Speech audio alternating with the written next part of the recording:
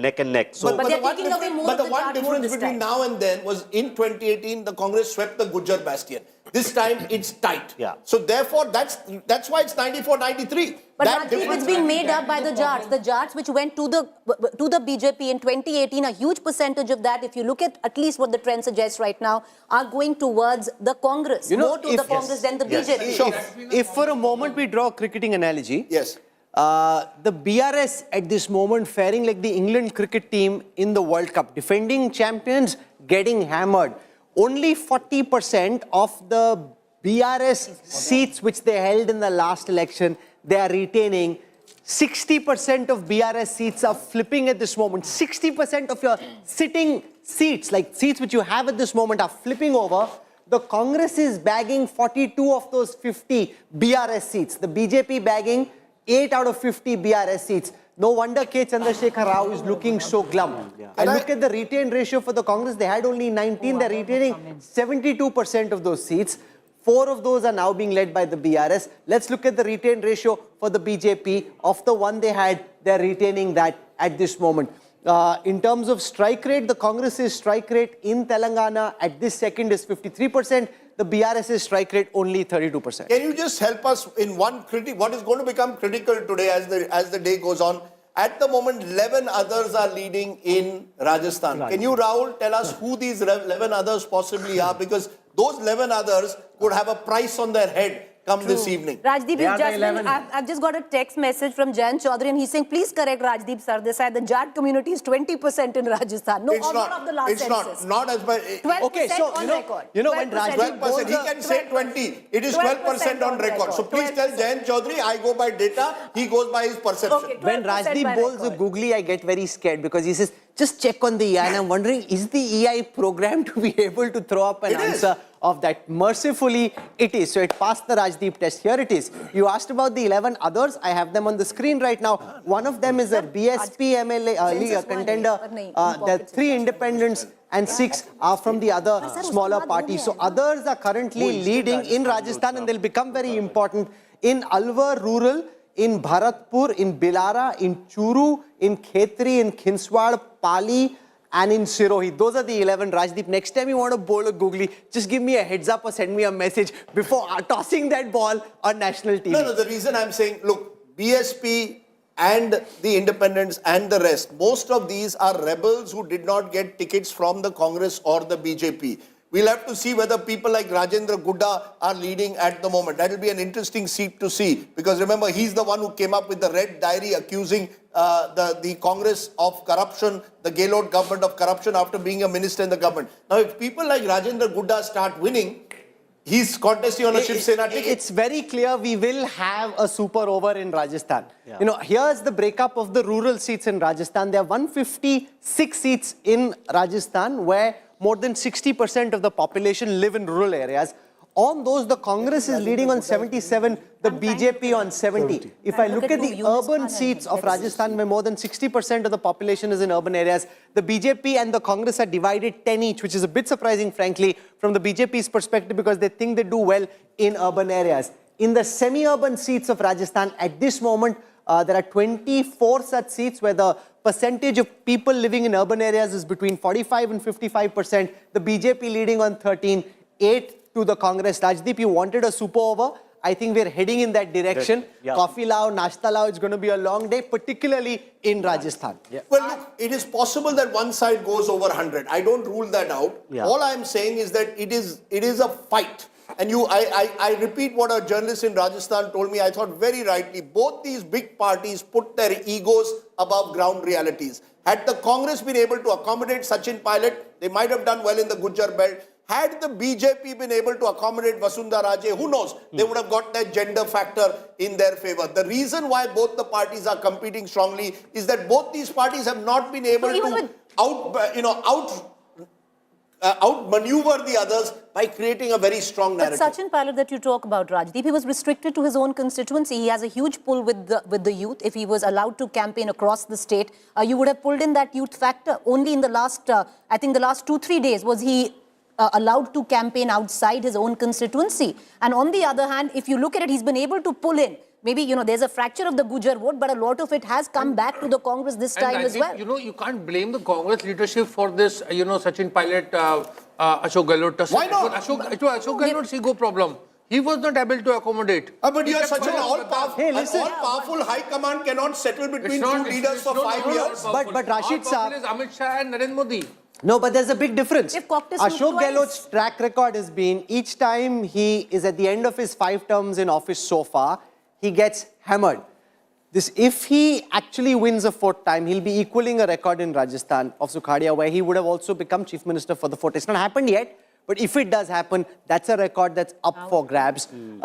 Here is what Chhattisgarh is looking like. It's settling very. Bhupesh Baghel, who was in our office very recently, will be heaving a sigh of relief. In Chhattisgarh, it seems at this moment that the Congress could go through. It's not as close as it is in Rajasthan. Chhattisgarh, which our poll said, could go down to the wire, even though the Congress was clearly in the lead. Here's what the numbers look like. 54 for the Congress, Rajdeep, 33 for the BJP. BJP up on a very low base, Congress down on a very high base, but still quite comfortably placed. You know, if you look at, therefore, Even AP you know, settling very well. Yeah. what we are getting a sense now is, look at what's happened in Bastar. I told you earlier that it was tough. 11-1.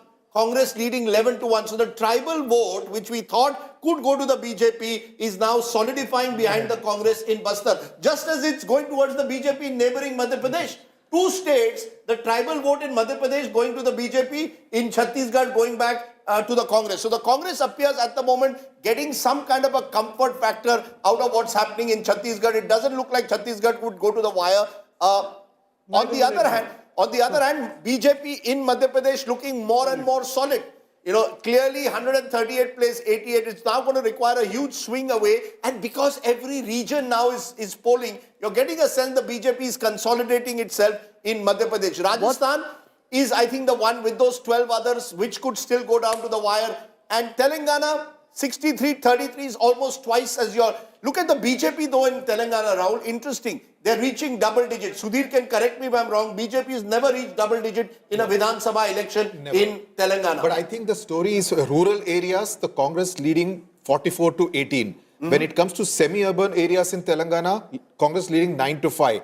It's only in the urban seats where it's almost neck and neck between the Congress and the BRS, both leading in 9 each. So, semi-urban and rural is where the Congress is making. What do you think has changed in rural Telangana for such a tsunami to take place in rural Telangana? What's that one? Is it local level corruption that the guy who was driving a scooter is now in a Mercedes Benz? Absolutely. Lack of accessibility, arrogance, corruption, and the guarantees provided by the Congress, which seem to be topping up on what KCR was giving in the last 9.5 years. The other thing that's settling quite clearly is that the India Today exact poll was quite close to exact, right? I mean, yes. We'll just wait for the match to finish. Before the match to finish, before the champagne comes out. Maybe the Congress, Rahul, should divert DK Shivkumar from Karnataka to Rajasthan. Bhejna padega. They'll probably have to do that. So here's what Chhattisgarh looks like. In the Dalit seats that we were just discussing, the scheduled caste seats, 10 of those leads are for the Congress. In the tribal seats of Chhattisgarh, out of the 46 seats where the tribal population is more than 20%, the Congress is leading on 29, the BJP on 17. In the Sahu community seat, remember this is a community that had deserted the BJP in the last elections. This time they're at 10, up 6 from the last time. Congress at 15, down 4 from the last time.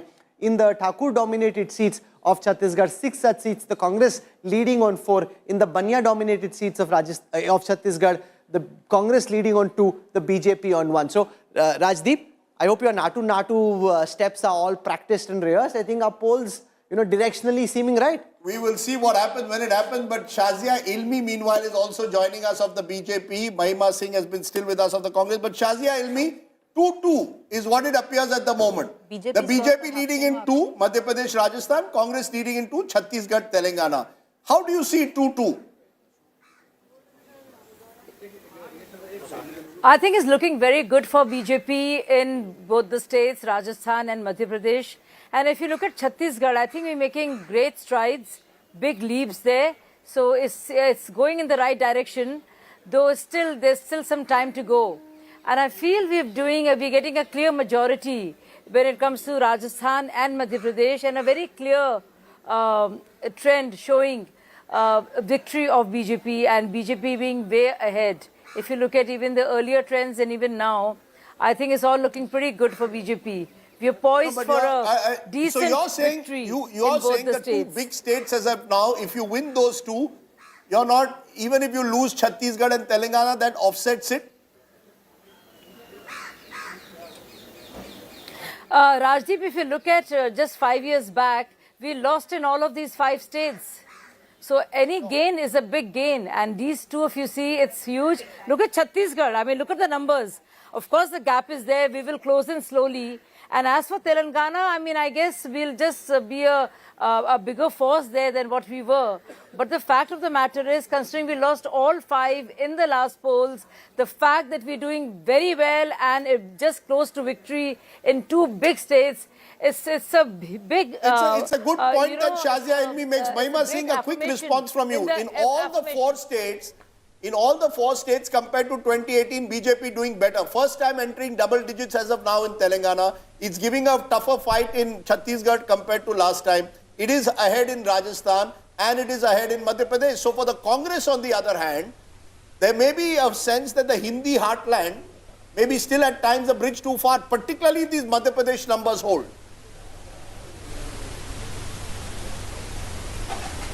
I would say that one thing is for sure, the democracy is winning today. You know, whichever side it falls, the democracy is winning, unlike the BJP's desire, opposite to the BJP's desire rather.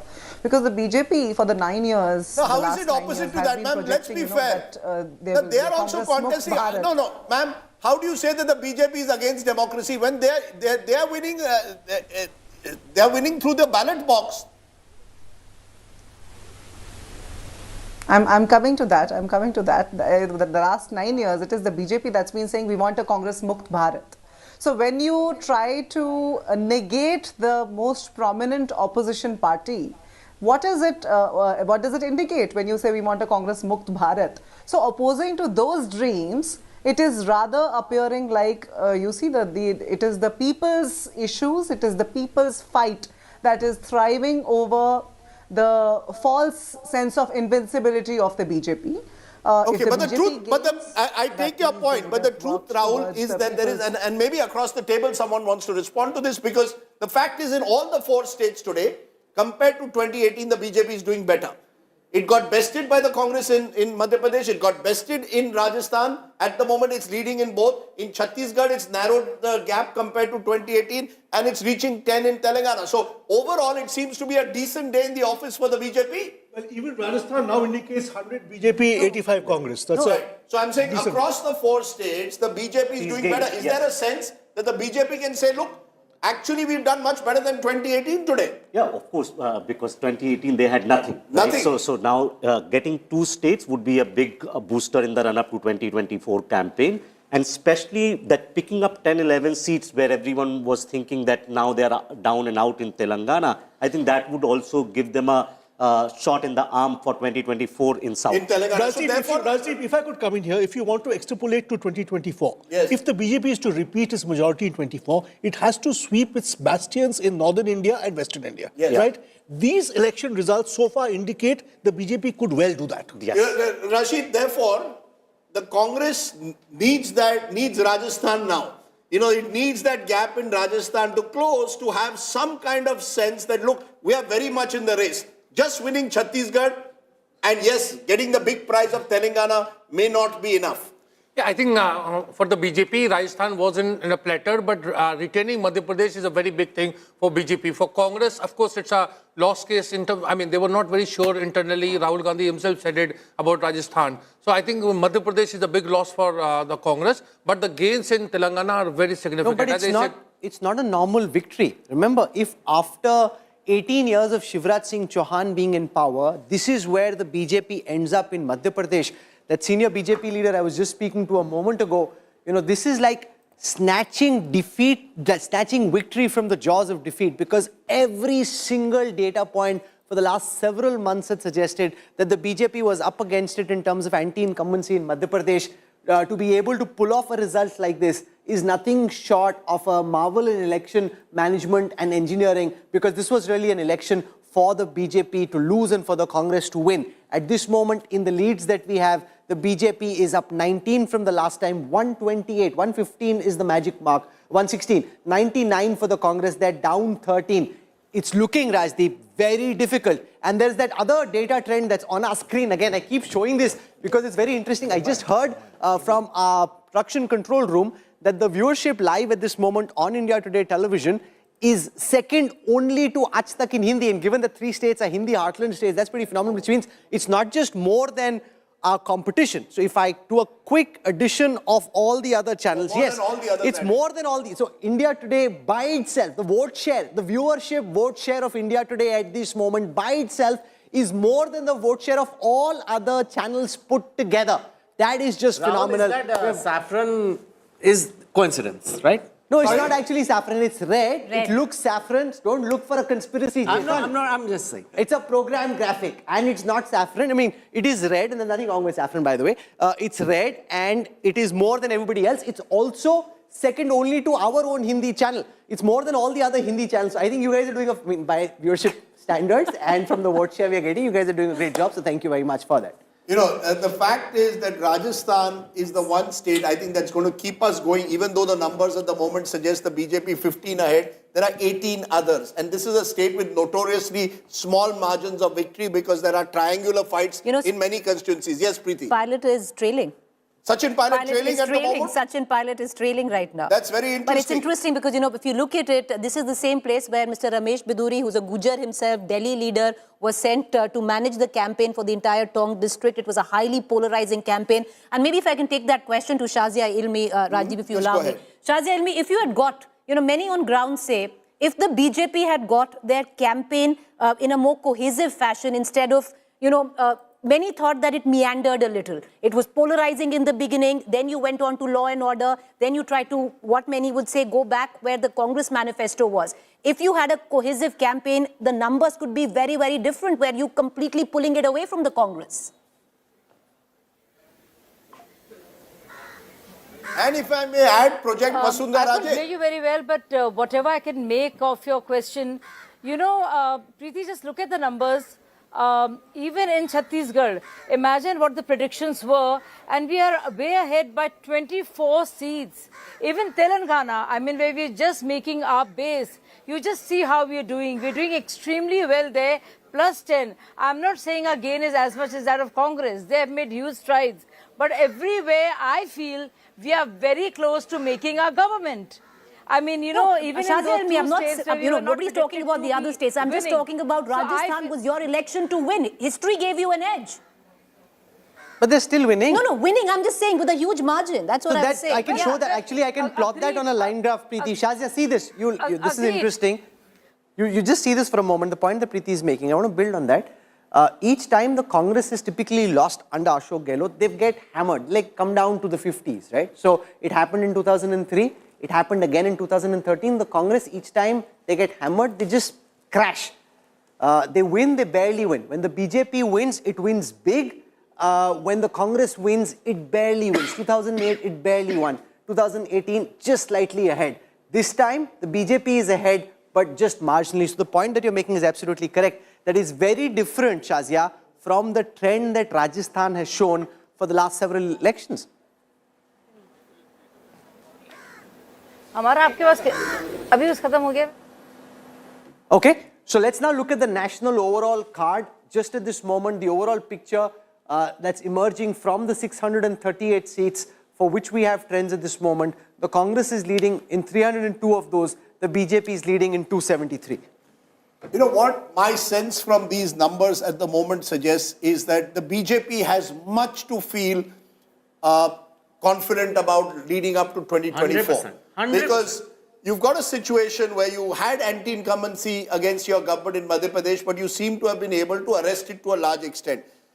I think in Chhattisgarh, you've shown the capacity to make a comeback in an election that was being written off a few months ago. I do concede, and I do believe that the BJP should concede that they got their Rajasthan strategy wrong. That somewhere they took the election for granted 6 months ago, thought we don't need Vasundhara Raje, we will fight this election. At the moment, they're struggling to reach the halfway mark, and they may well be dependent on others. And I think they've made a dent, if T.S. Sudhir agrees with me, in Telangana by getting 10 seats, building on what they got in Lok Sabha 2019, 4 seats. So far when I look at the numbers, good news everywhere for the BJP. The Congress therefore needs a turnaround in Rajasthan to be able to feel that this could be a better day for them. Their best news is clearly coming from Telangana, where they ran their most cohesive campaign. Two quick points here. One, the BJP strategy of fielding their MP seems to have worked. And I am looking at the bellwether seat of Andol, which is their reserved constituency. It was a BRS seat. And this time, it is the BJP candidate who is winning, who is a former comedian in Telugu cinema, Babu Mohan. He's the one who is leading. And up against him was the former Deputy Chief Minister of United Andhra Pradesh, Damodar Raj Narasimha. Yes, go ahead, please go ahead. In Telangana, what seems to be happening that the Congress is doing much better in North Telangana, where they were BRS was expected to give them a fight. And in the southern Telangana, they are not doing as well to be able to basically... The other thing that's happening on the ground in Telangana is that the police has started to arrive at Revant Reddy's house, and security is really being pumped up over there because it's quite clear, as far as the police is concerned, and their political sourcing is usually very good, that Revant Reddy is the odds-on favorite. So the police walas all showing up to salute the new boss. 64 leads at this moment for the Congress. Nagarjun Dwarkanath joins us. Nagarjun, Revant Reddy said he will not take flowers and cakes till he saw the India Today exit poll numbers. He thought he was winning, but just to be sure, he wanted to see the exit poll numbers. It seems the poll numbers were bang on. Well, that's true. In fact, our numbers are going as we predicted. People have already come here with flowers, bouquets as well. But what is interesting is the state police and the Hyderabad city police have come here to increase the security. You see, this is the entrance of Revant Reddy's house, and police have already come in numbers to make sure that there's no untoward incident and to beef up the security. So there is a sense of messaging also that the numbers, as we see that Congress has crossed the 60 mark, people have come in to pour wishes to Mr. Revant Reddy and the Congress leaders here with flags, flowers, sweets, shawls. But the interesting fact is that the state police and the city police have turned up at Revant Reddy's house this morning. Just an hour back at 8 a.m. when we started to do the early trends, the police were not here except for his personal gunmen. But now the city police have turned up at Revant Reddy's house to make sure that they give him enough security, which is a clear sign that the way the wind is blowing this morning. You know, the other thing is, look at the South-North divide.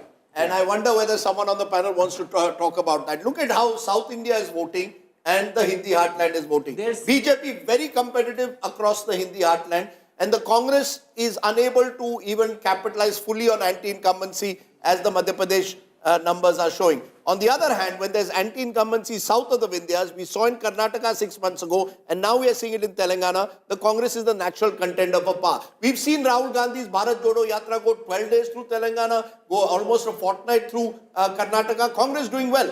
But in the same areas where he went in Rajasthan, went in parts of Madhya Pradesh, Congress not doing well. It makes my point that Rahul Gandhi and the Congress's appeal far greater in south of the Vindhyas than it is in the Hindi heartland. Definitely, they do have more appeal, but I would say this to give an objective assessment. You know, in Karnataka also Congress won because the JDS declined. Here also BRS declined. I think we're not discussing this whole TRS to BRS thing. When you are a regional party, you have come to create a state, and then and I've seen senior leaders of BRS in conferences, they're saying we want to be national, we want to contest in Maharashtra elections. I mean, what are people going to think? I just want to put a note of caution for Telangana, just to add to the excitement. Congress had 62. Remember, the 6 others are MIM. Add them, they are in an informal understanding with the BRS, becomes 47. BJP is 9.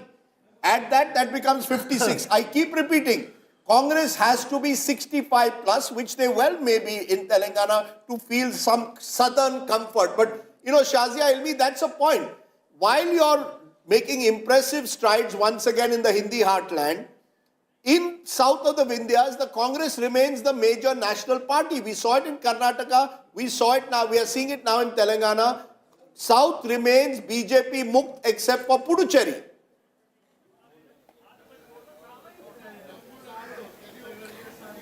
No, I would concede that because we have lost Karnataka, and just like my Congress colleague was talking about, democracy wins every time.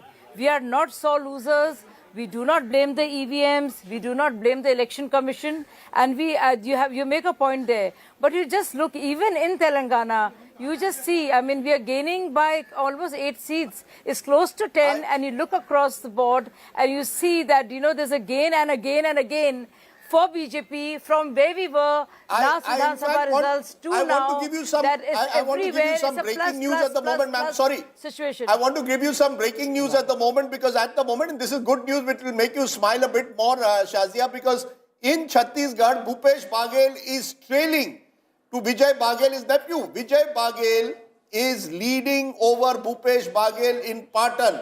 And Amit Jogi was the third candidate put up there, seen to be used to split the vote. At the moment, in the battle of the Baghels in Patan, Bhupesh Baghel is trailing to Vijay Baghel. On the other hand, T.S. Singh Deo, the other contender for a Congress chief minister, is winning at the moment. So who knows? This is politics and anything can happen. I keep saying, you know, even within a state, there are all kinds of battles being played out. Was tricky.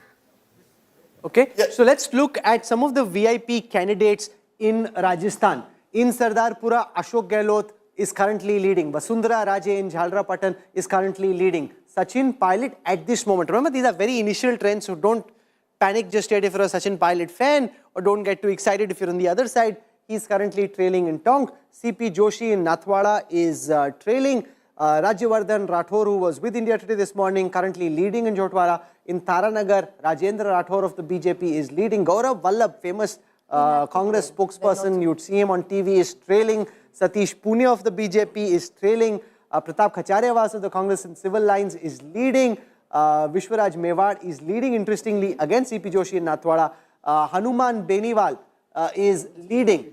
And Kirodilal Meena in Savai Madhupur is leading. Diya Kumari of the erstwhile Principality of Jaipur is leading. Mahant Balaknath is leading. And Bhagirath Chaudhary of the BJP is leading in Kishangarh as well. One of the interesting ones is Satish Punia, because he was the party president till about 8 months ago. He is seen as a Jat face of the BJP, and he's trailing in Amer, tough constituency for the BJP just outside Jaipur. So he could be one name if he loses struck off that chief minister list. But Piyush Mishra is joining us from outside the residence of one of the men of the moment. Shivraj Singh Chauhan could be creating history, become the first chief minister to win be sworn in 5 times north of the Vindhyas of the BJP. Piyush Mishra, what's the mood? Is Shivraj Mamaji already celebrating? Have the laddus begun there, Piyush? Well, Rajdeep, right now as we are speaking, Shivraj Singh Chauhan is holding a crucial meeting with Jyotiradittya Scindia. He woke up today early in the morning at around 6 o'clock, and since then he's keeping a close watch on all the developments. As we are speaking, Jyotiradittya Scindia has entered inside the residence of Shivraj Singh Chauhan, and now there is a one-on-one meeting between both the two leaders. Remember that Jyotiradittya Scindia played an important role as far as the campaign for BJP is concerned. And right now as we are speaking, the meeting taking place. After this, we can expect more leaders to arrive here at Shivraj Singh Chauhan's residence. Let me also try to show you visuals from right outside this very place. It's the residence of Chief Minister of Madhya Pradesh. This is Chief Minister House, Bhopal, and here you can see the nameplate also. A board is also, signboard also, where it is written Chief Minister House, Bhopal. The big question here is that after the final tally is out, after the results are announced completely, it remains to be seen if Shivraj Singh Chauhan is going to retain this house or if some other person from BJP itself will be becoming Chief Minister, because right now, according to tally, BJP has already crossed the halfway mark. But as the BJP crosses halfway mark, the meetings have started taking place. Jyotiradittya Scindia, one of the topmost leaders of the state, has now reached here at Shivraj Singh Chauhan's residence. We'll have to see who all are going to take part in this meeting, which is right now underway. Why don't you give us the key candidates, because the one name that is striking out to me, and you can give us more, Rahul, is Prahlad Patel. Union Minister is leading. He is also an OBC face, potentially seen as a next generation leader for the BJP in Madhya Pradesh. So let's zip through all the key candidates in Madhya Pradesh. Shivraj Singh Chauhan in Budni is currently leading. Kamal Nath at this moment is trailing in Chhindwara. He's never lost Chhindwara as an assembly. Once his family, his wife lost in Chhindwara, but this is his pocket borough. Narottam Mishra is now leading. Previously when we checked, he was trailing in Datia. Narinder Singh Tomar in Dimni is actually trailing at this moment. Kailash Vijayvargya on the seat of Indore 1 is leading. Fagan Singh Khulaste in Nivas is leading. Prahlad Patel in Narsinghpur. That's the seat that Rajdeep was speaking about. The buzz in political circles, if you want to believe that, is if they're looking beyond Shivraj Singh Chauhan, he could be one of the faces. He's up against Lakhan Singh Patel of the Congress and Mahesh Chaudhary of the BSP. Prahlad Patel currently leading in Narsinghpur. Apart from him, Jayavardhan Singh, the son of Digvijay Singh, is at this moment trailing in Raghogad. Deepak Joshi, former Chief Minister Kailash Joshi's son, now fighting on a Congress ticket, is leading on his seat. Lakshman Singh, the brother of Digvijay Singh, is trailing at this moment. Interestingly, Jitu Patwari, one of the strongmen around Rahul Gandhi, is at this moment trailing in Rao. And apart from this, if you look at Arif Akil, one more interesting name. वो भी हमेशा कहता है मुझे कब बनेंगे मुख्यमंत्री, Kailash Vijayvargiya. Son lost his ticket. Father is given the ticket. Son is dropped. Son was seen with a cricket bat threatening people a few years ago. Good old Kailash ji, who sings very well, by the way. Beautiful singing. So if you wanted a singing contest among MLAs, Kailash Vijayvargiya would be right there at the top. और सुबह 8 बजे वो true Indori style में वो गाना आपको सुनाते हैं. There's something interesting I can show you in terms of how the women candidates put up by the BJP are doing. There were 27 women candidates. 11 of them are winning. Amongst the male candidates of the BJP, out of 203, 117 are winning. If I do the same for the Congress, this is for Madhya Pradesh. 12 out of 30 female candidates of the Congress are currently leading. 87 of 200 male candidates are leading.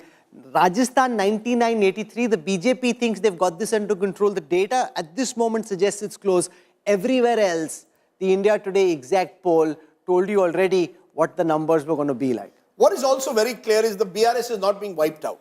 You know, I think when you see a political party, still, you know, it's not a party which is going to, and this is true of regional parties. I repeat what a political... They were 88, they are 41. No, but not being wiped out. My point is, you know, when you're wiped out, you're at 20 or 25. We've seen in Tamil Nadu in the past parties... There is no silver medal in politics. Agreed. There's a winner and there's a loser. No, all I'm saying is that... No, but I don't agree with what you're saying. No. See, if it's AIDMK versus DMK, two virtually equal forces, then there can be a wipeout. You're at 88. Congress is at 19, they've lost most of them in the course of the 5 years. Sure. This is what a wipeout in Telangana looks like. You've been hammered at the hustings. No, you've been... and it will get worse in the Lok Sabha elections. No, what is clear is the BRS is going to face a serious challenge. KCR is not getting any younger. Exactly. He's going to have to find a new level leadership. Obviously, KTR and Kavita, we don't know whether there's a, Harish Rao, whether there's a next generation leader there. But do you really believe that KCR from the fast of December 2009, 14 years ago, he served a 14-year period as, as an embodiment of Telangana. That it's run its course now. Do you believe that this is the end of the road for KCR if these numbers hold, or do you believe KCR is good enough for another fight? No, he will put up a fight, but yes, the next generation of KTR and Harish Rao would take over. The biggest challenge for them would be now the Congress would want to do to KCR what KCR did to them. That is, poach their MLAs, especially in Hyderabad. And I am told, I can tell you, that talks have already started with possible winning candidates in Hyderabad. Not just that. When I listen to Congress leaders, they say when you're fighting a regional party, it's war. You will have FIRs being filed against the BRS leaders like they filed against you. I mean, people don't know this story, Rahul. One of the reasons why Revant Reddy is determined to take on KCR, it was his daughter's wedding. And he was in jail. And he had to struggle this is 2015, the cash. That's right. He had to struggle to get bail to attend his daughter's wedding. And I'm told he told someone, "Ek din main aisa sabak sikhaunga isko, wo zindagi bhar yaad rakhega." But there's another... So it's a very personal fight. No, but there's another... There's another Hindi film dialogue. There's another lesson there.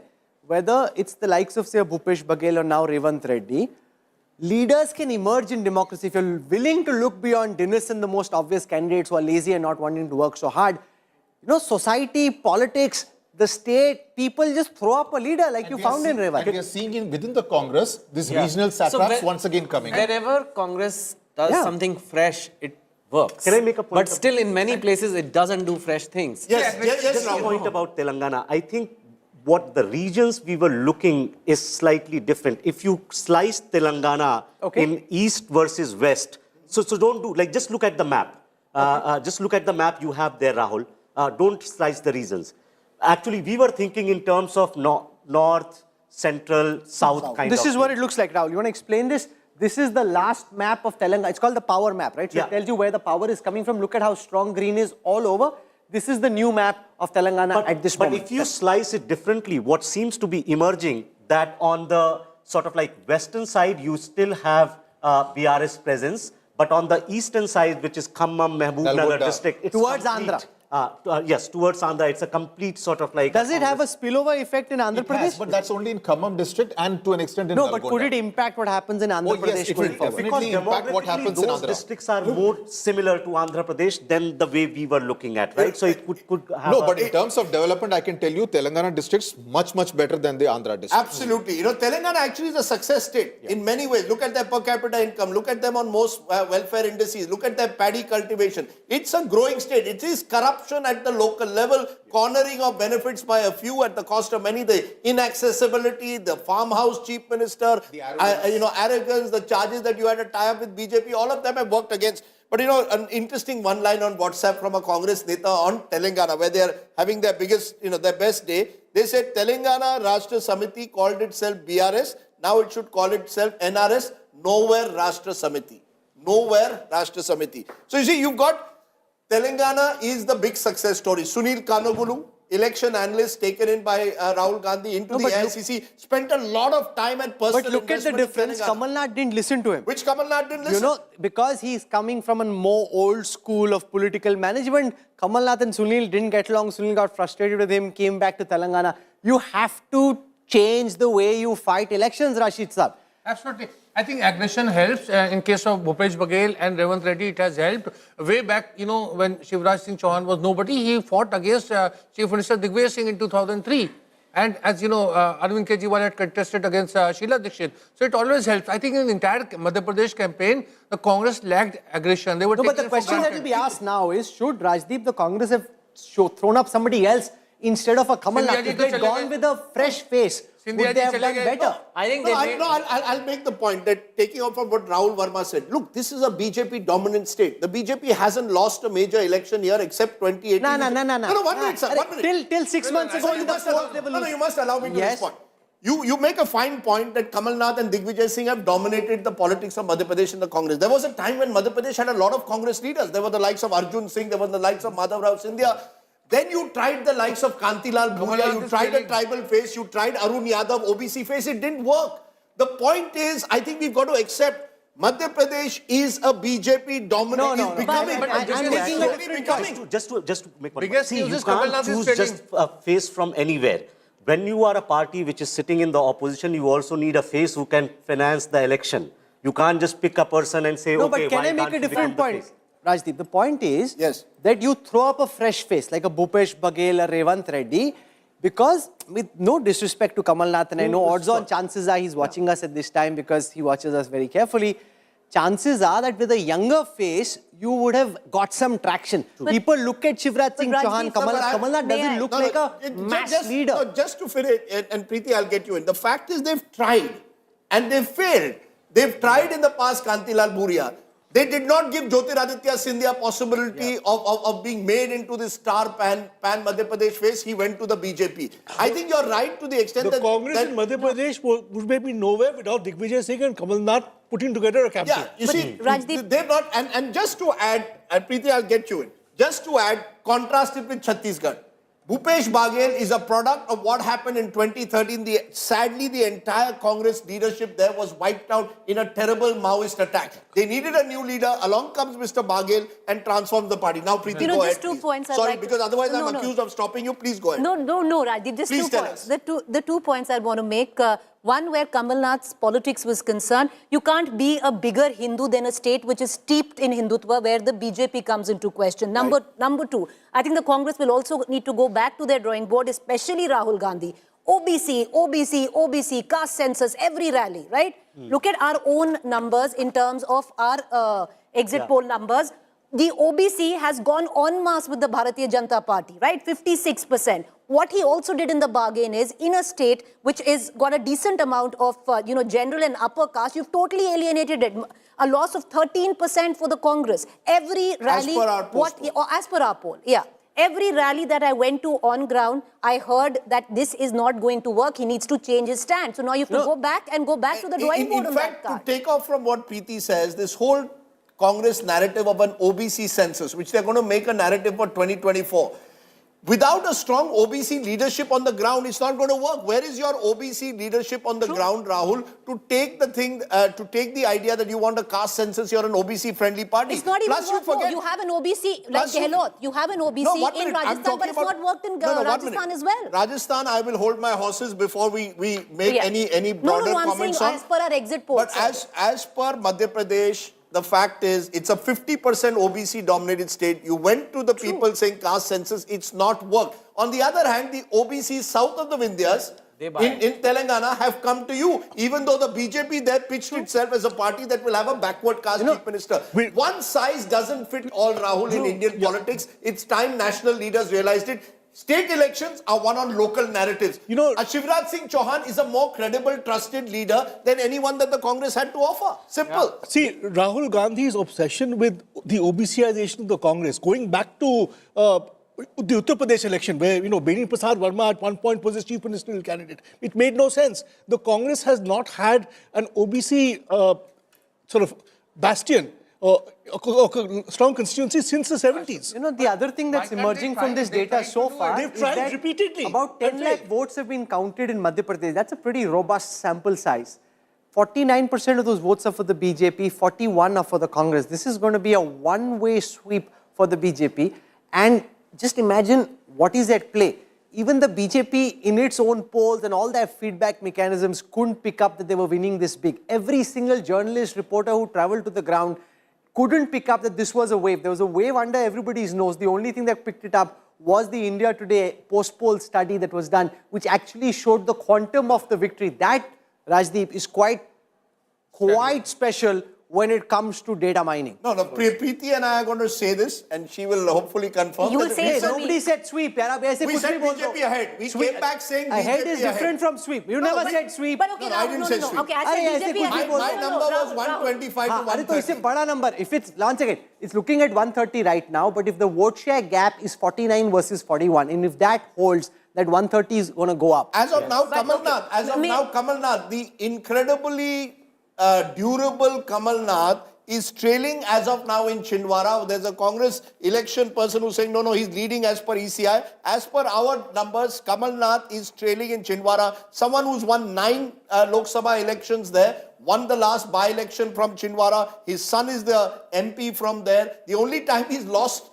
from Chhindwara is when his wife once contested in 1996. So you've got Kamal Nath at the moment trailing in Chhindwara. So clearly, Congress at the moment on the back foot in Madhya Pradesh, and the BJP also building some kind of a lead in Rajasthan. Once it crosses 100 with a 24-seat lead, but remember it's only 10 but with 15 others, the moment it crosses 93, 94, the BJP is through. The Congress needs to be 100 plus to be comfortable or very close to 100. BJP, even if it's slightly... 95. Whoever's at 95 has a chance. There is one Mr. Durable in Indian politics, and that's Shivraj Singh Chauhan. He's Rahul Dravid now, the wall, whatever you might want to call him. But I think Chetan makes a good point. I think it's too early to say. And can I also add a little bit of masala to it? Look at Chhattisgarh. It's tightening.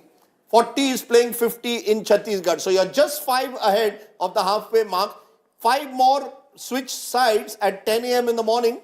And you can look at your margin calculator now for Chhattisgarh, Rahul, and tell us. I won't be surprised if Chhattisgarh could also go down to the wire if these numbers hold at the moment. 40 is playing 50 there. That's the closest fight. Out of the 4 states, if you look at the moment purely in terms of numbers, there's only a gap of 5. You're only 5 above the halfway mark. Small shift in Chhattisgarh could change the way the state is at the moment.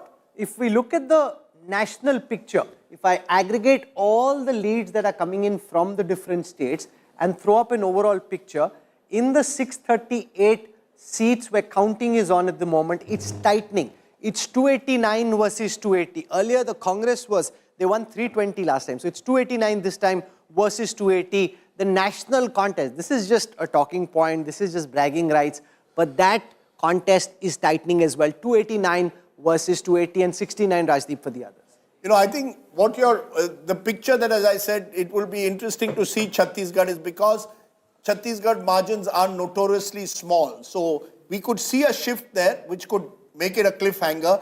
I think Madhya Pradesh and Telangana are settling down. I'm not yet saying Rajasthan is fully settling down because, again, there's a 10-seat shift required that could change the picture dramatically. But the other states, the Congress's best news, Telangana, the BJP's best news is in Madhya Pradesh. And look at how it's changing within the state. Okay. Tribal areas of Madhya Pradesh, if you go to the belt by belt in Madhya Pradesh, you will see the tribal areas, it's the BJP which is dominating. These were areas which the Congress won last time.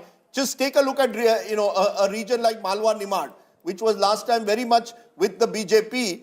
This time, on the other hand, with the Congress, this time BJP is leading in 12, Congress in 6. So you've changed the complete dynamics of Madhya Pradesh by winning tribal belt. Even in Mahakaushal, 23 to BJP, 21 to INC, and GGP, the Gondwana Ganatantra Party, is leading in 3. So one of the questions that people will have in their minds, and spend a moment with me as I take you through this on the election intelligence dashboard, and this is where the magic and the true prowess of the EI comes in. These kind of insights, I guarantee to you, even top party leaders at this second will find difficult to process in the speed at which I can. So we'll go through it one by one. And in Chhattisgarh, if you're wondering from where things stand, 52 versus 38, what could change? So here it is, for the first time this morning, a margin calculator. How many seats are being won and lost at this moment with a margin of less than 500 between the winner and the runner-up?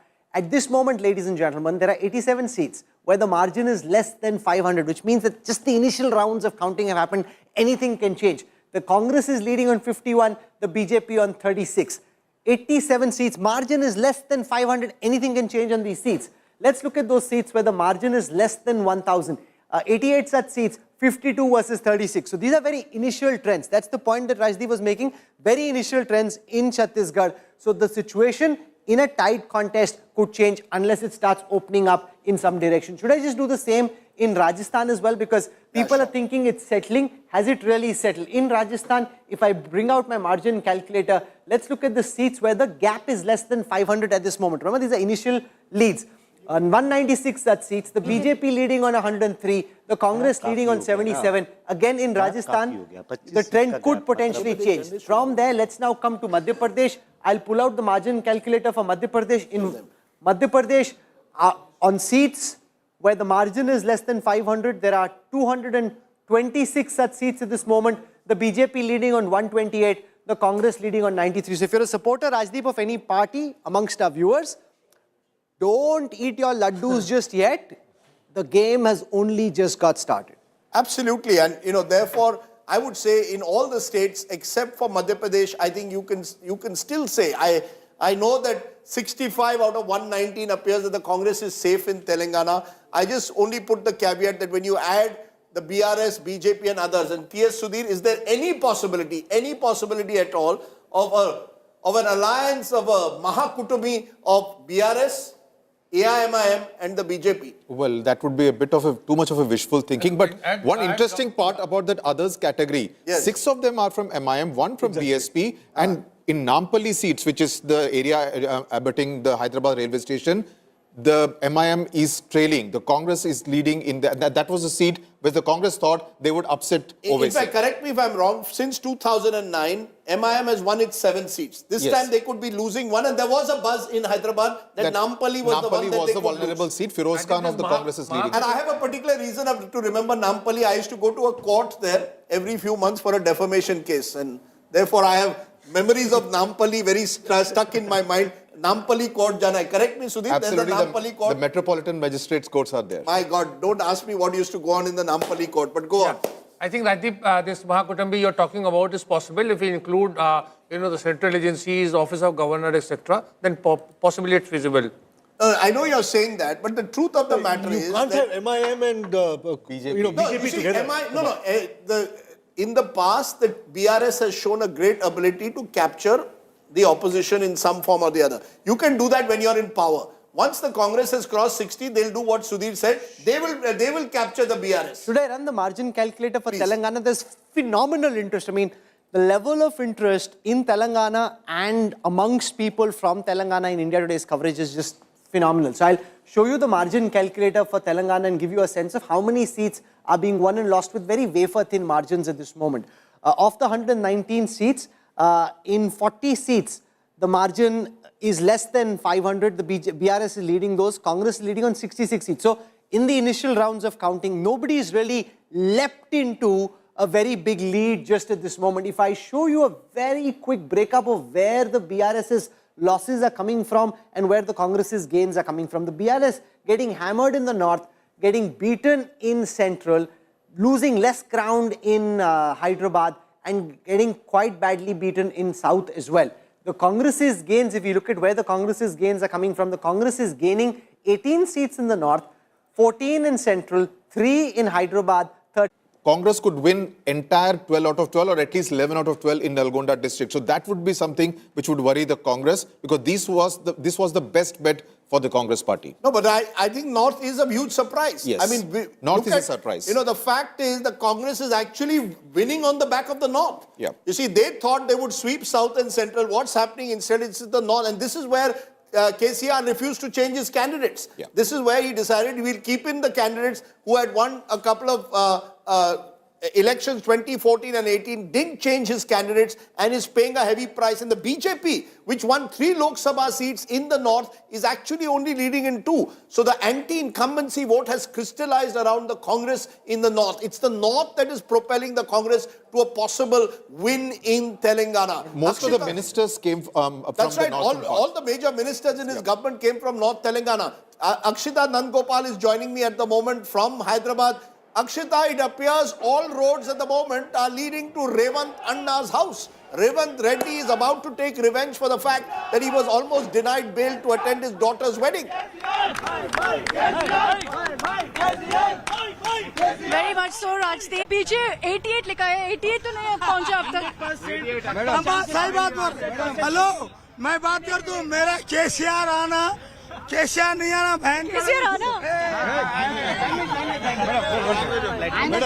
Madam definitely वो भी है. Madam singing आपको आपके जगह हमारे नेता जो ठहरे हुए हैं कई लोगों से. ठीक है. हाँ, आप बताइए. Madam definitely we will single largest majority 80 seats madam. Last 1 month से 100% कांग्रेस लीडर्स को पूरा कंफर्म हो गया. So you're saying 86. Madam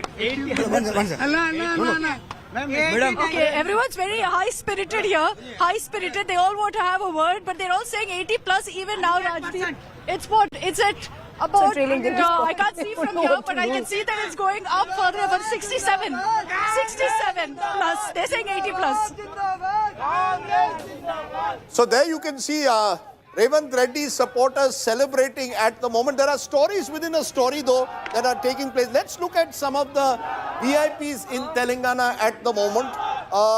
K. Chandrashekhar Rao, this is a huge story building up, is trailing at the moment in Kamareddy to Revant Reddy. Remember, KCR is contesting in 2 constituencies. Gajwel is his bastion. In Gajwel at the moment, KCR is leading. So he's leading in Gajwel, but when it comes to the other constituency, the other key constituency of KCR, which is in Kamareddy, which is the real battle that's taking place, Sudhir, in Telangana. K. Chandrashekhar Rao, Revant Reddy, K.V. Ramareddy, he's trailing. One of the reasons why Revant Reddy decided to take on KCR in Kamareddy is because he wanted to send across the message that among the entire lot of Congress aspirants for chief ministership, I am number 1. And that's why he took on KCR. Otherwise, we don't see in Andhra and Telangana politics the big heavyweights taking on each other. And here's a huge story. Mohammad Azharuddin is leading at the moment in Jubilee Hills in a seat which is dominated by the BRS, where Owaisi has put up a candidate against him. Mohammad Azharuddin at the moment is leading in against Magatti Gopinath, who's a very strong leader in that area of Jubilee Hills. T. Raja Singh in Ghosha Mahal leading. Not surprising, he, remember, was charged once with hate speech, but he is a dominant strongman figure there. Akbaruddin Owaisi, controversial figure, is leading at the moment also in the old city of Hyderabad. It's a seat which the AIMIM has held. Harish Rao, Siddipet, right-hand man of KCR, nephew of KCR and also finance minister, is leading at the moment there from Siddipet. Etawal Etala Rajender, the BJP strongman, contesting also 2 seats, is trailing at the moment in Gajwel. So that's a bit of a setback for the BJP, but BJP expected not to win that seat from, let's see if there is any other seat that's significant at the moment. Bandi Sanjay Kumar of the BJP, its former president, its OBC face, is trailing at the moment. So the BJP is taking a bit of a hit in Telangana with some of its strongmen. Madhu Yaksha Gaud is former MP, is hoping to become a minister in Telangana. In a tough seat is the ex-Nizamabad MP, is leading at the moment in Lal Bahadur Nagar. Yes. God was thought to be the urban counterpoint to KT Ramarao as far as the Hyderabad space was concerned. Now, whether he will be able to do so in Hyderabad, build up the party in Hyderabad, that will be a tall order. But Madhu Yashki Gaud would be the person to look out for. You know, if we look at the region map of one last time of Telangana, because of that huge interest there, the BRS is leading in 9 but down 3 in Hyderabad. The Congress making some gains at the moment in Hyderabad. So is the BJP at the moment in Hyderabad. If you go down south at the moment in Telangana, the Congress is leading but in a tough fight. BRS down 14. They had swept this region. Congress leading in 19. The real story of Telangana remains the north, because here the Congress is leading in 23, BRS in 7, BJP in 2, areas of Adilabad, Nizamabad. This is where the Congress is making its big leap forward in the state. And in central Telangana at the moment, it is the Congress all the way 21 to 9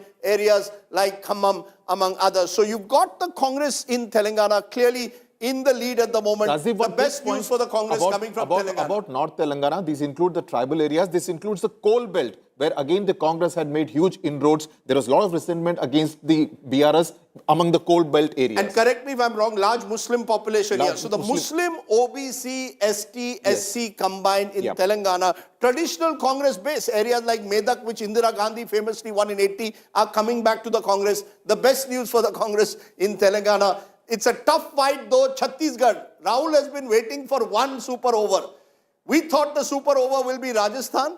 As of now, who knows? That super over could be in Chhattisgarh. It is tightening in Chhattisgarh. Let's look at the numbers from Chhattisgarh just at this moment, because initially it seemed the Congress was quite comfortably placed in Chhattisgarh. That no longer seems to be the case. The data at this moment suggests the Congress is leading on 47, the BJP is leading on 43. 46 is the halfway mark. So the Congress only 1 seat above the halfway mark. That cannot be good news from the Congress. Let's look at what's happening in the different regions. Remember, the path to power in Chhattisgarh usually comes from the Bastar region. The Congress leading in 8 of those 12 seats, the BJP leading on 4. They were hammered in Bastar last time round. In the rest of Chhattisgarh, it's 45 all round. It's a tie at the moment. The super over is coming as of now from Chhattisgarh. 45 each in and Rajasthan seems from the data to be settling in favor of the BJP, at least at this moment. Our poll went up to 100. There's 7 more than where our poll ended. But Chhattisgarh is indeed going down to the super over. See, Madhya Pradesh and Chhattisgarh, they were one state until year 2000. Yes. And since then, all elections, the voting pattern has been similar. If you look at the 2003 election, 2008 election, 2013 election, 2018 election, it was the same, on same lines.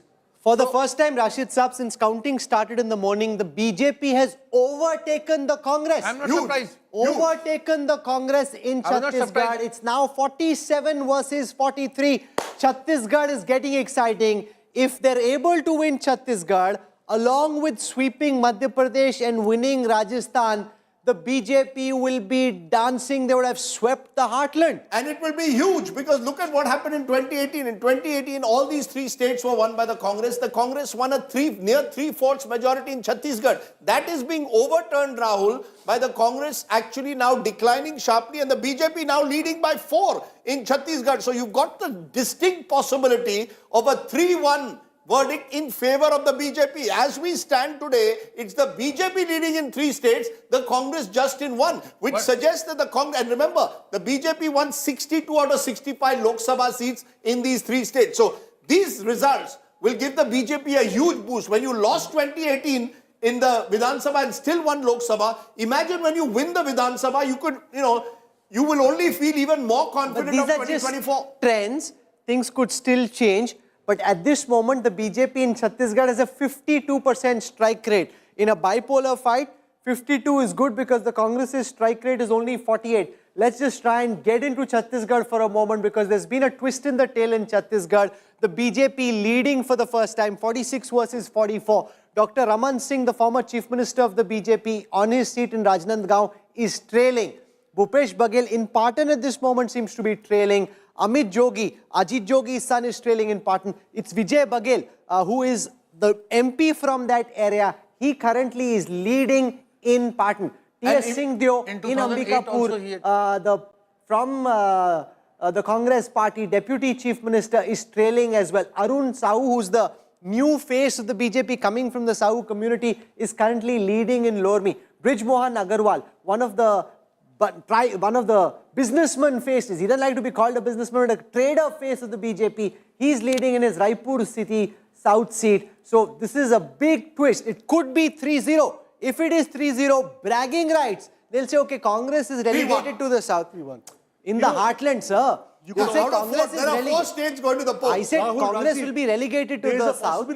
There's a possibility here of 4 first-time chief ministers. Yeah, Arun Sahu would be, to me, my mind, be the front runner because again he fits in with what the BJP wants, create a clear OBC build OBC faces across the Hindi heartland. If the BJP wins Chhattisgarh, and it's still a big if because it's very close, Arun Sahu could be a potential. If they want to take a more controversial decision, former IAS officer O.P. Chaudhary could be considered as well. And he's younger as well. He's younger. The BJP top brass loves him. You could have 4 first-time chief ministers. And Rahul, you see this fellow, Vijay Baghel, he's not only a Lok Sabha MP, he's a giant killer. In 2008 also he had defeated Bhupesh Baghel. And you know what the BJP did very successfully in Chhattisgarh, Rahul, is they got a strong candidate against Bhupesh Baghel. So he was, virtually signaling that we are taking the battle into the enemy camp. Also put up a lot of smaller parties and independent candidates sponsored by the BJP. We'll have to see your margin calculator to look at, the margin. But my sense is these others are playing a crucial role at the moment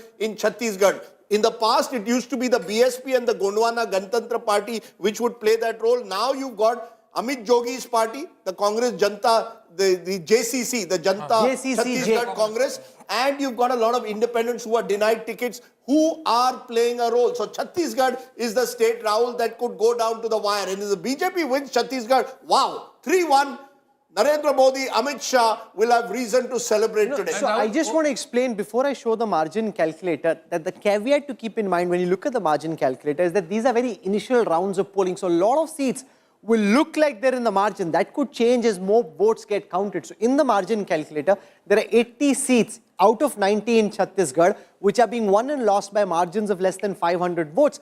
And it's a dead heat, 40 versus 40. 40 for the BJP, 40 for the Congress. When the margin is less than 500, the ball can swing in either camp, Rajdeep. It can swing in either camp, but Chhattisgarh clearly, once it's to the wire, you've got a state where there could be the potential resort politics. There is a lot of pressure on individual MLAs, particularly if the others get a couple. One side is 42, others is 44. At 45 each, it's still anyone's game in Chhattisgarh. So I think if there is one state which is going to the wire at the moment, it is Chhattisgarh, smaller constituency. Are you surprised, Rahul Verma, by some of these Chhattisgarh numbers? A party which gets 68 seats last time is now struggling to cross the halfway mark. Bad news for the Congress. See, some surprise because everyone was expecting Chhattisgarh to go in Congress way. But after the Axis My India poll, which actually indicated that it could be a very, very close fight, what we are seeing today is something we were forewarned of. What is much more sort of like interesting about Chhattisgarh is that BJP picking up not just among OBCs but also doing well in ST seats. There is an interesting... Look at the swing, and you could show us that. Look at the swing compared to last time. You will have a 7 to 8% swing for the BJP already there. What this shows is where the duel is BJP versus Congress. 12%. At this moment, the BJP is pounding the Congress. Where it's Congress versus the BRS, the Congress is beating the BRS. For the first time since I started tracking this data, the BJP has now overtaken the Congress in the national tally. So if I add the seats and the trends from each of the 4 states where counting is on at the moment, the BJP out of those 638 currently leading in 287, the Congress leading in 283. Last time they had 320. So the Congress has come down significantly from 2018. The BJP is up at 287 for the first time in the aggregate. This aggregate means nothing. It's just bragging rights. Bragging rights in politics are very important though. 287 leads for the BJP. Congress now at 283. They won't like this. And I'll tell you a small story within Chhattisgarh that's developing. In Bastar, Congress leading in 7, BJP in 5. Remember last time Congress won 11 out of 12 and eventually won the 12th in a by-election. The Adivasi Samaj formed a party called Hamar Adivasi, and I went to some areas. They were objecting to the fact that when religious conversion was taking place, and the Christian tribals wanted protection, the Baghel government didn't give it to them. That the Baghel government didn't stand by them in their hour of need. Baghel government didn't give them some of the forest rights that they wanted, and they said, we are forming our own party. I won't be surprised if HMR, the Hamar Adivasi party, which has been set up by the likes of the old Congress leader Arvind Netam, who left the Congress in August this year, are actually denting the Congress in Bastar. And we are seeing with Sarguja also, where the Congress had swept, T.S. Singh, Dev kind of leader losing, someone who's won with 50% plus of the vote. So that is making a difference. Shivraj Singh Chauhan is speaking at this moment. He'd be delighted. I spoke to him after the poll. Let's listen to him. And this is the Madhya Pradesh Chief Minister speaking at this moment. Gas के रिसाव के कारण हजारों भाई बहन जिनमें हमारे छोटे छोटे बच्चे शामिल थे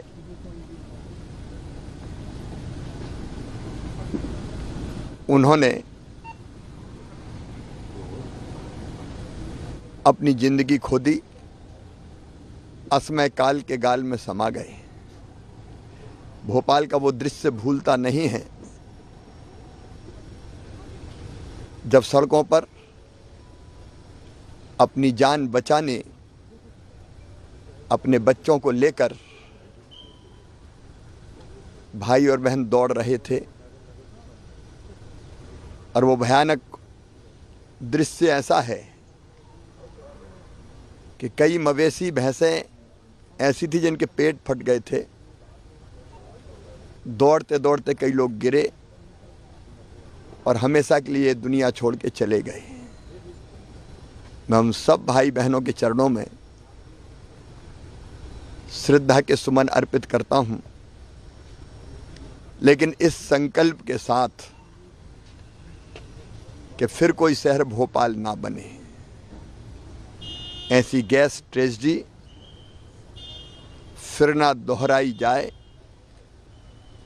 हमें सबको सोचना पड़ेगा। केवल मध्य प्रदेश और देश की बात नहीं करता, दुनिया को भी,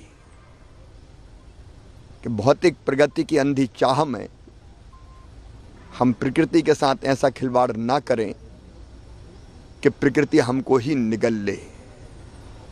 और इसलिए विकास और पर्यावरण में हमको संतुलन स्थापित करना पड़ेगा। ये धरती सबके लिए है, मनुष्यों के साथ साथ कीट पतंगे, जीव जंतु, पशु पक्षियों के लिए भी है। तो सबके लिए धरती सुरक्षित बने और आने वाली पीढ़ियों के रहने के लायक भी बनी रहे। ऐसे सारे प्रयास न केवल हमको मध्य प्रदेश में बल्कि देश में और दुनिया में सबको करने पड़ेंगे। अभी दुबई में प्रधानमंत्री जी ने, श्रीमान नरेंद्र मोदी जी ने धरती को बचाने के लिए जो आवश्यक कदम उठाने उनका जिक्र किया था। भारत उस रास्ते पर चलेगा। मध्य प्रदेश भी हर संभव प्रयत्न करेगा कि पर्यावरण के साथ छेड़छाड़ ना हो और आगे हम विकास को ऐसा संतुलित करें कि वो विकास हमारे लिए जानलेवा ना बने। मैं एक बार फिर गैस पीड़ित भाई और बहनों के जो नहीं रहे उनके चरणों में श्रद्धा के सुमन अर्पित करता हूं। जो हैं उनके कल्याण के काम हम करते रहेंगे और आगे फिर कोई ऐसी ट्रेजेडी ना हो, इसके लिए हर संभव प्रबंध करेंगे। Remember, of course, today is December 3rd and 1984, December 2nd night, 3rd morning was when the horrific Bhopal gas tragedy took place, killing thousands of people. Shivraj Singh Chauhan remembering that day. But it's also a show of confidence, Rajdeep. The fact that he's emerging, he's also staking claim. That's right. Boss, I have done it. no matter how much the BJP in different quarters in Madhya Pradesh tried to undermine him, at 138 with 21 leads from the last time, Shivraj Singh Chauhan, like Yogi Adityanath in Uttar Pradesh, emerging as a force in his own right. No matter what you think, you know, people even in the BJP were saying, bore ho gaye, ubasi aa gaye, thak gaye, he's sounding repetitive. If he's been able to lead the BJP to 138 leads at this moment with 29 trends over the last elections, Shivraj Singh Chauhan is one of the biggest winners today. Make absolutely no mistake about that. That's the verdict. And his Ladli Bahina scheme turning out to be a game changer. Our poll was showing a 10% vote share gap between the BJP and the Congress amongst the women. This, like Yogi, in Uttar Pradesh, where the BJP thought 220, 230, they actually ended up with more than 300. This is a big victory for the man of the moment, Shivraj Singh Chauhan. And, you know, after our poll, when we conducted it, he spoke to us on the phone. He was, in fact, while the poll was on, his secretary was sending messages. And one of the things that he mentioned, which I thought is an important word in politics, it's the word called bharosa. It means trust. You see, Shivraj Singh Chauhan put 1,250 rupees in the pockets of women through the Ladli Bahina scheme. The Congress promised it. But when I'm getting it already from one person, I tend to trust him. I got a sense, Preeti, when we traveled, and you traveled a lot there as well, that women trusted Shivraj Singh Chauhan to deliver on that promise. Yes, there were other serious problems. There are paper leak problems. There was the Patwari recruitment scam. There is a sense that, you know, there are very few jobs that the government has created. But purely on the gender factor, it appeared that Shivraj Singh Chauhan, and not just Ladli Bahina, before that there's Ladli Lakshmi. In fact, he told me that I've had a series of schemes for 30 years. Don't just focus on this. Do you agree that there is gender which cut across caste in Madhya Pradesh? Well, you're right there, and it comes from with what you pointed out right in the beginning, Rajdeep, bharosa. So there is a sense of affinity that the women of Madhya Pradesh, you know, the fact is we can talk ad nauseum, but the fact he's called Mamaji hasn't come overnight, right? It's been coined, it's been fueled, and it's been fueled over generations per se, where the women of Madhya Pradesh are concerned. So you'll speak to somebody who's just the first time voter, and you speak to the grandmother of that voter and 3 generations of that, you know, in the same family. They have that affinity where they believe that he will deliver on, you know, on these grounds. While in this case, the Congress was offering 1,500 rupees, but for them, 1,000 rupees raised to 1,250 rupees was a lot more than the promise of a 1,500 rupees in case the Congress government came to power. And this is what cut across regions. It cut across the Chambal region to the Mahakoshal region, and it also cut across, you know, to the other Bundelkhand and Bagelkhand. So we can show that, Preeti. On the election intelligence dashboard, I can show you where the BJP's leads are actually coming from. The BJP is down 3 in the Bagelkhand region. Bagelkhand, I just got somebody saying, Bagelkhand, Bagelkhand is not sounding right. Okay, so Bagelkhand. In Bundelkhand, they're up 7. In Chambal, the BJP is up 11. That's good news for Jyotiraditya Scindia. In Mahakoshal, the BJP is up 6. In Malwa, the BJP is up 4. In Nimar, the BJP is up 5 seats. If I look at the Congress's gains and losses, the Congress is losing 6 seats in Bundelkhand, 10 in Chambal, 7 in Mahakoshal, 4 in Malwa and 3 in Nimar. Pooja Shali joins us from right outside Shivraj Singh Chauhan's residence. There is a question that's been asked within BJP circles in particular, whether there will be a generational change, whether the top brass in Delhi will want to change the chief minister. Given that the BJP currently leads at 139, are Shivraj Singh Chauhan supporters confident that it will be Mama Ji once more? Let's ask that question then, because for now, Rahul, what a moment this is turning out here in Bhopal in Madhya Pradesh. Just for the starters, I'm at the Chief Minister's residence. This is where Shivraj Singh Chauhan, 4-time Chief Minister, 2005 when he took over, 2008 to 2013, then returning in 2020 after the Congress government had collapsed. These workers are all set, and like you heard, Shivraj Singh Chauhan's confidence. He's gone ahead as per schedule for the Bhopal gas tragedy, where he's paid the tribute, says we'll continue to work. Let's ask the question. अच्छा, एक बात बताइए, आप आइए, कितने सालों से आपने शिवराज सिंह चौहान जी को देखा है मुख्यमंत्री? अब क्या शिवराज सिंह चौहान जी ही आने चाहिए, मामा ही आने चाहिए, या कोई और आना चाहिए, बदल जाना चाहिए? शिवराज सिंह चौहान शिवराज भैया राज करो, हम तुम्हारे साथ हैं। शिवराज भैया राज करो, हम तुम्हारे साथ हैं। मुख्यमंत्री ये बदलाव नहीं चाहिए, जो कह रहे थे कि इतने सालों से है अब तो बदल जाना चाहिए, कांग्रेस आ जाएगी, तो ये जो अभी रुझान आ रहे हैं 130 से 140 की तरफ, ये क्या दर्शाता है? शिवराज भैया को जनता चाहती है क्योंकि उन्होंने इतने अच्छे काम किए हैं कि अभी तक मध्य प्रदेश में किसी भी मुख्यमंत्री ने नहीं किए। और विकास बोलता है। हाँ बोली, शिवराज जी का काम बोलता है, जो फालतू गप्पे छप्पे नहीं, कुछ नहीं चलेंगे कांग्रेस के। लाडली बहना चली आप? अरे लाडली बहना नहीं, दौड़ के चली। अब लाडली बहनों ज्यादा काम रहा पुरुषों का, पुरुषों का। अरे मैं आप बताऊं, तन मन और धन। All right, so these are the supporters, and I must add here, of course, there is Ladli Behna scheme for the young women, for girls, but remember, there's also the tribal section here, 47 seats that BJP had lost earlier in 2018. It had gone to the Congress party. Is it going to get that back? Because it's the tribal belt, it's the women, it's the young girls. And now this gentleman says also the men have voted, and they are saying it has to be Shivraj Singh Chauhan. We are not ready for any change. Bharatiya Janata Party. आज तक की जो reporting बता रहे थे 149 गलत बता रहे थे कि ये ऐसा बोल दिया कांग्रेस, जबकि 101 इससे ऊपर आएगी। क्योंकि बिल्कुल सही बैठा है हमारा रुझान, बिल्कुल। See, so the people here, Rahul, Rajdeep, they are watching Aaj Tak India Today's Access My India polls, and they are saying it's actually there. Where what we were suggesting, 140 to 162, that is what is happening presently, and it's only trending. So back to you in the studio. Here I can tell you preparations are on. Shivraj Singh Chauhan and Jyotiraditya Scindia have gone as per schedule to pay tribute over the anniversary of Bhopal gas tragedy, but they'll be returning here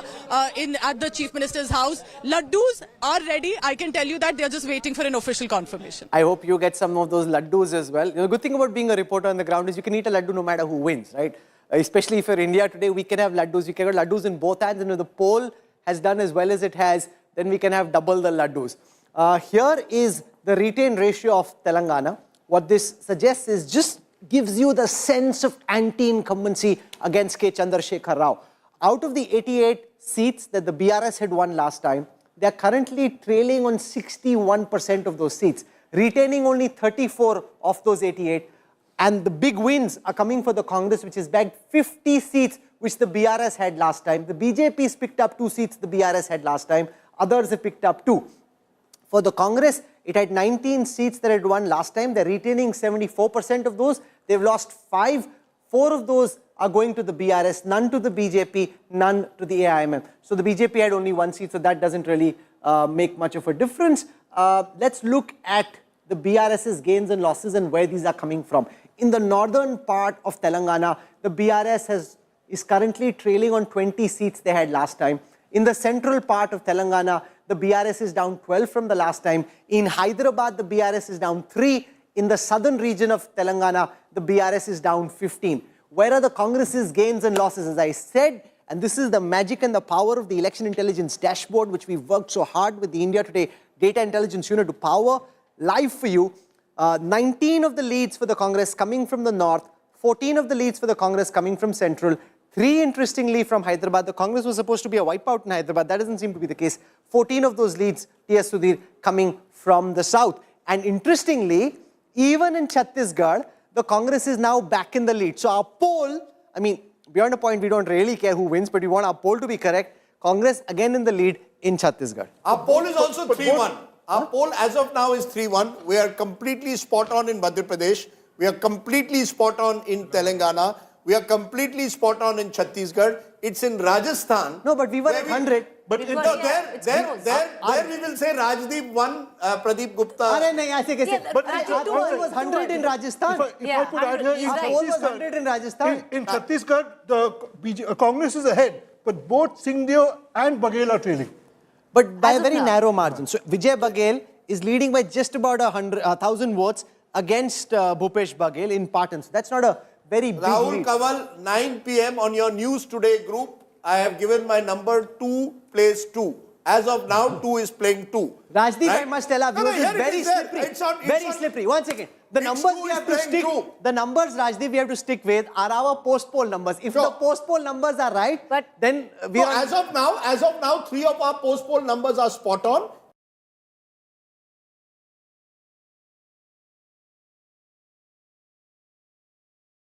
In Rajasthan, we had given the edge to the Congress in a tight race.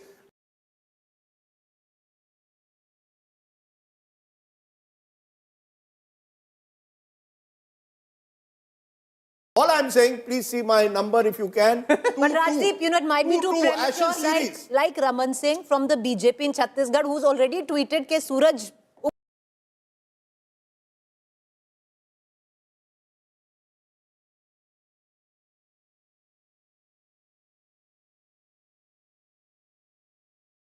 gaya hai for the BJP. So you see the problem. No, the problem for the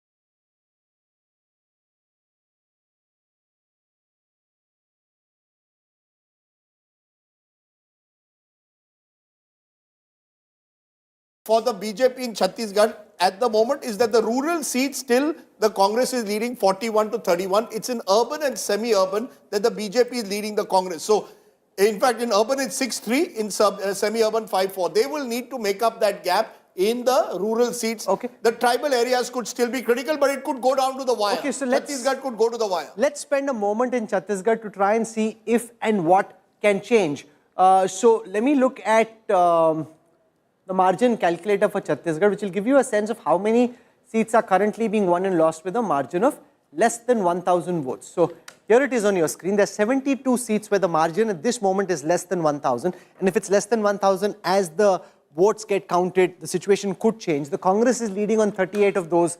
The BJP is leading on 34. So there are only 18 seats where the margin is more than 1,000. In the others, there's still a tight contest going on. So Chhattisgarh will keep us busy and engaged for a while. You were talking about how the Congress is doing on the tribal seats, how the BJP is doing on the tribal seats in Chhattisgarh.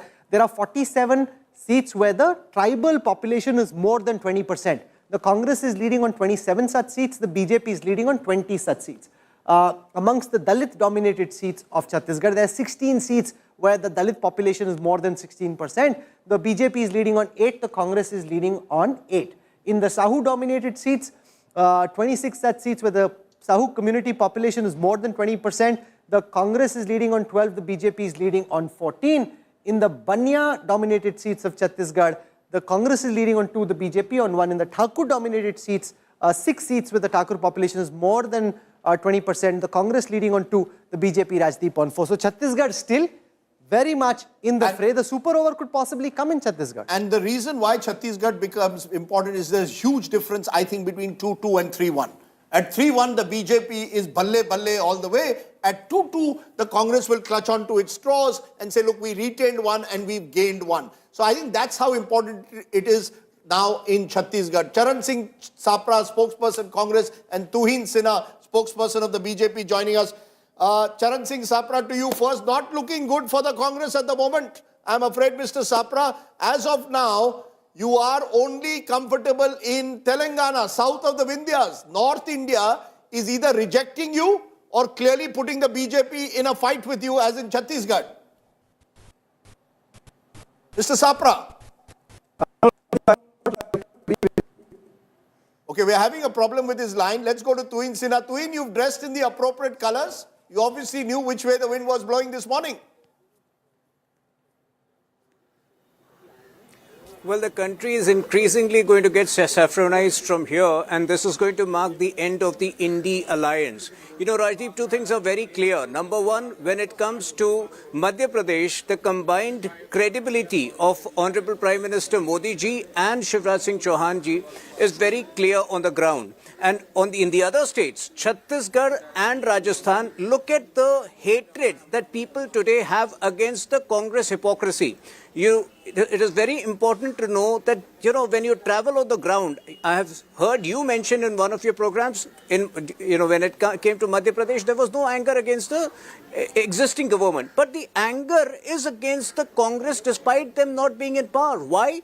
Because number one, they presided over all the Saratan attacks which was happening in the last 3 months. They are the hub of corruption in all the 3 states which they managed to retain, which they managed to win in the last 2 years or so, Karnataka or Himachal. They have presided over a financial anarchy with their fake promises. So I think, there is a sense of disgruntlement in the people against the Congress party, including in Congress allies. And Akhilesh Yadav has been the most vocal against the Congress party. So I think this is going to mark the end of the Indy alliance. And for the first time, there is a pro-incumbency factor. Even after 10 years, BJP will go into the 2024 with a very clear pro-incumbency sentiment for the central government.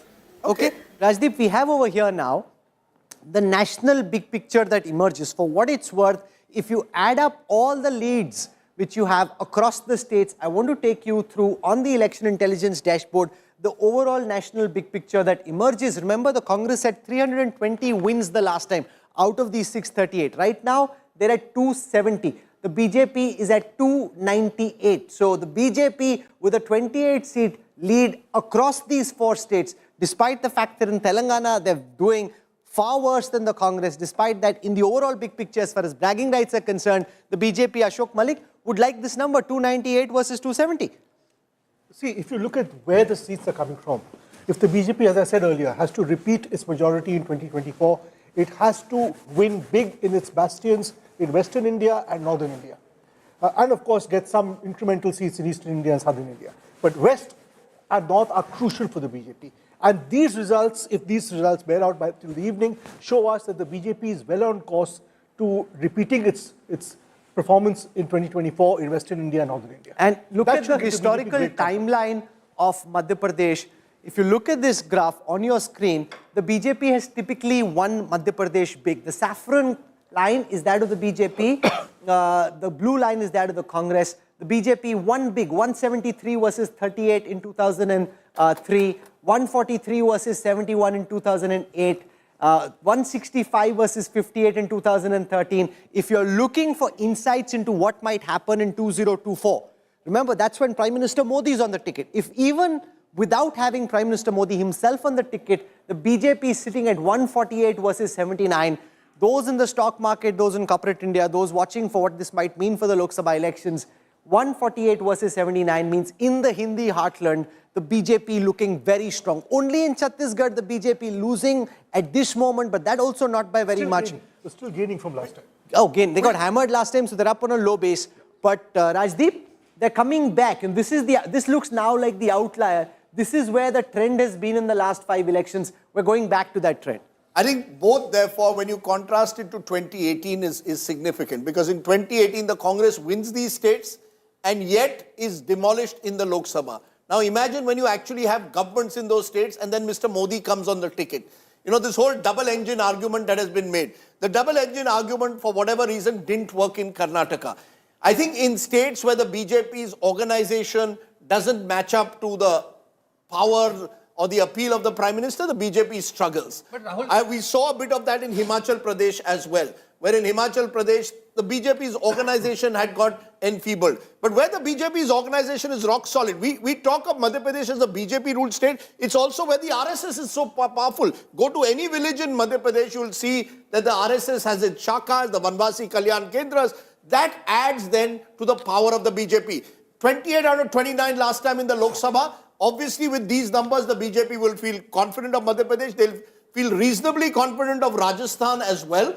The question now comes in Rajasthan, do you go with a new generational change or stick to a Vasundhara Raje? That's a question the BJP will have to answer. But with 151 in Madhya Pradesh, I know Ashok Malik has been saying the BJP may look beyond Shivraj Singh Chauhan. I actually think this is Shivraj Singh Chauhan's biggest moment. Look, I don't think you can deny him right away his moment in the sun. All I'm saying is if you need to do a transition there, then 150 gives you more opportunity to do it than 120. But where would that leave? You know, why would I do a transition? Why would I break something? That's okay. The party leadership. Shivraj Singh Chauhan is 64-year-old and there is no, as such, there is no successor there. It's not that age is not on his side. And Rajdeep, what you were saying about the, the BJP, RSS, Sangh Parivar imprints in Madhya Pradesh, they were very much visible in Chhindwara. When I went to see there was more, the saffron than, the green number of green trees there. And mind you, it's largely forest area. So there was so much of sadhus and sons and all over the country had come to, defeat Kamal Nath. No, but you tell me, did Kamal Nath make a mistake by saying, I am the Hanuman Bhakt? I am, I am more Hindu than the BJP. What was the alternative? You see, Rahul Gandhi comes to Madhya Pradesh and talks of caste census. Kamal Nath speaks of Hindutva. Where is that one consistent narrative that you need to defeat the BJP in a state? The Congress didn't have it in Madhya Pradesh. You are within your rights to run down Kamal Nath, but what Kamal Nath did was he did not allow some kind of communal polarization that I saw in Rajasthan taking place in Madhya Pradesh. So that was there, but it didn't work. But it's seemingly has worked more in Madhya Pradesh than it's worked in Rajasthan. But my sense is the Congress did well in local corporation elections in March this year. And they thought it was a done deal. Then they won Karnataka, got even more overconfident. I get a sense the Congress has paid a huge price for overconfidence in Madhya Pradesh. And the BJP on the other hand, let's listen to Shivraj Singh Chauhan. He's out there. असीम श्रद्धा और अगाध विश्वास है उन्होंने जो यहाँ सभाएं की जनता से अपील की वो जनता के दिल को छू गई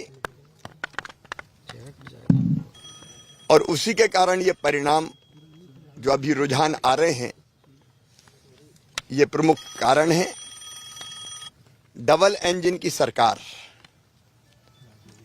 दिल्ली में प्रधानमंत्री जी के नेतृत्व में केंद्र सरकार ने जो काम किया उसको यहाँ ठीक से हमने इम्प्लीमेंट किया और जो यहाँ योजनाएं बनी लाडली लक्ष्मी से लेकर लाडली बहना तक का एक अद्भुत सफर जो मध्य प्रदेश ने तय किया गरीबों के लिए किसानों के लिए भांजे भांजियों के लिए जो काम हुए वो भी जनता के दिल को छू गए और एक परिवार मध्य प्रदेश बन गया अमित शाह जी की अचूक रणनीति उनका जिस ढंग से यहां साथ मिला और हमारे राष्ट्रीय अध्यक्ष श्रीमान जेपी नड्डा जी का मार्गदर्शन हमारे संगठन के नेतृत्व में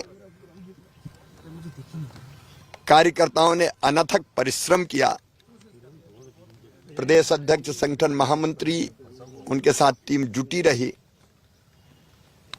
और जैसा भूपेंद्र यादव जी ने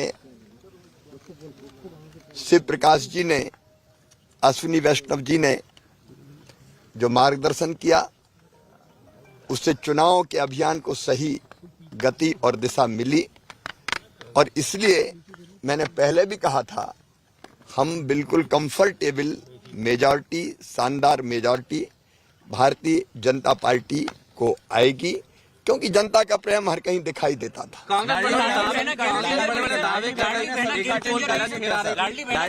सभी कांटे निकाल दिए आप कह चुके थे पहले भी अभी भी आप मैंने पहले भी कहा कि wondering if this is accidental. I promise you it's not. No person who's in the fray to be chief minister shows up that early in the morning on counting day unless he's taking claim. What Shivraj Singh Chauhan has done from those two public appearances this morning, Rajdeep, is signal to voters in Madhya Pradesh, to all those watching in Delhi, or to all those watching on TV and everybody in Delhi at the BJP headquarters, that this is my victory. And that's the underlying message. He's not saying it, but if he had any, he's not staying at home. He's out there staking claim. And Rahul, Jo Jeeta wo Sikandar, BJP has every reason to celebrate Madhya Pradesh. But look at what they did. In September this year, go anywhere across Madhya Pradesh, the posters would have Mr. Modi on the top and 12 leaders at the bottom, including Shivraj Singh Chauhan, Narendra Singh Tomar, Rakesh Singh. They were all of the Jyotiraditya Scindia. It wasn't as if Shivraj was even first among equals.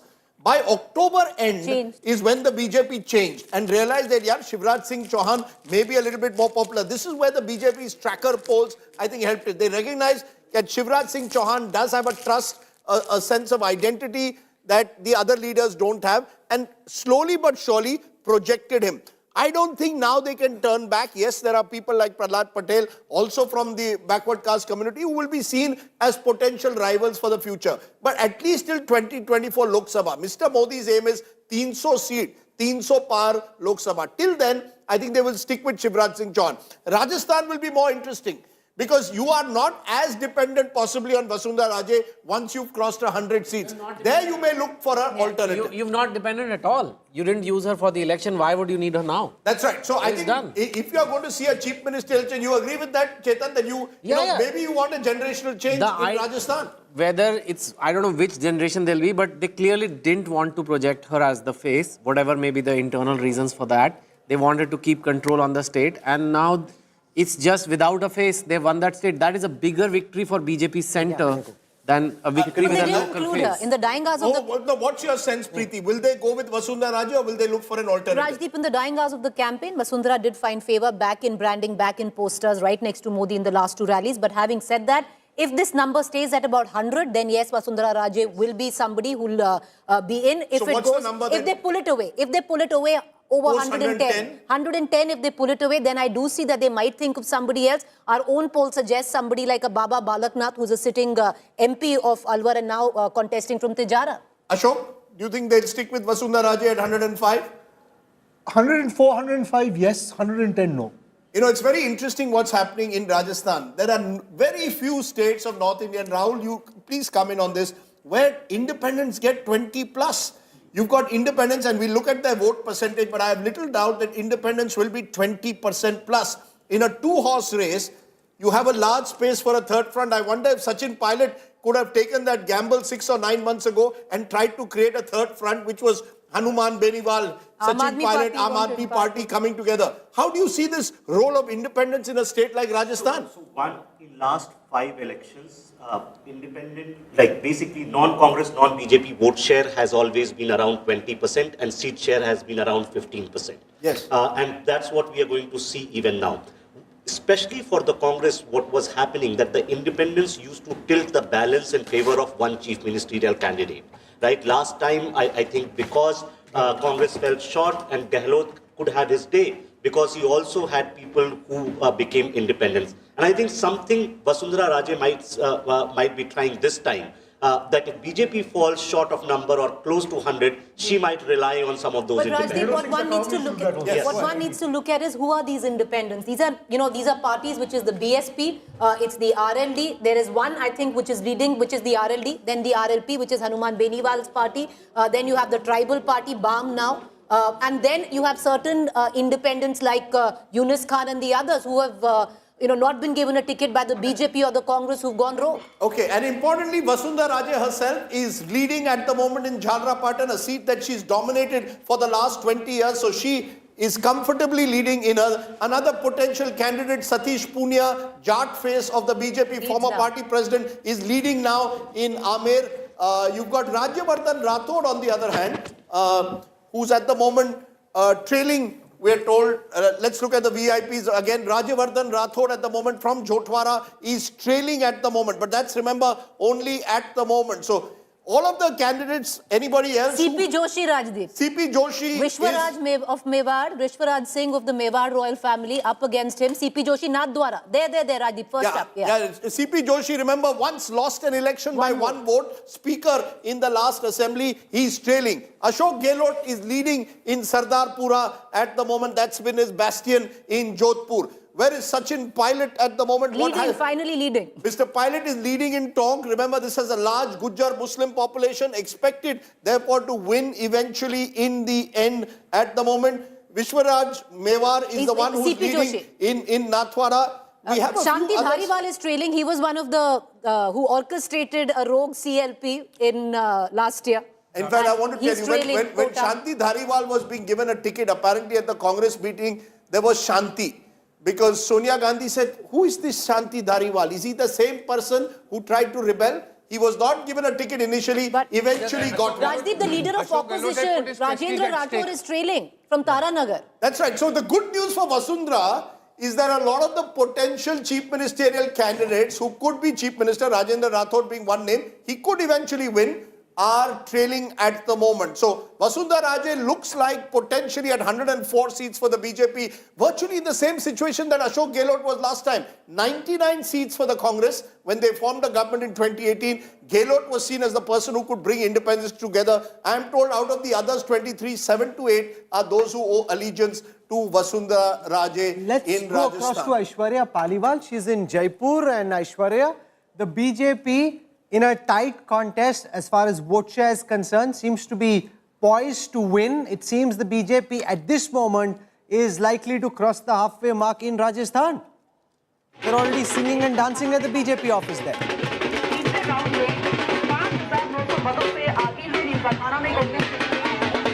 Those are images from the BJP headquarters in Jaipur. The dholwalas are out.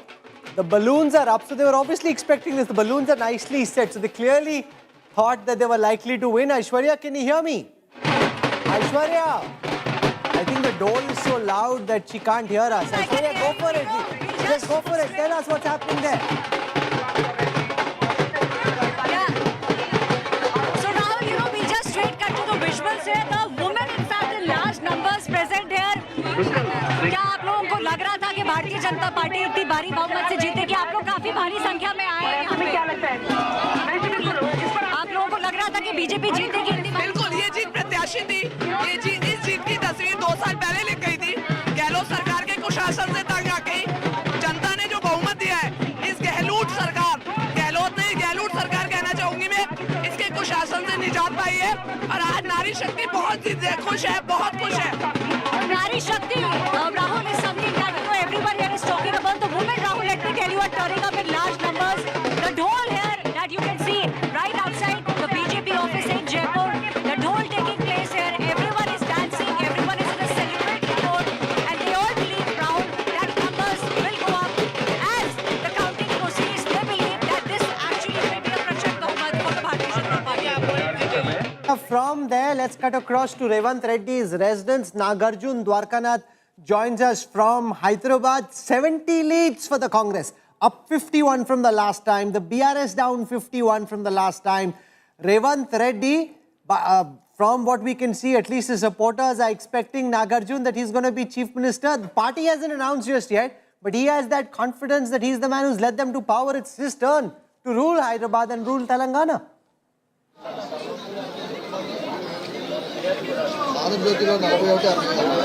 Nagarjun.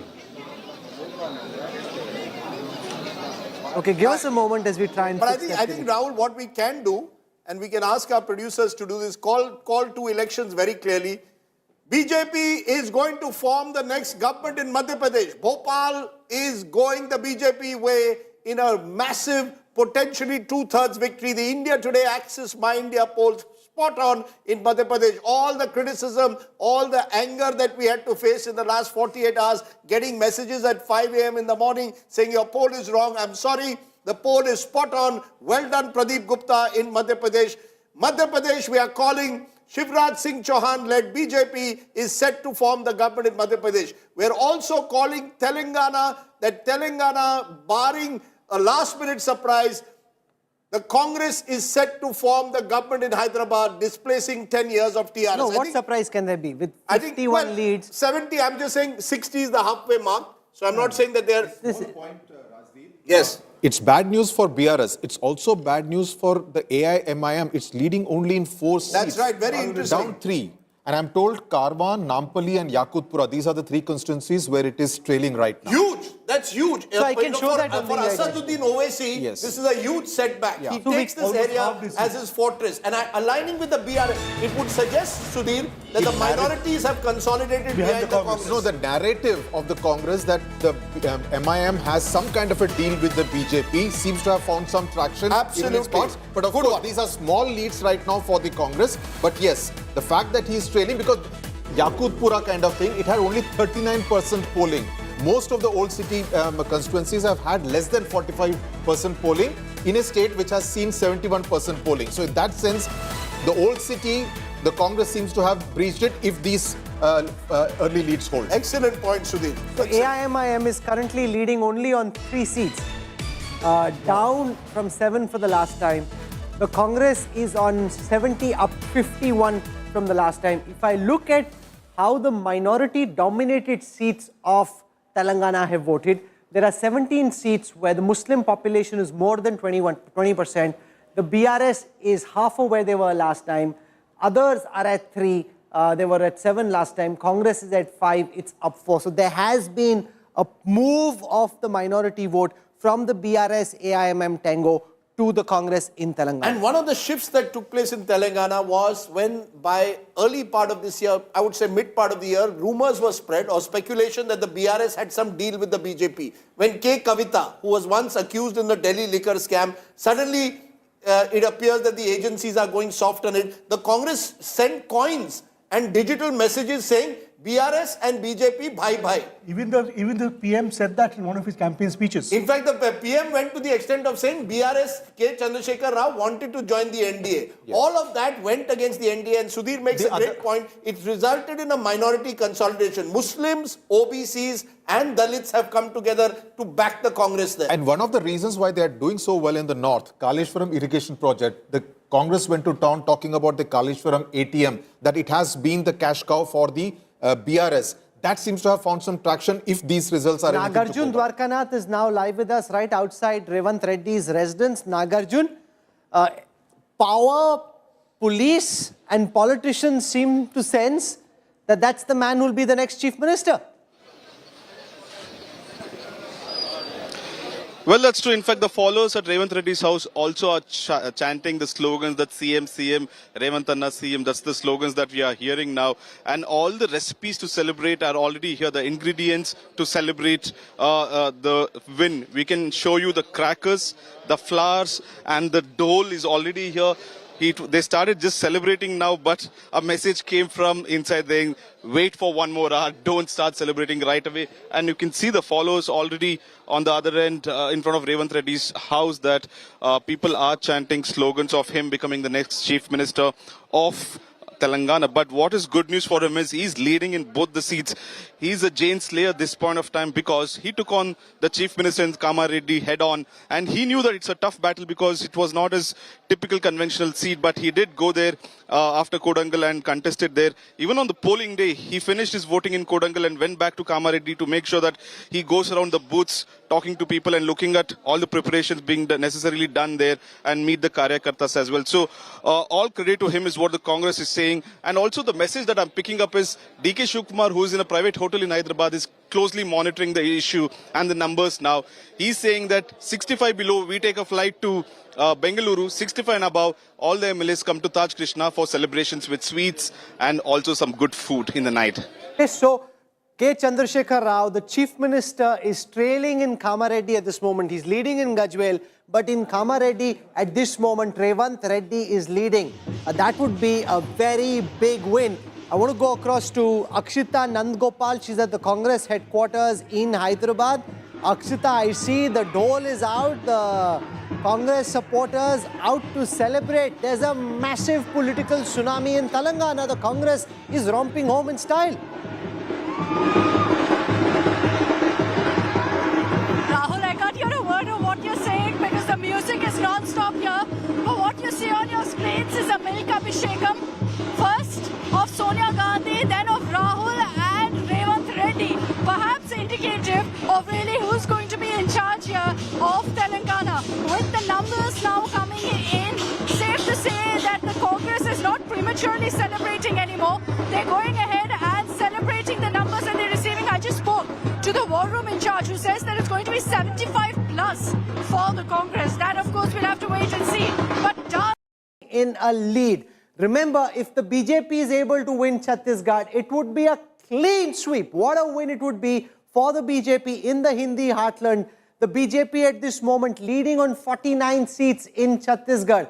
Their leads, as you can see, are coming from across the state. They're not concentrated in any one pocket. The Congress is down to 39. That's a loss of 29 seats from the last time. Chhattisgarh is the big story at this moment because Madhya Pradesh is a sweep for the BJP. In Rajasthan, they've been in the lead for a long time. It is Chhattisgarh which seemed to be slipping out of the saffron party's hand. Now the BJP is dancing in Chhattisgarh as well. At this moment, 49 leads, Rajdeep. for the BJP in Chhattisgarh. And the turnaround is taking place in the tribal belt. Remember last time 29 seats, the BJP won, the Congress won 25. Now in Bastar alone, the BJP leading in 8, the Congress in just 3, the CPI in 1. And the smaller party, the Amar party, is damaging the Congress. The the sense is that the Congress in the tribal belts is where they are taking the hit this time. And once you take a hit in the tribal belt, that's where that pivoted the Congress into victory last time.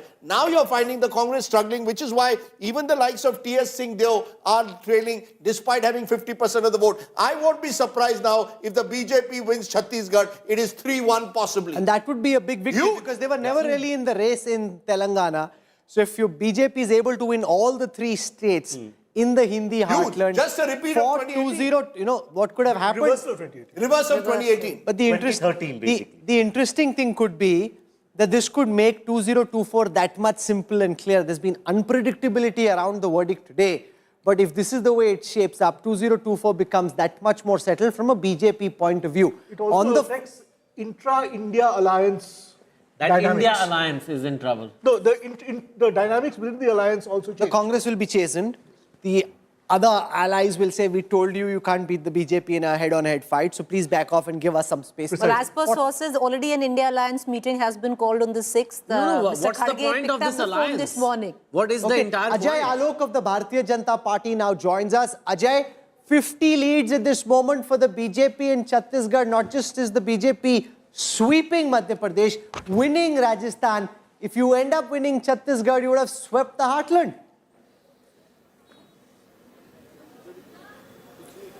Well, Rahul, the trends are very encouraging, and we always knew it right from the beginning. Though the whole media in the country was not ready to believe that we are doing good in Chhattisgarh or we'll sweep Madhya Pradesh. Everybody was saying Rajasthan, okay, but Madhya Pradesh is tough, Chhattisgarh, no way. Everybody was saying. But we on the ground always knew that, yes, we are going to come. Because people understood this matchbox concept of Congress government, what they were operating in Chhattisgarh. The whole matchbox theory. Congress, corruption. Corruption, money. Money going to Naxals and money going for conversion. This whole thing happened in Bastar, and that was the reason that today Bastar has replied them. And that's what we were saying, that this complete matchbox concept of the Congress governance is going to cost them, and it has costed Chhattisgarh a lot. Like I've always said, Chhattisgarh pe 36 war kiye Congress ne. It will take time for them to heal. So what you're talking about is the Bastar region. It's often said that the power to Raipur goes from Bastar. 12 seats in Bastar. At this moment, the BJP is leading on 8 of those. It had only won the last time. The Congress is leading only on 3, down 8. And if Chhattisgarh is also in the BJP's kitty, do you think it makes Ajay Alok the path to 2024 that much clearer from the BJP's perspective? Well, see, Bastar has a lot of importance because Bastar is essentially all the 12 seats except for one. Everything is ST seat. But in Chhattisgarh, if you look overall in totality, the 90 Vidhan Sabha seats, every seat of 90 Vidhan Sabha has around 15 to 25,000 of ST population. So the voice from Bastar, it resonates in whole Chhattisgarh. This is the truth. And that's what has happened. And let's wait for one more hour, and I think the picture will be much more clearer. Is an interesting case study when you squeeze other leaders, likes of Arvind Netam, veteran Congress leader, left the party, formed his own Adivasi group. And Bhupesh Baghel was convinced, overconfidence, was convinced 3 months ago he's winning the election. So he didn't make any attempt to accommodate these leaders. They accommodated T.S. Singh Deo as Deputy Chief Minister in July this year. He felt resentful, or his supporters felt resentful. There was supposed to be a rotational chief ministership. And he spoke in Chhattisgarh, and if these numbers hold, that Mr. Baghel was a concentration of power. Everything was rooted, all his own bureaucrats, his principal, one of his key secretaries is behind bars for the last 1 year in the coal levy scam. So there was corruption allegation. Then the Madhev betting scam happens just on the eve of the elections. And I think somewhere the sense went that Mr. Baghel is not inclusive enough. You have to be that. Shivraj Singh Chauhan, for all his other failings, has never given the impression ki main hi hu. He's always given the impression ki, I'm one of many.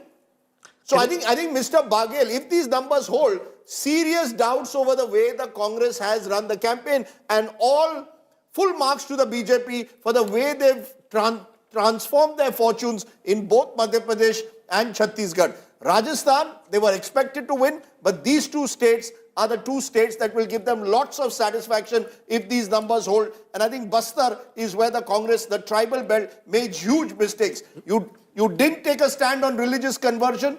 You didn't take a stand on Tendu leave pickers. You didn't take a stand when your leaders were leaving you. You paid the price for it. Can I make a point? Like now, if you look at these 4 states, yes, in 3 states, incumbents are losing.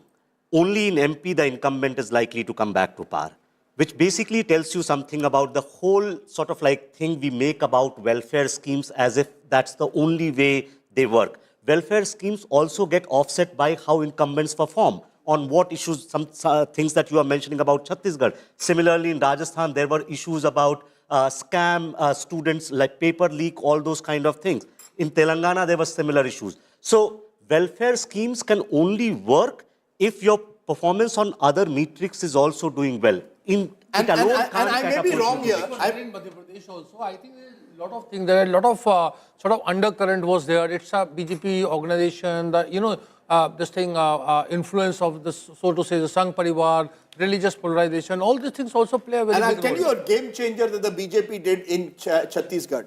1 month ago, they announced a scheme of 12,000 rupees for women. This, and our numbers of Pradeep was showing it. Women voters, I keep maintaining, Rahul, there will never be a state which you will win without the woman voter anymore in India. And the BJP closed the gap and actually in Pradeep's poll is leading among women voters. And Rajdeep did not announce a farm loan waiver because the Congress announced one. For the second time around knew they were in trouble, announced a farm loan waiver like they did in 2018. The BJP didn't do that but came back with a 12,000 rupees for married women. That's right. They've come for that. They've also given, of course, let's be honest, the BJP has also announced a slew of promises in Chhattisgarh, especially for the farmers. When it comes to MSP, they say we will double it. So all of that is there. But if your delivery systems work, even basic delivery systems, you have half a chance. But without that, simply announcing freebies is not going to work. Because welfare is now like Ashok Gehlot did. Minimum expectations of citizens. You don't do anything for 5 years.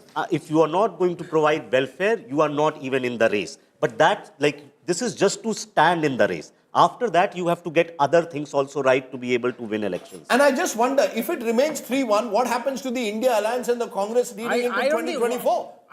Congress should have crushed it today to have any chance. Because anyway, you're going to have the Modi factor playing much more in the Lok Sabha. Congress should have not just won, it should have crushed it to have any chance. And this is... We'll analyze why this happened, but you let a pilot, Sachin Pilot, not be happy. You let Scindia go. All these mistakes will add up or not. One day... but come on, Rashid, where does this level of... No, 1 minute. Yeah. The Congress is calling, I'm told, on the 6th, once an India Alliance meeting. Does it go much weakened? Now they can't dictate terms. Otherwise, there was a feeling if the Congress wins 3 states, they'll dictate terms to the India Alliance. Now the Congress has to introspect if these are the numbers. I think we must have one set of rules. I mean, if there is no correlation between state elections and central elections, suddenly when Congress loses, it becomes there is a direct correlation. Key part is that out of the 65 seats from these 3 states of Madhya Pradesh, Rajasthan, Chhattisgarh, the BJP is already sitting on 62 seats. So it cannot improve upon it unless it gets all 65 seats. The key point there, of course, India Alliance is they're co-partners, they're co-equals. It's a media narrative that the Congress wants to play big brother. Rajdeep, if I could, please do. The internal, whatever Rashid Bhai may say, the internal dynamics of the India Alliance do change.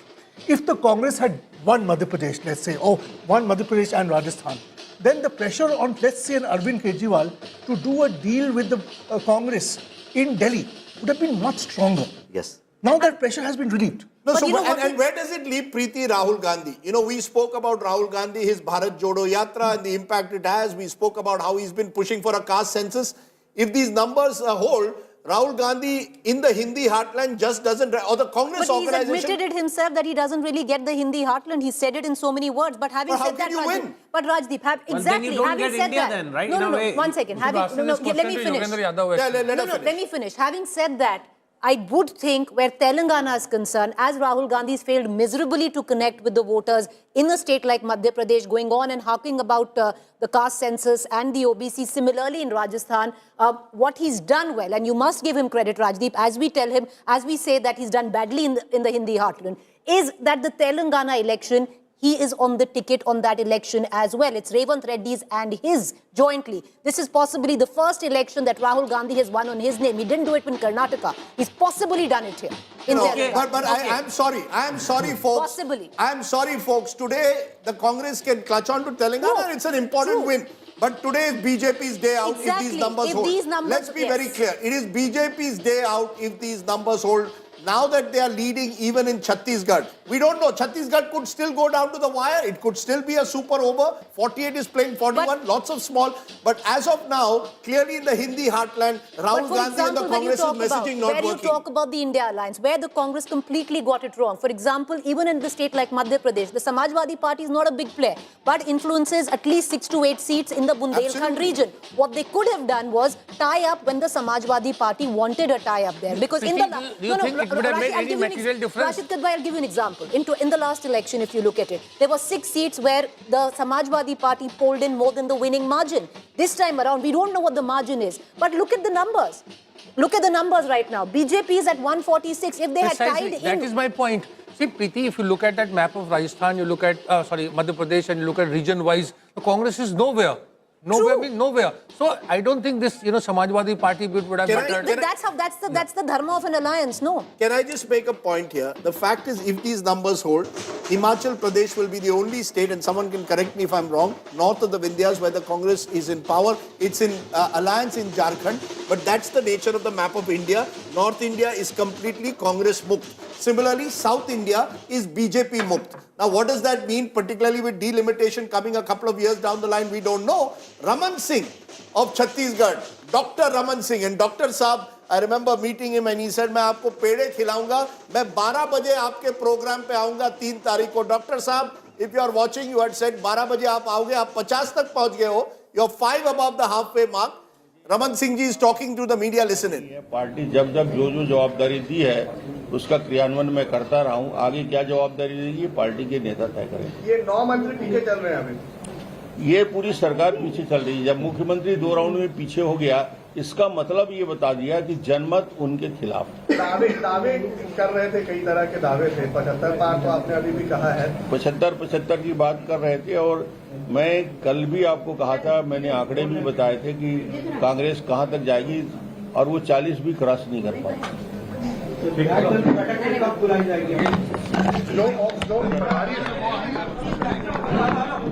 Sir, recent trend में BJP आगे बढ़ती दिख रही है, करीबन 42 से 43 seat पे. क्या कारण है? निश्चित रूप से भारतीय जनता पार्टी के पक्ष में शहरी और ग्रामीण क्षेत्र में स्पष्ट रुझान है और ये वोटों में जनता की आक्रोश परिलक्षित हुआ है और भारतीय जनता पार्टी जो आज रुझान दिख रहा है वो निश्चित रूप से आगे बढ़ के सरकार बनाने में सफल होगी. एमपी और राजस्थान में भी काफी बढ़त दिख रही है. तीनों राज्यों में भारतीय जनता पार्टी पूर्ण बहुमत के साथ सरकार बनाएगी. मुद्दे स्पष्ट रूप से 3 मुद्दों पे हमने बात किया था. कांग्रेस के वादे खिलाफी जन घोषणा पत्र का क्रियान्वयन नहीं कर पाए, पहला सबसे बड़ा मुद्दा था.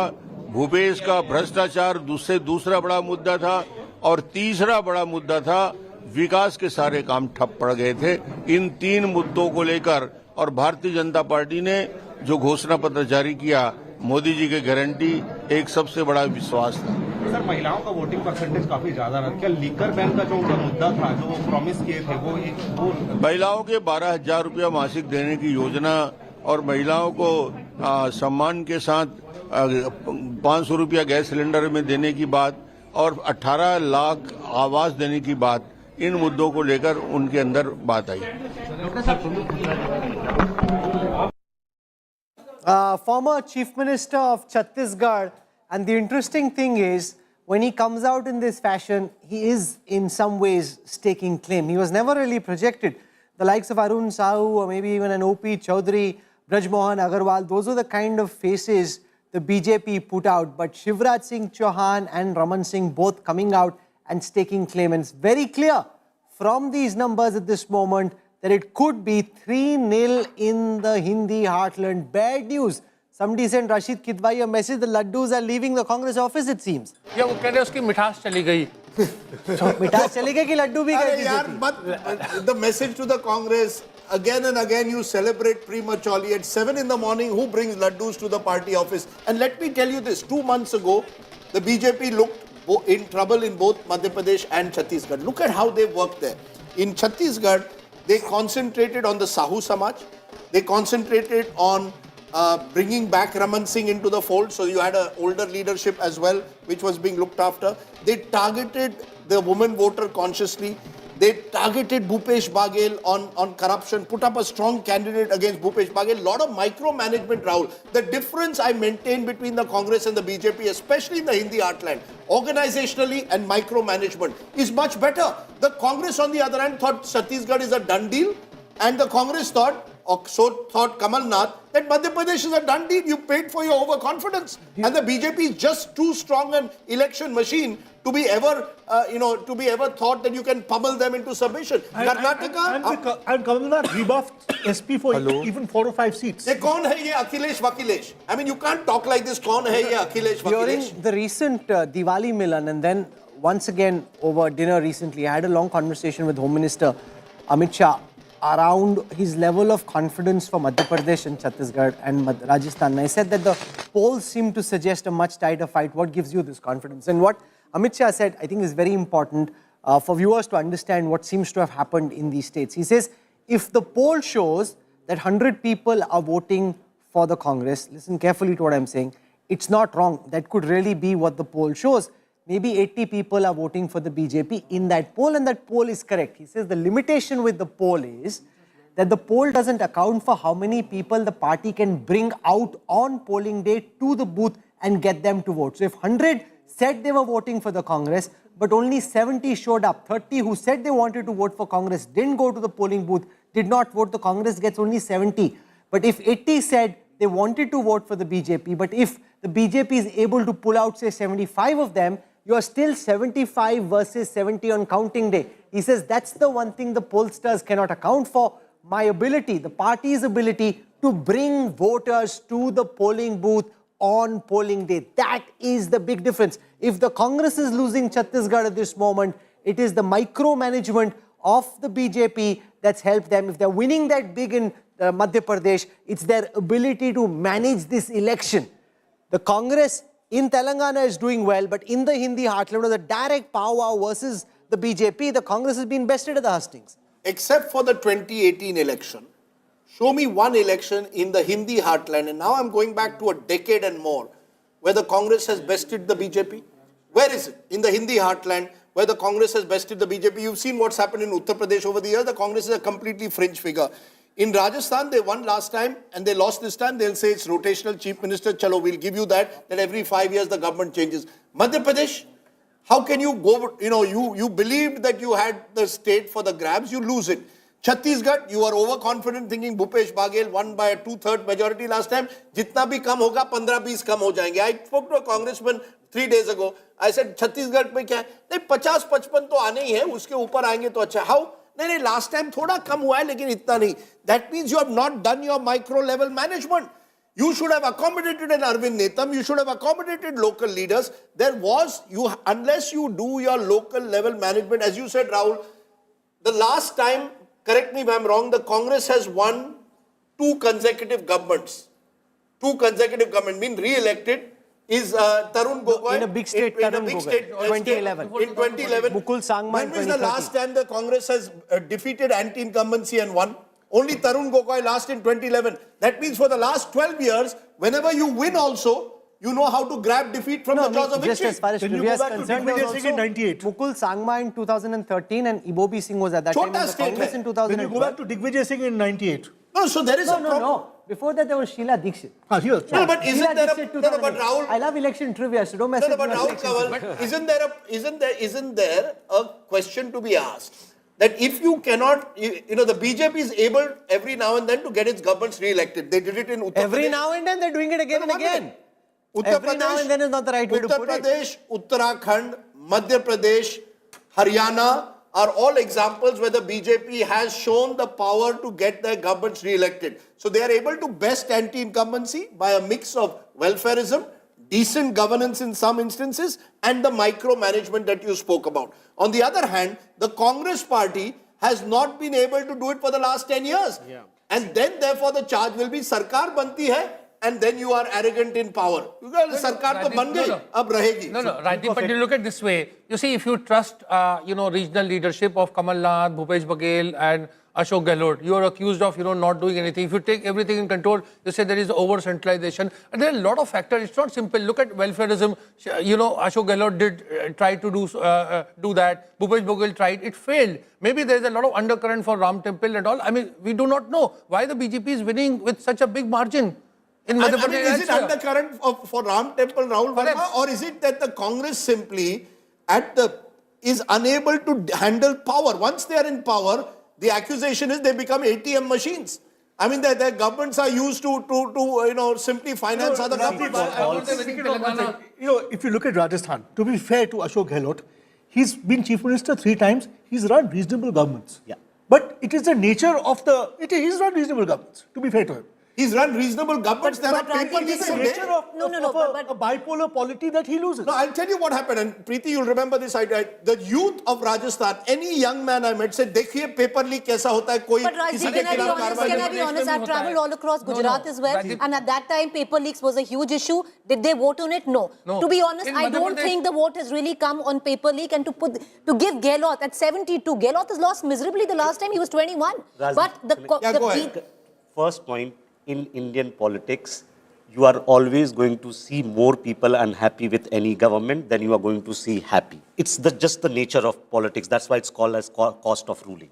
I think we were all thinking that BJP has a state problem and Modi has to come every time to pull up the state. In fact, these elections are showing that BJP is a very agile and a very, very adaptive It's more party, cohesive, right? Rajdeep. And they basically change what you call micromanage or micro-detailing. They plan much more like perhaps as Australia planned against India in the World Cup finals. They not just outplayed, but they had outthought about what the soil is going to look like, You're equating India with No, but the central leadership in the Congress doesn't really work with the state leadership. It's happened at various levels. You had in Madhya Pradesh, I remember 3 or 4 of Rahul Gandhi's rallies were cancelled because he just wasn't popular enough. You had murmurs within the Congress local unit that Kamal Nath wasn't listening to the central leadership. When you look at Rajasthan, Gehlot ran this campaign practically on his own. Could Sachin Pilot have been better accommodated? Definitely. You could see all was not well even though Rahul Gandhi was going to Rajasthan. You could see that all's not well in that unit. Okay, so the big story at this moment, a BJP wave in the heartland. 152 out of 300, 230 in Madhya Pradesh, 106 out of 199 in Rajasthan, and now a convincing 52 out of 90. The Bharatiya Janata Party is taking claim to 2024 already with a very sound performance in the Hindi heartland. Jaiveer Singh joins us now from the BJP. Jaiveer, a big victory for the BJP in the Hindi heartland. Chhattisgarh initially seemed a bit tricky, but now as the rounds get counted, settling in quite comfortably in favor of the Bharatiya Janata Party. Rahul, good morning. It is going to be balle for the Bharatiya Janata Party in all the 3 states. The dhol and the laddu celebration is going to come into the BJP's camp. The question is what will happen to all the laddus which the Congress party ordered. Number 2, the clear message is that Mr. Rahul Gandhi's politics of abusing the Prime Minister, appeasement and betraying the voter has been outrightly rejected. Let's not forget, he conducted the Bharat Jodo Yatra in Rajasthan and Madhya Pradesh. The Bharat Jodo Yatra has proven to be voter Todo Yatra for the Congress party as far as these 2 states are concerned. Chhattisgarh, it is not surprising. The voter was feeling upset. The Mr. Baghel has only filled the coffers of the AICC High Command rather than putting something in the jholi of the voter, and the result is in front of you. Another message is clear that for 2024, Ye Dil Mange More, Modi Sarkar once more. In 2018, BJP did not open an account. The score was 5-0 and the result was in front of you in 2019. Now imagine what will happen when BJP has 3 states in 2024. Will the Congress be only relegated to a regional party? I think the day is not far. Can I ask you this, Jaiveer, because you are well placed to answer this question. What's the difference between the Congress and the BJP? You worked in the Congress, you worked in the BJP. What's the single biggest difference, according to you, between the two parties? Rajdeep, allow me two differences. Number one, BJP knows the art how to win a losing battle. Congress knows the art how to lose a winning battle. Congress fights the elections on Twitter. Congress fights the election on the feedback of sycophants. Congress fights the election on the feedback of secretaries and OSDs. BJP and Prime Minister fight the election by putting their ear on the ground, by real-time ground pulse, and never taking anything for granted. In Congress, even before the election is announced, there is a fight about post of Chief Minister, who will get the cabinet ministership, which PN secretary, which accommodate which individual, who will go for the swearing-in ceremony. In Bharatiya Janata Party, we take each day as it comes. We fight the same election from Panchayat to Parliament in the same passion. And last difference, Rajdeep, and I must say that because I spent a considerable time in the Congress Party. In BJP, the respect of the worker is paramount. And that respect is the reason their blood and sweat that today the BJP's Vijay Rath is entering all the three states. In Congress, the respect of worker is not in Congress's lexicon. It is only a one-way traffic. You know, all your arguments are well taken, but with one caveat that 5 years ago, all these three states were won by the Congress. So we could have said the reverse then about the Congress party. I'm just saying that in politics, the point we were making, once the Congress comes to power, it's unable to retain power. The BJP is able to make comebacks in these states. Why do you think the Congress struggles to retain power? I think, Rajdeep, you know, in politics, I'm very well aware, someday you're the pigeon and someday you're the statue. The issue is, the minute Congress wins an election, they take the next win for granted, and it's a hands-up approach. It's a complete surrender approach. Congress के भाग्य भरोसे और भगवान भरोसे चुनाव लड़ना शुरू कर देती है और मेहनत करनी छोड़ देती है. Look what is happening in Karnataka. They have won with a decisive mandate. There are allegations, stink of corruption coming from that state already. Infighting in that state has started already. Congress focuses more on their internal fiscal management and fixing management rather than delivering to the voters. BJP does not take any win for granted. One win does not ensure us a win in the second. That is the mantra we go in. We fight every election with the same sarfaroshi and shiddat from Panchayat to Parliament. You saw Mr. Amit Shah putting up posters in municipal elections in Hyderabad. I have never seen that culture in Congress party. And that is the major difference. So two things have changed from the last time. One, the Congress's lead in Telangana, which had reached 73, is now down to 67. In Rajasthan, the lead of the BJP, which was 104, 105, is now up to 110. Chhattisgarh is 47 versus 42. And I want to take the margin calculator to see if Chhattisgarh is settled or is Chhattisgarh still tight. So, again, as I said, this level of analytics, nobody can do anywhere on national television. 63 seats in Chhattisgarh at this time, where the margin is less than 500 votes, ladies and gentlemen. Less than 500, 63 such seats. The BJP leading on 30, the Congress leading on 32. So at this moment, if anybody is dancing in Chhattisgarh, I'd say just give it some more time, at least 1 or 2 more hours for these leads to settle. How many seats have a margin of less than 1,000? 68 such seats. 34 of those for the BJP, 33 of those for the Congress. Chhattisgarh is on a knife's edge at this moment. Very, very tight. In Rajasthan, though, the BJP's lead is increasing. The one place where one party or one platform is winning without any contest is the live concurrent data, where India Today's lead continues to increase over all our competition.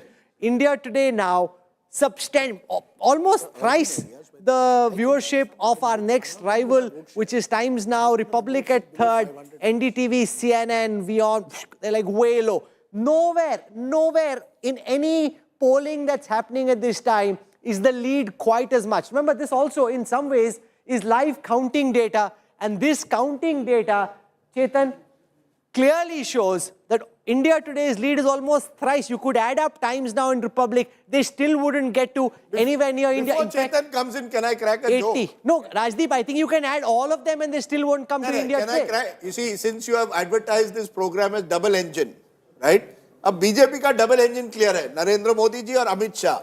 हमारा double engine कौन है? Who is Narendra Modi? Who is Amit Shah? Chetan. Who do you want to be? Who do I want to be in my next life? No, if you had to choose between the roles between the both of you. If I had to, Rahul, you go first. You want to be Amit Shah or Narendra Modi? Come on. Come on. I refuse to. This is like somebody's laying out a banana peel. That's a You're saying walk over the banana. Why will I walk You over want to the be banana? Amit Shah or Narendra Modi? I refuse. That's like a swinging ball. No, You just say, I'm a humble worker of the party. That's the answer. संगठन का कार्यकर्ता. मैं संगठन का कार्यकर्ता. संगठन का कार्यकर्ता है. No such delusion. And you know, BJP has done, I know it is Congress's Telangana, let's give it to them fair and square, but they have, people said BJP will be nowhere in Telangana. They are at 7 seats, they were 1 last time. The vote share must have increased. They are probably going to increase their Lok Sabha tally there. They are doing really well in the Hindi heartland.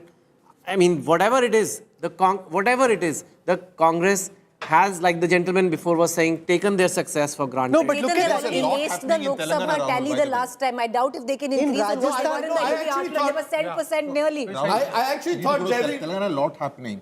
Telangana, only 5 out of the 15 ministers are leading. The 10 of them are trailing, including KCR, who is in 3rd position in Kamareddy. That's very embarrassing for him. So let me go across to Telangana. He's trailing by, I mean, show that to our viewers for a moment. Raven's lead is 2,000 votes. The candidates of Telangana, the chief minister, how the mighty have fallen in Telangana. K. Chandrashekhar Rao in Kamareddy is trailing. He's leading in Gajwel. His son K.T. Rama Rao is leading. Bandi Sanjay Kumar, who used to head the BJP, is leading in Karimnagar. Revant Reddy is leading against the chief. Now, just imagine, Revant Reddy is up against Chief Minister K. Chandrashekhar Rao in Kamareddy. I asked him, you're taking a panga, why are you doing this? He currently is leading, and that is quite and Rahul, a big there's a story there. Because KCR's strength is Gajwel. That's where he dominates. Why did he choose a second constituency? The first sign of weakness is when you choose a second constituency. And the first sign of strength is when the opposition leader is ready to say, okay, you're contesting the second place, I'll come and take you out. There are 2 reasons why he chose Kamareddy. One, of course, he says that's the constituency where I was born, number 1. Number 2, he wanted to influence Nizamabad, where his daughter is going to stand for election in 2024. It's the adjoining constituency. But when you start contesting 2 seats, it's the first sign of some weakness. And when your opposition is willing to take you on there, it gives a sense to the rest of the cadre. Because the local Kamareddy MLA was not a strong candidate. There's another interesting development happening. BJP, 7 seats leading. Now, where are they leading? Apart from their usual places where they could have led, Nizamabad urban and Armoor. Now, both these constituencies have a sizable Muslim population. So, what is happening in Nizamabad district is interesting. So, we can show the 7 BJP leads. They're leading in Adilabad, Alampur, Armoor, Gosha Mahal, Karimnagar and Maheshwaram, and Achampet, which is a reserved Dalit seat. Those are the 7 BJP leads. The Congress is leading on 69. That's up 50. And if you see, the Congress has leads in the north, the Congress has leads, except in the south, where the Congress doesn't seem to have done quite as well. In central, which is a bit surprising, frankly. Because Mehboob Nagar is where Revant Reddy is contesting from, district. So we can come once again to some of the VIP seats of Telangana. Madhu Gaud Yashki is leading in Lal Bahadur Nagar. Revant Reddy is winning on his 2nd seat as well. Itla Rajendran training in Gajwel. 2 K. Chandrashekhar Rao, the nephew of Chief Minister K. Chandrashekhar Rao. Harish Rao is leading in Siddipet. Itla Rajendran is trailing in Huzurabad as well. Both his seats. On both his seats he's trailing. Uttam Kumar Reddy is winning in Huzuranagar. And let's now just look at the overall picture. If I look at how the map would be had this been a Lok Sabha election. So if you just added all the seats, the BJP currently leading on 325, the Congress on 243. The BJP frankly has hit this ball out of the park. If this is a semi-final, at this moment, 325 leads for the BJP. Okay, we are predicting one more state. We can say now with some comfort that the BJP will form the government in Jaipur. Rajasthan's reverse of governments changing every 5 years will be maintained. The BJP now a comfortable 40 almost 50 seats ahead of the Congress. We can say with some comfort that the BJP will form the next government in Jaipur. So BJP forming a government in Jaipur, BJP forming a government in Bhopal, Congress set to form a government in Hyderabad. It is Chhattisgarh where the issue, as Rahul showed with that margin calculator, is still up in the air. Lots of seats still under 500 and the margin between the two leaders in single digits. Let's go to Nagarjun Dwarkanath, who's joining us from Hyderabad. Nagarjun, as always, knew where the winner was, and he's been at Revanth Reddy's house over the last few days. Nagarjun, you seem to pick the winner, whether it's in Karnataka or in Hyderabad. You know where the winner is. Where is Revanth Kadu? Rajdeep, could you please repeat the question? It's too loud. We are unable to hear you. Can you please repeat the question? My question is very simple. What is it that, how is it that you managed to find yourself always with the winner? I remember about 6 months ago, you were outside Siddharamaia's residence. This time you're outside Revanth Reddy. Is it a done deal that only Revanth will now be the chief minister? And did you have some inkling right from the beginning? Helps to be a pilot.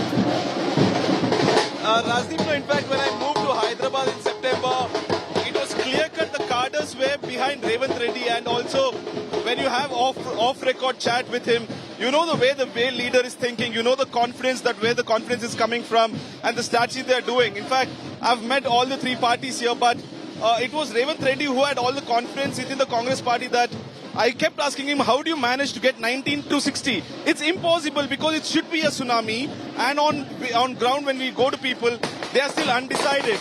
What Revanth Reddy used to, you have to look at it as a fresh elections. Everyone starts from 0 and not from 19. KCR is at 0, we are at 0.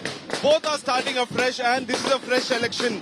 You can't carry forward the previous seat, is what he used to say. But look at the celebrations already. They have decided that he's going to be the chief minister, at least his followers. They're celebrating with crackers, they're celebrating with dolls, flags at Revanth Reddy's house. And of course, India Today is also here to cover all the color. And I'll try my best to get his interview first, like how we got Siddaramaiah, like how we got Mr. Basuraj Bommai. So, Raman Singh is speaking to our correspondent in Raipur. I want to go across and see if we can catch that interview. Here it is. PSC की भर्ती और महिलाओं के साथ जिस प्रकार का काम हुआ, जिस प्रकार घोषणा करके शराबबंदी की महिला को छल किया, ये उसका नतीजा है। क्या लगता है आपको, कौन कौन से इश्यूज, करप्शन को आप पूरे 5 सालों तक उठाते रहे, बेरोजगारी को आप उठाते रहे, लेकिन गांवों में जैसा कहा जा रहा था कि कांग्रेस पार्टी अच्छा करेगी, ऐसा भी होता हुआ नहीं दिख रहा है, तो क्या लगता है आपको, कौन से इश्यूज हैं जो आपके फेवर में जिन्होंने काम किया? गांव में और शहर में जबरदस्त रूप से भूपेश के खिलाफ आक्रोश था, उनकी नीतियों के खिलाफ आक्रोश था, उनके कार्य पद्धति के खिलाफ आक्रोश था, और उसको आज जो रुझान दिख रहा है वही उसका नतीजा है। आपके पड़ोसी राज्य में भी जो भाजपा है वो अच्छा कर रही है, लगातार आप 5वीं बार मुख्यमंत्री बनने की तैयारी में हैं। शिवराज जी को भी बधाई दूंगा, राजस्थान को भी सारे कार्यकर्ताओं को बधाई दूंगा। राजस्थान में, मध्य प्रदेश में, छत्तीसगढ़ में तीनों जगह भारतीय जनता पार्टी का परचम लहरा रहा है। इसका यदि क्रेडिट एक लाइन में दूं तो माननीय प्रधानमंत्री जी की योजनाएं, प्रधानमंत्री जी की गारंटी और नरेंद्र मोदी जी और माननीय अमित शाह जी ने, माननीय प्रदेश राष्ट्रीय अध्यक्ष जी ने जिस प्रकार नड्डा जी ने मेहनत किया, उसका नतीजा तीनों राज्यों का रिजल्ट है। सस्ता सिलेंडर देना और जो महदारी योजना है, आपको लगता है कि ये सब चीजें भी लोगों में गई और इनका फायदा मिला आपको? निश्चित रूप से महिलाओं के लिए 12,000 के देने की योजना का असर हुआ, और किसानों को 31 रुपये में धान खरीदी का वादा और 2 साल का बोनस। मेरे सामने मिठाई रखी हुई है, मैं जाऊंगा, मेरे कैमरा पर्सन दिखाएं। आपको खिलाएगा आला कमान और दोबारा से मुख्यमंत्री पद पर आसीन करेगा? 15 साल आप रहे मुख्यमंत्री, बीजेपी का बनेगा ये तय हो चुका है। कौन बनेगा ये चेहरा विधायक दल तय करेगा। कब होगी बैठक? आज हमारे वरिष्ठ नेता आएंगे शाम को और एक बार बैठ के चर्चा करेंगे। धन्यवाद हमसे बात करने के लिए। ये थे doctor Raman Singh. You have to. That's Chief Minister Raman Singh. 47 leads for the BJP, 41 for the Congress. I want to walk across to the election intelligence dashboard and give our viewers a sense of whether Chhattisgarh is settling in or could there be a twist in the tail. If BJP wins Chhattisgarh, it's 3-1 In the heartland, it's 3-0. That's a big win for the BJP. So it's Chhattisgarh which will determine whether the match ends in a 2-2 draw or it ends in a big victory. And the margin calculator is very important in determining where things stand at this moment. In the live data feed that we are getting, there are 63 seats at this moment where the margin between the winner and the runner-up is less than 500 votes. The BJP is leading on 31 of those. The Congress is leading on 31. So unless you're a betting man, you keep your money in your pocket, because at this moment, Chhattisgarh is a very closely fought race, Rajdeep. Rahul, we want one super over. You and I want one super over, given the way the other three elections have gone, where we predicted who's forming a government in Hyderabad, in Bhopal, and in Jaipur. But in Raipur, I think all bets are off. And remember, others are now two. One of them is Hamar, I'm told. That's the Adivasi party, which is leading in one. The other one is BSP. So what you have possibly in Chhattisgarh is, we've been talking about resorts and post-poll politics. I don't think many people expected that Chhattisgarh would throw it. Most people thought Rajasthan. I think that's where the polls have gone wrong. But Chhattisgarh is a tightly contested fight, except for 2018. Go back to 2003. Every election in Chhattisgarh, vote shares between parties have been within the margin of error of 3%. So you could see either of these two sides emerging victorious at the moment. The BJP looks in pole position, and I still think that you could have an election that goes to a super over. But it again shows the sharp rise in BJP's fortunes. You can see that on the map. Look at where the Congress, from 68, Congress is down to 40. Rajdeep, and the BJP's come up from 50 instead to of words, it's best illustrated through this data visualization. Look at this map from 2018 of Chhattisgarh. Look at how blue dominates all the way from the south to the north. Come now to 2023, where there's been a saffron surge in Chhattisgarh, a big pushback against the kind of dominance the Congress had. The Congress clearly took their position for granted, thought Chhattisgarh was in the bag. The BJP in Chhattisgarh at this moment seems to have snatched victory from the jaws of defeat. 49 versus 39. The BJP is engineering an election marvel at this moment in Chhattisgarh. This is election magic from a BJP perspective, Rajdeep. No, I think, Rahul, it's a complete wave in that region. Chhattisgarh, Rajasthan, Madhya Pradesh. It's a complete wave, and I don't see Congress forming government unless they have 48, 49, 50 in Chhattisgarh, because the others are not going to back Bhupesh Baghel at all. This is the thing. And I think there is a very strong it's a pro-Modi, pro-Hindutva, pro-Ram Mandir kind of wave, because it was not visible at the ground as such. No, I think it is actually a belief that the BJP is a better organized party than the Congress. Yeah. Elections are increasingly about last mile organization and your micromanagement. Who played better cricket? It's like, sometimes, it's like they just played better cricket. That's right. No, and Rahul used the Australia analogy. The Australia analogy, when they played the final, they prepared for all conditions. They chose, they had the right people at the right moment. Pat Cummins knew when to slow down the game. You put Travis Head at the top. I think the BJP is a part. One thing we don't. One thing you don't realize about the BJP, and this is the problem with a lot of people. There is an election machine that works right down. I think Jaivir put it well. They are willing to be flexible. They realized that perhaps things were not going so well in Chhattisgarh a few months ago. They made those course corrections. I'm willing to bet that somewhere in the BJP office, in the top echelons, this week they will have a meeting on Telangana 2024. And they will hope with these numbers. A police officer just sent me a message saying, look, BJP will hope with BRS out of the picture seemingly, they will start occupying that space. Because the moment the Congress is in power, the Congress will now see Telangana as an ATM. And then you will, the BJP will try and capitalize on that. Because the BJP always finds it easier to take on the Congress rather than a regional party. That's right. I want to argue with Rashid about one point. Yes. So he talks about Ram Mandir. With due respect, where was Ram Mandir an issue in this election in Madhya Pradesh? Mr. Ashok Malik, in every public meeting, Prime Minister spoke about it. No, but where was it a contested issue? And there are a lot of Katha. No. Look at the ground. You see, as reporters, we don't like to. I'm just telling you. No, I'm not suggesting Ram Mandir. A lot of Katha watchers were out on the ground, and there were all kind of this campaign was very much there. In Rajasthan, yes, Mr. Malik, not in Madhya Pradesh. But in Rajasthan, yes. Not in Madhya Pradesh. There were some pundits in our studio, some of them outside, who, when the initial trends were coming, were talking about how great a day today is going to be for Rahul Gandhi and how this is the comeback of Rahul Gandhi and the Bharat Jodo Yatra.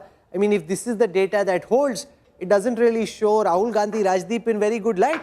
I mean, because initially all the because everybody was making it Rahul Gandhi ne aisa kar diya, waisa kar diya. Now what? Because there is a wave. No, 1 minute. The welfareism was bashed by Ashok Gehlot and Bhupesh Baghel. So welfareism is not a a kind now of. If it earlier, all of you were saying, "Oh, Rahul Gandhi has done this, done that." His credibility is much higher post the Bharat Jodo Yatra. Now what's happened? No, 1 minute. Can I just make this point that Rahul Gandhi, Bharat Jodo Yatra, is working south of the Vindhyas, where the Congress organization is already well established, and the Congress is the principal challenger either to the regional party or the BJP. He has not offered any narrative. Let me finish. He has not offered any narrative which can shake up the Hindi heartland, where clearly Mr. Modi is Neta number one. No, but 2 hours ago, the narrative in this studio was different. No, everybody was talking about how great a job Rahul Gandhi has done. Now it's a big victory for Rahul Gandhi. You see, Rahul, I'm saying that Rahul Gandhi is this thing of Mohabbat ki dukaan has not clicked. वो दुकान बंद हो गई.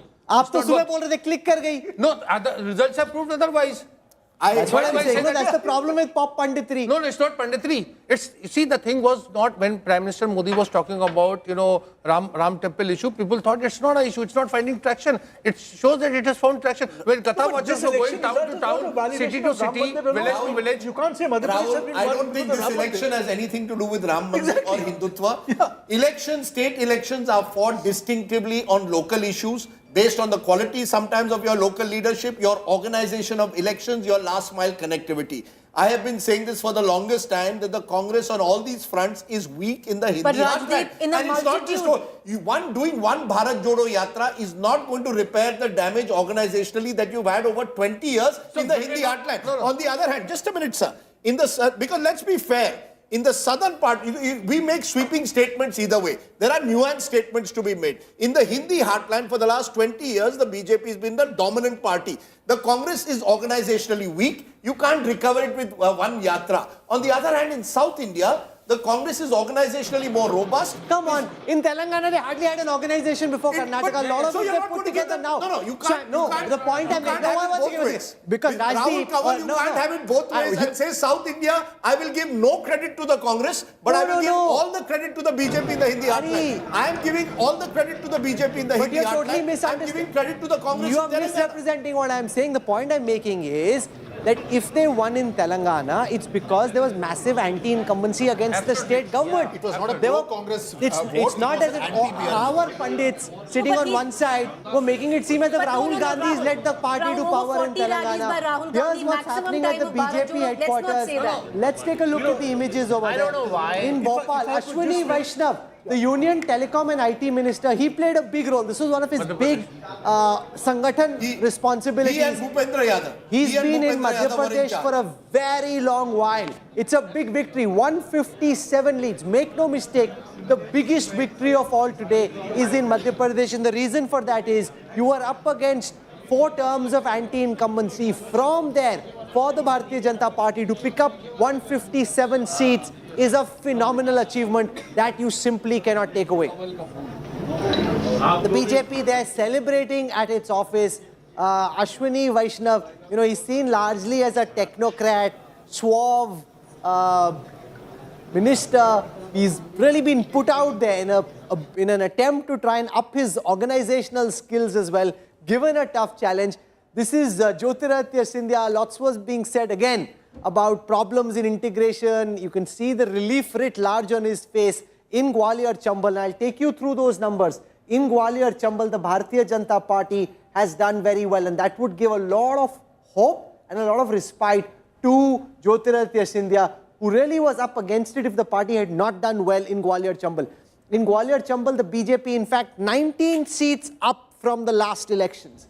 In Bagelkhand, down 2, Bhopal up 1, Bundelkhand up 4. The biggest gains are coming from that Gwalior Chambal belt of Jyotiraditya Scindia, where the BJP is up 19. In Mahakaushal, they're up 15. In Malwa, they're up 17. In Nimar, they're up 4. The BJP really, Rajdeep, hitting it out of the park and making electoral history in Madhya Pradesh. So many terms of anti-incumbency when you're up against this. to get this verdict is a phenomenal achievement. It shows that after Gujarat, possibly after Gujarat, Madhya Pradesh is going to be the next BJP dominant state, because you're going back to 2013 where the BJP had swept the state, and after the comeback that the Congress made in 2018 to be back to square one in a two-party state suggests to me BJP on the march in Madhya Pradesh. And remember, there are 29 seats in Madhya Pradesh Lok Sabha, 11 seats in Chhattisgarh. Add the two with these numbers and what you've had in Gujarat. Let's listen to Ashwini BJP Vaishnav. all the way. सरकार ने काम किया है double engine सरकार के प्रति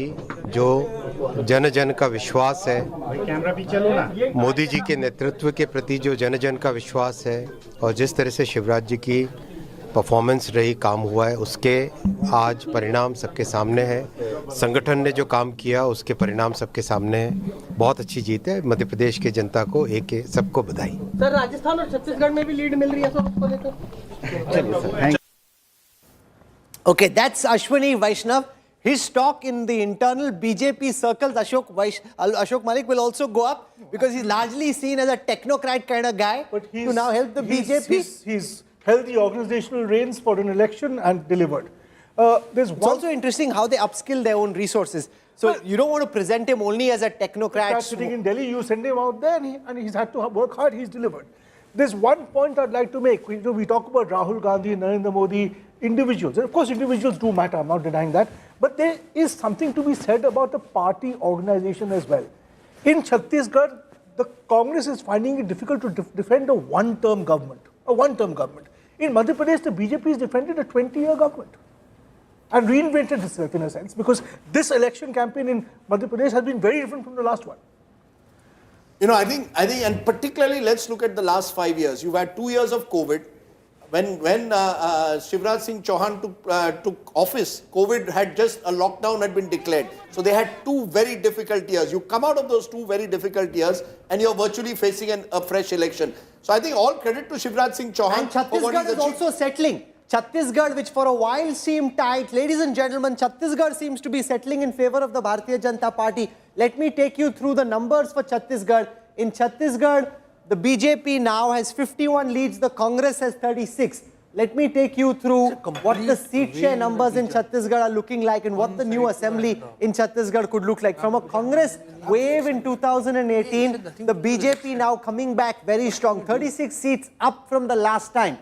If we look at some of the regions of Chhattisgarh and take you through how the party has done, it's often said the power map of Chhattisgarh really comes through Bastar, where the BJP is leading on 8, up 7 from the last time, the Congress only on 3. These were the seats where elections were held in the first phase. If I look only at the first phase, just for what it's worth, if I look only at the first phase of Chhattisgarh and show you the seat share in the first wave in Chhattisgarh, 11 wins, leads for the BJP, 8 for the Congress in Chhattisgarh. And if I look at the overall picture, if all these 638 seats are added up, the BJP 328, the Congress only 239, the BJP really hitting it out of the park in the semi-finals in a head-on-head fight against the Congress. No, I think what you've got therefore is now a scenario where you've got 3 fault lines. One, old versus new electioneering. The BJP does new age electioneering. The Congress does old age electioneering. In some places, they're also doing new age. Where they're doing it, like they did in Telangana, they've been reasonably successful. You've got the BJP more willing to effect a generational change. The Congress less willing to effect a generational change. And in my view, you've got a clear north-south divide in this country. North of the Vindhyas, the BJP today is a real machine. You can call it a wave, you can use whatever terminology, it's a machine. South of the Vindhyas, I would say the Congress, on the other hand, is recovering some of its lost ground. So I think you've got to see this in the larger context. But remember, India has only 135 seats south of the Vindhyas. It has more than 200 seats north of the Vindhyas. I'd just like to take one point you made about the generational change. My sense is we may be looking at a situation where the BJP gets 3 first-time chief ministers and builds a team for the 2030. For the 2030 milestone, rather than for now. So who do you think could be? I don't know. I don't have names. But Mr. Malik, just please call me Ashok.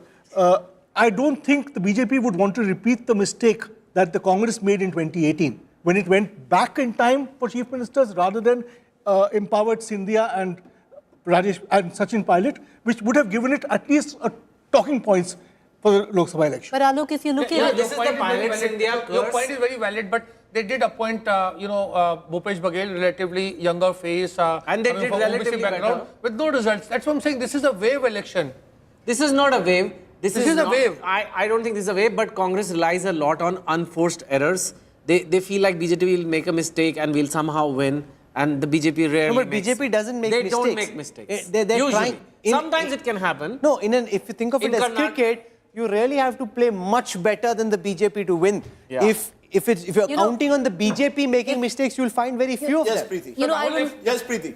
I remember, where the Chambal area was in Gwalior, I spent an evening with the cadre of the Congress. And one thing they said really struck home on what even Jayaveer said, on how they treat their own. And it's interesting because what they pointed out was, अगर कांग्रेस चाहती तो वो एक Rajya Sabha seat Digvijay Singh के चाहते विवेक तनखा को नहीं, अगर ज्योतिरादित्य सिंधिया को दे देती, आज हमको ये नहीं देखना पड़ता ग्वालियर में. So on that account, and even if you heard Mr. Ashwini Vaishnav there, Alok, he did say that it is under the leadership of Shivraj Singh Chauhan. You had Jyotiraditya Scindia, who I spoke to, the eve of election, and he said, I'm fighting this election under Shivraj. The fact is, to create a pro-incumbency wave is what the BJP has learned. And that's a challenge. That's not a joke. You're in power and you're asking people to vote for you again. So I think they cannot be a pro-incumbency wave. It's just performance. Yeah, so how can it be a pro-incumbency wave? No, you're able to ensure that If Shivraj Singh Chauhan gives 1,250 rupees to women, he clicks. If, the same thing Ashok Gehlot was doing or same thing Bhupesh Baghel was doing, a series of, welfareism, it doesn't work. No, because Mr. Ashok Gehlot woke up 6 months Shivraj ago. has been doing it for for 2 15 years, Ashok Gehlot versus Sachin Pilot was the running theme of Rajasthan. I mean, you can't wake up. I'll give you an Can we go to Pooja Shali? Yeah, She's sure. at the residence of Shivraj Singh Chauhan in Bhopal. He has led the BJP in Madhya Pradesh to a historic victory. In governments ruled by the Congress, they're getting voted out after one term. To come back 4 times over is nothing less than a massive electoral performance. Pooja Shali is on the ground. Pooja, is Shivraj Singh Chauhan expecting to be Chief Minister once again? Well, that's what here I can tell you maximum support for him is. And there are 2 reasons, Rahul, that people here are telling us in Bhopal. The reason for this thumping victory for the Bharatiya Janata Party. One, of course, Shivraj Singh Chauhan's welfare scheme on the ground, specifically for women and young girls. But 2, aggressive campaigning by the Bharatiya Janata Party, by Prime Minister Modi, by Home Minister Amit Shah till the last days, when Congress likely could have become slightly light in their campaigning. The BJP was in full-on mode till the last day. Let's talk and get a quick check, because I'm expecting the Chief Minister to likely address in some time. We're waiting for that confirmation now. I want to also add here quickly, Rahul. I spoke to Sardesai Singh Chauhan, the wife of Shivraj Singh Chauhan, who's of course now going to become now the wife of the Chief Minister, likely for the 5th time. And she told me why she cannot speak on camera, but the joy knows no bound today for the Sardesai Singh as well, because she's watched her husband constantly fight it out and fight even when he was wanting to come back, retain the government. That's the perspective around. Let's get a quick word from the supporters here.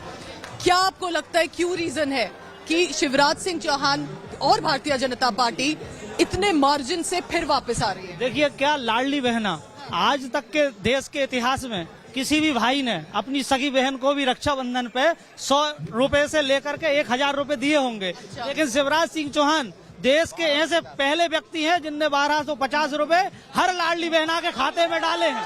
More than the usual Rakhi gift that is given to women. ये आगे भी 1250 तक नहीं रुकने वाले, ये 3000 तक जाएंगे। ये मामा का कहना है हमारे। लाडली बहना की स्कीम है और भी कोई, आपको क्या लगता है, बताइए क्या रीजन है? लाडली बहना योजना चलाई, बहनों को पैसा दिलवावे और सारे निष्ठावान कार्यकर्ताओं का इसमें निरंतर सेवा दे करके ये इनको फतेह किया है। ये चीज बताइए कि सिर्फ शिवराज सिंह चौहान का चेहरा है, अब बात अटकलें चल रही है, कोई और चेहरा भी आ सकता है।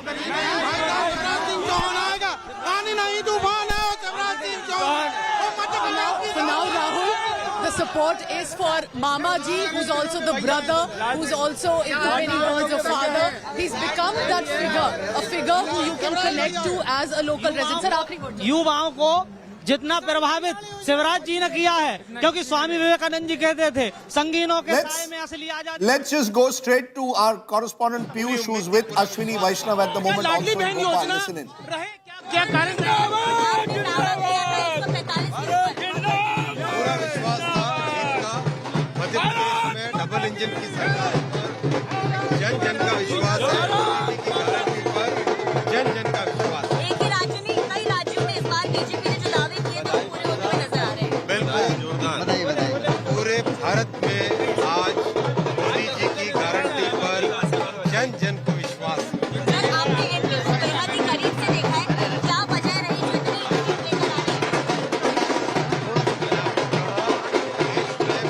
लेकर आ रही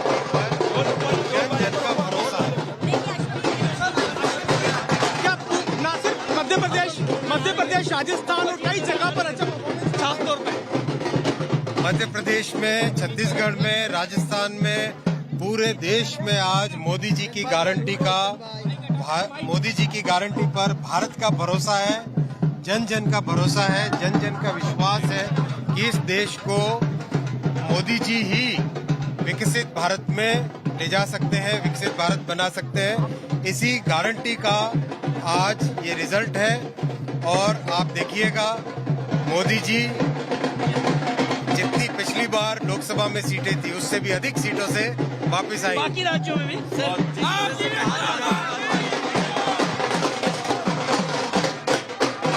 Let's go straight across to Supriya Srinath, the Congress's national spokesperson, head of its social media cell, who joins us. Supriya Srinath, it's been a bad day in the office for the Congress. You are jubilant in Telangana, but you're being swept out across the Hindi heartland. You're even losing now Chhattisgarh. So it's clear it's 3-1. Ms. Srinath. Thank you very much for having me on the show, and I will first begin with Telangana. It's important to talk about the positive news first, and I think wresting a state from a regional party 10 years after Telangana was formed is pretty historic for us, and the way we are winning Telangana, I think that's very, very encouraging. The fact that we are trouncing a regional party is big. That's a trend that one doesn't see very often. That's point number one. My own numbers and the numbers that I'm constantly seeing that we're getting internally tell us the tide will turn in Chhattisgarh, and I'm very reasonably confident about forming the government in Chhattisgarh. The margins could have been better, the yes, tide, but I think the tide is not turning. If anything, it's going towards the BJP in Chhattisgarh. The BJP is pulling ahead. So I am coming to exactly the question you asked me. Have the patience to hear me out. Once I'm done, you can of course counter question me. The numbers will turn around in Chhattisgarh. You wait and watch. Yes, Rajasthan and Madhya Pradesh, and particularly Madhya Pradesh, is deeply shocking, if I may, because I think the way we read the election and the kind of feedback that we're getting from the ground was very different from how Madhya Pradesh has turned around. So yes, Madhya Pradesh has been very disappointing. Rajasthan, I see a little bit of glimmer of hope, even though the numbers are not going to put us back in governance. I think the hope in Rajasthan is that each time we had contested an election as an incumbent, we were trounced to the low 20s or the 30s. I mean, here we are standing at about 66. That's not too bad, and I think that gives us some room for solace as far as Rajasthan is concerned. Clutching at straws. We have traditionally been trounced. Ma'am, with due regard, ma'am, you're clutching at straws. I had Jaiveer Shergill, your former colleague, on the show, and he made an interesting point. He says the problem is the Congress takes victory in elections for granted. It doesn't contest elections except for Telangana in a new way. Micromanagement, last mile connectivity. You missed that. You took Madhya Pradesh for granted. You took Chhattisgarh for granted. No. No. I don't think anybody in their right mind in any party, whether it's us or the BJP, can ever take an election for granted. I don't think anybody can put their feet up and say that the election is long over before it's over. And when you lose, there are multiple reasons that will be attributed to it. I think there was a spirited campaign that was put up in almost all the states that we contested election in. Yes, we haven't won in some of the states that you've mentioned, whether it's Madhya Pradesh or Rajasthan. I continue to be very hopeful about things turning around in Chhattisgarh. Could things have been better? better? Absolutely. Do we need to learn our lessons? Absolutely. But clutching at straws and things like that, I think it's headlines. What are the lessons? What are the lessons and who's accountable? You see, the Congress, ma'am, with due regard, is full of platitudes. What are the lessons? What are the lessons? Who is accountable? You keep going back to the same figures. You don't effect generational change and you pay the price. No, I don't think so. I think, all of you said regional leadership should be empowered. They were hugely empowered. Now, what should we do? We should hang them upside down because they haven't been able to deliver. I think, we read the mood wrong perhaps in Madhya Pradesh. And I think in Madhya Pradesh, maybe the regional schemes of Shivraj Singh Chauhan has put him back in the driver's seat. Maybe we underestimated the power of something like a Ladli Yojana, which was an ongoing scheme. What we were promising to them. But you didn't misread the mood only in Madhya Pradesh. I'm sorry. If the BJP wins in Chhattisgarh, 53 leads at this moment, up 38 from the last time, you've massively misread the mood in Rajasthan, Madhya Pradesh and Chhattisgarh. In any fight where it's BJP versus Congress, you're being pounded. No. This is not, when you're saying you hope to turn it around, ma'am, you're not clutching at straws, you're clutching at thin air. But I do believe that we will turn it around in Chhattisgarh. So should I come to your channel and not say that? I do believe we will turn it around in Chhattisgarh. Yes, Rajasthan has been disappointing, but I'm at least hopeful of the fact that we have not been trounced the way we were when we were incumbents the last time around, and which is why I do believe that our schemes have half of the BJP in Rajasthan. BJP is at 120, the Congress is at 63. You're saying you haven't been trounced. I mean, how else does somebody get trounced? 121 versus 62, you're roughly half of where they are. I will tell you how else. Rahul Kanwal, if you hear me out, you will see the reason in why I see hope in Rajasthan and why do I believe there is a glimmer of hope. Because the last time around, in the last few decades, when we have been incumbents and we have gone to sort another mandate, we have been very badly trounced. I think compared to that, these numbers are encouraging. That's what I'm trying to say. It's not rocket science that nobody is trying to understand. Why is it? May I press? We take the verdict with... Ma'am, may I press you on that? Why is it that when you have incumbent governments, you have not been able to repeat it? Even in Karnataka in 2013, in 2018, you were not able to do that. It seems that once the Congress comes to power, they don't seem to know how to handle power and create a pro-incumbency mood. The BJP has done that successfully now in state after state, especially in the Hindi heartland. I think the one big lesson that all our governments will have to learn, whichever government we form next and whichever elections we win next, will have to be that when you do your work, you have to spend more time communicating it to people. I think we fall short there. I don't think we are as good as marketing as the BJP is, and that's a lesson we should learn from the BJP. We do good work and we presume that the people are beneficiaries and they are going to vote you back. So I think that's a lesson that we have to learn. And I'm saying it with all humility. It's a lesson we have to learn. If you're doing good work, what's the lesson that you've learned from a Jyotiraditya Scindia and with what went down? Because look at what's gone down in Chambal. It's a complete washout for the Congress, which you came back so strongly in 2018. What's the lesson on Jyotiraditya Scindia? Now do you admit you mishandled the situation? What is the lesson I can... You're facing a rout in the Chambal region, So what is the lesson I can learn from somebody who quit the Congress and joined the BJP? No, I'm answering your question. What is the lesson I can learn from somebody who quit the Congress and joined the BJP? Is there a lesson I can learn from him? I don't think so.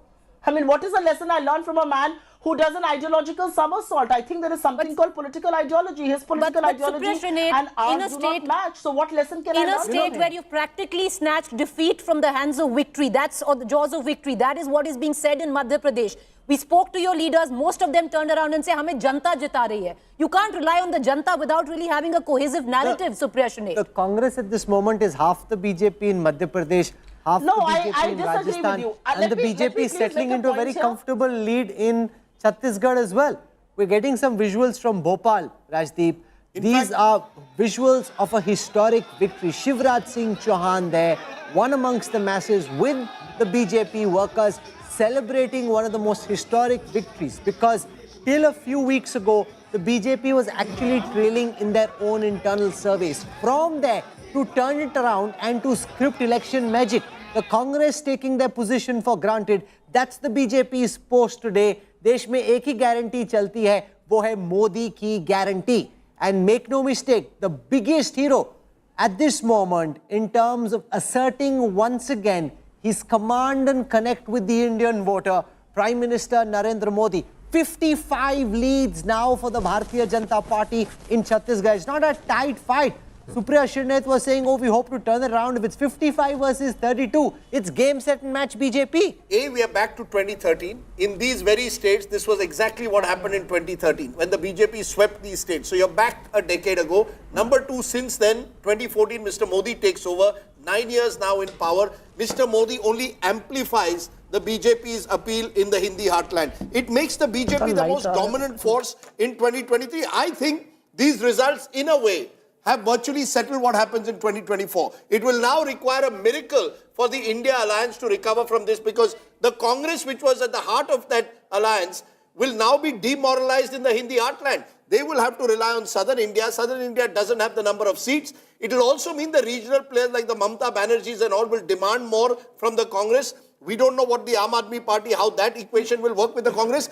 At the moment, with these results, Narendra Modi, the double engine, you didn't answer my question, who's Modi and who's Amit Shah in our double engine, but it's clear that... What do you want to be? No, I don't want to be either. I want to be Sachin Tendulkar, but that's another story. But the fact is, at the moment, I think you've got Narendra Modi as your mascot. You've got a strong organization led by Mr. Shah. He played a big role in Madhya Pradesh in particular.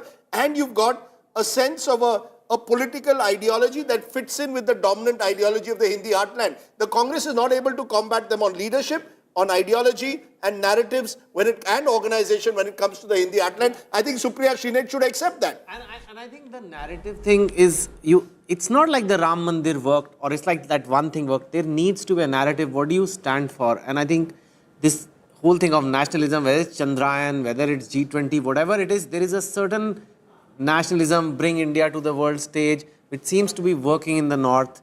The Congress came, the Bharat Yatra, inclusivity, I guess Mohabbat Ki Dukaan is also kind of like an inclusivity. The India Alliance is also kind of like an inclusivity. But it's not very clear that what kind of inclusivity is it? It just means everybody stands on stage together. It just means everybody gangs up and defeats the BJP. Is there inclusivity to defeat the BJP?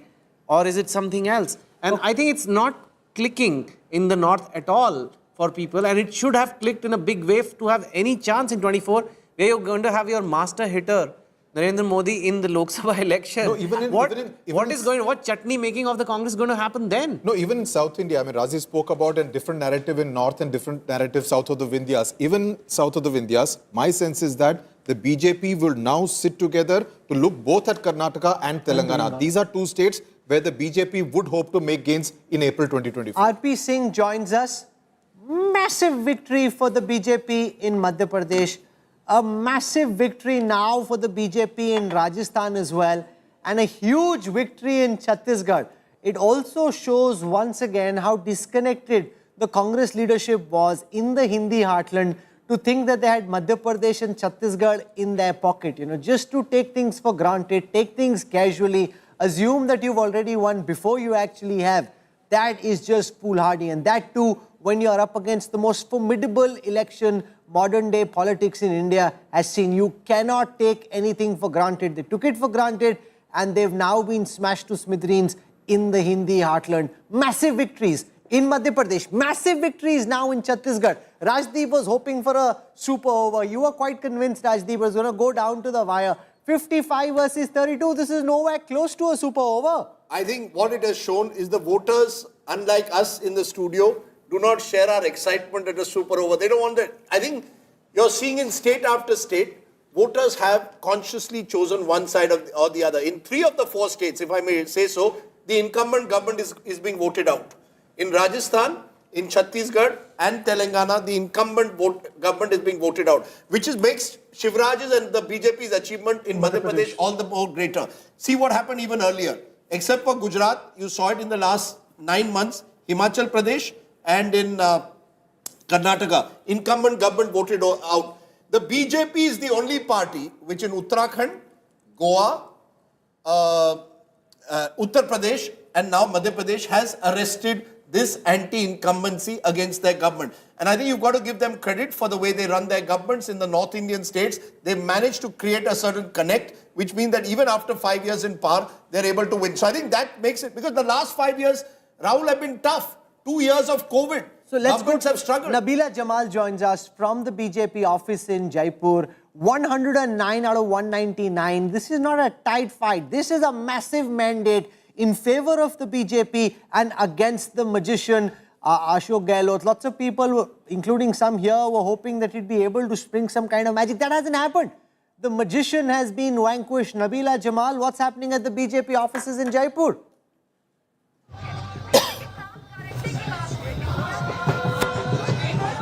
We can see those images of the BJP office in Jaipur, a saffron surge across the state. The BJP with a 60% strike rate in Rajasthan. The Congress's strike rate only 32%.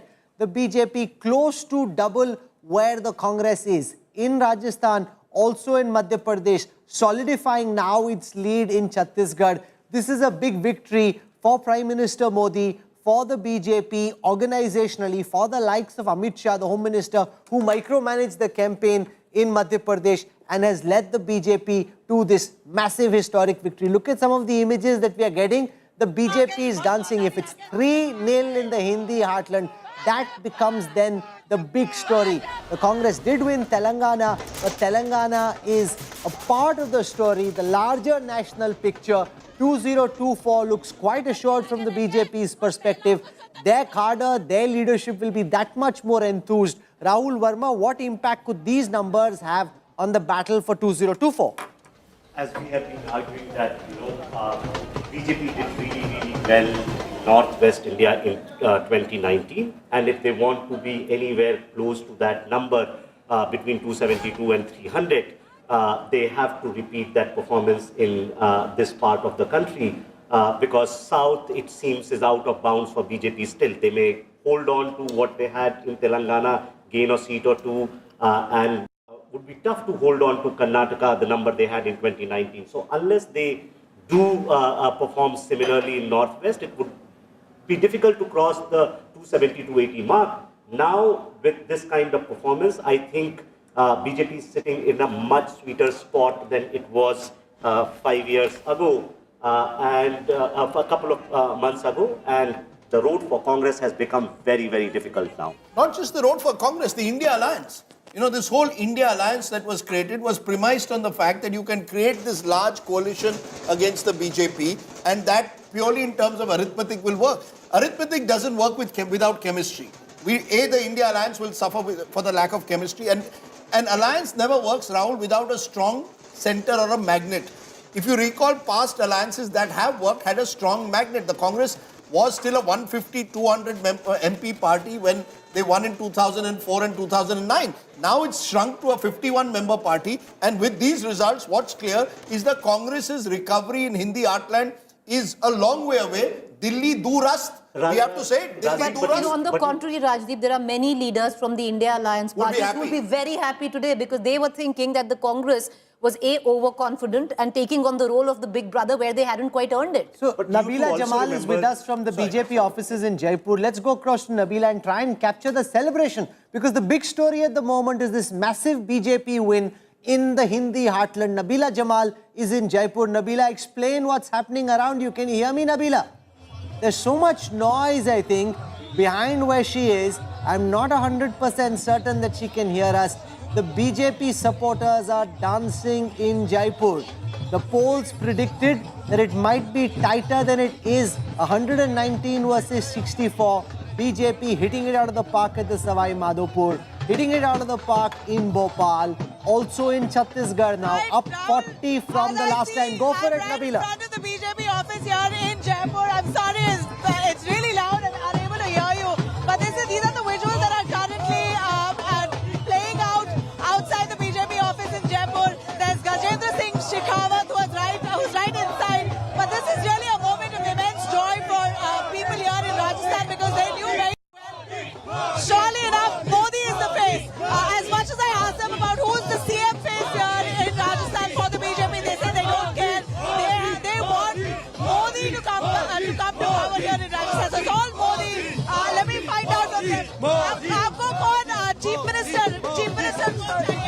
जीत उस दलित बच्ची की चीख की जीत है जिन्होंने दलितों के बच्चियों को भट्टी में डालकर जलाया। ये जीत उस कन्हैया लाल की गर्दन काटने के राष्ट्रवाद की जीत है। किसकी जीत है? ये जीत उस कन्हैया लाल की जिन्होंने राष्ट्रवाद के नाम पे गला काटा था, उसके बदुआ की जीत है। ये जीत उस महिला शोषण की जीत है। Kanhaiya Kumar who was beheaded here in Rajasthan. That's something that many of the BJP leaders netas here are referring to, saying this is the real face of the Congress and they should be decimated. आप क्यों बोलते हो कि गहलोत क्यों हार गया? महिलाओं को लेकर जो हुआ है ना राजस्थान, हुआ है महिला के साथ में बहन बेटियों का बलात्कार कर करके बूंदी एक ऐसा था कि राजस्थान पेपर लीक में नंबर राजस्थान युवाओं के भविष्य से as we know that in 2022 Rajasthan is said to be the worst when it comes to women's safety. The most number of rapes that happened in Rajasthan in 2022. महिलाओं पर अत्याचार नहीं सहेगा राजस्थान। महिलाओं पर अत्याचार नहीं सहेगा राजस्थान। महिलाओं पर अत्याचार। आप कौन यहाँ पर मुख्यमंत्री कौन चाहते हो? जो हमारा हाईकमान तय करेगा वो हमें हाईकमान तय करेगा। मुख्यमंत्री कौन चाहते हो? जो वसुंधरा राजे जी। वसुंधरा राजे इधर आइए। वसुंधरा राजे क्यों चाहते हो? वसुंधरा राजे जी इसलिए चाहते हैं कि महिलाओं को आगे बढ़ाने में हर तरह से वसुंधरा राजे जी ने महिलाओं को बहुत आगे बढ़ाया है। शुरू से ही महिलाओं के लिए बहुत पहले भी काम किया है, आज भी करेंगी और आज महिलाओं में बहुत उत्साह है। वसुंधरा राजे को हमने ज्यादातर नहीं देखा है उधर के काम करते हुए। वसुंधरा राजे जी ने वसुंधरा राजे जी के काम से महिलाएं सारी संतुष्ट हैं। आप कौन चाहते हो मुख्यमंत्री? जी मुख्यमंत्री कौन चाहते हो? हम मुख्यमंत्री वसुंधरा राजे जी को ही चाहते हैं। अच्छा, so you have a whole bunch of women here who want Vasundhara Raje as a chief minister, but we know that Vasundhara Raje is still in her home. As much as she would like to celebrate, we see her supporters here who are gathered in numbers celebrating the victory. जैसे हमारे लिए राम अध्यक्ष शक्ति है, वैसे मोदी हमारे लिए राम है, राम है, राम। अच्छा, तो मोदी के नाम पे या वसुंधरा के नाम पे? मोदी के नाम पे। मोदी के नाम पे या वसुंधरा के नाम पे? Mr. Modi, the chants of Modi, Modi all over Rajasthan. So whoever becomes chief minister, the fact is that decision will be taken by Prime Minister Modi. He is the man of the moment for the BJP across the Hindi heartland, powering that double engine as the BJP calls it. Joining me now is Sumi Rajappan. She's from Raipur, where a real turnaround. We'll join her in a moment. But yes, who will become Chief Minister of Rajasthan? Now, I'm putting you on the I'll just give you the names. I'll give you the names. Baba Balaknath, sitting MP from Alwar, a counter to a Yogi Adityanath, self-styled, a yogi, campaigned with the bulldozer, number one. Number two, Bhupendra Yadav, close to Amit Shah. Om Birla, the current speaker, is another contender, if I would think. Diya Kumari, you interviewed Diya Kumari. They're trying to style her right next to Vasundhara Raje. So that could be an option. Gajendra Shekhawat has always fancied his chances. CP Joshi, who's now the party president, sitting MP from Chittorgarh. He also fancies his chances. So a number of Rajendra Rathod. Rajendra Rathod is trailing right now. If he doesn't win his seat of Taranagar, then he's leading now. Okay. Then Rajyavardhan Rathod, I believe, is out because I think Rajendra Rathod, the opposition leader, the leader of opposition, is another. So they've got contender. lots of names. Lots of names. At 116, are we now safely saying it will be someone other than Vasundhara? Your sense of the BJP, Ashok Malik, is they use these occasions to effect a generational change. My sense is Mr. Modi won in 2014 with a certain agenda, a certain generation for 10 years. In 2024, the BJP does need a refresh. Okay. It's a favorite to win, but it needs a refresh for 2030. Who do you think is the contender? I don't have names. Only Mr. Modi knows, or Mr. Amit Shah knows. Let them decide. Let me not guess. I think whoever we think it won't be that person. Just one sec. I think there will be new chief ministers in all three states. Even Shivraj Singh will go, you think? In my hunch is Ashok has been saying this consistently. He believes there will be a new chief minister there as well. Nothing that dramatic. Nothing that dramatic. I think they will be some changes maybe, but the BJP also doesn't do something crazy or like game changer. It is sensible. It's still 5 months is 20 weeks to the next election.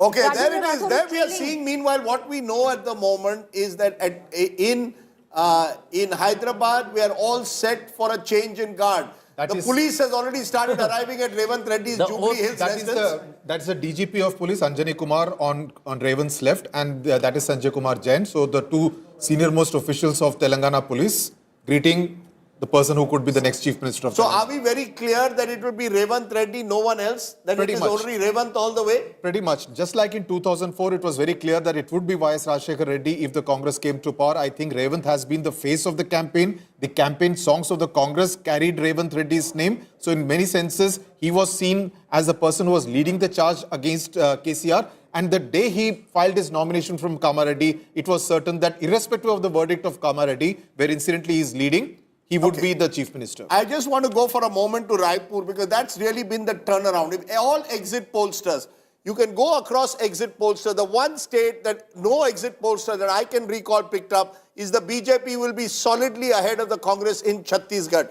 And that's exactly what's happened. Sumi Rajapan, to her credit, said it's going to be close. Sumi, is not just close, the BJP is pulling ahead. Is there a sense that it's a done deal now, that the BJP will form the next government in Raipur? And if so, who will be the CM?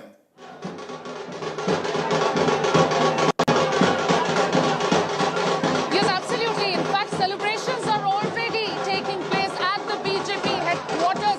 Dhol, nagaras, everything has been out that were kept preserved till late at night yesterday. And in fact, the polls are out. We're witnessing colorful visuals here. People dancing and rejoicing. And I would still wait till 1 till I congratulate all the folks at the BJP. But we're being joined by Naresh Gupta, a BJP leader. कैसा लग रहा है आपको? कौन अब CM कौन बनेगा? देखिए, सीएम भारतीय जनता पार्टी का कार्यकर्ता ही बनेगा। और सबसे बड़ी बात है कि भ्रष्टाचारियों का, समाज विरोधी लोगों का, भ्रष्ट लोगों का सफाया कर दिया। करने वाले, धर्मांतरण कराने वाले लोगों का इस प्रदेश की जनता ने सिरे से खारिज कर दिया, नकार दिया है। भारतीय जनता पार्टी की जीत जन सामान्य की जीत है, मोदी जी की जीत है, मोदी जी की पॉलिसीज की जीत है। आपको नहीं लगता अभी 1 बजे तक इंतजार करना चाहिए? 1 बजे तक नहीं, ट्रेंड तो क्लियर सेट हो गया है, इसलिए हम now go across to Pooja Shali, who's speaking to Jyotiraditya Scindia. Let's listen in. जनसेवा के पथ पे चली है, उसे इस प्रचंड बहुमत मध्य प्रदेश की जनता ने दिया है। और इसका अगर श्रेय किसी को जाता है तो प्रधानमंत्री नरेंद्र मोदी जी को जाता है, हमारे दोनों मार्गदर्शक अमित शाह जी, जेपी नड्डा साहब को, और प्रदेश के अंदर हमारे पार्टी के अध्यक्ष वी शर्मा जी को, और हमारे लोकप्रिय मुख्यमंत्री शिवराज सिंह चौहान जी को जाता है। भारतीय जनता पार्टी का एक एक कार्यकर्ता जिसने तन मन के साथ, खून पसीना के साथ इस पार्टी को सिंचित किया है, उन सभी को जाता है। सभी को मेरे दिल के गहराइयों से बहुत बहुत धन्यवाद, और मध्य प्रदेश की जनता को दो मेरे तरफ से प्रणाम। कांग्रेस कह रही है धर्म का कार्ड चला और बीजेपी कह रही है कि मोदी की गारंटी है। देखिए, कांग्रेस को थोड़ा स्पोर्ट्समैन स्पिरिट सीखना होगा। खेल के समय में जीत होती है, खेल के समय में हार होती है। जो जीतता है उसके गले में माला पड़े, जो हारे वो भी अपने दिल पर लेकर हार को स्वीकार करे। ये ईवीएम मशीन इनकी हो जाए, उनकी हो जाए, उनकी हो जाए। हमने कहा और जनता का नतीजा हम स्वीकार करेंगे। हमारे साथ मुख्यमंत्री को लेकर के सवाल मध्य प्रदेश में हमारे मुख्यमंत्री शिवराज सिंह चौहान उनके जनहितैषी नीतियों के आधार पर और प्रधानमंत्री जी के पूर्ण एक तरफा एक सोच विकास प्रगति के आधार पर ये प्रचंड बहुमत है। बेहद खुश नजर आ रहे हैं। आप खुश नजर नहीं आए तो आपकी खुशी भी देखेगी। तो चलिए, आपको बहुत बहुत बधाई इस खुशी के लिए। जैसे सोशल मीडिया पर ट्रेंड कर रहा है कि ये अकेला तत्पर भारी मोदी की गारंटी। मोदी जी की गारंटी एक एक प्रदेश के लिए है, मोदी जी की गारंटी पूर्ण देश के लिए है, और मध्य प्रदेश और देश को विश्व पटल पर उजागर करने की गारंटी प्रधानमंत्री नरेंद्र मोदी ने। Jyotiraditya Scindia, it's very nice to see how Jyotiraditya Scindia, Narendra Singh Tomar and Shivraj Singh Chauhan, all the senior BJP leaders were sitting together in Bhopal watching the results come in live. A sign there of sportsmanship and teamsmanship. DK Shivkumar is speaking at this moment in Hyderabad. Let's listen to what the Karnataka Deputy CM is saying. Voters of Telangana for having shown the confidence on us. We will restore the confidence. Could you see that, Mr. Devan?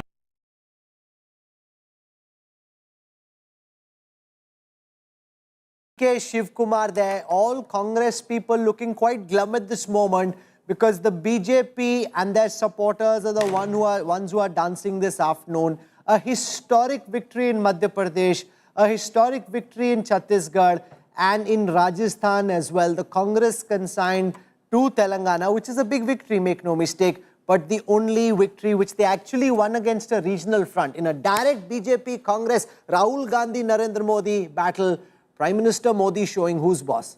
See, basically, Congress at the end of today will be in power, correct me if I got my numbers right, in 3¼ states.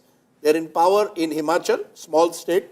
They're in power in Karnataka and now in power in Telangana. The quarter I'm giving them is for Jharkhand, where they are a very much junior partner in the state. So that's Tamil Nadu DMK. Yeah, but they're not in government. The government is DMK. So 3¼ On the other hand, the BJP has now got 3 important North Indian states to already add to Uttarakhand, to Uttar Pradesh, to Haryana. So if you do a map of India and Gujarat and Maharashtra where they are in government with Shiv Sena, the northwest monsoon, as I call it, Rahul, is blowing through this country. You start in Goa, Gujarat, Maharashtra, come into central India, Chhattisgarh, Rajasthan, Madhya Pradesh, and then go into North India, into Haryana and Uttarakhand, Uttarachal. That's a large number. That's a huge geographical area. Can I ask you a question? Sure. Turn it around. Your state, Maharashtra. Yes. What is Mr. Pawar thinking right now? What does he think? I mean, he's already, his own party is imploded. We've seen in recent Panchayat elections, if anything, Ajit Pawar has taken a large chunk of the party organization. So Mr. Pawar, frankly, has to worry about first, you see, all these India alliance leaders have to first worry about consolidating their home turf.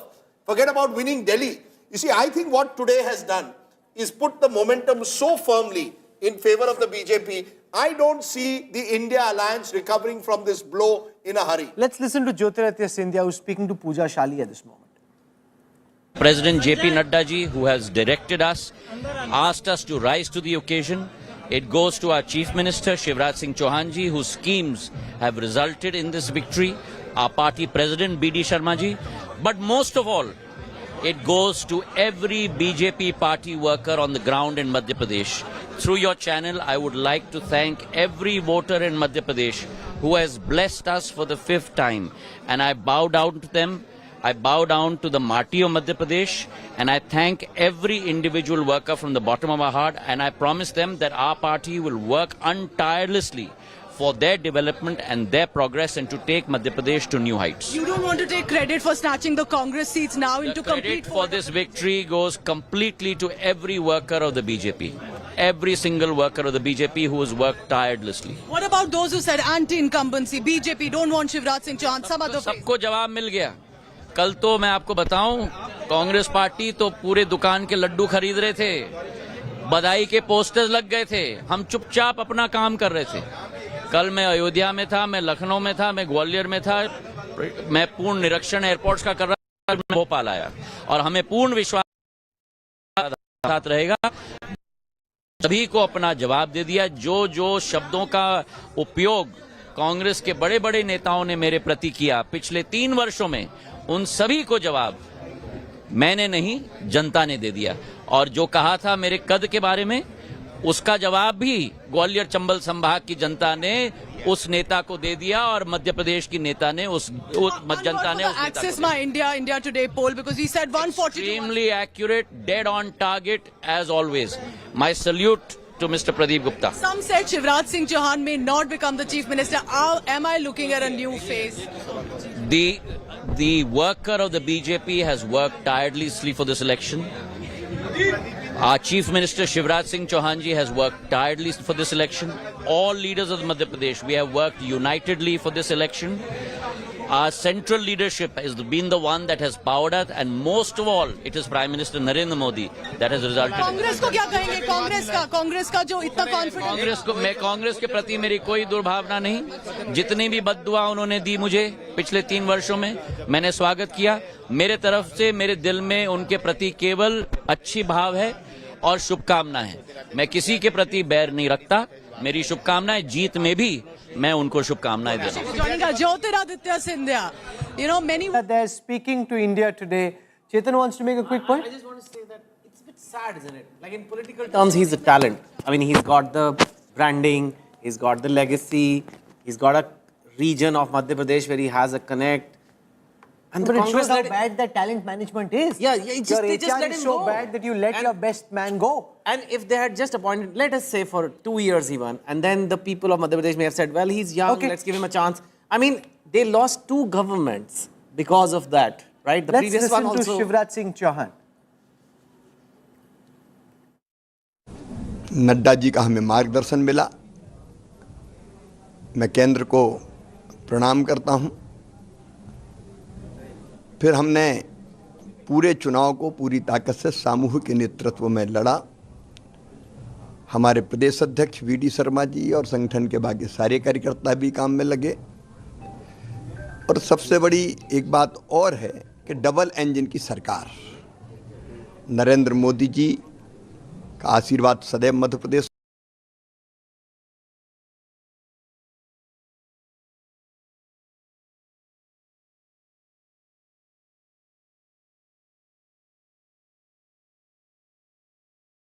को मिला। तो केंद्र सरकार की योजनाओं का भी आदर्श क्रियान्वयन हमने मध्य प्रदेश में किया। और मध्य प्रदेश सरकार ने इतने वर्षों में, चाहे सड़क हो, बिजली हो, पानी हो, शिक्षा हो, स्वास्थ्य हो, सिंचाई हो, कोई भी क्षेत्र ऐसा नहीं छोड़ा जिसमें बेहतर काम ना किया हो। ये एक दिन में परिणाम नहीं आता, लगातार बेहतर काम करने के कारण परिणाम आता है।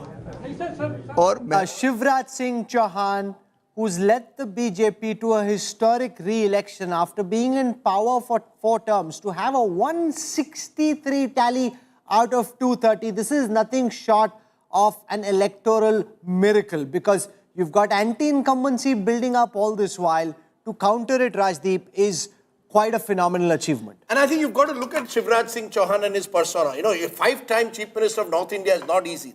These are turbulent states. It's a very big state. It's a big state. It's a turbulent state to stay on in power. And look at how he came into power. In 2003, the BJP won Madhya Pradesh by a comprehensive budget. What did they do? They edged out their whole old guard. Sundarlal Patwa, Kailash Joshi, all were pushed. They brought in Uma Bharti. She didn't succeed in governance. They brought in the old guard in the form of Babulal Gaur. He didn't succeed. And then they took a gamble with a much younger leader, close to Uma Bharti, Yuva Morcha leader, but made him the chief minister. And over time, Shivraj showed that he's a durable leader, able to take people along. And that's his biggest strength. There is space in Indian politics for that old-style consensual leader. There's space for Modi, who's this charismatic figure. No one will call Shivraj charismatic. But Mama Ji has a connect which is very, very also, personal. make no mistake, it also shows how the likes of Kamal Nath and Digvijay Singh have botched this up in quite an epic fashion for the Congress. Even the BJP's internal polls were showing a tougher fight till recently. The BJP pulling off a historic victory, snatching a massive victory from the jaws of a possible defeat in Madhya Pradesh and in Chhattisgarh. I want to go across to Amit Malviya, National IT Cell Chief of the Bharatiya Janata Party. The BJP dancing to victory in Madhya Pradesh, looking extremely strong in Rajasthan, and also now in Chhattisgarh in a very comfortable lead. If there was any question about what would happen in a BJP-Congress duel, I think you've smashed the Congress to smithereens in this election. Mr. Malviya, welcome and congratulations. Thank you, Rahul. I think this is a win for Prime Minister Modi's leadership. Modi ki guarantee, as he said in these state elections, particularly the Hindi heartland belt. And I think no other leader today, other than Prime Minister Modi, has a vision for this country to see a developed India by 2047. And that is what you see in action. He has delivered everything that he's promised. His credibility, the trust people have in him is what is driving the BJP to success in these three Hindi heartland states. The sweetest victory. Would I be right though, Amit Malviya? Would I be right, sir? First of all, congratulations. It's a huge day. Would I be right in saying there's a big difference now between the Hindi heartland, where you're a dominant party, where Mr. Modi is larger than life, and South India, where you would say that the Congress is the principal national party? Am I right? Or is that an exaggeration, you think? Let me finish my point, Rajdeep. I will come to the question on southern India and Telangana as well. The important issue that I wanted to bring to your notice is that the Congress lost power both in Rajasthan and Chhattisgarh, the two states where they were in power for the last 5 years. It is therefore quite obvious that the Congress does not know how to govern. The Congress does not know how to retain power after being in office. Perhaps it's a lesson for the chief ministers in these two states that running behind the Gandhis can secure you your job for 5 years, but it's not a guarantee for re-election. On the contrary, you have the BJP, which has won after 20 years again. Barring a brief period of 2 years when the Congress was in power, it's been BJP all the way. It is what governance does, it is what good governance is all about, and governments do get elected on governance. That is the message that is coming through. Coming to southern India and Telangana in particular, let's be very clear that this is a mandate against the KCR government. It is not a mandate for the Congress. Similarly, in Karnataka also, the mandate was against the incumbent government. It was not for the Congress. So let's not make the mistake of assuming that the Congress is gaining ground in southern India. It is the default. Am I to understand, therefore, from what you are saying, that people are you saying, Amit Malviya, that 2024? Are you saying, Amit, then for you 2024 is a done deal? Given what's happened, the fact that you won 3 big states and you've taken 2 of them away from the Congress, do you believe, therefore, 2024 is a done deal now?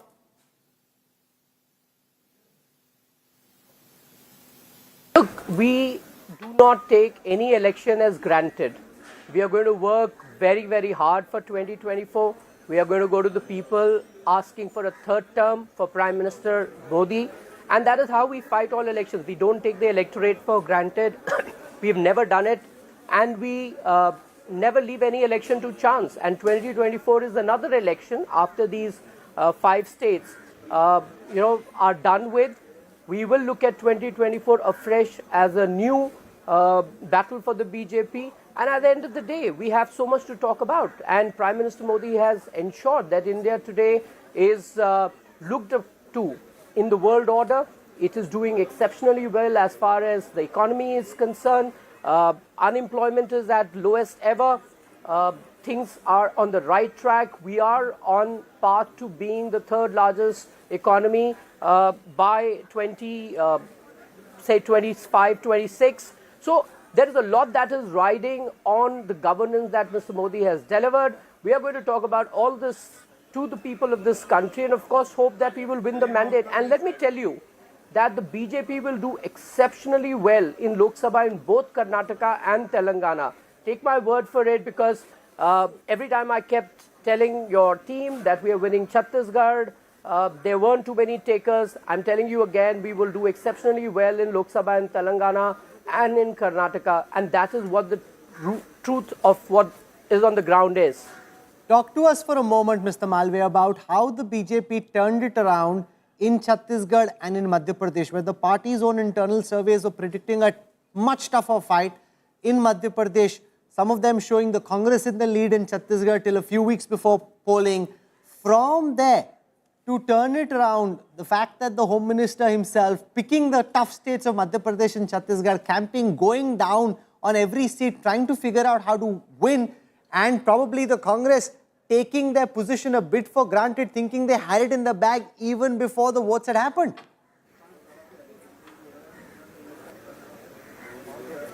Now, let me start with Madhya Pradesh first.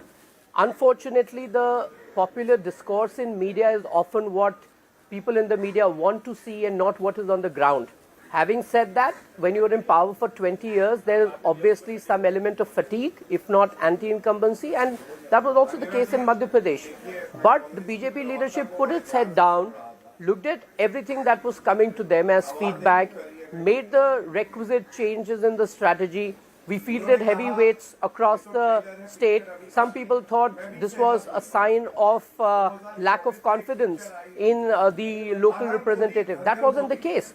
We look at what is coming to us and you decide on the basis of that, which is exactly what the BJP did. Of course, Mr. Shah was on the ground. He was minutely looking at every region. In fact, he traveled to every sambhag of the BJP in Madhya Pradesh and held meetings with party workers. That is what the commitment was, really down to the lowest level. And you see the results. I mean, the BJP has massively won Madhya Pradesh. Coming to Chhattisgarh, one big question, Amit. Answers no one gave the BJP a chance till. Yeah, go ahead. No one gave BJP a chance in Chhattisgarh 3 months ago. But if I can take you back to the first rally that Prime Minister Modi held in Chhattisgarh, we realized that there was a great deal of spark in his rally and there were people who were flocking to it in very large numbers. And that made us think about the undercurrent, the corruption, the lack of governance, the apathy towards farmers, the liquor scam which destroyed families in Chhattisgarh. It was all there. There was huge anti-incumbency against Baghel. He may have been popular with the section of the media in Delhi, but he had not delivered on ground. And we started building on it. We realized that the people did not vote us out 5 years ago because they were unhappy with governance, because after all, we had been in power for 15 years after Chhattisgarh was formed. It was because we could not deliver on the bonus on the paddy is the reason why we got voted out. We made good that. We announced that as part of our manifesto. We ensured that we met people's expectations, and because of the trust that people have in Prime Minister Modi's leadership, in the BJP, that they voted for us the way they have. And Chhattisgarh is, like I said again, the sweetest victory because nobody gave us a chance. But the party, the leadership, our cadres, and of course the people of Chhattisgarh have entrusted the BJP again with a mandate, and we are extremely grateful for that. Are you seeing therefore a generational change now in these states? There's much speculation. Kaun banega Mukhyamantri? Does Shivraj Singh Chauhan stay on? Does Vasundhara Raje come back? Do you find a new face for Raman Singh in Chhattisgarh? Is the BJP seeing these elections as a moment for generational change?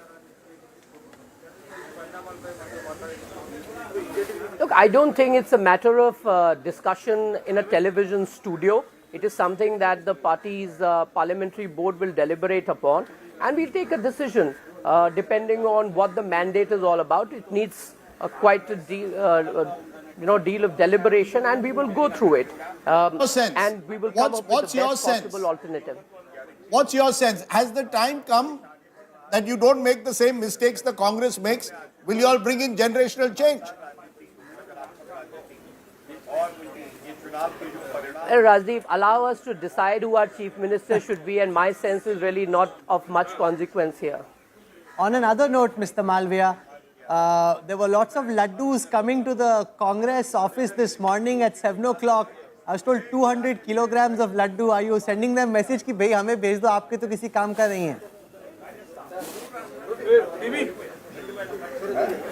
Well, I think I don't know about the laddus, but one thing is quite clear. If the Congress thinks that it is their ordained right to rule in this country, then it is not the case anymore. If they persist on continuing with Rahul Gandhi's leadership, they will face lot many more disasters in the days ahead.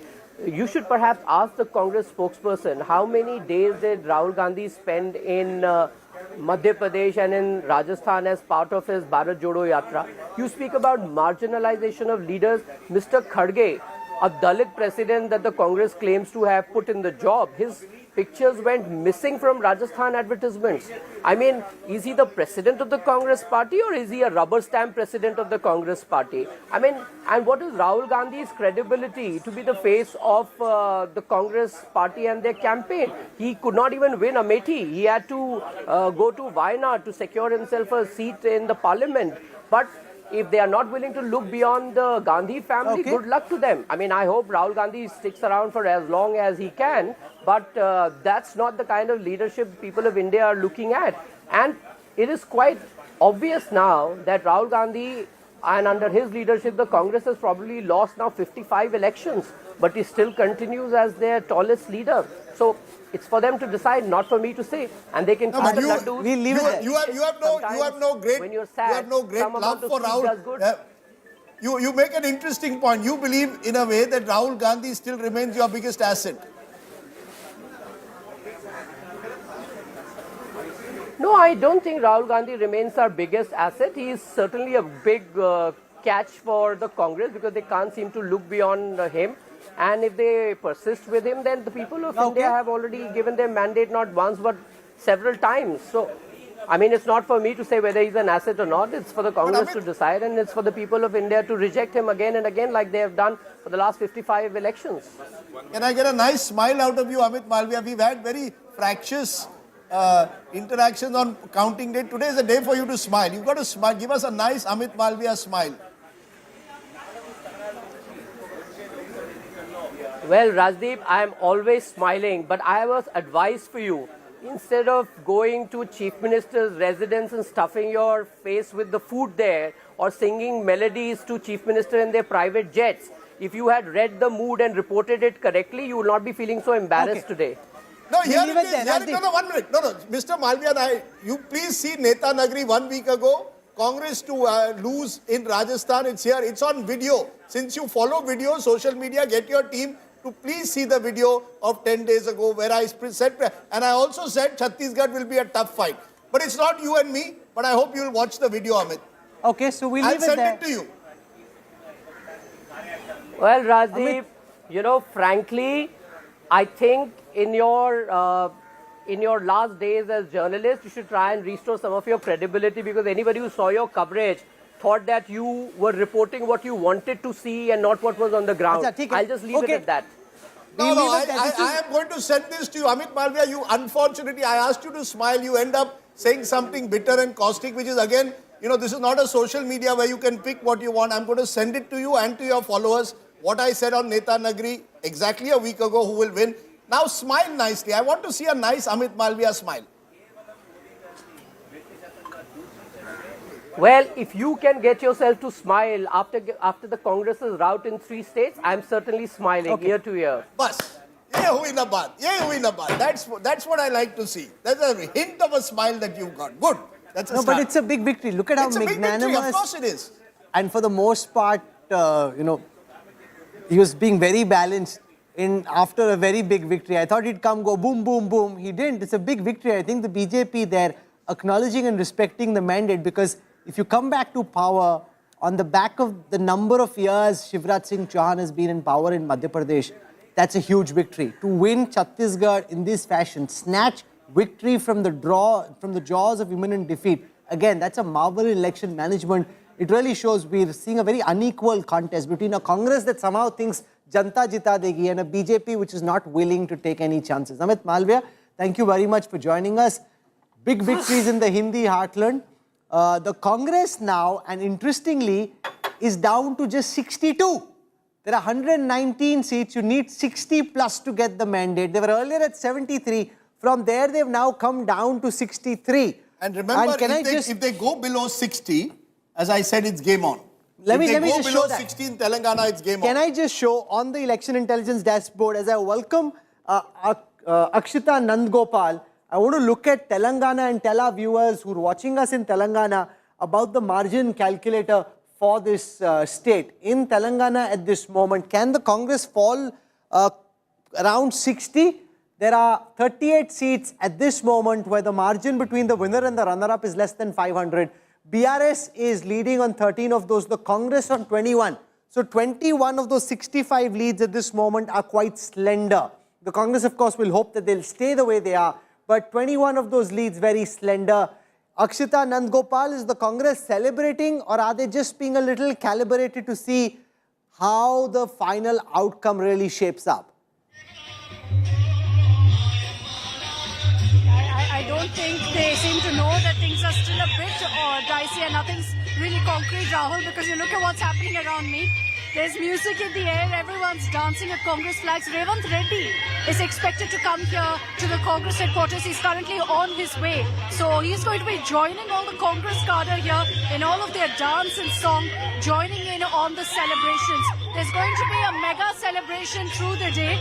This evening, we understand that the entire Congress leadership here in Telangana come together.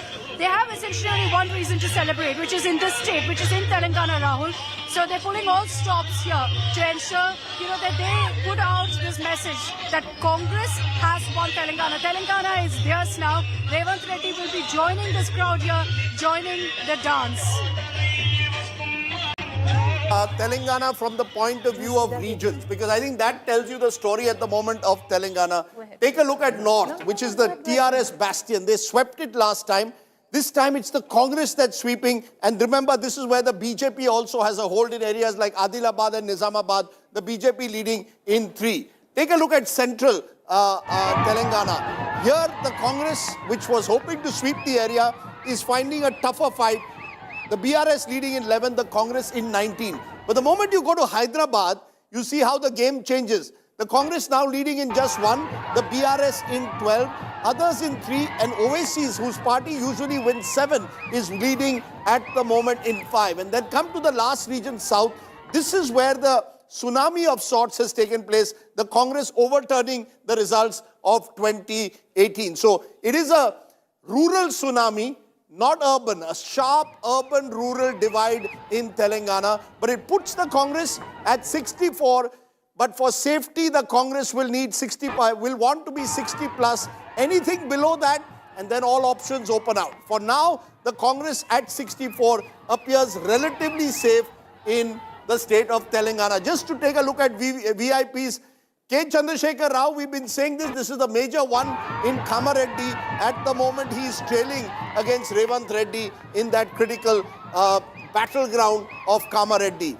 Now Azharuddin, who was winning earlier, is trailing in Jubilee Hills. It was expected that Maganti Gopinath is a very tough candidate and he would probably come through in that state. There is no major surprise in that sense in what's happening. Etala Rajendran is trailing in both his seats. He's the BJP's face, came to it from the TRS, and he's trailing in both his seats. An important loser at the moment is the finance minister of the state, Harish Rao, nephew of KCR, who's trailing at the moment. But overall, if you look right round at the moment, it appears that the Congress is holding its own in rural Telangana, which is why it's ahead. In urban parts, it's the TRS which is holding its own. Does that, Rahul Verma, when you have such sharp rural-urban divides, TRS, even in an anti-incumbency wave, the BRS, holding its own in Hyderabad? So it's less to do with rural-urban divide, but much more to do with Congress's structural presence in the state. Congress has been a weaker party organizationally in the Hyderabad region. Plus, there is some kind of understanding between BRS plus AIMM. So that makes Congress's chances of winning seats in the greater Hyderabad region much more difficult. Okay. Let's go across to Yogendra Yadav, Chief of Swaraj India. He's joining us, sharp political mind. Mr. Yadav, what according to you is the big national takeaway from today's election? How would you sum up the results that we've seen so far? Rahul, the major turnaround of the Congress in Telangana, which could have been a national story, has been overshadowed by a very major setback in the Hindi heartland. And it's a setback not just for Congress party, it's also a setback for all of us who want to see a change in this country, who want to see a political badlav at the national level. I must confess that while I can see why some of these elections became much closer than they needed to, because the real setback is that Congress could have actually won all the three. These are not impossible elections that Congress was destined to lose right in the beginning. That's why it's a setback. I must honestly confess, I do not fully understand the extent of BJP's victory in Madhya Pradesh. They are leading by 8%, closer to what your exit poll had shown. I understand it. You had anticipated it. I don't fully make sense of how a party which had almost lost the last election came back illegitimately and did not do a great job in governing in the last 4 years, against which there was a broad sentiment of badlav. That party has won with 8 percentage points. But whatever, this is a fact and one has to reckon with it. To my mind, the three big lessons, while one could always blame, and the usual tendency, at least in political analysis, unlike cricket analysis, Rajdeep would appreciate, is that in politics, whoever wins, we say that they fielded well, they bowled well, and they batted well, which normally doesn't happen. To my mind, in the case of Rajasthan, there was no anti-incumbency against the chief minister nor against the government. There was intense anti-incumbency against MLAs, which the Congress did not acknowledge and ended up rewarding them the tickets back. Also in Rajasthan, the second major factor was that Congress could have struck two simple alliances, one with CPM, the other with BAP. And to my mind, these two have cost Congress at least 15 to 20 seats so far. So it could have been a much closer election. In Madhya Pradesh, I think Congress fought organizationally a better election than they did last time. But they did not have an overall narrative, and they did not have a social strategy. In Chhattisgarh, the story is different. Again, a government against which there was no broad anti-incumbency, but which failed to translate that into a political narrative. So that is what seems to have happened. But it's a very major setback. Yeah. Can I therefore summarize, you're giving us what you believe has happened in these three Hindi heartland states. What if I said in a single line that basically the Hindi heartland is Modified? You can call it BJP-fied, Modified, but that we are seeing consistently Uttar Pradesh, Uttarakhand, now Rajasthan, Madhya Pradesh and Chhattisgarh, across the Hindi heartland, the BJP is virtually becoming a dominant party in several parts. How do you combat a dominant party? Is that in a sense showing the weakness of the Congress or the strength of the BJP? But may I add to it, Mr. Yadav? May I just add to that question? Yes, may I add to that question, Rajdeep? The sheer fact that the Congress now sees, especially in the Hindi heartland, the OBC card, caste census as a game changer going into 2024. Mr. Yadav, you've been also one of the biggest proponents of that. None of that seems to be catching on ground, at least where the Hindi heartland is concerned. I would not call it modified, but because, you have to include what happened in Himachal Pradesh, you have to think of what happens in Bihar and so on and so forth. But the fact is that BJP is very strong in this North Indian Hindi leading up to the West India bet. In that, what should Congress do? On the OBC card, it is true that Rahul Gandhi spoke about caste census very clearly. But was this actually an election issue on the ground at all? Did the Congress candidates speak about it? Did the Congress workers even know about it? Did the Congress take this message to the OBC and SC at all? At least I did not see that on the ground. The Congress doesn't with due regard, Mr. Yadav, the Congress doesn't seem to have a strong, viable OBC leadership. You see, the questions, we've been raising this about Bharat Jodo Yatra. You were part of that Yatra. The Congress is taking credit in South India, saying the Bharat Jodo Yatra galvanized us. But look at North India. It also went through Madhya Pradesh. It also went through Rajasthan. And it has zero impact. So you start wondering whether Rahul Gandhi is, and even in Telangana, there will be those who will say this is just an anti-incumbency vote. Nothing to do with this Bharat Jodo Yatra. So questions again over Rahul Gandhi's leadership? Rajdeep, anti-incumbency is something which is invoked as and when a ruling party loses. The question is, why did anti-incumbency not happen 5 years ago? Why has it not affected BJP and so on? So and about the OBC leadership, let's not forget that Congress's CM in Rajasthan and in Chhattisgarh were OBCs. To my mind, the three broad lessons that I see for Congress are the following. Number one, Congress's overall national posture of its leadership is not aligned to its actual ground level political campaign. Number two, Congress's own vote base, which is the bottom of the pyramid, namely the poor, SC, ST, OBC, that is not aligned with Congress's own leadership and Congress's own policies. And number three, Congress needs to be, the third lesson is that Congress could be more harsh on dealing with people within and more liberal in dealing with people outside. This is what we saw in Rajasthan. These are three broad lessons at the national level, but indeed it is a setback. And unless some of these lessons are learned by Congress and by the opposition in general, it is much tougher than it looked this morning, the 2024 Looked at from a BJP perspective, Yogendra Yadav, would you accept that this makes the path to victory in 2024 that much easier for the BJP and for Prime Minister Modi on the back of this kind of success in the Hindi heartland? It now becomes very difficult to dislodge the BJP and prevent Prime Minister Modi from winning a third term? If you did simple numeric calculations, you would not say that, because the fact is that BJP had swept all these states. Telangana was one state where BJP had 4 seats and was hoping to improve. So while today's verdict dashes BJP's hopes of increasing the numbers, the fact remains that Congress needed to do something to BJP's complete dominance over this region. And today's results do not affirm that hope. And therefore, the opposition really needs to think hard about its strategy. So you're not accepting it's a done deal? You're not accepting 2024 is as close to being a done deal? Because remember 2018, the Congress won all these 3 states and yet lost. Now they've lost all these 3 states. Does it make it even more difficult for the opposition?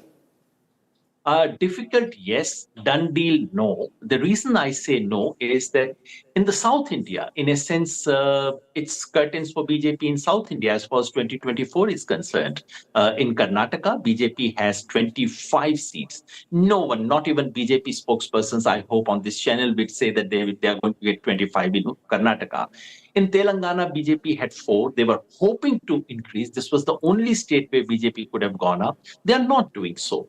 So that larger challenge still remains. But yes, if you ask me, has it got tougher? Of course, it has got tougher today. And the opposition really needs to think fresh. We'll leave it there.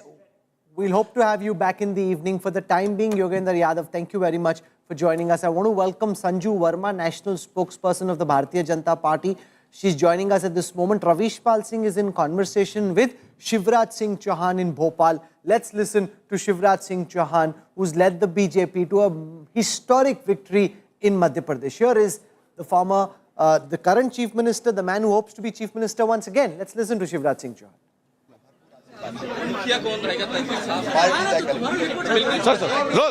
इस वक्त हमारे साथ मौजूद है मध्य प्रदेश के मुख्यमंत्री शिवराज सिंह चौहान, जिनके नेतृत्व में भारतीय जनता पार्टी ने एक प्रचंड जीत की ओर कदम बढ़ा दिए मध्य प्रदेश में। तो सबसे पहले शुभकामनाएं आपको जी। धन्यवाद। आपने एक बात कही थी भोपाल की एक सभा में, मैं फिनिक्स पक्षी हूं, आज वो साबित होता दिख रहा है? देखिए, जो काम हमने किया है प्रदेश के विकास का, वो अद्भुत और अभूतपूर्व है। 2014 से श्रीमान नरेंद्र मोदी जी प्रधानमंत्री हैं। उनका प्यार, आशीर्वाद और मार्गदर्शन और जनता के मन में उनके प्रति अगाध श्रद्धा और प्रेम, डबल इंजन की सरकार के काम, उसका परिणाम आज सामने है। सर, 3 राज्यों के खासतौर से हम बात करें, छत्तीसगढ़, राजस्थान, मध्य प्रदेश। छत्तीसगढ़ और राजस्थान में तो जो सरकारें थी उनके खिलाफ गया, लेकिन मध्य प्रदेश में सरकार के साथ वोटर गया। इसके पीछे सबसे बड़ा फर्क देखेंगे तो बाकी राज्यों में एंटी इनकम्बेंसी थी, मध्य प्रदेश में एंटी इनकम्बेंसी नहीं, प्रो इनकम्बेंसी थी। जनता का प्यार सड़कों पर मुझे झलकता हुआ दिखाई देता था। आपने एक जिक्र किया था अभी 3 दिन पहले सीहोर में कि कांटे कोई नहीं है बहुमत की सरकार में, जो कांटे थे वो निकल गए। वो कैसे निकले? लाडली बहनों ने निकाल दिया। अब प्राथमिकता अब क्या रहेगा? क्योंकि मुख्यमंत्री का चेहरा तो क्या आप बार-बार कहते हैं संगठन तय करेगा, लेकिन कहा है वो पूरा करना है। अब यहाँ से आपको क्या लगता है, एग्जिट पोल जो एक्सिस माई इंडिया ने दिखाए थे वो आपको लगता है सटीक बैठे हैं? लगभग वही परफेक्ट निकले हैं। एक्सिस माई इंडिया, चाणक्य, इस तरह के जो कुछ आए थे, मैं एक एक की बात नहीं करूंगा, लेकिन वो परफेक्ट है। राहुल गांधी ने एक पनौती शब्द का इस्तेमाल किया था, आज कब क्या कहेंगे? नहीं, जनता ने जवाब दे दिया। बहुत बहुत धन्यवाद। ये थे मुख्यमंत्री शिवराज सिंह चौहान, जिन्होंने आज तक से खास बातचीत की। That's Ravish Pal Singh. Let's go across to Sanju Verma, national spokesperson of the BJP. The BJP romping home to power in style in Madhya Pradesh, Rajasthan and even Chhattisgarh. Internally, some in the party were thinking, okay, ek to nikal jayegi, do aa jaye, that will be 2-2, that will be a good one. You in fact hit the Congress out of the park in the heartland.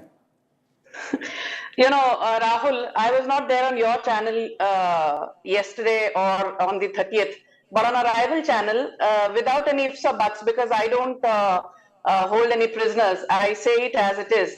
I said we are winning all the three, Madhya Pradesh, Rajasthan and Chhattisgarh, without any ifs or buts whatsoever. And I'm so glad that, you know, it's not just a victory. एक होता है कि आप जीत हासिल करते हो, and दूसरा होता है there is a rout of the opposition. Look at the sheer magnitude of the BJP's victory in Madhya Pradesh. So congratulations to Pradeep. That video doing the rounds on social media where Rahul Kanwal is saying, अरे लोगों को नींद नहीं आ रही है, सच होगा ना, हमारी फजीहत तो नहीं उड़ेगी ना. तो राहुल कंवल जी, आपकी फजीहत नहीं उड़ी ना, बीजेपी की फजीहत उड़ी. And Rajdeep Sardesai telling Pradeep, you better get this right, otherwise we will be in deep trouble. So Rajdeep, you are not in deep trouble because Pradeep has got it right. And I think the reason why I remember what he said is because it's very difficult to go against the popular narrative and still hold your ground. So, you know, kudos to that. But I just want to say one, I think Rahul Kanwal is bored of this particular panktiya which I quote so often on his shows, and I've done a zillion shows with him. But I always say this, and I don't think it's going to go out of style. I will repeat what Prime Minister Modi told the opposition a couple of months back on the floor of the Lok Sabha.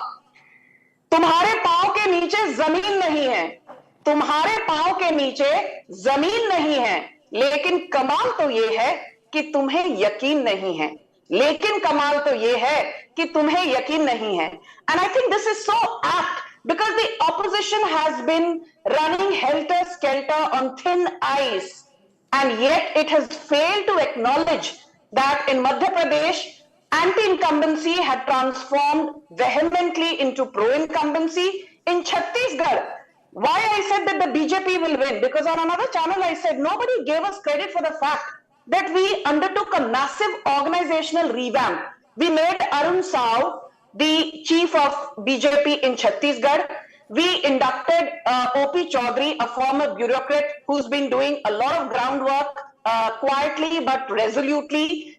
You know, we made sure that we gave a relevant opportunity to Kedar Kashyap, the son of Baliram Kashyap, a stalwart in Chhattisgarh politics from the BJP's end.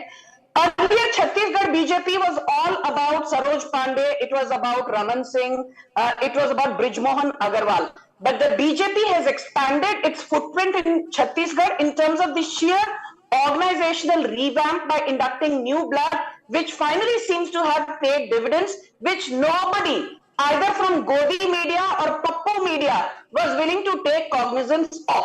Point number one. Point number two.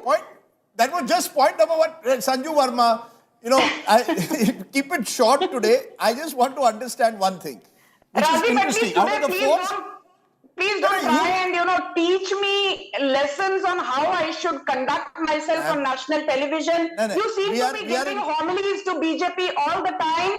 I don't want to trivialize a victory. I don't want this to be Rajdeep versus Sanju Verma. But let truth be told. Let truth be told. So I want an explanation. Show some grace today for just a a minute. Simple. Can I just understand one thing? 4 state governments today, 3 are being voted out. 1 of BRS, it appears, and 2 of the Congress. The one BJP government is being voted in. What do you think the BJP does right that the Congress doesn't? Simple, so nice question. Yes, so now let me, I'm not a cricket buff, nor am I a movie buff. But let me speak in cricketing, you know, terminology, because that is what Rajdeep Sardesai appreciates. I think, and at the expense of sounding, you know, to be a blind bhakt, I say blindly, you know, हाँ भाई मोदी भक्त हैं, गलत क्या है? It is better to be a Modi bhakt than to be a Panoti Pappu's bhakt. But be that as it may, Narendra Modi has the reliability factor which MS Dhoni has enjoyed for the longest time. So the reliability of Dhoni, the flamboyance, flair and aggression of a Virat Kohli, and the perseverance and style of Sachin Tendulkar. Never give up. And the sheer dedication. I'm telling you, I'm not a seasoned politician. I've spent longest time, donkey's years in the corporate sector. But trust me, even on the smallest matter, the kind of organizational homework, the kind of groundwork that is done, I mean, you have to be a part of the system. It's unbelievable. Sometimes, I ask myself, this is a textbook classic case in management. And, having been a management student, I am told, a small thing that I want to say. Philip Kotler always says that the greatest disservice you can do to a bad product, and listen to this very carefully, the greatest disservice that you can do to a bad product is to continuously market it and not realize that it is the time to abandon it. अब ये किसके लिए साबित हुआ सही?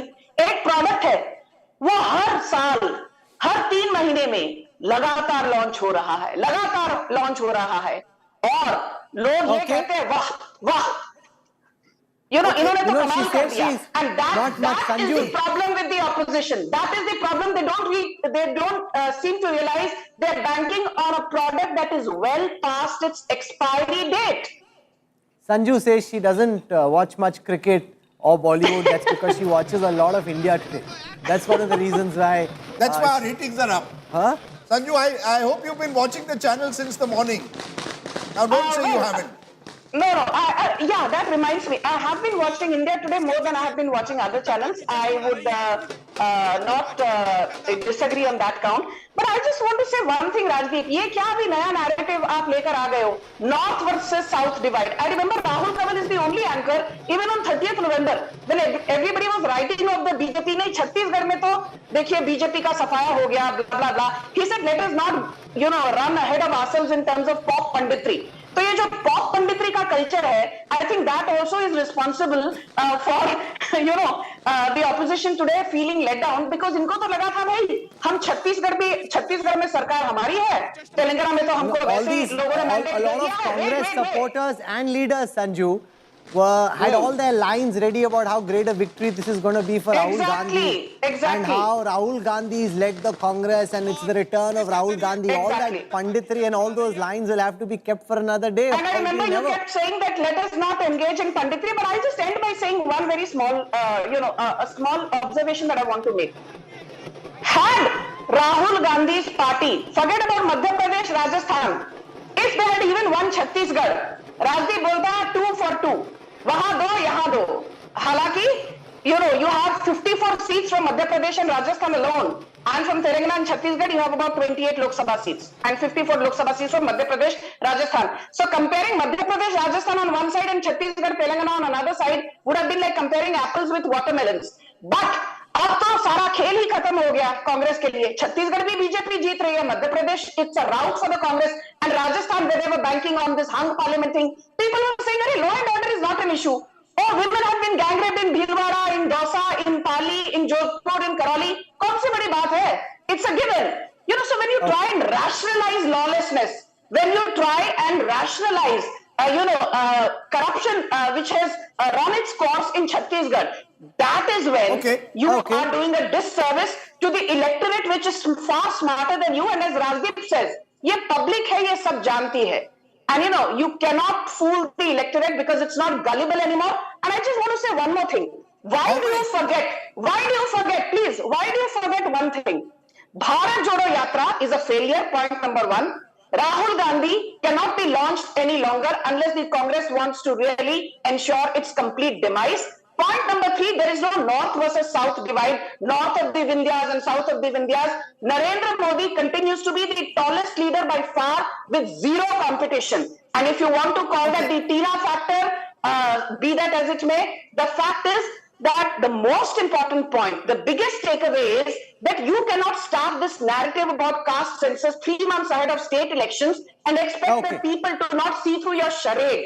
Tell me, Rahul, thank you very much, Sanju Verma. 52% of the population in Rajasthan and Madhya Pradesh is OBCs. If the caste census was such a big issue, why could not the Congress capitalize on the Madhya Pradesh and Telangana OBC electorate? 50 to 52%. Okay, we'll call you back for more. Sanju Verma, thank you so much for your time. Many congratulations on these historic victories.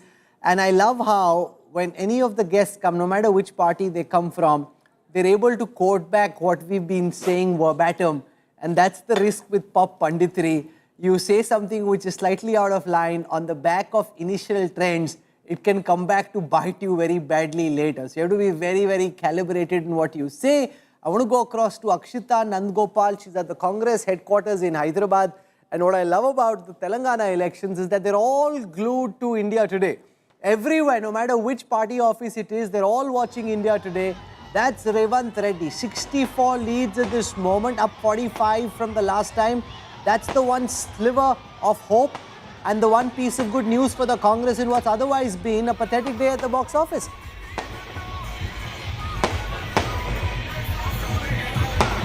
Very true, Rahul.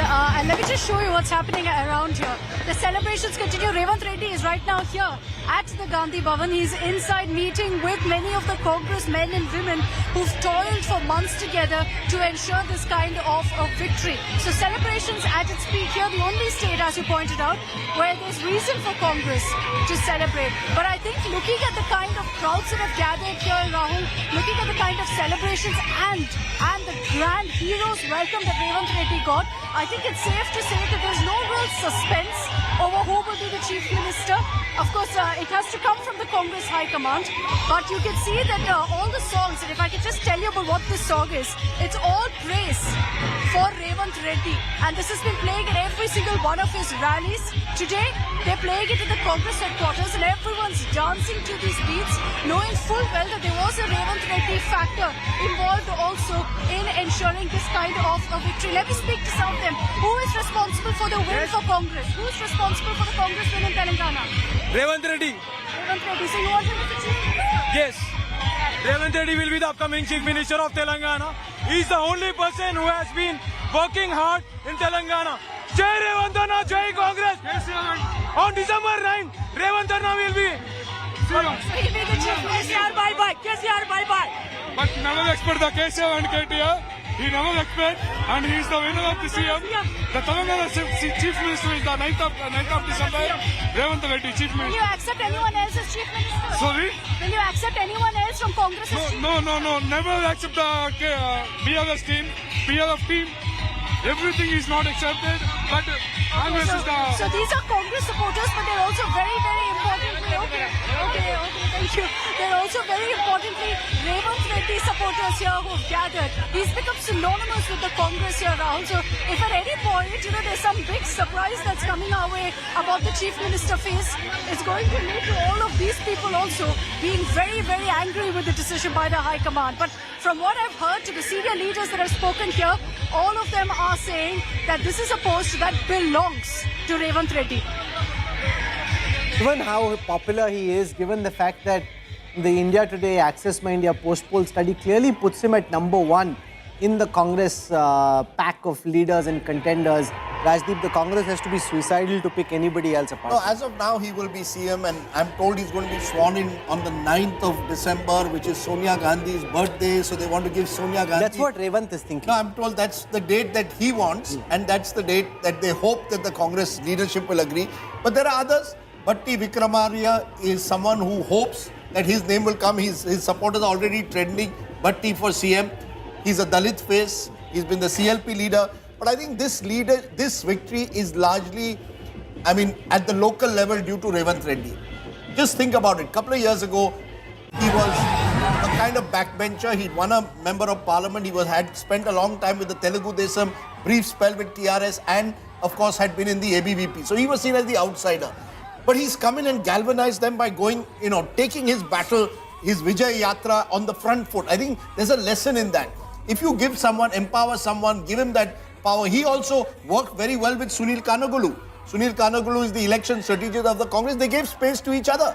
In North India, Rahul, the problem is the old guard of the Congress is just not willing to relinquish the space and not willing to accept any new ideas. And accept professional advice. The problem with someone like a Kamal Nath was he was so certain that he knew all the answers that he wasn't listening to professional strategists. And that, I think, is an epic botch-up because you have to look at data, you have to look at what the polling is saying, and you have to go with professional advice. This old generation of netas and journalists, including journalists, who sitting in their studio seem to think they know it all, are always trying to find some ways of reviving Rahul Gandhi's career and waiting to announce how the Congress has bounced back. You have to allow for the data to do the talking before you put your theories out, because that's really more reflective of bias than it is of anything else. See, you go by the polls. You will recall India Today's cover 5 years ago this week.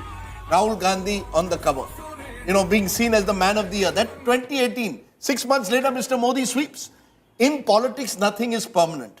Therefore, I think we've got to recognize, I keep maintaining, Rahul Gandhi has just not been able to find a connect in the Hindi heartland, which is why he's gone from Amethi to Wayanad. I mean, why did you go from Amethi? You lost Amethi, you went to Wayanad. The Congress increasingly has become a party of the southern states, even in Western India, in Maharashtra, Gujarat. In Maharashtra today, you could argue Congress is party number 3 in a state which was once a dominant Congress party state. So I think the Congress has serious, my problem is to pin it only on Rahul Gandhi is not the answer. The answer is this is a party which has serious organizational crisis, leadership crisis, since the crisis last of time ideology we did, and narrative. I want to walk across to election intelligence dashboard, which is really getting rave reviews from our viewers for just the kind of analytics we're being able to put out. And I want to give you a sense of the way things look at this moment. The biggest victory, as we've been saying, comes from Madhya Pradesh. In Madhya Pradesh, the BJP at this moment leading in 165 seats out of 230. That is a ginormous victory, given especially the fact that you're up against 4 terms of anti-incumbency. The BJP's gains coming from virtually all the regions of Madhya Pradesh. In Bagelkhand, they're down 1. In Bhopal, they're up 3. Bundelkhand, they're up 3. Chambal, they're up 11. Mahakaushal, up 15. Malwa, up 17. Nimar, they're up 4. That's a very big victory for the BJP across Madhya Pradesh. If I look at the overall national picture that emerges out of the 638 seats where counting is on at the moment, the BJP leading on 337. No wonder JP Nadda looks very pleased with himself and Mallikarjun Kharge is looking circumspect. 233 for the Congress. That's a very poor show in comparison with the last elections. From here, let's come for a moment to Chhattisgarh. Chhattisgarh is the biggest surprise from a BJP perspective because they weren't expecting this clear a lead. I spoke to a very senior, one of the top BJP leaders this morning while our coverage was on. He thought Chhattisgarh would be tough. He was hoping that they do well, but he acknowledged that it was looking tough. From there, the BJP at this moment, they were at 15 in the last elections. They've jumped up 38 seats to 53. The Congress is down 34 to 34. Chhattisgarh really, Ashok Malik, is an example of the BJP snatching a big victory from the jaws of near imminent defeat. Well, even BJP leaders who were half confident about Madhya Pradesh were, even I'm telling you, I much less spoke to one of the top leaders this morning. They had more or less He given said, it up. he said, no, it will be tight, but mushkil lag raha hai. Just this morning, while the counting was going on. But it tells you something about the BJP, not just in terms of leadership, but in terms of the organization, that it has managed to defend a 20-year incumbency in Madhya Pradesh, while the Congress has found it difficult to defend a one-term incumbency, even with a strong chief minister. No, and also, for a moment, think about the prowess in election management of Amit Shah.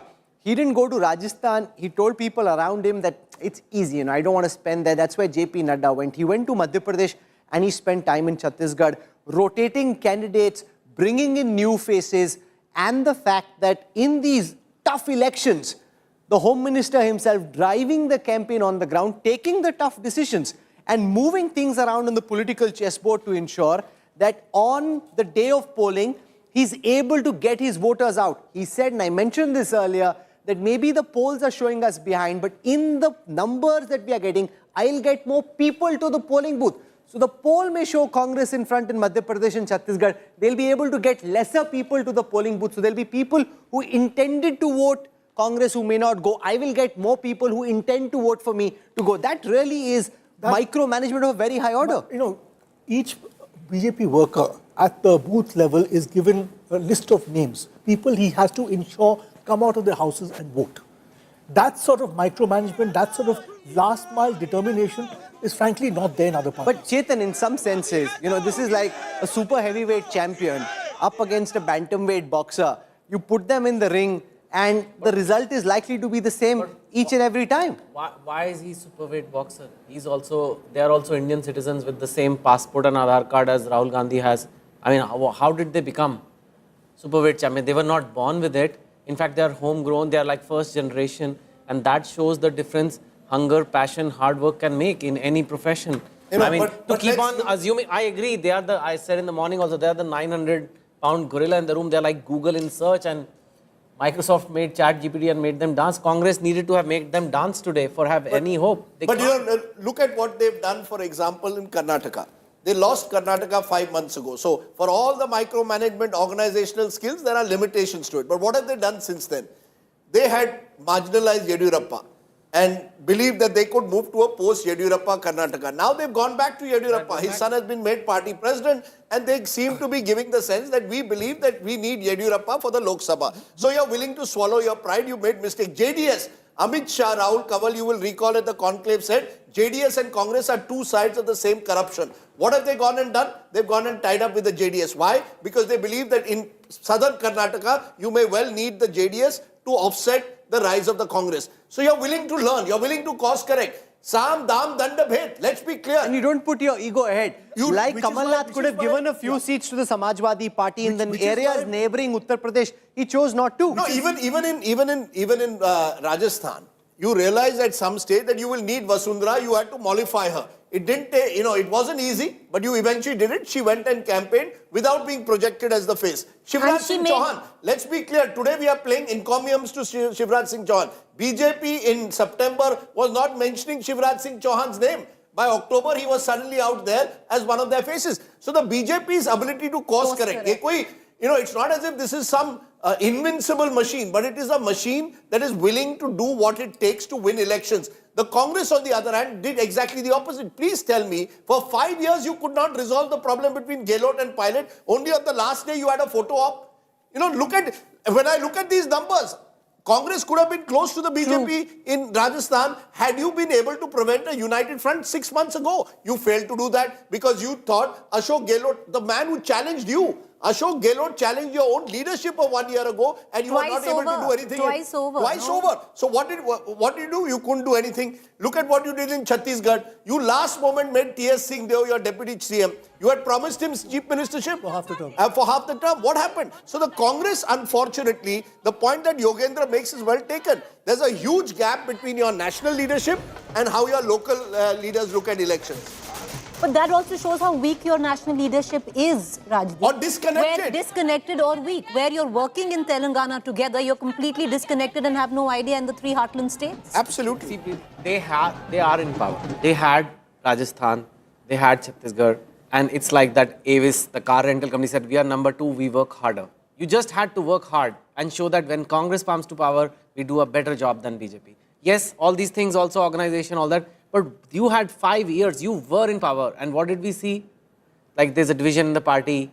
People are just watching drama unfolding on screen. More drama. No, Rajasthan is a classic example. Rajasthan is a classic example of the Congress shooting itself in the foot. True. 2018, you had Sachin Pilot, young generation leader. You had Ashok Gehlot, experienced leader. Get them to work together. If they don't, find a way. That's management. Look, management is about managing conflicting ambitions. If you just look at the numbers right now of Rajasthan, 109 by 73 where the Congress stands. If the Congress had its act together, they could have put at least 15 more on the board. 100%. And that would have brought... 15 so more it shows that the Congress is unable... management school is about managing people. You are not able to manage people. You keep promising pilots something, it didn't happen. In both Madhya Pradesh and Rajasthan, the BJP actually managed a much more factionalized party organization much better.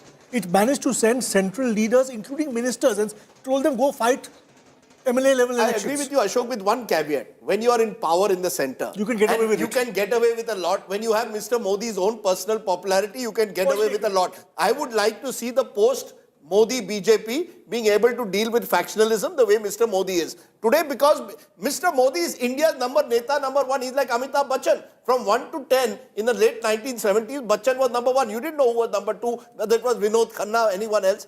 Therefore, he's able to You know, if Mr. Modi decides Manohar Lal Khattar banega, Khattar hi banega. In the Congress, you can't do that. So what will happen now is that with the Congress national leadership further weakened, you will have these regional satraps demanding their pound of flesh. I do not rule out a DK Shivakumar tomorrow saying that I want to have a date by which I will be made the chief minister. No, Sudhir, you tell me here. I'm seeing trend number 6 on Twitter.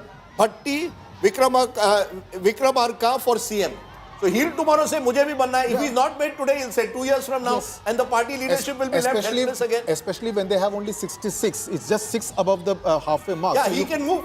So you could have a group of, let's say, SC MLAs or SC and ST MLAs saying that we want our pound of flesh, we want these many ministries, or we want to Do you see that happening today or 6 months or 1 year now? down? Because Revant will have the national leadership's backing. He's seen as the man of the moment. But sooner than later, depending on how it transpires, let's say in Karnataka, where DK, as you know, was also promised some kind of a bigger role, not just a deputy CM, those rumblings will happen. Once the honeymoon period is over, those rumblings will happen. DK's supporters have already sent out a message that DK has been promised 2.5 years, 2.5 years. What will happen when 2.5? Same thing, T.S. Singh Deo. I still recall the day, Rahul, T.S. Singh Deo and Baghel came to Delhi. In the morning, we were told that Baghel is being replaced by T.S. Singh Deo. By the evening, Baghel stayed on. Poor T.S. Singh Deo was wondering what had happened to him. Now, that's the Congress's inability to manage factionalism because of a weakened high command is now going to work against them in state after state. The joke the CLP meeting was where Sachin Pilot sat down with Mr. Markar and Mr. Kharge, hoping that by the end of that CLP meeting, he'd be the chief minister in the final leg, and there were no MLAs. So I think there are serious problems for the Congress. I think the good news, therefore, who will be very happy today are the India allies. Yeah. Because they will feel that ये Congress वाले आते हैं meeting में हमको dictate करते हैं. Whether it's a Kejriwal, Mamata Banerjee, all the smaller parties, Akhilesh Yadav, they will now say, you want to work with us? You can't work only on your own terms. That's what Kamal Nath said, no? Vakhilesh kaun? No, I met Akhilesh Yadav at a wedding last night. So I said, Kamal Nath ne aapko kaha, Vakhilesh. He said, जाने दीजिए, कल देखते हैं क्या होता है. But they will all have a feeling of schadenfreude at what has happened today. They may be happy, but the point is the India alliance as a political factor, as a rival to the BJP and the BJP's alliance, the NDA, becomes that much weaker in state after state, including the crucial state of Maharashtra. Yeah, it should have been 2-2. In what you're saying would have happened if there was a 2-2, like Congress is so, still kept in check, but they are still performing somewhat. But now, what is this India alliance? Like, what? But why should it be 2-2? You see, if you're a party... No, I'm saying if Congress had won 2 states today, they could have at least gone to the India alliance. Now it almost feels like the whole idea of like boycotting 14 reporters and the whole thing made a lot of news, but it's not working, right? Are you any of the boycotted ones? By the way, I met some of them and they're saying all the India alliance leaders are coming on their channel today. No, you see, the fact is... That's separate. The fact is, all of this may make headlines. Eventually, you have to connect with people. Indian elections are about last mile connectivity. The BJP has mastered the art of booth level, mandal level communication. The Congress, to some extent, did it in Karnataka. First, they made this name, right? They made this name and they said, we have won the war on the name. The name has connected. India name has connected. Masterstroke, masterstroke. Then they boycotted 14 reporters. No, but let me give you an example, just to show how it's worked. You do an India Alliance meeting in Mumbai. You say we are going to hold a grand meeting in Bhopal next month. We are in the first week of October. We are going to hold a grand meeting in. What does Kamal Nath say? I don't know about any such thing. I don't want a rally. Why? Because the DMK may attend, and the DMK has used certain words on Sanatan Dharma. So he didn't want the DMK around. Samajwadi Party, which has some hold in Bundelkhand and Baghelkhand, you don't want to have a tie-up with them, even though Akhilesh was desperate to have a, he said, give me 4 or 5 seats, at least we'll give the impression of being together. So you have an India alliance in Delhi that sits in a 5-star hotel, either in Delhi or Mumbai, but on the ground, what's happening? On the ground, you're fighting Arvind Kejriwal. It'll be interesting to see how many votes he's picked up in Chhattisgarh. When you went in Chhattisgarh, Aam Aadmi Party was fighting the Congress and saying that Bhupesh Baghel is corrupt. Okay. The loudest voices against Bhupesh Baghel I heard on the streets of Chhattisgarh were from Aam Aadmi Party activists. So because the Aam Aadmi Party wanted to get into an alliance with Mr. Baghel, especially where the tribal areas were concerned, and they were completely slighted by Mr. Baghel. But for no reason why. But what is the Aam Aadmi Party's take in a place like Chhattisgarh? So that was the reasoning given by Mr. Baghel at that time. No, you can't. You can't. In Indian politics, this has to. When you are fighting Narendra Modi and Amit Shah. You have to have, or you've got to play the perfect match. Australia won the World Cup final by playing the perfect match against India. India is a better team, much better team, but they played the perfect match. The big story today, far from the losers' lament, is the BJP sweep in the saffron states. These are images from the Congress headquarters in Hyderabad. Revant Reddy has just reached the Congress headquarters. They are fully watching India today in a manner that I am delighted with.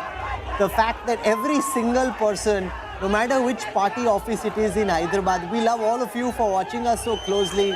And the fact that our poll also turned out to be correct helps that, of course.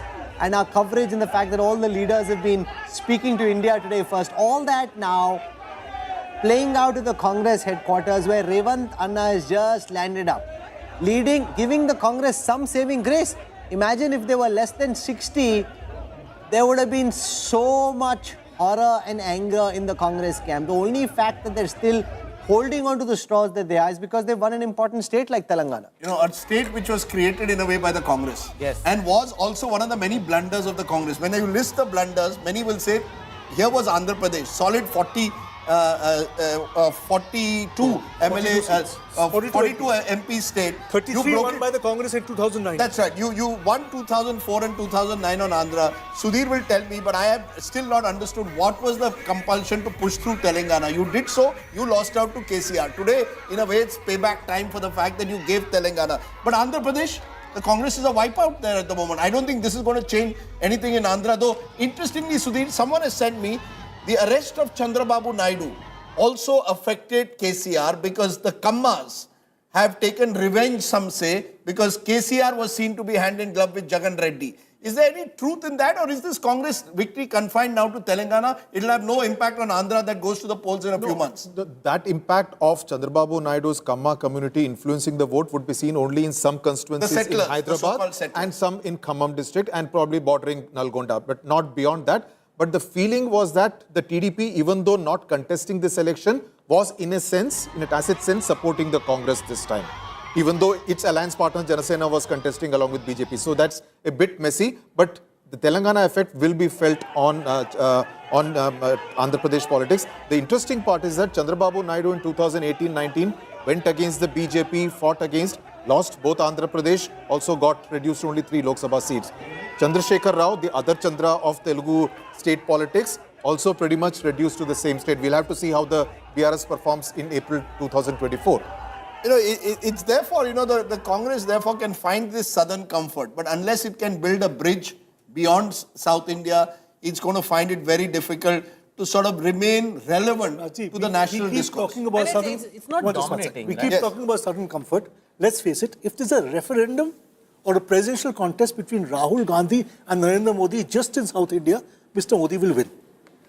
If we recall on political stock exchange, the only 2 states where Mr. Modi was well below Rahul Gandhi, correct me if I'm wrong, was Kerala and Tamil Nadu. These were the only 2 states where he was below Rahul. Let's listen to senior BJP leader, Union Minister Samithi Irani is reacting on these big BJP victories. जिस प्रकार का कटाक्ष विपक्ष के नेताओं ने नरेंद्र मोदी पर किया, वो कटाक्ष विपक्ष को, गांधी खानदान को महंगा पड़ा है। जनता जानती है कि विकास के मुद्दों पर सिर्फ नरेंद्र मोदी का नेतृत्व, भारतीय जनता पार्टी की सरकार ही खरी उतरी है और जनता ने उसी पर भरोसा कर पुनः मोदी मैजिक के माध्यम से आज ये परिणाम हमारे सामने प्रस्तुत किए हैं। तेलंगाना में अनुरूप नहीं आए नतीजे। मैं इतना ही कहना चाहूँगी, भारतीय जनता पार्टी के कार्यकर्ता प्रतिबद्ध हैं कि नरेंद्र भाई के नेतृत्व में, हमारे राष्ट्रीय अध्यक्ष जी के मार्गदर्शन में हम पार्टी को हर प्रदेश में सशक्त करेंगे। आज के परिणाम हम सबके लिए सुखद हैं, लेकिन साथ ही 2024 में जीत का संकेत हैं। The BJP there, massively reassured by these victories, now almost certain of a strong showing in 2024 unless something disastrous happens. And given the astute political management of the BJP top brass, even when something seems to be going wrong, they quickly make the corrections that are required. This victory pretty much seals 2024 for all practical purposes. The Congress will have to slog it out for another 6 years to try and put together a machine which can take on the BJP if you can snatch if the BJP can snatch Chhattisgarh from the Congress, an election which is really something that the Congress should have won, the Congress will find it very difficult to beat the BJP in a head-on-head fight. 2024, I know nothing is a done deal in politics, but it's as close to a done deal today. That's my sense. Let's say it, because the BJP won 62 out of 65 of these Lok Sabha seats as well. That was, some would say, post Balakot. This is not Balakot effect. This is your state leadership proving itself, your national leadership adding its ammunition. And I can only see the BJP, frankly, once again looking close to 300 at the moment. I'm trying no, to they're going for 400 par. No, one second, Rajdeep. Like we saw in Uttar Pradesh, where everybody was saying 200 par, the BJP said 300 par. The BJP's big war cry, when the Prime Minister speaks, he'll be going to the BJP headquarters at 6:30 p.m. this evening at Deen Dayal Upadhyay Marg. Their big war cry will be Ab ki baar 400 par. So there are 4 states where I see the BJP is still vulnerable. One is Karnataka, one is Bihar, one is Bengal, and one is Maharashtra. These are 4 states that but see what they've done in Maharashtra. They've broken the Shiv Sena, they've broken the NCP. So they've consolidated themselves. They will, I'm sure in Karnataka, they've effected a leadership change. They brought in the JDS. In Bihar, I think they are very clear that they will try and craft their own caste coalition to take on Lalu. And Amit Shah's first rally. I mean, think about this. Campaign over on the day that voting is taking place in Telangana. Where was Amit Shah? In Bengal, addressing a huge rally. So this is, this machine that keeps roiling on. In Bihar, the BJP alone last time won 17 seats. In alliance with JDU, it won 39. For the BJP to repeat 17 may not be that difficult. Repeating 39 will be tough, I agree. Yes, Rahul. A lot of people are asking what the Lok Sabha trends could look like. So what we'll try and do in just a moment is to give you a sense of in the conversions which have happened. So let me first let me stand in the middle so I can explain. Nobody takes a screenshot and gets it all wrong. Let me explain what we're going to do. In the seats which we've converted, I'll show you what the parliament conversions are going to look like. If you aggregate the assembly-wise vote share, what does parliament look like? I'll show that to you. Akshita Nandgopal is just trying to get a mic in to see if she can speak to Revant Reddy. Let's listen and if we can catch in there.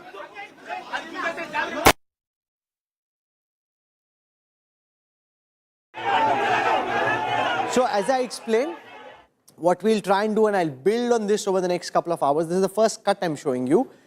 Each Lok Sabha seat is made up of assembly segments, 7, 6, 8. If I add, we haven't added for all just yet, if I add each of those assembly segments into Lok Sabha trends, what does it look like? So we'll do that. I'll start, for example, with Madhya Pradesh, and we'll try and show you what the conversion of these assembly segments into Lok Sabha trends could look like. So there are 29 parliamentary seats in Madhya Pradesh. If we convert, and obviously it doesn't work like this, the factors are different, the elections are different, the mechanics are different. But if I just did a simple arithmetic, just for the sake of adda, you want to have adda, you want to talk what will happen. So instead of just talking, let me give you some data. If I convert the trends that have come so far from assembly segments into Lok Sabha leads, the Congress would have 7 Lok Sabha leads, the BJP 22. So at the very least, and the BJP will of course hope that this goes up, at the very least the BJP would have 22 Lok Sabha leads in Madhya Pradesh. From there, let me come to Chhattisgarh. There are 11 Lok Sabha seats in Chhattisgarh. On these 11 Lok Sabha seats, if I convert the assembly trends into, this is all being done live. I'm seeing this for the first time myself also. So if I now convert assembly leads into Lok Sabha trends, on these 11 seats, the BJP at 8, the Congress at 3. And remember, a Lok Sabha election is easier for the BJP than this. So 8 already, the Congress only at 3. So from there, I now want to go to Telangana. Let's see what's happening in Telangana. In Telangana, if we just did an arithmetic conversion, as I said, this election intelligence dashboard is quite magical. It will typically take people many days to do those kind of conversion. We can do it live for you.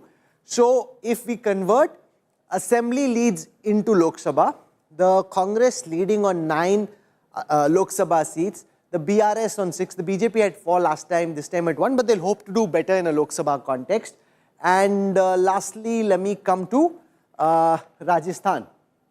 In Rajasthan, when I last checked, the data wasn't complete, but for what it's worth, from the seats we've been able to convert so far, The BJP leading on 16, the Congress only on 3. The other data I don't have just at this moment. I'll update it next time. It's looking pretty good.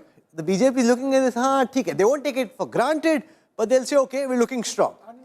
Contest with Mr. Modi Sure. on the ticket. Yeah. Just add 5, I mean, just add 5 to 10% market share, vote share on this, and then make the. And the stock market will boom in the morning, you know. That is I was better. speaking to Shail Bhatnagar, who heads markets today for Business Today Television, and he said, you know, if the BJP wins 2 Heartland seats, you watch Rahul tomorrow, when the markets open, the BSE and NSE will be at historic highs. They weren't expecting 3 wins. With 3 wins in the Heartland, the markets will be on a roll.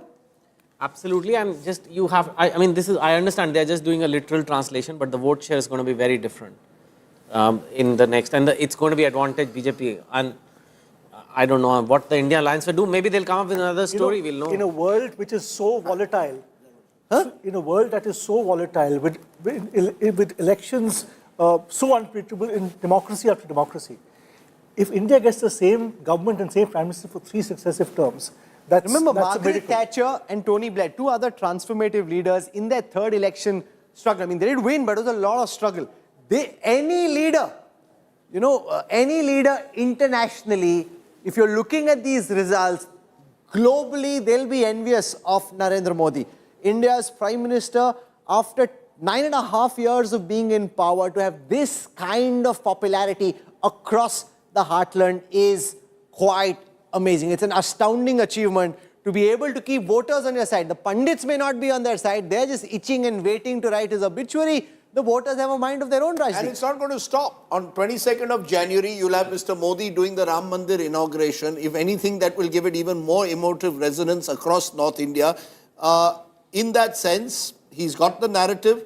He's got the leadership, the leadership battle, in a sense, sewn up. If I was the opposition, I wouldn't really know what to do. You know, assume that you are actually talking of a rival who's ticked all the boxes at the moment. There was even talk that the poorer sections of society, those on the margins who've suffered during COVID, are the ones who perhaps would vote against the BJP. But look at what's happened in Chhattisgarh. The poorer parts of the country, Chhattisgarh has some parts of the country where a large number of Dalits, tribals who live on the margins are there. They've all reposed their faith in the BJP in this election. So in parts of Madhya Pradesh, Malwa, Nimad, for example. So clearly, I think he's built what with Shivraj Singh Chauhan also is true, bharosa, trust. So when you're looking at a double engine then, he's also built a welfare architecture that gets linked directly to the union government and to him. And you know, even when you went across the states, Rajdeep, which we spoke of during the exit polls, when we were trying to conflate both the two, you can't, because the voters which were very clear, who were very clear that they were going the Congress way, made it very clear that when it comes to 24, they're going to vote the Prime Minister. Hello? Okay, let's just listen into Akshita Nandgopal, who's finally caught up with Revant Reddy, the one Congress leader who's beaming at the moment, even though at 63, the Congress is only 3 above the halfway mark. Think about it. If there's a split tomorrow in the Congress, what happens next? I'm happy for that. I'm happy for that. You have assessed. You have won today, sir. Your party has won today. Revant sir, क्या कहेंगे?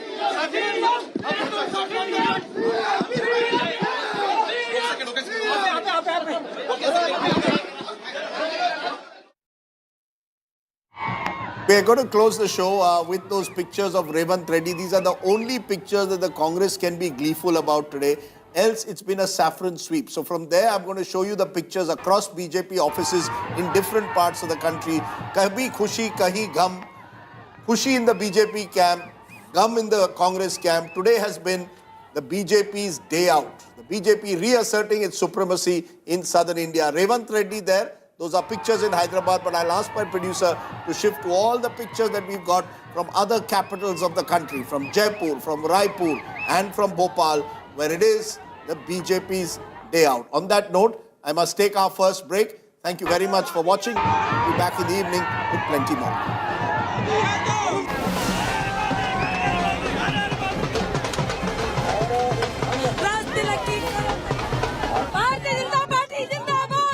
भगवादारी आ गए राजस्थान में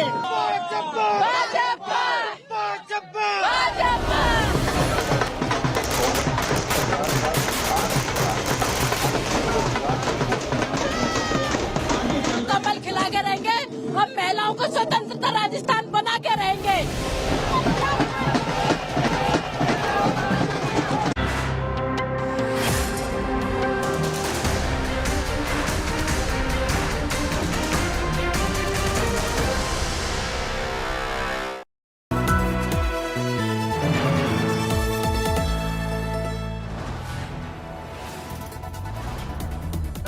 You are watching India Today, powered by Finest, Be Sustainable Change, a BNP Group company.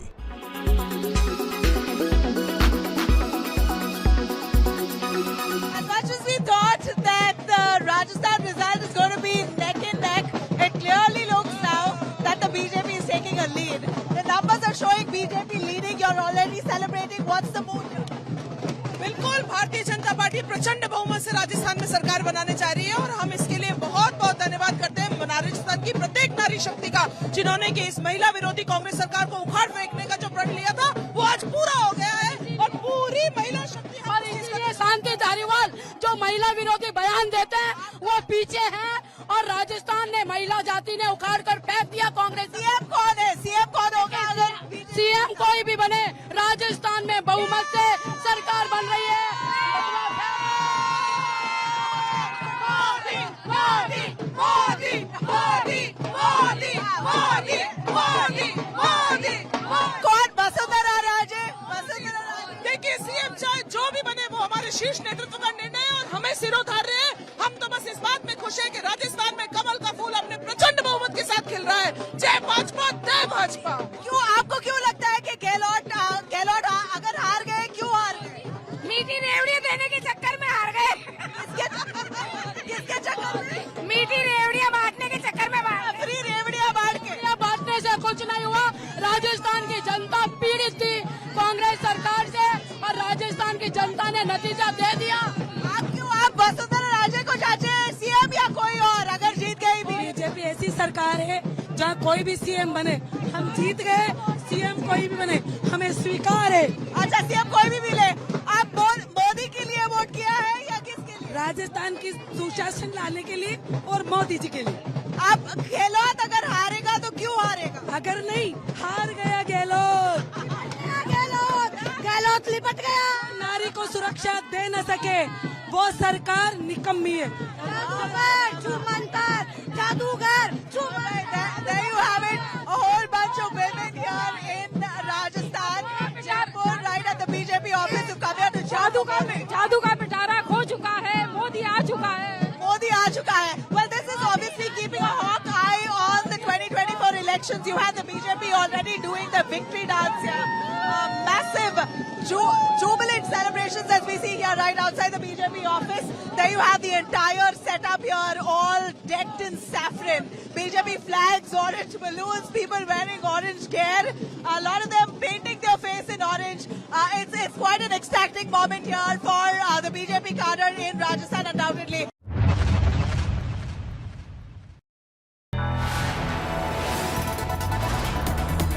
You are watching India Today, powered by Finest, Be Sustainable Change, a BNP Group company. Co-presented by आपका Joy Bharat का Joy, Joy e-bike. Co-presented by Nexa, Create Inspire. Co-powered by Parul University Vadodara Gujarat. Co-powered by ArcelorMittal Nippon Steel India, बनाऊंगा मैं, बनेगा भारत।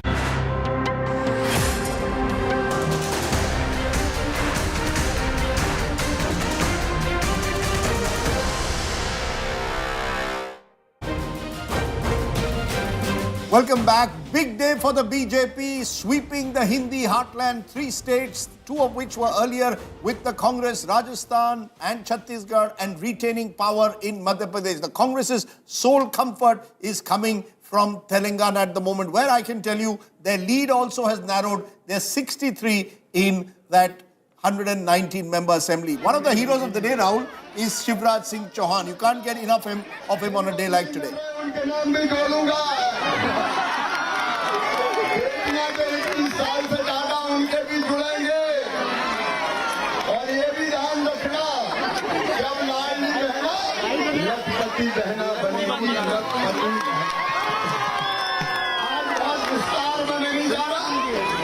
प्रधानमंत्री जी की जो guarantee है मध्य प्रदेश को एक एक पूरी करेंगे और भाई तो तुम्हारे लिए जिएगा मेरी बहनों, तुम्हारी जिंदगी बदलना मेरी जिंदगी का लक्ष्य है।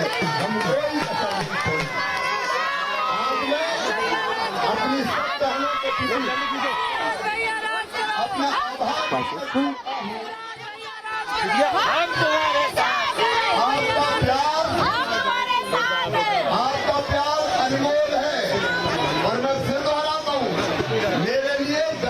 जितनी स्त्रियां हैं देवी की मूर्तियां हैं। आपका मान, आपका सम्मान और आपकी सुरक्षा ये हमारी जिंदगी का लक्ष्य है। लंबी बात करने का वक्त नहीं है। रिजल्ट आ रहे और अपन जीत रहे हैं। ये जीत मैं प्रधानमंत्री नरेंद्र मोदी जी को समर्पित करता हूँ, क्योंकि उनके आशीर्वाद से जीत हासिल की है। और लाडली बहनों, तो मैं ये जीत समर्पित करता हूँ। तुम्हारी जीत है, सबकी बहनों की।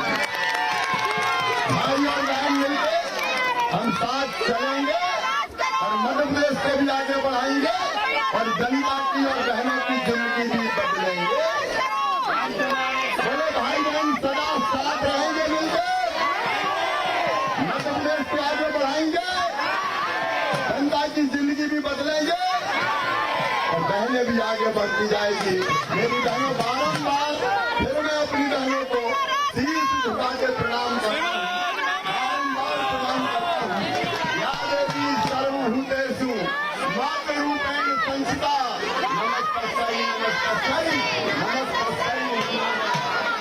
मैं बारंबार प्रणाम मेरी बहनों, बारंबार प्रणाम। भारत माता की, लाडली बहनों की, प्रधानमंत्री नरेंद्र मोदी जी की बहुत बहुत धन्यवाद।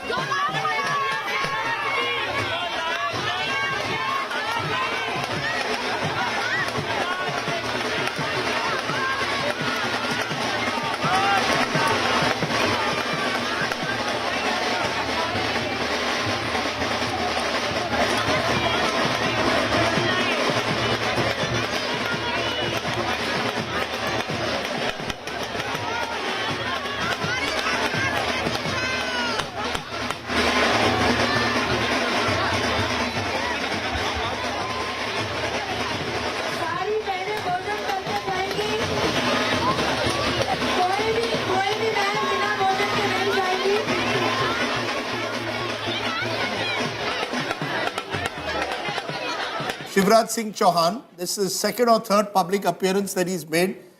It's interesting, Rahul. It's Shivraj Singh Chauhan's second or third public appearance he's made. And look at it, right down the line, all the front rows dominated by women. And he's been open about it, Ladli Behna, he's giving it credit. He's got women right there. He's projecting himself as the next Chief Minister. Ashok Malik may not necessarily believe that he will be one, but the fact is that Shivraj Singh Chauhan, is there any leader who's come out as often as Mamaji has this morning? That's right.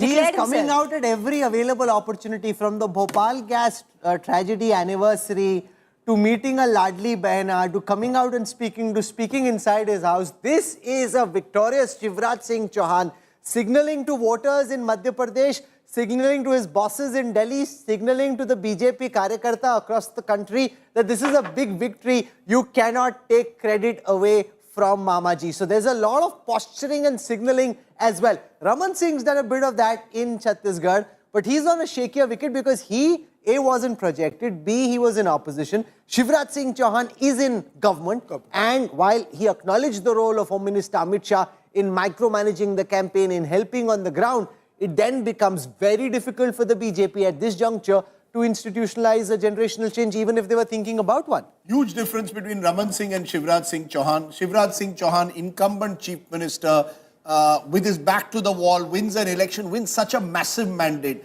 On the other hand, Madhya Pradesh, Chhattisgarh, the OBC factor is important. Raman Singh comes from a previous era where the BJP could perhaps was what I call the pre-OBC BJP. Now you've got a BJP which at every level is dominated by OBC leadership, starting with the Prime Minister. And to counter what the Congress says about OBCs being discriminated, I see any one of 3 or 4 names within the BJP's Chhattisgarh unit who are from the OBC community, who are the front runners to become the Chief Minister. Meanwhile, the breaking news we are getting is the BRS appears to have conceded. KCR concedes defeat in Telangana. KCR says... No, this is Krishank Mane of the BRS saying that we respect the verdict. Yeah. So, I mean, the fact is that the first time the BRS is coming out and saying it, even though, Sudhir, the margin isn't as if, it was looking like 70 about an hour ago, it's down to 63. And we want to make very cautious. If it were to come to anywhere below 60, then all options again open in Telangana. Because the BRS so far was in the 30s, it has moved to the low 40s. 63 incidentally was the number that KCR's TRS won in 2014, the first election after the bifurcation or around the time the bifurcation took place. So 63 is not a safe. In fact, many Congress leaders, including Renuka Chaudhary, said below 65 we are not safe. Okay, so 41 for the BRS, 63 for the Congress. The Congress, which looked to be winning big, is now winning but just about crossing the finishing line, not looking comfortable, and that's been the case. Where the BJP is winning like it is in Madhya Pradesh, it's picking up 161 seats. Our poll was bang on in Madhya Pradesh, but this is just a phenomenal victory. After 20 years of being in power, 18 years of being in power, to win in this fashion is just an electoral marvel. This is the command the BJP machine, the chief minister, the party leadership has with the voters of the state, that the Congress is less than half of the BJP. Look, there are two really major verdicts, I think, today that have come, or you could say 2.5. One big one is Madhya Pradesh. The surprise of the day is Chhattisgarh. I think Chhattisgarh has given the BJP a sense that this is a momentum that they built. It's not just about Madhya Pradesh, not just what the exit pollsters like Axis said. We've turned around Chhattisgarh, a state where no one gave us really, I mean, out of 10 pollsters, 8 predicted a BJP defeat in Chhattisgarh. They've won that and winning it handsomely, not in a super over as we thought, winning it handsomely. Rajasthan, you could argue that, compared to 2013, it's not as big a win, but it's still a win is a win. So for the BJP, all three coming together perfect. 2.5, I said, because in Telangana, if the Congress is able to go above 65, it is some southern comfort. But boss, to win 161 after 20 years in power is tremendous, remarkable. But they won in different ways in different states. Madhya Pradesh is a pro-incumbency vote, women voting for Shivraj Singh Chauhan and the BJP on the back of Ladli Behna and various other schemes. Chhattisgarh is a management ka election. In that micro-management that is required, throwing up new leaders, removing your old leaders who have disaffection or anti-incumbency, and finding a way of making the Congress lose and finding a way to win. And all the big Congress leaders are losing. T.S. Singh has not lost an election in 15 years. So let's show that on the election intelligence dashboard. We'll go through the VIPs in different states. You mentioned Chhattisgarh, so I'll start from there.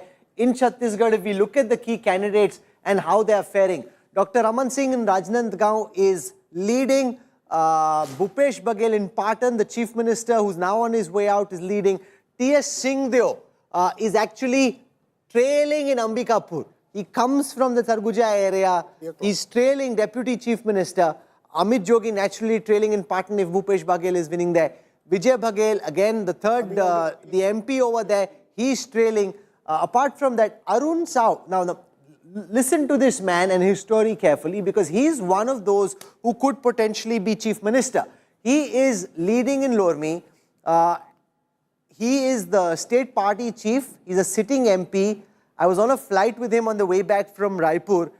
He thinks he's going to be Chief Minister if the BJP wins, and now they've won. So he thinks he'll be fancying his chances. Fancying his chances also will be Brijmohan Agarwal. The problem though is that he comes from the Banya trader community, and therefore it's much tougher for him to be made Chief Minister in a tribal state, because the tribals versus the traders, that's the dynamic at play over there. So it's complicated for him. Apart from this, let's take a look at, for example, another senior Congress leader is trailing again in Durg Gramin. Tamraj Dhwaj Sahu is trailing the state home minister. So that's as far as Chhattisgarh is concerned. From here, let me come to Rajasthan and take you through some of the key VIPs for Rajasthan.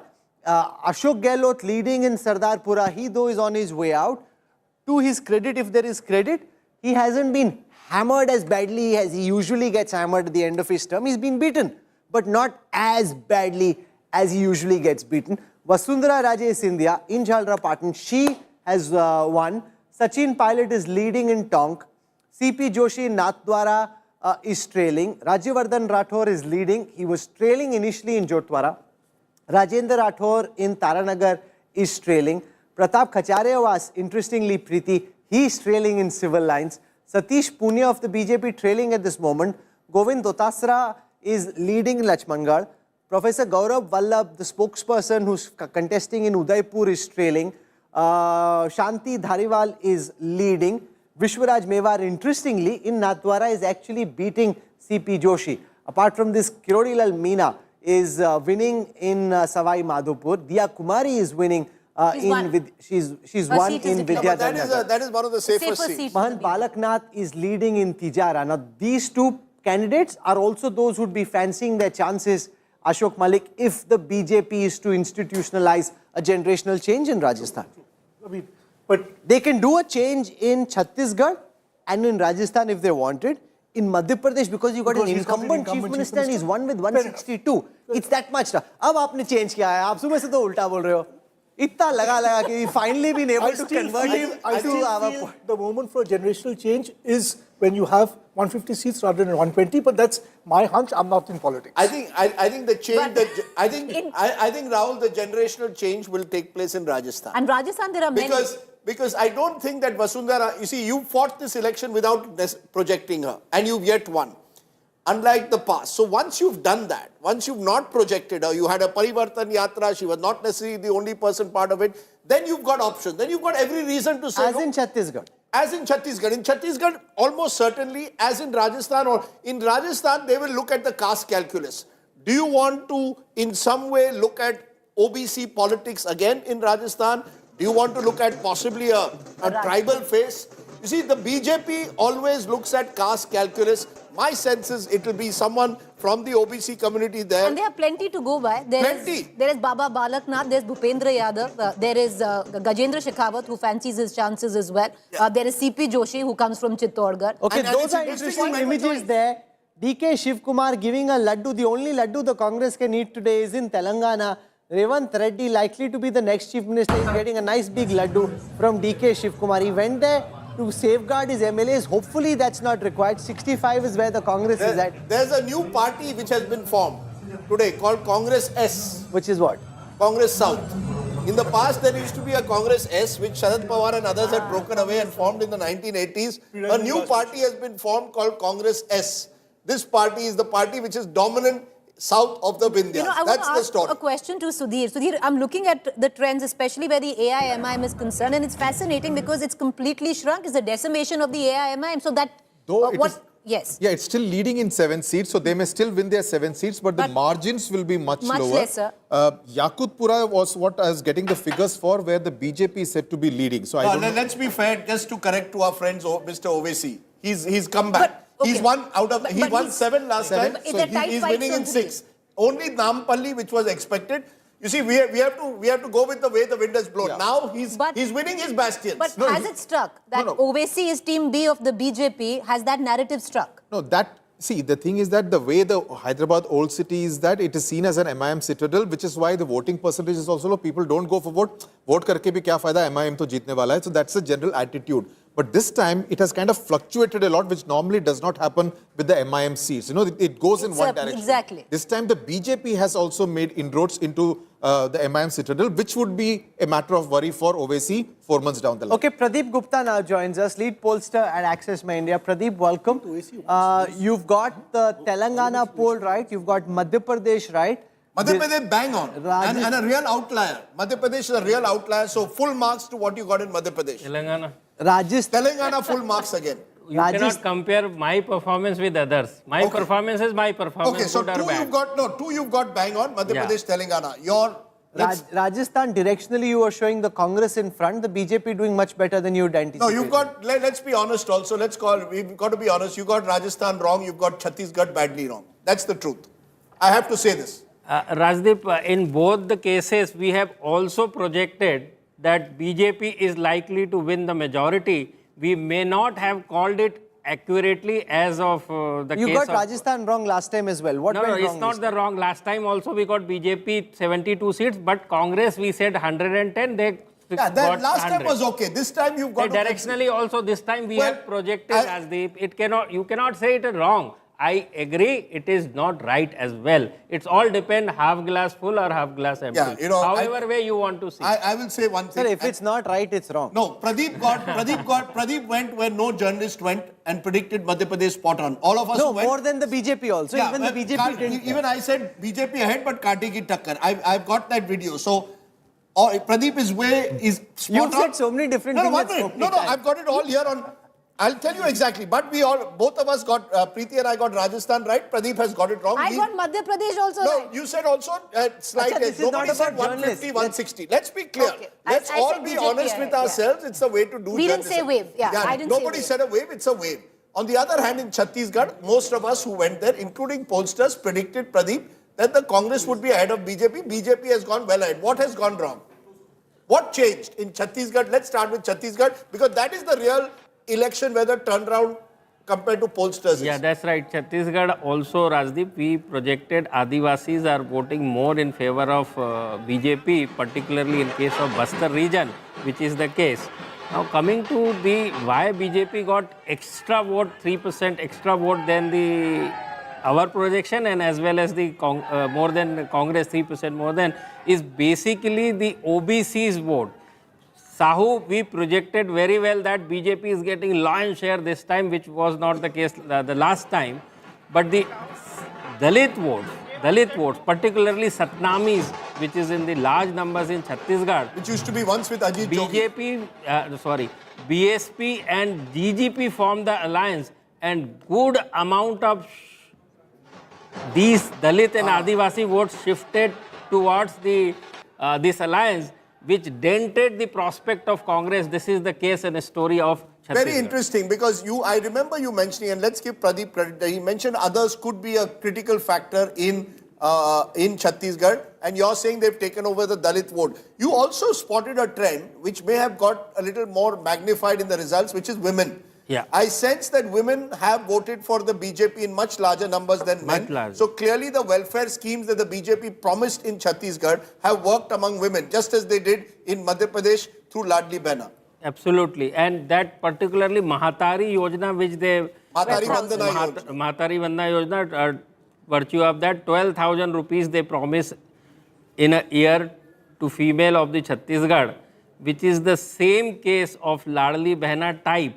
And these are the more or less same state, Madhya Pradesh and Chhattisgarh. And people believe in that, particularly female, and voted large number in favor of So you're BJP. saying the others, in a way, took away a bit of the Congress vote, especially Dalit vote. Dalit and the Adivasi. BJP's got the Sahu vote back. They put 14 Sahu candidates Yes. up there. And the woman vote has gone towards the BJP. What about Rajasthan? What you had said in Rajasthan, and you're right there, that you had said it's possible that the BJP could, in one of your scenarios, get a majority. But the gap, the Congress has come nowhere close to the nervous 90s. They've fallen to 71. BJP has pulled ahead. Is it the Gujjar vote, in particular eastern Rajasthan, when I look at it? No, actually, if you look at the map, no. So it's the Jaipur division, it's Bikaner, it's Hanumangarh, it's Nagaur.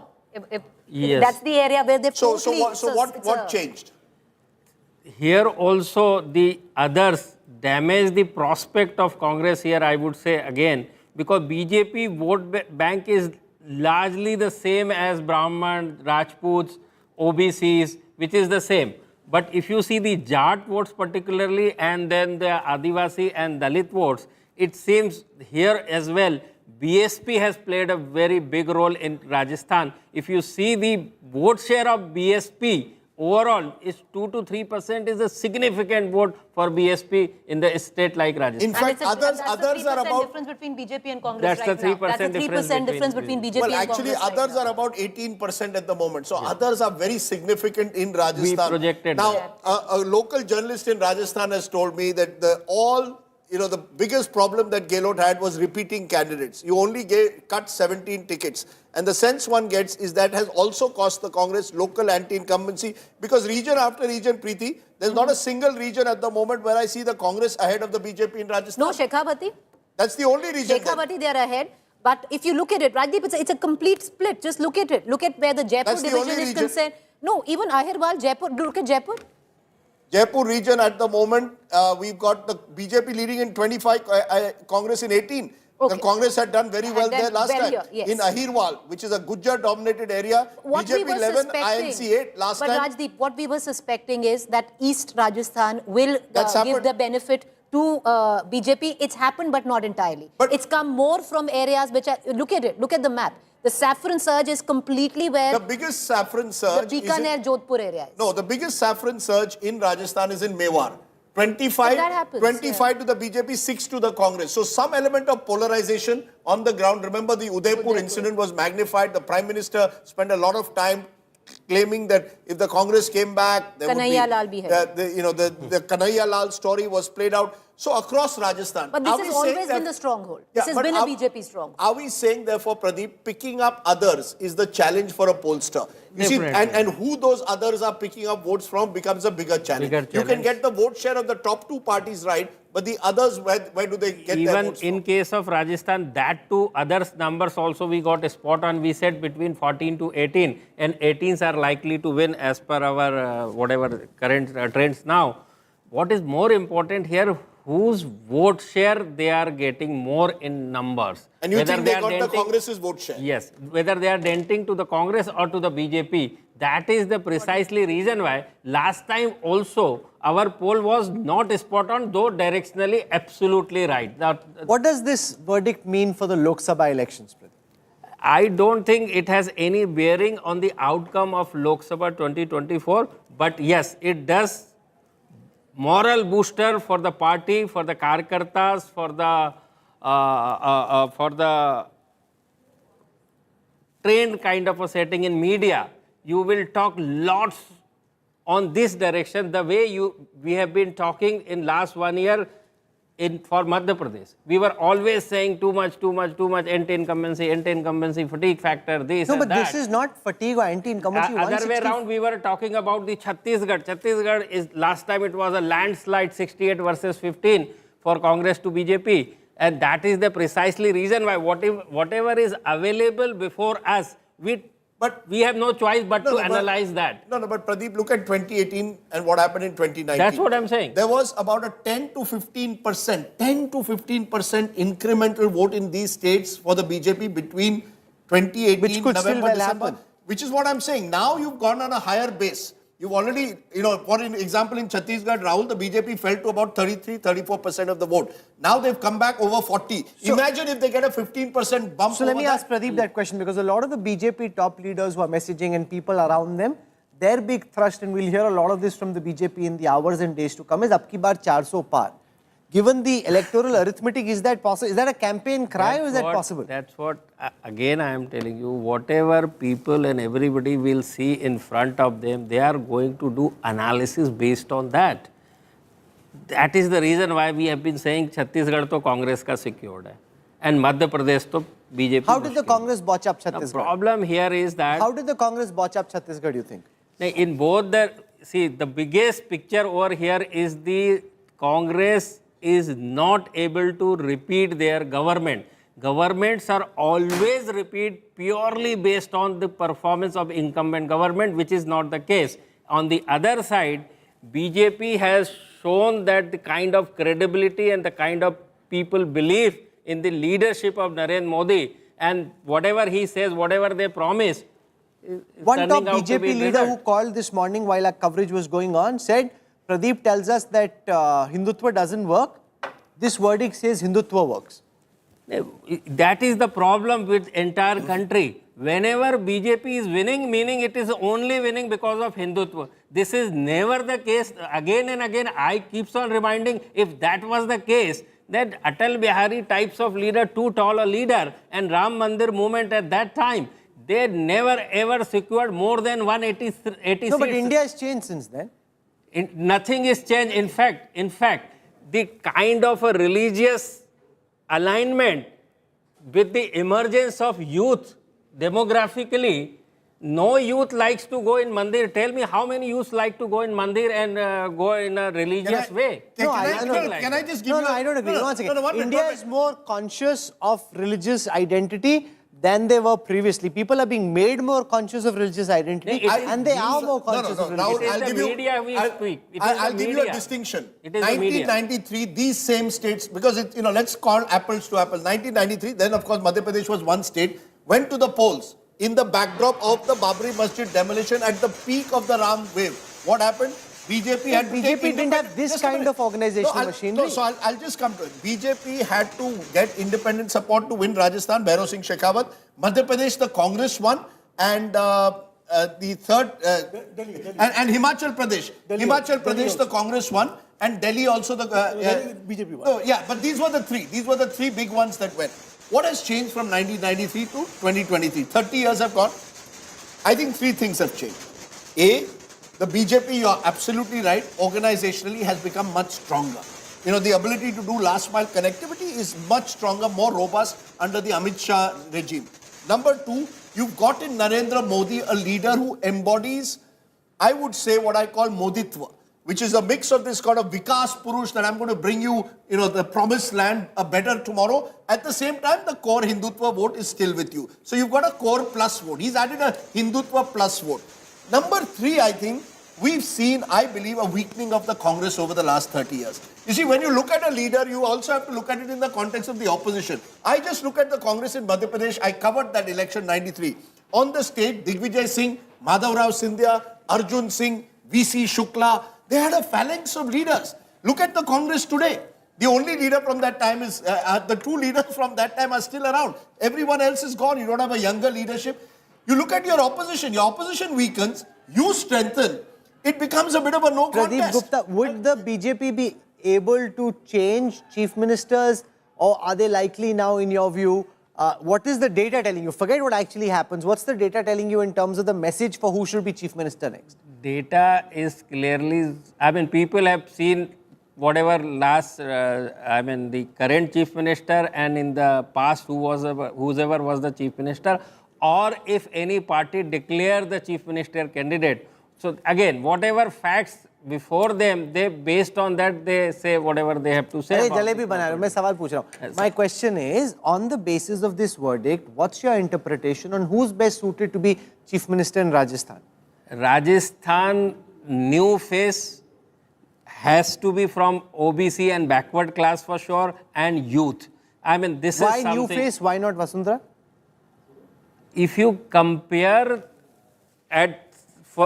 just for the moment, let's take the example first, the Madhya Pradesh. No, I'm asking you about Rajasthan. Okay, chalo, Rajasthan. Now, if Gehlot Sahab was there, the incumbent chief minister, and had BJP projected Vasundhara Raje ji, any common man on the earth will definitely say Gehlot wait much more than that. And that is the probably precisely reason why BJP has never projected, and Modi was the face, then things were They made it down. Modi versus Gehlot. So this is the case. Now coming to the Madhya Pradesh, if you see the Kamal Nath on the other side, one side, and the Shivraj Singh on the other side, again the difference, any common man, 100 out of 99 will say, yaar, ye to zyada theek hai.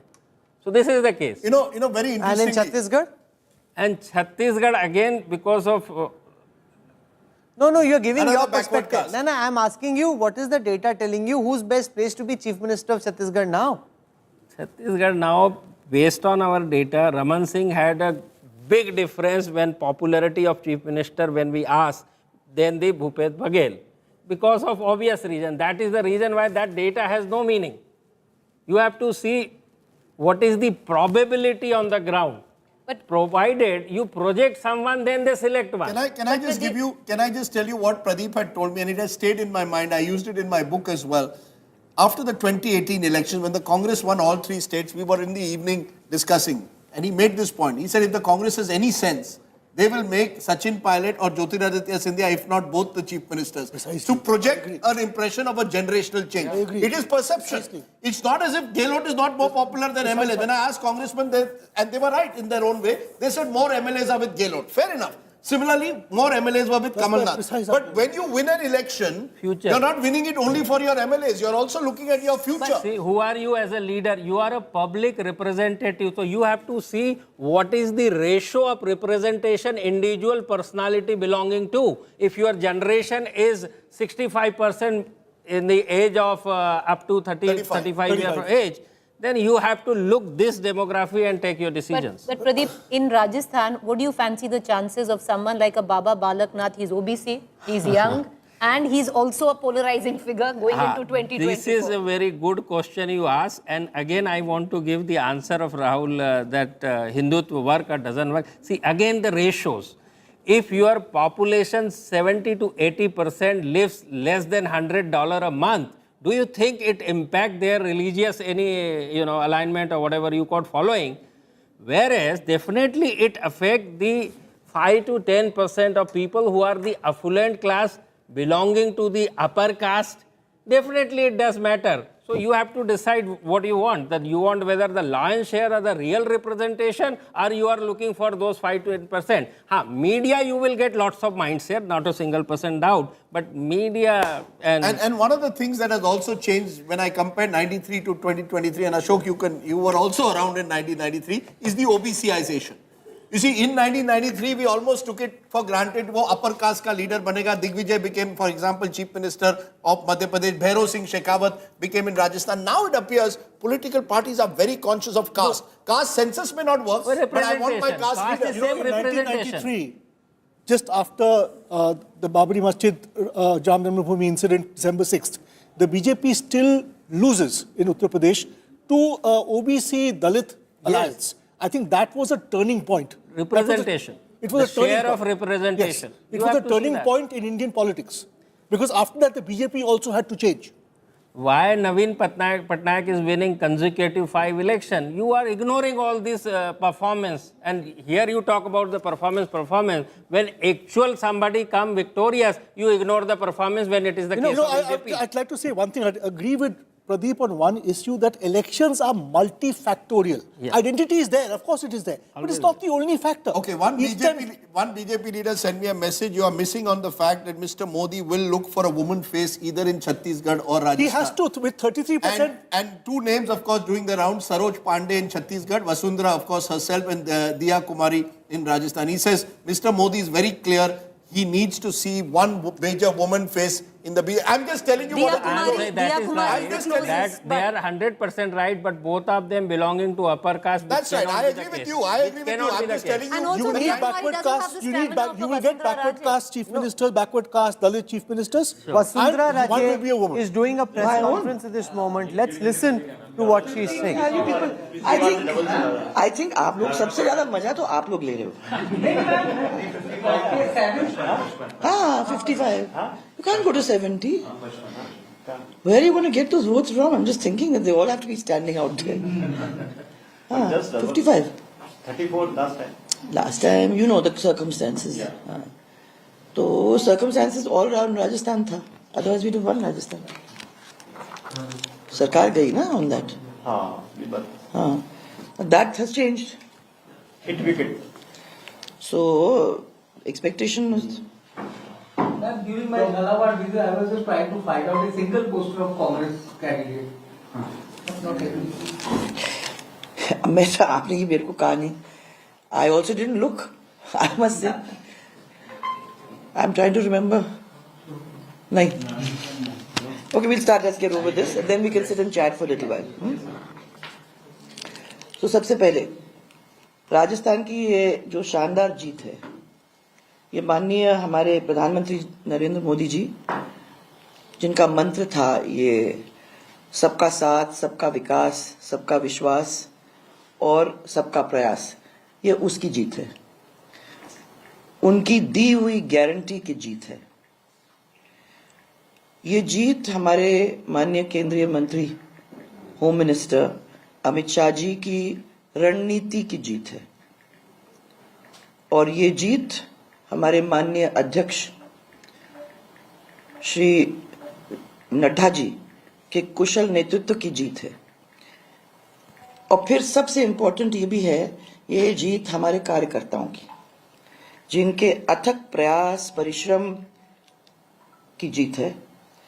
उन्होंने दिन और रात हमारे माननीय प्रधानमंत्री जी के जो सपने को साकार करने की पूरी कोशिश करते हुए उस दिशा में मेहनत करके ये परिणाम दिलाने का काम किया है।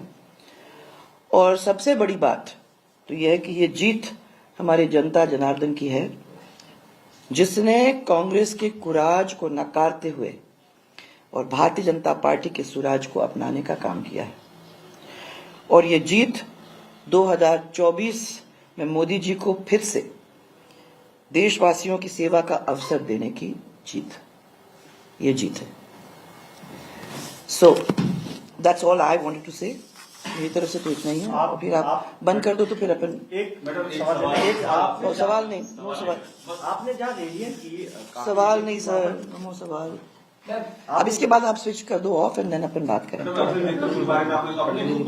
ये नहीं करेंगे, चाय पिलाओ इनको।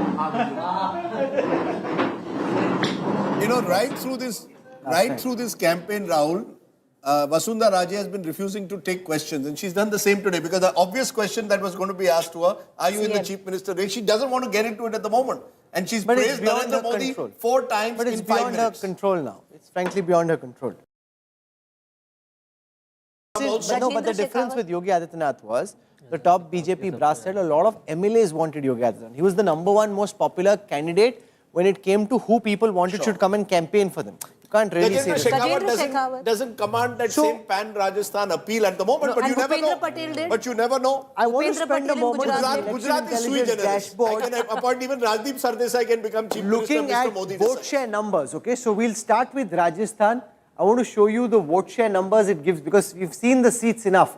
The vote share breakup gives you a good sense of how each of these states is actually looking. So I'll take Madhya Pradesh, for example, and give you the vote share numbers from Madhya Pradesh. What here on your screen now, what you see initially are the previous year's numbers. Now you're seeing the current year's numbers, 49 versus 41. That's a 8% lead for the BJP in Madhya Pradesh in terms of vote share. And that really is hats off to Pradeep for picking it up, because your estimates were higher than the BJP's own estimates. Some of the top BJP leaders I spoke to said, "Ye thoda zyada bol raha, acha hi hoga, itne aa jayenge," but they weren't expecting this either. So that is as far as, I can do a few other things which makes the vote share numbers more interesting. I'll show you a heat map of Madhya Pradesh. What this does is it shows you in how many seats was the Congress really in the fray. There are only 117 seats where the Congress's vote share is above 40%, which means in the other seats, the Congress didn't even get 40% of the vote share. The BJP had 40% plus vote share in 187 seats. This is a very important data point that we're putting out, showing the dominance of the BJP versus how weak the Congress's performance once you break it down. So this is called a vote share heat map. What you're seeing is how many seats did the BJP do well in, which is above 40%. How many did the Congress put up a good fight in? They didn't do that in too many seats. If we compare this with the historical vote share for Madhya Pradesh, the BJP has actually done better in this election than it ever has. In 2003, the BJP's vote share was 43%. 2008, it was 38%. 2013, it was 45%, came down to 41%. Now it's 49%. So an 8% increase. The Congress, roughly where it was at 41% earlier, it's at 41%. It's the BJP that's pulled votes away from the others, brought it to itself. That's a big number there. I can do a dispersion. I'll show you what the dispersion looks like in Madhya Pradesh. What this dispersion does is it shows you how strongly the BJP has done. It's done poorly in very few seats, doing strongly in a lot of seats. And we can do the same now for Rajasthan. Let me do the same for Rajasthan and show you the Rajasthan numbers for vote share. So in Rajasthan, if we look at the vote share, 39-39 it was roughly last time round. This time the BJP at 42, the Congress at 39. So Rajasthan was tighter, more contested. 19% to the others, a lot of vote to the others, a 3% gap in favor of the BJP in Rajasthan, 3% up from the last time. Again, the Congress roughly where it was. So they're pulling votes from the others. The Congress holding on both in Madhya Pradesh and in Rajasthan to where it was last time. Yeah, so this is where my poll is. See, 41% we said for the BJP, they are getting 42%. And also we said 42 for the Congress, they are 39, meaning -2 added to 1 to the 3% BJP difference. and 2 to the others. I'll show you a vote share heat map for Rajasthan. What the vote share heat map does is it tells you how strong a performance the Congress put up. So there are 122 seats where the BJP had 40% plus vote share. 122 seats, BJP's vote share is more than 40%. The Congress's vote share is more than 40% only in 98 seats. So in half the state, the Congress couldn't even get 40%, so it never really was in the reckoning on these seats. If I do a historical breakup of the vote share details, as I've been saying since the morning, this kind of micro detailing is not available anywhere else. I mean, there's no other network that can come anywhere close to matching the level of detailing that we can do. So where does this look in terms of historical vote share? It's kind of where it was. The BJP's biggest victory was in 2013 when it had 45% of the vote share. It now has 42%. Last year it was 39%. In 2008 it was 34%. So this is really not the BJP's biggest victory in terms of vote share in Rajasthan. It's actually not so, when you look at those numbers, it just shows you the role that others play in Rajasthan. Correct. In no other Hindi heartland state will you feel such big numbers for others. 21% went down to 19. The Congress, the gap is only 3%. You see, it's not as if the gap, Rahul, even when you do the heat map, when you say 98 seats over 40%, that's quite a lot. That's almost half the seats of Rajasthan. Congress was over 40%. Just think about it. Yes. The Congress needed one extra incremental vote. You could have either done that with alliances or you could have presented a more inclusive leadership. These are the small micro detailing in a state election management. I'll give you a small example. We were Yes. talking about the Bundelkhand region in Madhya Pradesh. There are 4 seats now that I have just gone through. One of them that I have in front of me, Niwari, where the Samajwadi Party has polled 13,000 seats, which is double the winning, 13,000 votes, which is double the winning margin of the Bharatiya Janata Party and the Congress. Yeah, and there but the only difference I'll make is that in Madhya Pradesh it's a washout. When 162 plays 66, it would have made no difference. Every seat but counts. in Rajasthan, had you concentrated on 20 to 25 seats in making alliances on the ground, in ensuring that you had dropped 20 more sitting MLAs, Gehlot would have had half a chance. You see, this is where, as I said, when you put ego before your party, I will not have anything to do with Sachin Pilot till the last moment. It doesn't work. When you say that my welfare schemes are good enough, it doesn't work. I want to come now to Chhattisgarh. In Chhattisgarh, the BJP has 46% of the vote share. The BJP's vote share in this election is 13% up from the last time. That's a big swing. It looks like not as big a victory as in Madhya Pradesh, but given how low they'd fallen, pulling 13% extra voters to get them to vote for you is a very big electoral achievement. And the Congress Rahul, is at 42, that's 1% down. Down, and see the others. That is where the BJP and management Everywhere they're pulling from the others. The DGP and BSP alliance. In Bihar, it was overseas factor which made BJP win. Right, with only 10 seats extra than the... I want to do a vote share heat map for Chhattisgarh so that you understand what this means. How hard did the Congress fight? That's what this data shows. Here it is on your screen for the first time.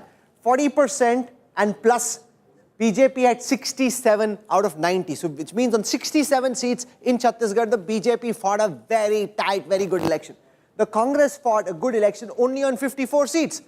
So forget what the narratives on television and amongst the pundits were.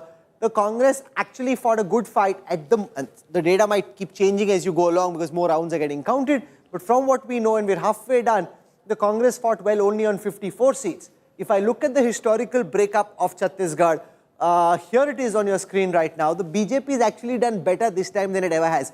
BJP in 2003 was 39%, 2008 was 40%, 41% in 2013.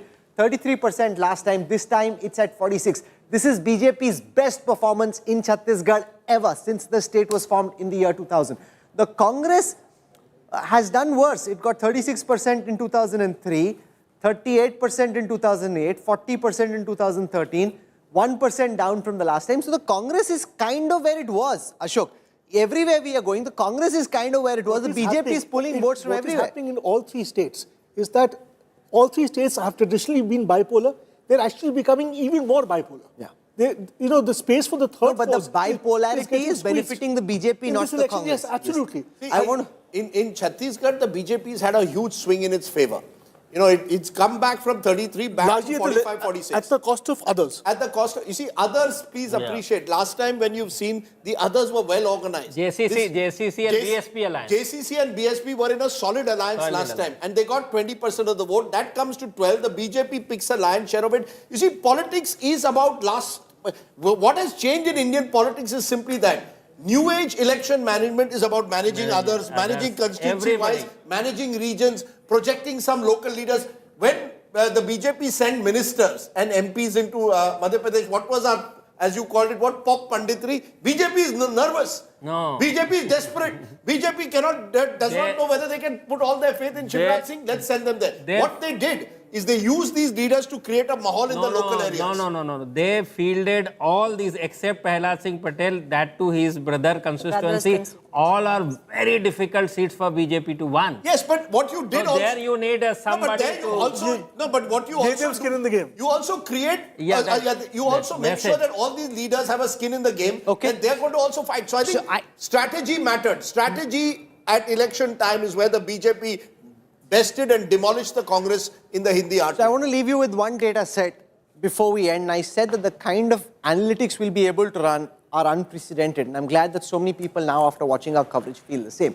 Here is the aggregate of all elections. 638 seats up for grabs today. The BJP has won or is leading in 339. The Congress only at 232. So game, set, match today to the BJP, opening the doors for what could be a historic re-election. Not since Pandit Nehru has an Indian Prime Minister won 3 terms in office.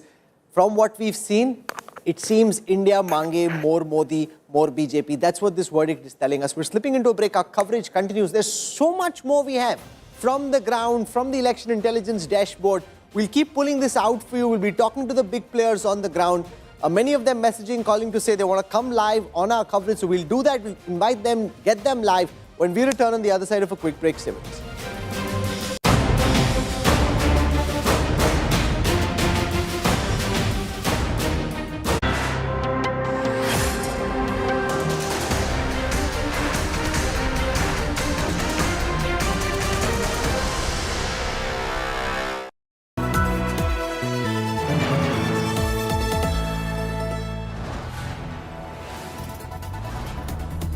You are watching India Today, powered by Finest, Be Sustainable Change, a BNP Group company.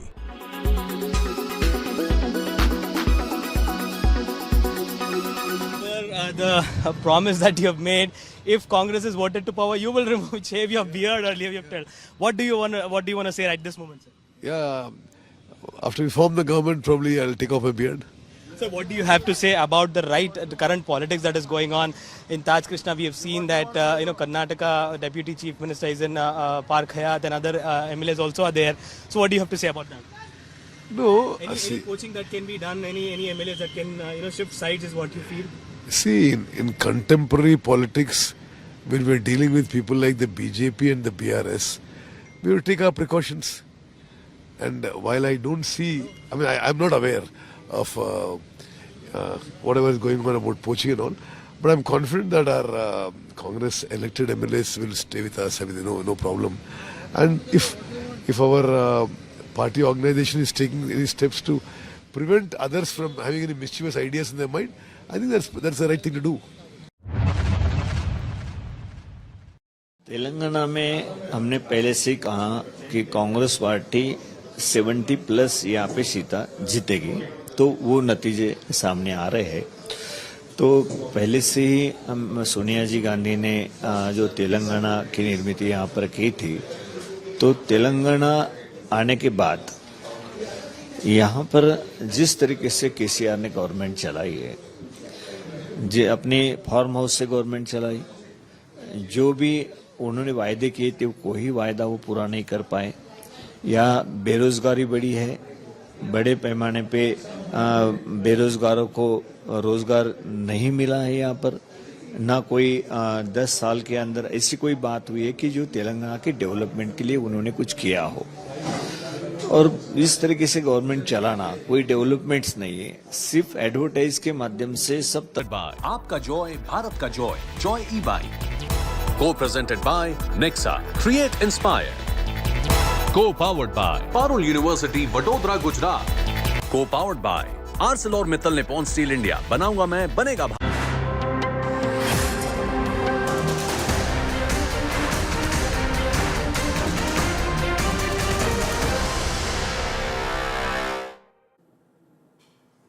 I want to go across now to Union Information and Broadcasting Minister Anurag Thakur, who'd been campaigning in all these poll-bound states quite extensively. The Bharatiya Janata Party, Anurag ji, winning 3 out of 3 Hindi heartland states. Do you think this makes the path to 2024 that much more clear, gives the party and its cadre the confidence of hitting the next election on the back of these big victories?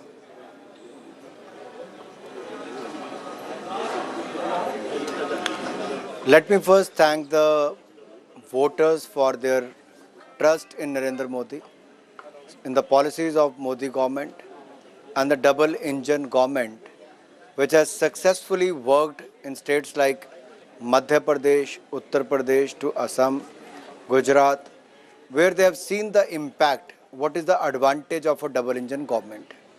Secondly, this is a historic win. Look at the Madhya Pradesh results. I mean, your channel is one of the channels who have shown this kind of landslide victory in your exit polls. And let me again say here, people have shown their faith and trust in Narendra Modi ji. And Modi ji was the face during the election campaign.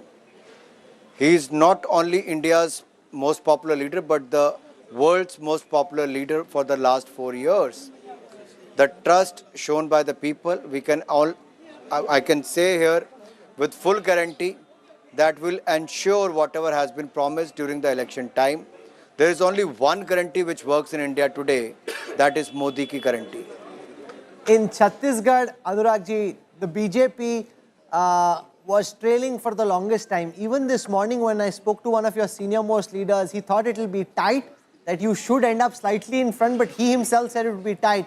You actually ended up 54 versus 33. It's a very big victory for the Bharatiya Janata Party, much bigger even in Chhattisgarh than your own estimates internally, including this morning.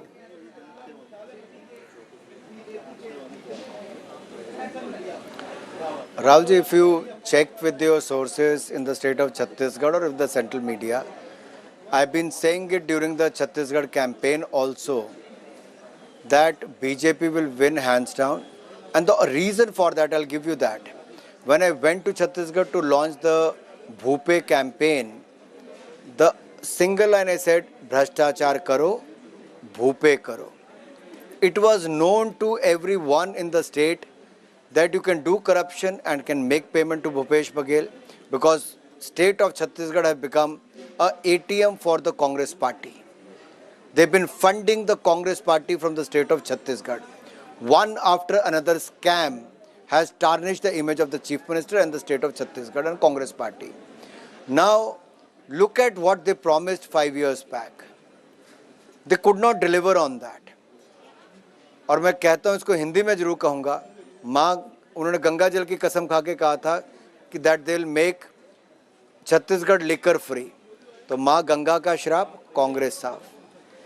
They did Mahadev app, corruption, घोटाला, Mahadev ka shrap, Congress साफ. Similarly, they lied to the poor people, गरीबों का श्राप, Congress साफ. गौठान घोटाला, माँ गौ के साथ घोटाला, माँ गौ माँ का श्राप, Congress साफ. So whatever they promised, they could not fulfill that. On the other hand, if you look at Madhya Pradesh, the guarantees were delivered. And it is the Modi guarantee which is fulfilled by the state chief minister and the entire government. And here, whatever we have promised, look at Chhattisgarh. Congress promised 15,000 rupees to the women, but they could not give 500 rupees per month, which becomes 6,000 rupees per year. They could not do that. The people were making a comparison. If you could not give 6,000 rupees per annum, how can you give 15,000 rupees now? So they believed in Prime Minister Modi and his guarantees. So I think that is the advantage BJP, the leadership of Prime Minister Modi. What does this verdict mean in your view for the 2024 elections? Given the fact that you've been able to fight off anti-incumbency in Madhya Pradesh, deliver this big victory, snatch both Chhattisgarh and Rajasthan from the Congress, increased your vote share in Telangana but ended up distant third. What does the aggregate of all of this, in your view, mean for the Lok Sabha elections?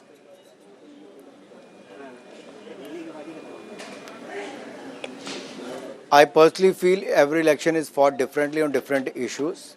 But one thing I would like to say here, people are ensuring double engine government for the welfare of the state, and in the interest of the country they will pick again Prime Minister Modi. Why? The only reason, they see that whatever Prime Minister says, he delivers that. They believe that he is committed for the welfare of the poor people. They see Prime Minister Modi ensures good governance and development, and the BJP's good government and development model has been accepted by the people of Madhya Pradesh, Chhattisgarh and Rajasthan. And this will ensure a landslide victory for BJP in 2024. In 2018, when BJP lost all these states, despite that in 2019, we won majority of the seats in Madhya Pradesh, Chhattisgarh and Rajasthan. Okay. What do you think about the Telangana verdict? That's the one sliver of hope for the Congress. Currently leading and winning 64 seats, up 45. The BJP is at 7, up 6. So it's a credible. I'll show the Telangana vote share to Anurag Thakur and to our viewers. The BJP has done much better than earlier, but not enough to be able to become second. Here's the vote share for Telangana on your screen right now. The Bharatiya Janata Party, which had 7% vote share, has doubled the vote share to 15, but you're still quite far from being able to convert that into seats in Telangana.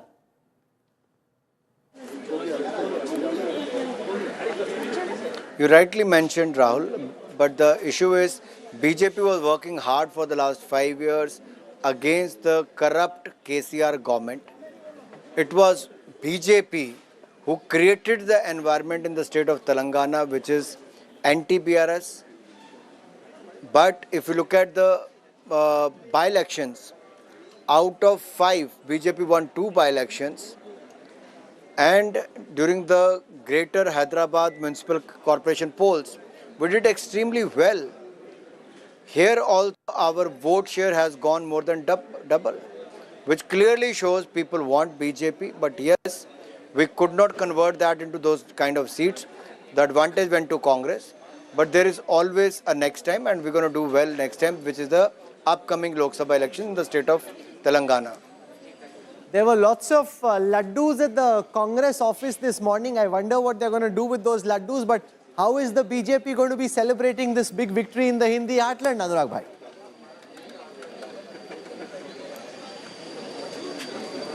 I think they should also enjoy the laddu, because this is pro-poor and pro-people government which has been elected. So they are also going to get benefit out of this.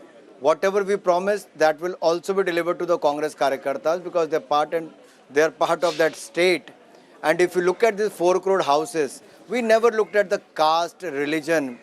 They have been given to those, beneficiaries who actually deserves that. So it will ensure that that happens. They can enjoy the sweets. They can have laddu on the BJP's victory, because this is actually going to benefit them, because Prime Minister Modi believes in delivering what he has promised. And finally, is this an opportunity, you think, to institutionalize a generational shift in a state like Rajasthan? Look beyond someone like a Vasundhara Raje, pick one of your newer faces in Chhattisgarh, look beyond Dr. Raman Singh, pick one of your newer faces. How are you seeing the issue of who becomes the next chief minister in these states?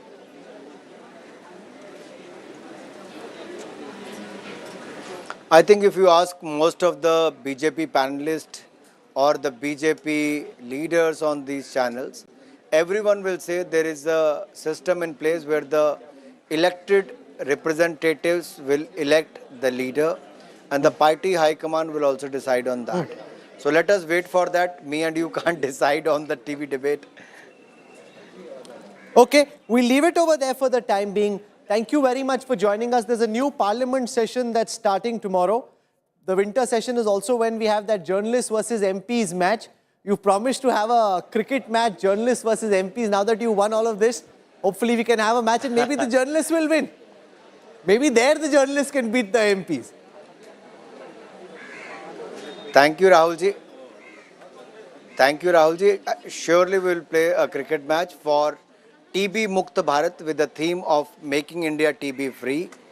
And whosoever win, TB हारना चाहिए, tuberculosis हारना चाहिए, चाहे पत्रकार जीते या चाहे सांसद जीते, whether journalists or whether the MPs win. That doesn't make much difference. We Can I should play, just but let play our for a viewers good into cause. a secret? Let's play for Anurag making Thakur is being India very magnanimous over here. He's saying TB should win, but when he actually gets down into a cricket match and actually is playing, he takes his cricket as seriously as he takes his politics. Abhi ye sab bol rahe ho, match start hua to aap full serious ho jate ho. When we were shooting, jab we met in Himachal during the elections, we said, okay, we'll play a few balls just to kind of shoot that. He missed the first few, then got excited when the bat started connecting with the ball and said, ab to aur khelna padega, itna jaldi chhod nahi sakte. So he takes his cricket as seriously as he takes his politics.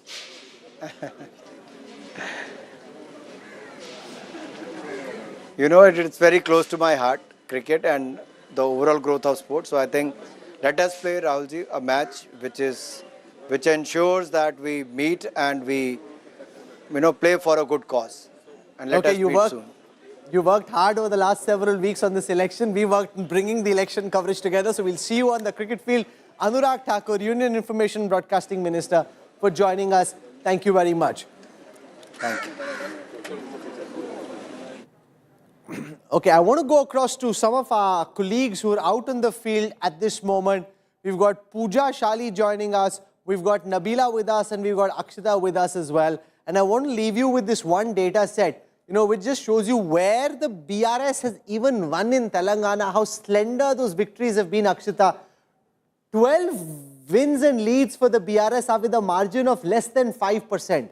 7 are with a margin of 5 to 10%. So 19 of those victories are with a very small, less than 10% margin, which just shows how there's a lot of anti-incumbency, and even the 40 seats that they're leading in was actually very, very difficult. Let's go across first to Akshita, who will tell us what's happening in the lovely city of Hyderabad. Akshita.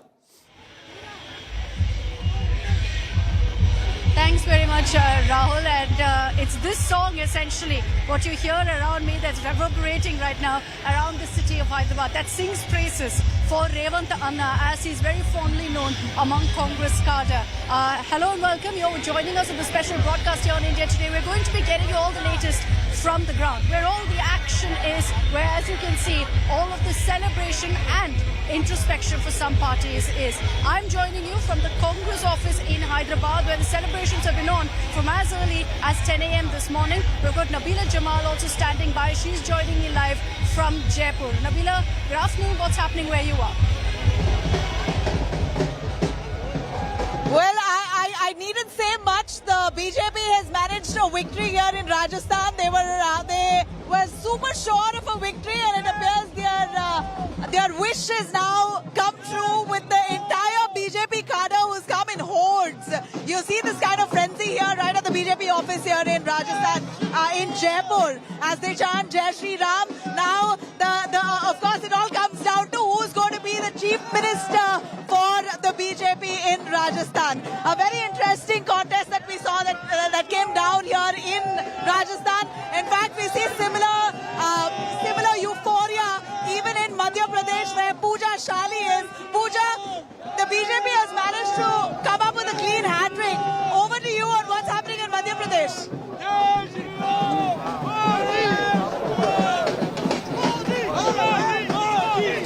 Well, incredible moment moments that each one of us are witnessing. Akshita in Telangana, Nabila in Rajasthan, and I, Pooja Shali, here in Madhya Pradesh. And this special telecast comes to you from each of these locations, because if there is Revant Anna in Telangana, there is a Mama and a Bhaiya here in Madhya Pradesh, and he's about to make a record historic victory, and that for the 5th time possibly. He's going to now become the Chief Minister if there's not a change in name, and that's Shivraj Singh Chauhan. And the deciding factor for him, apart from, of course, there are the tribal belts, of course, there are people who support him, but then there are the women. Young women, old women who voted for him en masse because of the different welfare schemes that he had announced for them. And of course, an aggressive Bharatiya Janata Party campaigning till the last minute. So as we begin, let's take a look first at the state of Madhya Pradesh. Getting it exactly accurately right was India Today Access My India predictions. And that was about 140 to 162, and it's touching there. It's touching to that maximum number. And here at the Chief Minister's house, I'll just briefly take you through where I'm standing, because this is where Shivraj Singh Chauhan is going to be. People refuse to leave. They do not want to accept anyone. Flowers are ready. And here's what it looks like. Let me take you through what the current situation is for the state of Madhya Pradesh. What is central India looking like? Shivraj Singh Chauhan set to return as the Chief Minister. This is Saffron Party leading already, touching 160. It's Prime Minister Modi's guarantees, and it is Shivraj Singh Chauhan's welfare schemes as well, and a certain connect, a mass connect that he's been able to pull off all these years. BJP workers erupted in joy moments after the Bharatiya Janata Party clearly widened a lead that the Congress could not catch up to. For the grand old party, there is a lot to deliberate upon for the state of Madhya Pradesh. The numbers are exactly what our polls had predicted. Listen in now to the exclusive reactions coming in from Madhya Pradesh, and then we'll get you more updates. देखिए, अगर आप विनम्रता के साथ जनता की सेवा प्रमाणिकता के साथ करते हैं तो लोग आपसे प्यार करते हैं। ये जनता का प्यार है। लेकिन मैं कहता हूं कि श्रीमान नरेंद्र मोदी जी, हमारे प्रधानमंत्री जी, वो जन जन के मन में है, एमपी के मन में मोदी।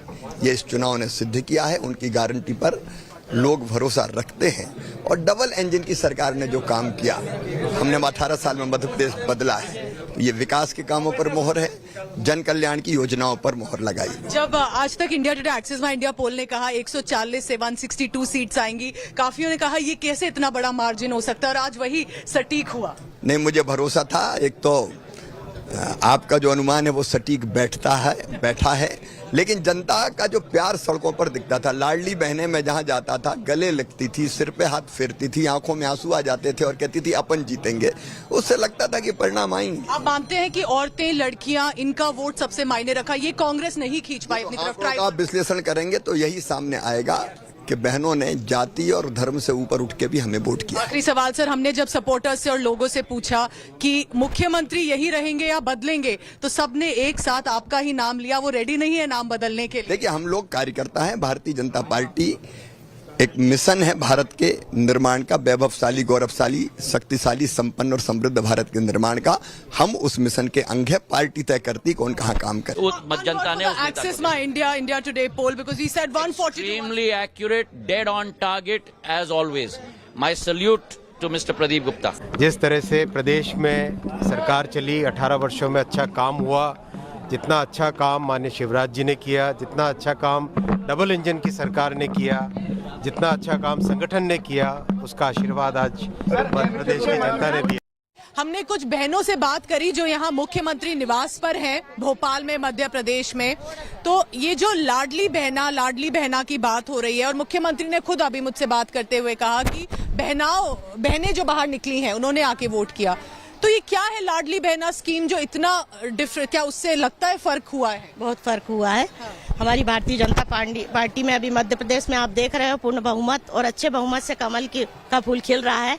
और इसका ज्यादातर श्रेय सारी योजनाओं के साथ साथ योजनाएं तो मोदी जी ने भी बहुत चलाई, और भैया शिवराज भैया ने भी मध्य प्रदेश में बहुत चलाई है। उसका फायदा तो आम जनता को बहुत मिला है। लेकिन अभी वर्तमान तुरंत में ही जो लाडली बहना योजना चलाई उससे महिलाओं को बहुत फायदा मिला। ऐसा क्या फर्क है लाडली, कितना आप मुझे बता सकते हैं कितना पैसा मिलता है लाडली बहना में? पैसा जितना उन्होंने बोला उसी हिसाब से मिल रहा है हम लोग को, और जैसे ही बोला तुरंत आया है। 1250। हाँ तुरंत आया है, कहीं कट नहीं हो जाता? नहीं कुछ नहीं, तुरंत आता। अगर आज तारीख दी तो आज ही आना है। और बच्चों के लिए भी उन्होंने बहुत कुछ किया है। छोटे से ज्यादा जो लड़कियां पढ़ रही हैं उनके लिए भी किया है, और लेडीज जो बाहर निकल रही है उसके लिए भी भैया ने बहुत कुछ किया है। बिल्कुल हैंड टू हैंड तारीख के तारीख पैसे आते हैं, कुछ भी नहीं कटते उसमें से। हाँ जो बहनों इससे क्या फर्क होता है? इससे क्या फर्क? कुछ लोग कहेंगे क्यों ऐसे पैसा दे दें किसी के अकाउंट में, ये तो सरकार का है, लोगों का पैसा है। तो इससे क्या फर्क हुआ? हमें थोड़ा और भी लोगों से आप बताओ। बहुत फर्क पड़ा मैम। आपकी जिंदगी में क्या फर्क पड़ गया अगर पैसा? मतलब मेरे तो बच्चे नहीं, लेकिन मुझे काफी मतलब सहयोग मिला है। मेरे हस्बैंड को भी बहुत सहयोग मिला है, और अर्थव्यवस्था थोड़ी गड़बड़ थी तो उससे भी काफी फायदा हुआ है मुझे। और भी मतलब जो भी समस्या थी काफी ठीक हो गई। और हर महीने जैसे उन्होंने बोला है शिवराज भाई साहब ने, तो मतलब काफी सहयोग मिला। घर के हालात बहुत चेंज हो जाते हैं। हाँ बहुत जरूर चेंज हो जाते हैं। लेडीजों को 1000 रुपए मिल गए, उनको आर्थिक सहायता मिल रही है।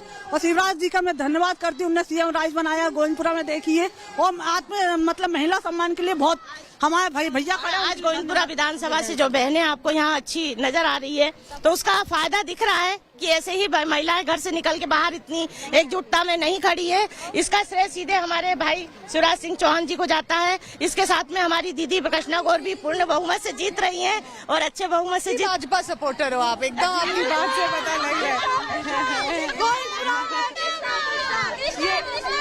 ये जो बार बार इस सरकार में जो बहुत बात चली लाडली बहना या ये जो औरतों के लिए फर्क है, इतनी औरतें क्यों निकल के आई भाजपा को और शिवराज सिंह चौहान को वोट करने के लिए? आज तक जो भी सरकार आई है उनने कभी महिलाओं के बारे में नहीं सोचा, लेकिन भैया जी की वजह से आप जो सभी महिलाएं सशक्त हो गई है।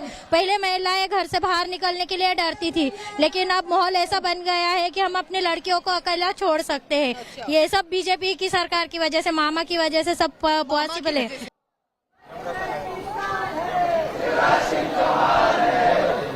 So you heard it. Women have become the deciding factor for this Madhya Pradesh elections. But was it just that?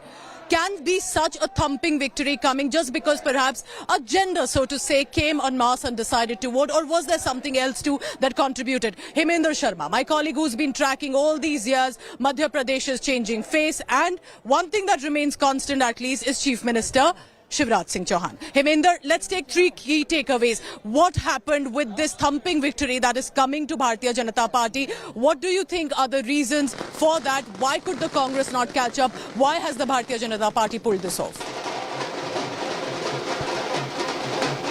Well, as it was mentioned in the exit poll that India Today Access My India did, the difference between the percentage of women voters who voted for the BJP and to the Congress is a huge 10%. So if there is a huge 10% gap between 50% of the population, because women comprise 50% of the population, so there's half of this voter chunk that is voting for the BJP. So a 10% shift actually leads to a wave, and this wave, as was explained earlier also, was something that led to this huge victory for the Bharatiya Janata Party in Madhya Pradesh. That is point number one. Plus, the leadership of the Bharatiya Janata Party, they fought this election very strategically.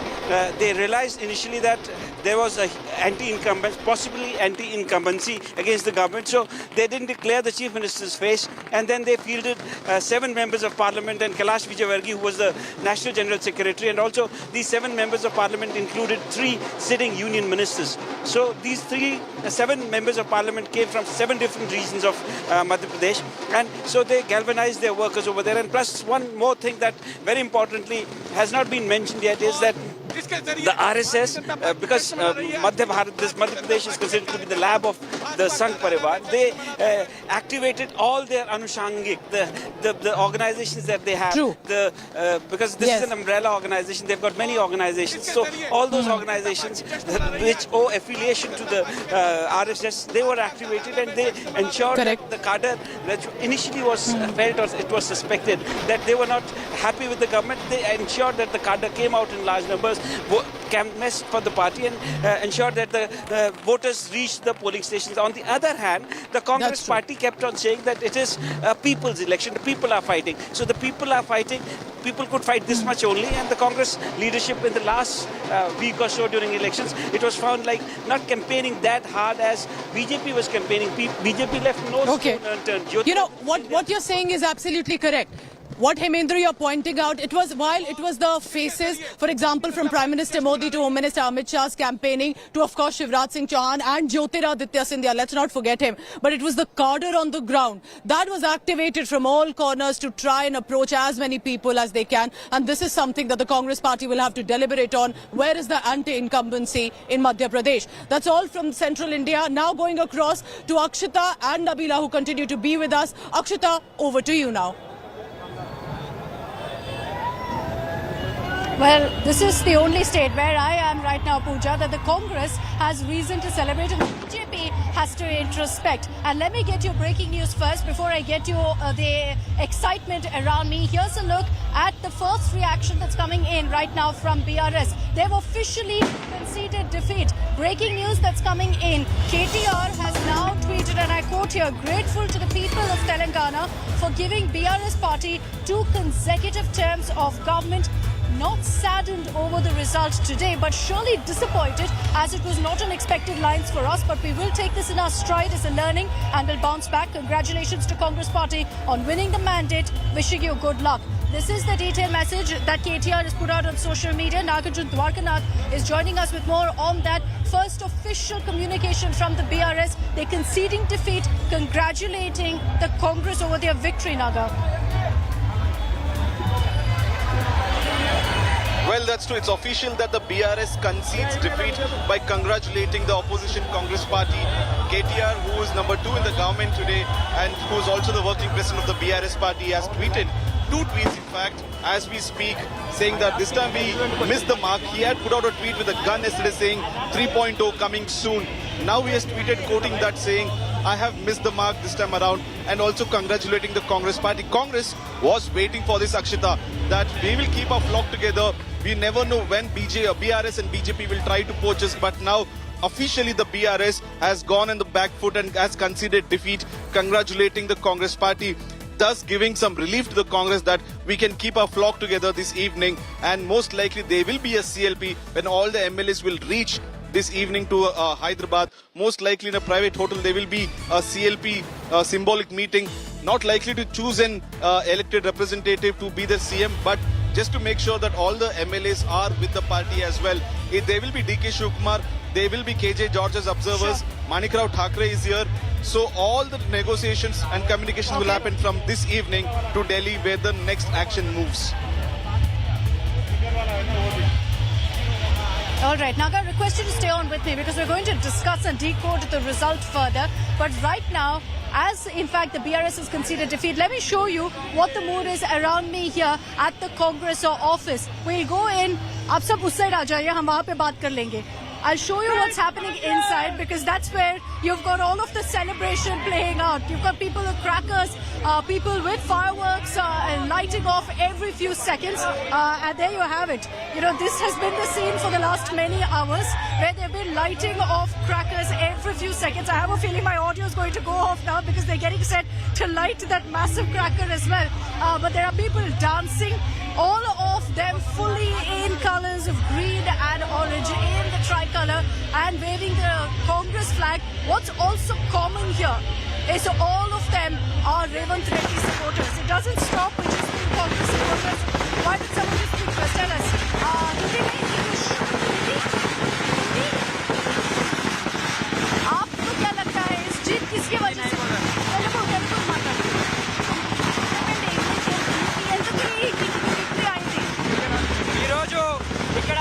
Congress party ఆధ్వర్యంలో మరి కాబోయే రేవంత్ రెడ్డి గారి సమక్షంలో మరి గాంధీ భవన్ కి Congress party కార్యకర్తలందరికీ మరి పాదాభివందనాలు తెలియజేస్తున్నాను.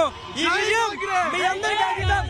జై కాంగ్రెస్, జై కాంగ్రెస్, జై రేవంత్ రెడ్డి. తెలంగాణ రాష్ట్రంలో అవినీతి పాలన పోయింది, ప్రజాస్వామ్యం వచ్చిందని తెలుపుతున్నాను.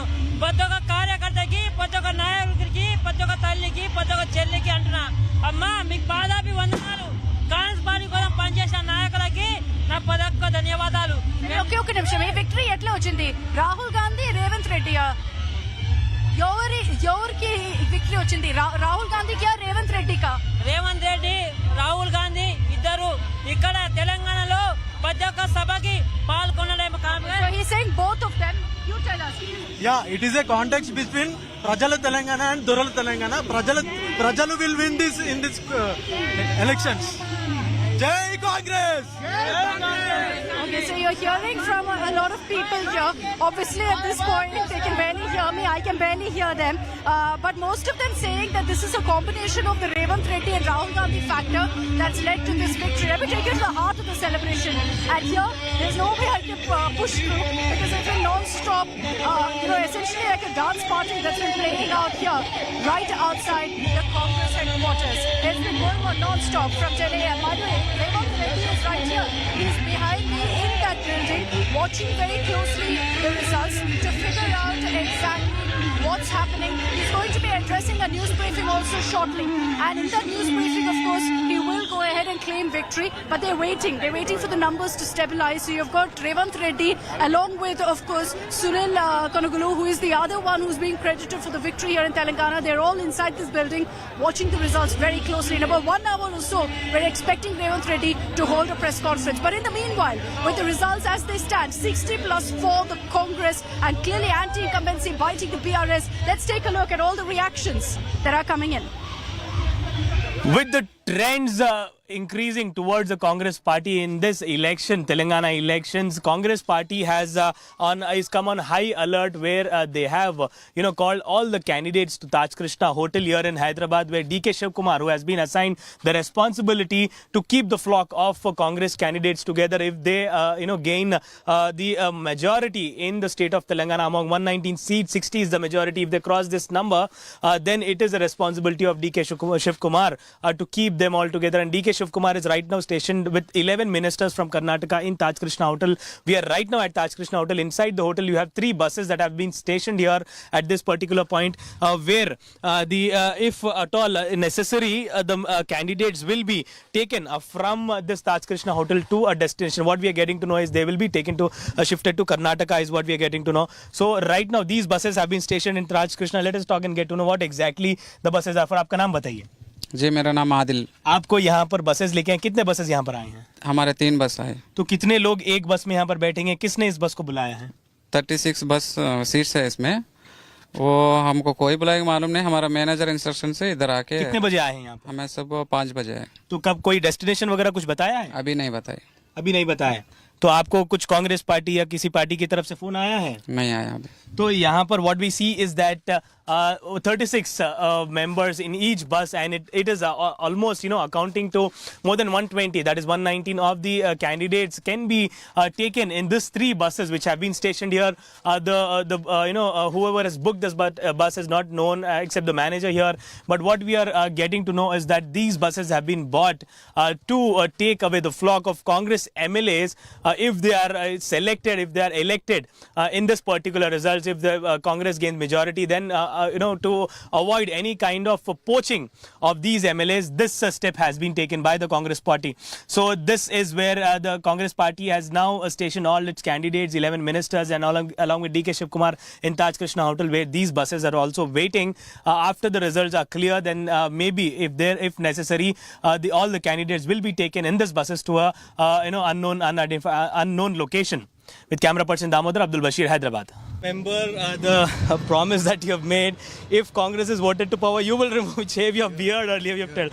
What do you want to say at this moment, sir? Yeah, after we form the government, probably I'll take off my beard. So what do you have to say about the current politics that is going on in Taj Krishna? We have seen that Karnataka Deputy Chief Minister is in Park Hayat, and other MLAs also are there. So what do you have to say about that? No, any coaching that can be done, any MLAs that can shift sides is what you feel? See, in contemporary politics, when we're dealing with people like the BJP and the BRS, we will take our precautions. And while I don't see, I'm not aware of whatever is going on about poaching and all, but I'm confident that our Congress elected MLAs will stay with us. No problem. And if our party organization is taking any steps to prevent others from having any mischievous ideas in their mind, I think that's the right thing to do.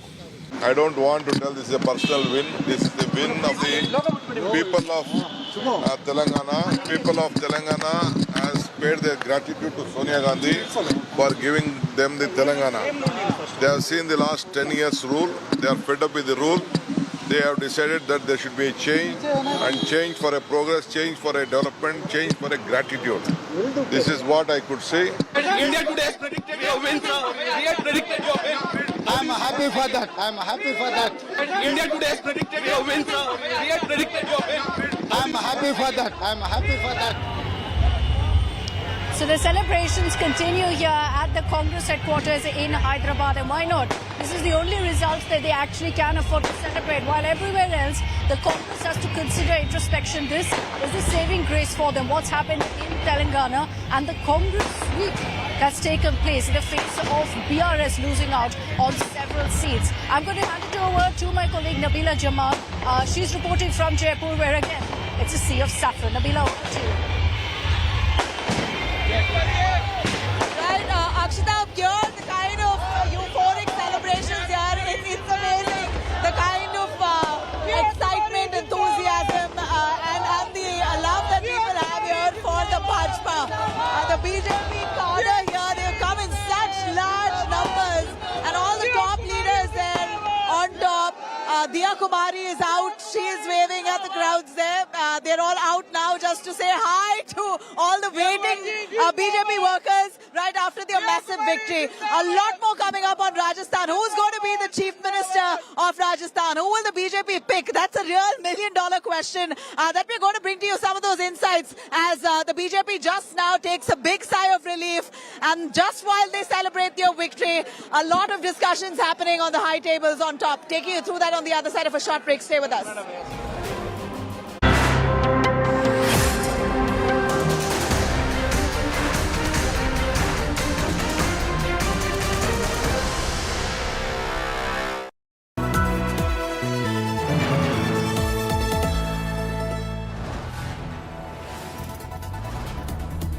You are watching India Today, powered by Finest, Be Sustainable Change, a B&P Group company.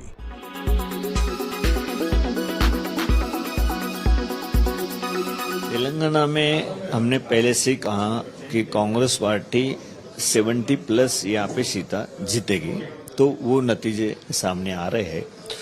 तो पहले से ही हम सोनिया जी गांधी ने जो तेलंगाना की निर्मित यहाँ पर की थी, तो तेलंगाना आने के बाद यहाँ पर जिस तरीके से केसीआर ने गवर्नमेंट चलाई है, जो अपने फार्म हाउस से गवर्नमेंट चलाई, जो भी उन्होंने वायदे किए थे कोई वायदा वो पूरा नहीं कर पाए, या बेरोजगारी बढ़ी है, बड़े पैमाने पे बेरोजगारों को रोजगार नहीं मिला है। यहाँ पर ना कोई 10 साल के अंदर ऐसी कोई बात हुई है कि जो तेलंगाना के डेवलपमेंट के लिए उन्होंने कुछ किया हो। और इस तरीके से गवर्नमेंट चलाना, कोई डेवलपमेंट्स नहीं है, सिर्फ एडवर्टाइज के माध्यम से सब तरफ एडवर्टाइज करना कि हम बहुत अच्छी गवर्नमेंट है, केसीआर बड़े किसानों के प्रति ये है वो है, तो ये नहीं चलता है ज्यादा दिन तक। वो सब बातें लोगों के सामने खुलकर सामने आ जाती है, उसका परिणाम लोगों के सामने रहता है कि गवर्नमेंट चलाने के बाद हमारे हित में क्या हुआ है। अगर गवर्नमेंट चला रहे हो, हमारे हित में कुछ नहीं हो रहा है, सिर्फ बातें बना रहे हो हाँ, तो लोग एक बार समझ जाती है कि ये गवर्नमेंट हमारे लायक नहीं है, ये हमारा हित नहीं कर सकती। Some of our candidates have informed us that whomever he has spoken, whomever the party people are speaking, they all have spoken to us. They have informed. We have made elaborate arrangements for all our candidates. All our party cadres will be with them. Our leaders will be with them. They are safe. We will see that they are protected. Sir, is there any possibility that Congress MLAs may break towards BRS? At no point of time, not even a single candidate or MLA will break. They have already informed. Whomever they have spoken, they all have communicated to us. So we know their political strategy. We are well aware. So we all in tightrope with everyone. श्रीमान Narendra Modi ji MP के मन में है और मोदी जी के मन में भी एमपी है। उनके प्रति असीम श्रद्धा और अगाध विश्वास है। उन्होंने जो यहाँ सभाएं की, जनता से अपील की, वो जनता के दिल को छू गई और उसी के कारण ये परिणाम जो अभी रुझान आ रहे हैं, ये प्रमुख कारण है।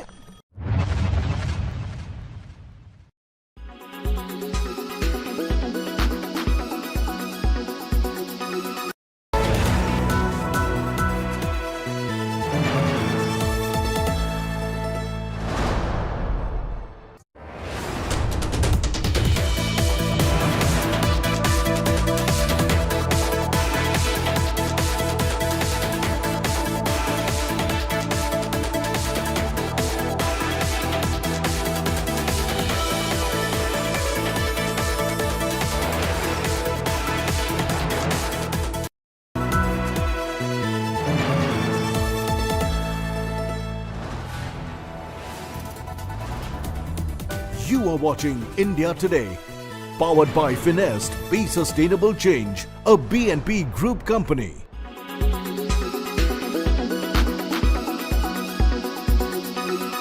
हमारे प्रधानमंत्री श्रीमान नरेंद्र मोदी जी एमपी के मन में है और मोदी जी के मन में भी एमपी है। अमित शाह जी की अचूक रणनीति, उनका जिस ढंग से यहाँ साथ मिला और हमारे राष्ट्रीय अध्यक्ष श्रीमान जेपी नड्डा जी का मार्गदर्शन, हमारे संगठन के नेतृत्व में कार्यकर्ताओं ने अनथक परिश्रम किया। प्रदेश अध्यक्ष, संगठन महामंत्री, उनके साथ टीम जुटी रही और जैसा भूपेंद्र यादव जी ने, शिव प्रकाश जी ने, अश्विनी वैष्णव जी ने जो मार्गदर्शन किया, उससे चुनाव के अभियान को सही गति और दिशा मिली। और इसलिए मैंने पहले भी कहा था, हम बिल्कुल कंफर्टेबल मेजॉरिटी, शानदार मेजॉरिटी भारतीय जनता पार्टी को आएगी। आपको लगता है कि मोदी मैजिक ने अपना काम कर दिया मध्य प्रदेश के अंदर? ये मोदी मैजिक ही है, क्योंकि हमने पहले दिन जब मेरा बूथ सबसे मजबूत का अभियान माननीय प्रधानमंत्री जी आए थे, 10 लाख बूथों से संवाद किया था उन्होंने और हर बूथ को जीतने का संकल्प दिलाया था। तब हमने कहा था कि मध्य प्रदेश के मन में मोदी और मोदी जी के मन में मध्य प्रदेश। आज जनता ने ये आशीर्वाद प्रधानमंत्री जी को दिया है कि 2024 में ताकत के साथ प्रधानमंत्री जी को इतिहास बनाना है तो मध्य प्रदेश में हो रहे सेमीफाइनल को प्रचंड बहुमत से जिताना है। जनता ने आशीर्वाद दिया है। जब आज तक इंडिया टुडे एक्सिस में इंडिया पोल ने कहा 140 से 162 सीट्स आएंगी, काफियों ने कहा ये कैसे इतना बड़ा मार्जिन हो सकता है और आज वही सटीक हुआ। नहीं, मुझे भरोसा था। एक तो आपका जो अनुमान है वो सटीक बैठा है, लेकिन जनता का जो प्यार सड़कों पर दिखता था, लाडली बहनें मैं जहां जाता था गले लगती थी, सिर पे हाथ फेरती थी, आंखों में आंसू आ जाते थे और कहती थी अपन जीतेंगे। उससे लगता था कि परिणाम आएंगे। आप मानते हैं कि औरतें, लड़कियां, इनका वोट सबसे मायने रखा, ये कांग्रेस नहीं खींच पाई अपनी तरफ? आप विश्लेषण करेंगे तो यही सामने आएगा कि बहनों ने जाति और धर्म से ऊपर उठ के भी हमें वोट किया। आखिरी सवाल सर, हमने जब सपोर्टर्स से और लोगों से पूछा कि मुख्यमंत्री यही रहेंगे या बदलेंगे, तो सबने एक साथ आपका ही नाम लिया। वो रेडी नहीं है नाम बदलने के लिए? देखिए, हम लोग कार्यकर्ता हैं। भारतीय जनता पार्टी एक मिशन है भारत के निर्माण का, वैभवशाली, गौरवशाली, शक्तिशाली, संपन्न और समृद्ध भारत के निर्माण का। हम उस मिशन के अंग है। पार्टी तय करती कौन कहाँ काम करे।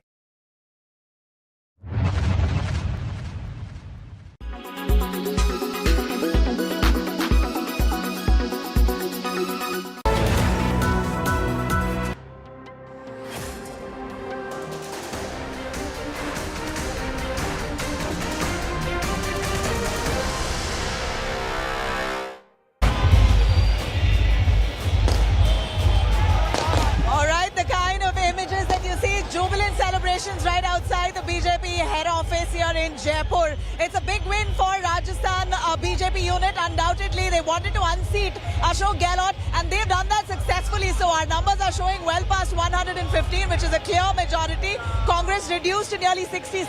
As the numbers are now slowly shaping up, it seems like a clear victory, almost a sweep for the BJP this time. And most definitely, the BJP cadre here in Jaipur, they feel like a resurgence. They feel alive, they feel motivated, and they now come. All the 5 years they laid low. Today they've come out in such large numbers to celebrate. That's the visual you see now with flags and slogans and songs and music.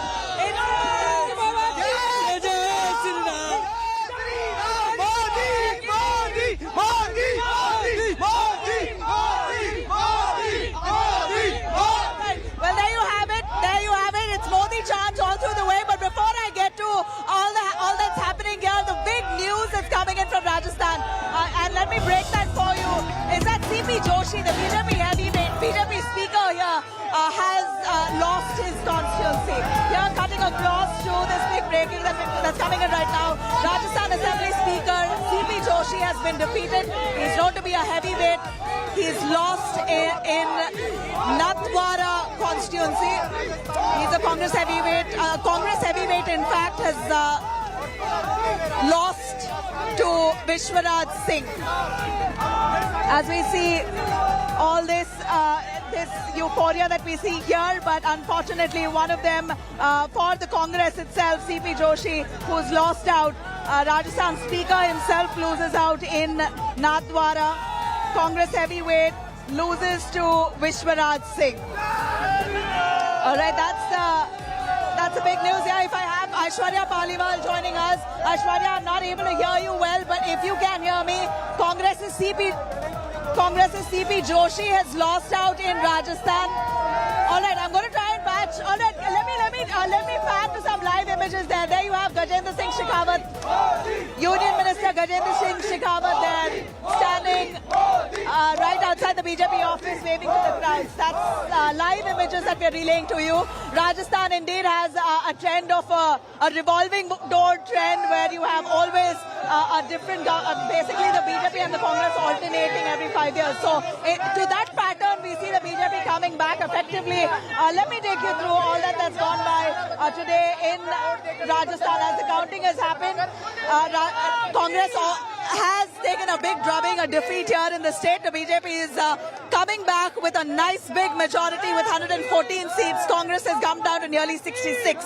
BJP workers are celebrating with a huge excitement as they have come here all the way to celebrate the victory of their party. Quite a grand celebration. Rajasthan has been the state that has voted for the ruling party in every election. Basically has had a rotating pattern of the BJP or either Congress taking to power here. So BJP has now come. I'm going to take you through all our reactions coming in on Rajasthan's massive victory for BJP. Rajasthan की ये जो शानदार जीत है, ये माननीय हमारे प्रधानमंत्री नरेंद्र मोदी जी, जिनका मंत्र था ये सबका साथ, सबका विकास, सबका विश्वास और सबका प्रयास, ये उसकी जीत है। उनकी दी हुई गारंटी की जीत है। ये जीत हमारे माननीय केंद्रीय मंत्री होम मिनिस्टर अमित शाह जी की रणनीति की जीत है और ये जीत हमारे माननीय अध्यक्ष श्री नड्डा जी के कुशल नेतृत्व की जीत है। और फिर सबसे इम्पोर्टेंट ये भी है, ये जीत हमारे कार्यकर्ताओं की, जिनके अथक प्रयास परिश्रम की जीत है।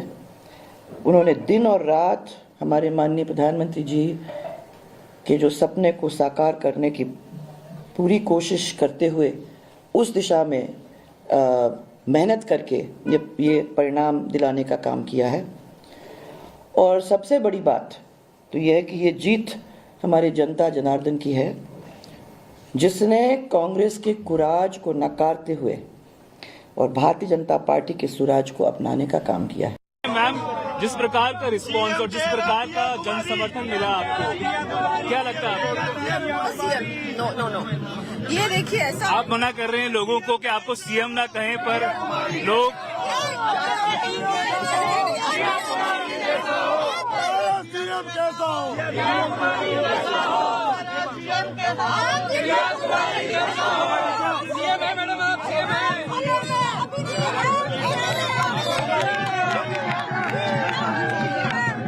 आप लोगों को मना कर रही हैं कि आपको सीएम ना कहें, पर आपकी बात मान नहीं रहे, आपको सीएम। जनता में उत्साह देखिए, आप सभी को बोल रहे होंगे, लेकिन ऐसा है अभी हम लोग बहुत अच्छे मतों से, मैं तो जीत ही रही हूँ, हमारे सारे प्रत्याशी जीत रहे हैं। भारतीय जनता पार्टी की सरकार भारी बहुमत से राजस्थान में बनती हुई नजर आ रही है, मध्य प्रदेश में भी और छत्तीसगढ़ में भी।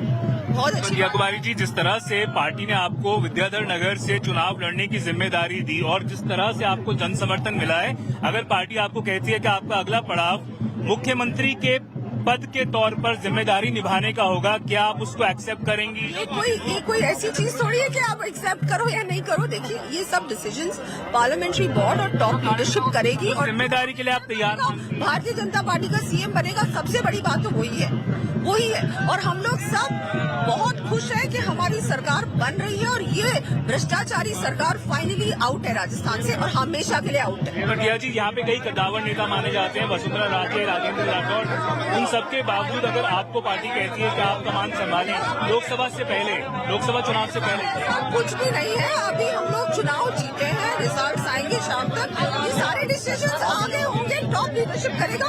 ये मेरे लिए जवाब देने का विषय नहीं है। राजस्थान की जनता ने भारतीय जनता पार्टी को आशीर्वाद दिया है, ऐसा स्पष्ट संकेत लगते हैं। इसलिए जनता को और जो हमारे कार्यकर्ताओं ने मेहनत की, उनको मैं बधाई और शुभकामनाएं देता हूं।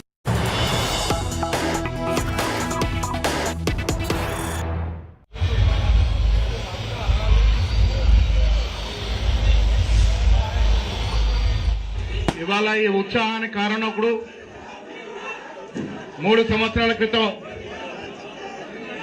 నెంచమమ్మ మా పరిస్థితి ఏంటి అని ప్రతి కాంగ్రెస్ కార్యకర్త మదన పడుతున్న సమయంలో పిసిసి అధ్యక్షుడిగా నియమితులై కార్యకర్తలకు నూతన ఉత్సాహాన్ని నింపడమే కాకుండా ఇవాళ ఊహించని విధంగా, ఎవరు ఊహకు అందని విధంగా ఇవాళ కాంగ్రెస్ పార్టీని సీట్లో గెలుచుకోవడానికి ముఖ్య కారకుడు పిసిసి అధ్యక్షులు పెద్దలు రేవంత్ రెడ్డి గారు, అదేవిధంగా హనుమంతరావు గారు పెద్దలందరి సమక్షంలో ఉన్నారు.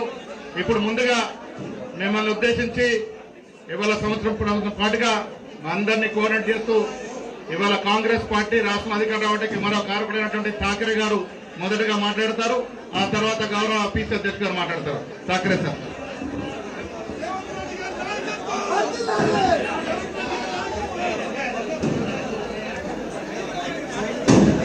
Telangana PCC president Revanth Reddy ji, Congress के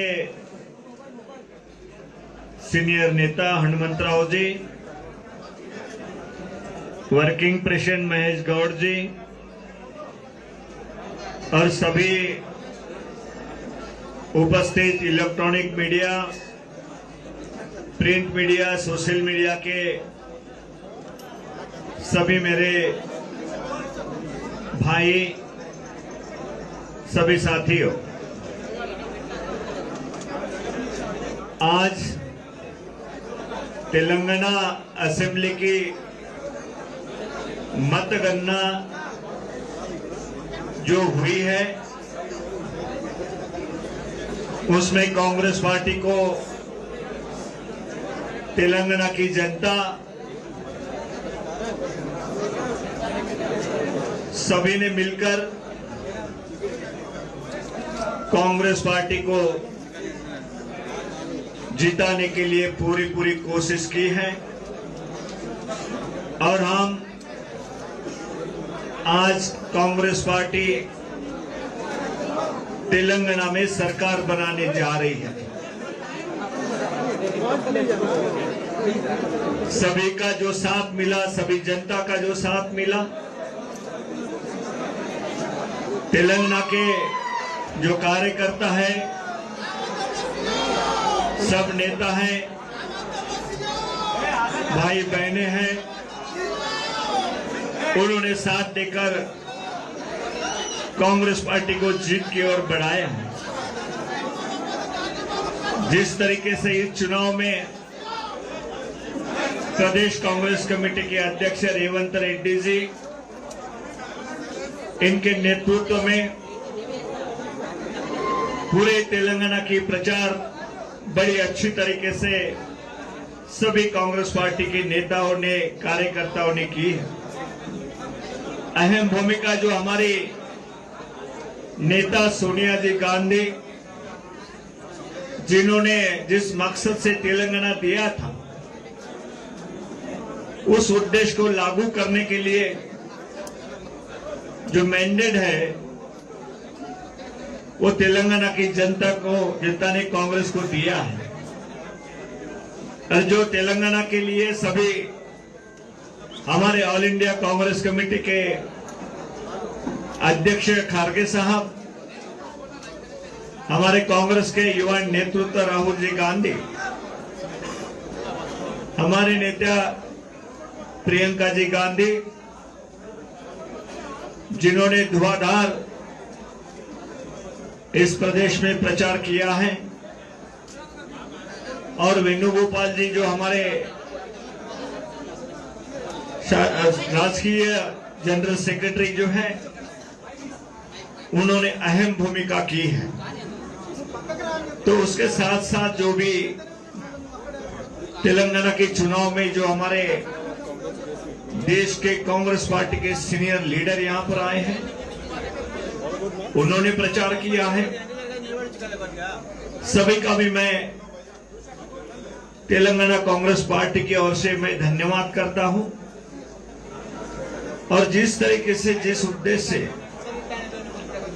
रेवंत रेड्डी जी के नेतृत्व में, पीसीसी के नेतृत्व में आज जीत के और हम बढ़े हैं, जो मकसद से जनता ने जितवाया है, वो कांग्रेस पार्टी पूरी करने की कोशिश करेंगी। मैं पीसीसी प्रेसिडेंट रेवंत रेड्डी जी को आपके सामने उनके विचार रखने की यहाँ पे मैं सिफारिश करता हूं।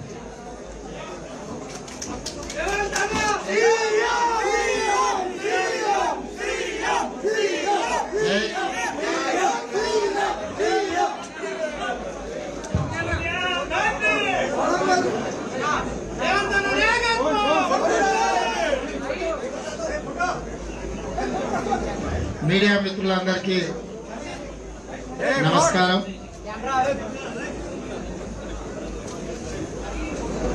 డిసెంబర్ 3, 2009 శ్రీకాంతాచారి అమరుడైండు.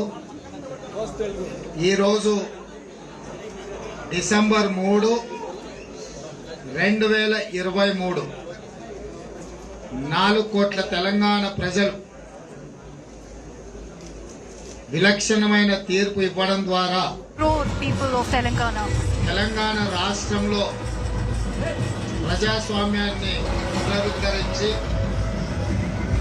శ్రీకాంతాచారికి ఘనమైన నివాళులు have chosen progress, have chosen development for the state of Telangana. Congress party తరఫున కూడా మళ్ళీ తెలంగాణ ఉద్యమంలో అమరుడైన శ్రీకాంతాచారికి నివాళులు అర్పిస్తూ తెలంగాణ ప్రజలు ప్రజాస్వామ్యాన్ని పునరుద్ధరించడానికి కాంగ్రెస్ పార్టీని గెలిపించి శ్రీమతి సోనియా గాంధీ గారికి కృతజ్ఞతలు తెలిపే అవకాశాన్ని కాంగ్రెస్ పార్టీ నాయకత్వానికి ఇచ్చినందుకు The people of Telangana have decided that they need a leader like Sonia Gandhi for Telangana. ఈ ప్రజల యొక్క ఆకాంక్షల్ని, ఆలోచనని,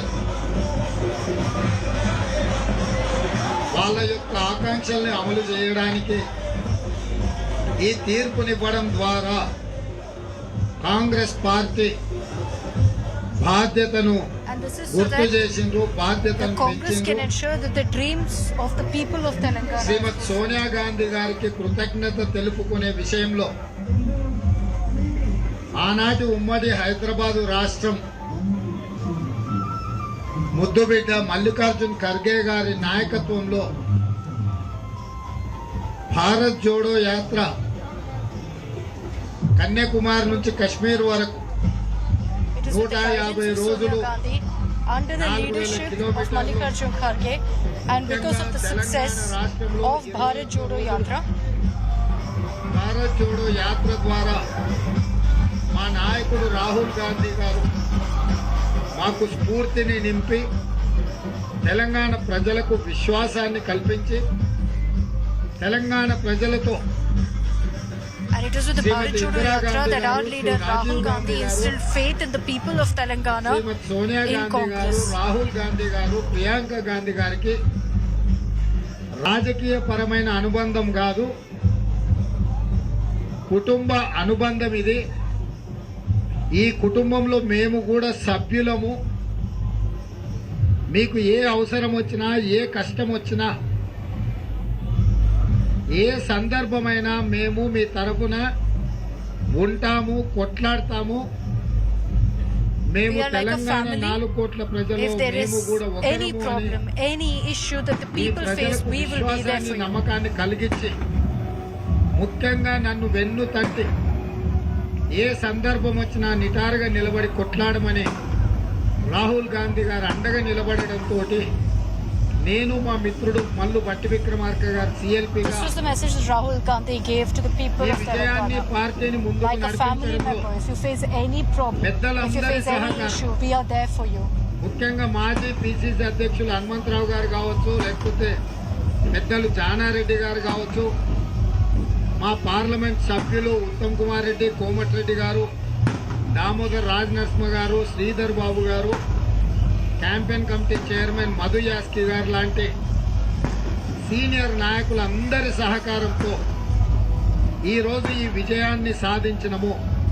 It is with the help and coordination of every single senior Congress leader that this ఈ victory has విజయం been possible. Telangana అమరవీరుల యొక్క ఆకాంక్షలని అమలు చేయడానికి, తెలంగాణ ప్రాంతంలో ప్రజాస్వామ్యాన్ని పునరుద్ధరించడానికి, This is to ensure justice for the Telangana movement. This is to ensure that for every martyr of Telangana, for the statehood movement, that we stand up for them and ensure the welfare of Telangana. ప్రపంచానికి ఒక ఉద్యమ స్ఫూర్తిని, మానవ హక్కులను కాపాడడంలో Congress party ముందుంటుంది అని, మానవ హక్కులను పునరుద్ధరించి ప్రజాస్వామ్యంలో ప్రజలు It is with the intention of setting up వాళ్ళ అభిప్రాయాలను తెలియజెప్పి చట్టసభలలో ప్రతిపక్ష నాయకులు ప్రభుత్వం తీసుకున్న నిర్ణయాల మీద హేతుబద్ధమైన వాళ్ళ వాదనను పెట్టడానికి కాంగ్రెస్ పార్టీ అవకాశం ఇస్తుంది. ఈరోజు కాంగ్రెస్ పార్టీ గెలుపును కల్వకుంట్ల తారక రామారావు గారు అభినందించారు, వారిని స్వాగతిస్తున్నా. ప్రజలిచ్చిన తీర్పుకు తల వంచి కొత్త ప్రభుత్వం ఏర్పాటు చేయడానికి సంపూర్ణంగా ప్రతిపక్షము సహకరించి, ప్రభుత్వ ఏర్పాటు ప్రక్రియలో కూడా ప్రతిపక్షాలందరూ పాల్గొని, గెలిచిన పార్టీలే కాదు నాయకత్వం వహిస్తున్న పార్టీలను కూడా Congress All right, so that was our special telecast. 4 states, Chhattisgarh, Rajasthan, Madhya Pradesh and Telangana. Mizoram, of course, is awaited and we'll be giving you, of course, the latest updates on that as well in the next few hours. That is going to be very important. But we hope you enjoyed watching the special telecast from the studios and from the ground on the assembly elections. There is a double-engine sarkar in some states, and here it was the triple-engine women influence with this telecast, and women voters clearly have proven they cannot be ignored anymore in the electoral discourse. Thank you for watching. From Nabila, Akshita and me, signing off for now.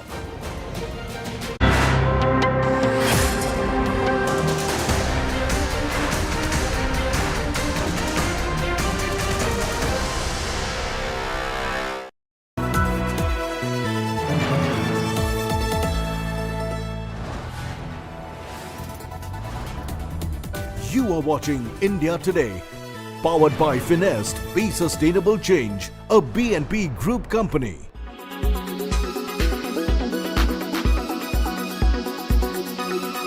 हमारे प्रधानमंत्री श्रीमान Narendra Modi ji MP के मन में है और मोदी जी के मन में भी एमपी है। अमित शाह जी की अचूक रणनीति, उनका जिस ढंग से यहाँ साथ मिला और हमारे राष्ट्रीय अध्यक्ष श्रीमान जेपी नड्डा जी का मार्गदर्शन, हमारे संगठन के नेतृत्व में कार्यकर्ताओं ने अनथक परिश्रम किया। प्रदेश अध्यक्ष, संगठन महामंत्री, उनके साथ टीम जुटी रही और जैसा भूपेंद्र यादव जी ने, शिव प्रकाश जी ने, अश्विनी वैष्णव जी ने जो मार्गदर्शन किया, उससे चुनाव के अभियान को सही गति और दिशा मिली। और इसलिए मैंने पहले भी कहा था, हम बिल्कुल कंफर्टेबल मेजॉरिटी, शानदार मेजॉरिटी भारतीय जनता पार्टी को आएगी। आपको लगता है कि मोदी मैजिक ने अपना काम कर दिया मध्य प्रदेश के अंदर? ये मोदी मैजिक ही है, क्योंकि हमने पहले दिन जब मेरा बूथ सबसे मजबूत का अभियान माननीय प्रधानमंत्री आए थे, 10 लाख बूथों से संवाद किया था उन्होंने और हर बूथ को जीतने का संकल्प दिलाया था। तब हमने कहा था कि मध्य प्रदेश के मन में मोदी और मोदी जी के मन में मध्य प्रदेश। आज जनता ने ये आशीर्वाद प्रधानमंत्री जी को दिया है कि 2024 में ताकत के साथ प्रधानमंत्री जी को इतिहास बनाना है, तो मध्य प्रदेश में हो रहे सेमीफाइनल को प्रचंड बहुमत से जिताना है। जनता ने आशीर्वाद दिया है।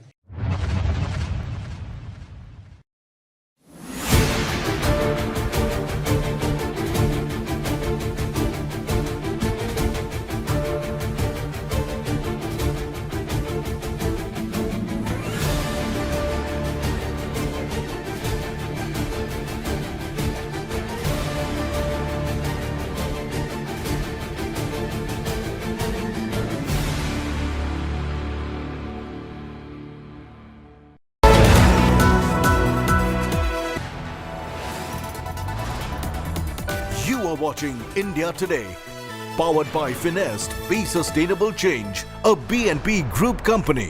Co-presented by आपका जॉय भारत का Joy, Joy e-bike. Co-presented by Nexa, Create Inspire. Co-powered by Parul University, Vadodara, Gujarat. Co-powered by ArcelorMittal Nippon Steel India. बनाऊंगा मैं, बनेगा Bharat.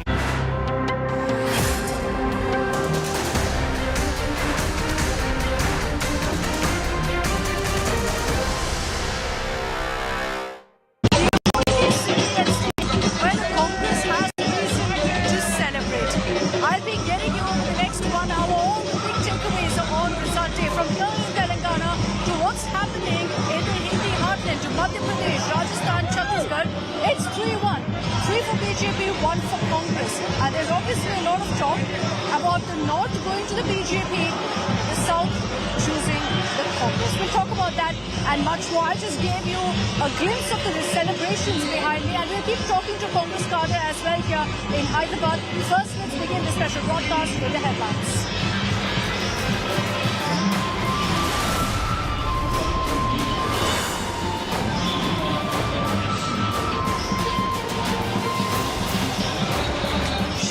Destroys anti-incumbency in Madhya Pradesh with a stunning title defense, registers landslide victory in the state.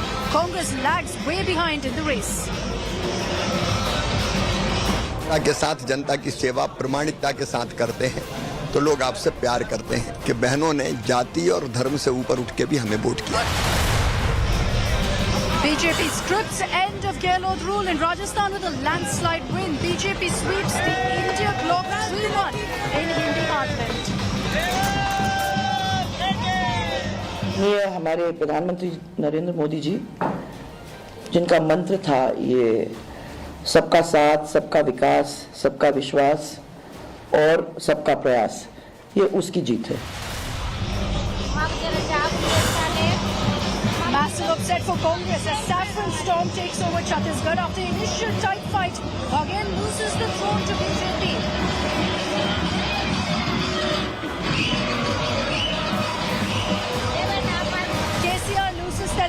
road to Congress. Roaring Revant delivers big for Congress as he wins second South Kingdom, winning Telangana in style after Karnataka.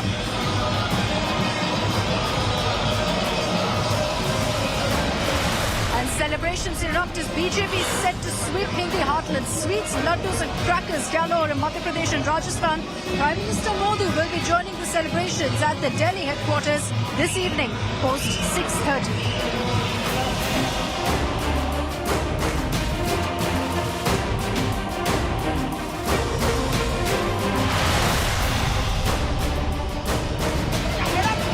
Right behind me at the Congress headquarters, Revant Reddy is currently speaking. Let's cut across live. ఠాగూర్కి ప్రత్యేకంగా కృతజ్ఞతలు తెలియజేస్తున్నా. వారు మొదలుపెట్టిన కార్యక్రమాన్ని మాణిక్రావు ఠాకరే గారు కొనసాగించి ఈరోజు విజయం వైపు నడిపినరు.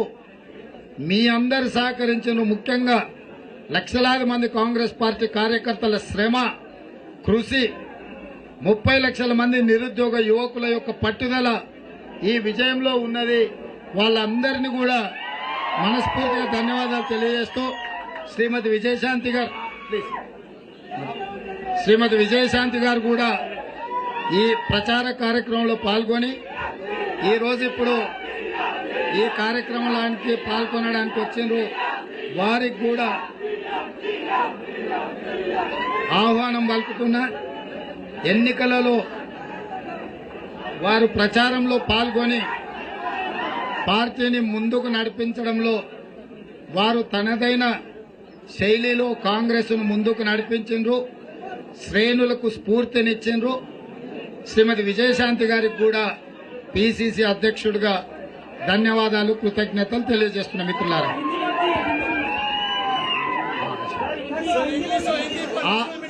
आज बहुत खुशी की बात है, 4 करोड़ जनता, हमारे नेता श्रीमती सोनिया गांधी जी, श्री मल्लिकार्जुन खड़गे जी और इस देश युवता को आदर्श के नेता राहुल गांधी जी कन्याकुमारी से लेकर कश्मीर तक 4000 किलोमीटर पैदल चलते चलते तेलंगाना को आए. 21 दिन कुछ कम 400 किलोमीटर तेलंगाना में पादयात्रा किया. हमको बहुत भरोसा, उम्मीद देकर आगे कांग्रेस पार्टी को रणनीति तय करके राजनीति में कांग्रेस को जिताने के लिए बहुत कुछ मदद दिए, इंस्पिरेशन दिए. और प्रियंका जी इलेक्शन कैंपेनिंग में बहुत सारे मीटिंग में पार्टिसिपेट किए. ये सब हमारे हाईकमांड को on behalf of Telangana Congress party and my in charge Manikrao Thakre के तरफ से मैं धन्यवाद देना चाहता हूं पार्टी हाईकमांड को. दूसरी बात, तेलंगाना के जनता जब जरूरत है तब सही तरीका से सही जवाब देने के लिए हमेशा हाजिर रहते. इस बार तेलंगाना में कांग्रेस सरकार बना देके यहाँ के जो शहीद हुए युवता, उनके विचारधारा को आगे ले जाने के लिए हमको संपूर्ण हम इंस्पिरेशन लिए. वो हम जो भी वादा किए, जो शहीद होकर उन लोग जो देश के लिए क्या किए, वो पूरा आगे हम लेकर जाएंगे. और केटीआर ने आज ट्विटर में वेलकम किया कांग्रेस पार्टी जीत को. मैं भी बीआरएस को धन्यवाद देना चाहता हूं. ये स्पिरिट आगे सरकार चलाने में भी दिखाना है, क्योंकि 10 साल अब सरकार में बैठा हुआ है, अभी विपक्ष में बैठने वाले. विपक्ष के सुझाव हमेशा हम खातिर करते हैं, पॉलिसी हम बनाएंगे, सजेशंस विपक्ष की जिम्मेदारी है सजेशन देने का. तो इसीलिए असेंबली हम चलाएंगे, विपक्ष का सुझाव लेंगे, अच्छा सरकार बना के गरीब लोगों को मदद करने के लिए हमेशा कांग्रेस पार्टी कोशिश करने वाले, इसमें हम बीआरएस और कल्वकुंट्ला Chandrashekhar Rao, Bharatiya Janata Party mister Kishan Reddy, MIM अध्यक्ष Asaduddin Owaisi and CPI, CPM and Telangana Janasamiti professor Kodandaram सबके मदद लेकर, सुझाव लेकर एक अच्छी सरकार बना के देश में एक आदर्श सरकार बनाने के लिए हमेशा हम लोग कोशिश करेंगे। All right, that is in fact Revant Reddy speaking right now live and thanking Rahul Gandhi, Mallikarjun Kharge, Sonia Gandhi for their leadership and saying that they will serve the people of Telangana. The Congress jubilant here, but they have only one reason to celebrate, which is here in the state of Telangana. Besides that, Madhya Pradesh, Rajasthan and Chhattisgarh has got the BJP's way. Let's get you details of each state, beginning first with Madhya Pradesh, where the term anti-incumbency seems to completely disappear, has no meaning when it comes to Mamaji, when it comes to Shivraj Singh Chauhan. Once again managing to do the seemingly impossible, defeating the Congress in what can only be defined once again as a sweep by the BJP. It's led to massive celebrations in Madhya Pradesh as well, in a landslide victory by the Saffron Party. They're leading in over 160 seats. Imagine this, they're so much ahead of Congress. Congress is at just about 66 seats. The number may be going up or down, but essentially you get a sense of how much of a gap there is right now. And this is despite the fact that the BJP has been ruling for so many years now in Madhya Pradesh. So the anti-incumbency or that factor has been completely thrown out the window by the BJP. Chief Minister Shivraj Singh Chauhan soon after spoke to India Today, dedicating this win to Prime Minister Modi, saying that the Prime Minister's campaign made all of the difference. His guarantees to the people of Madhya Pradesh, very different from the Congress guarantees. His guarantee of corruption-free governance and several other such steps is what won over the people of Madhya Pradesh, according to Shivraj Singh Chauhan.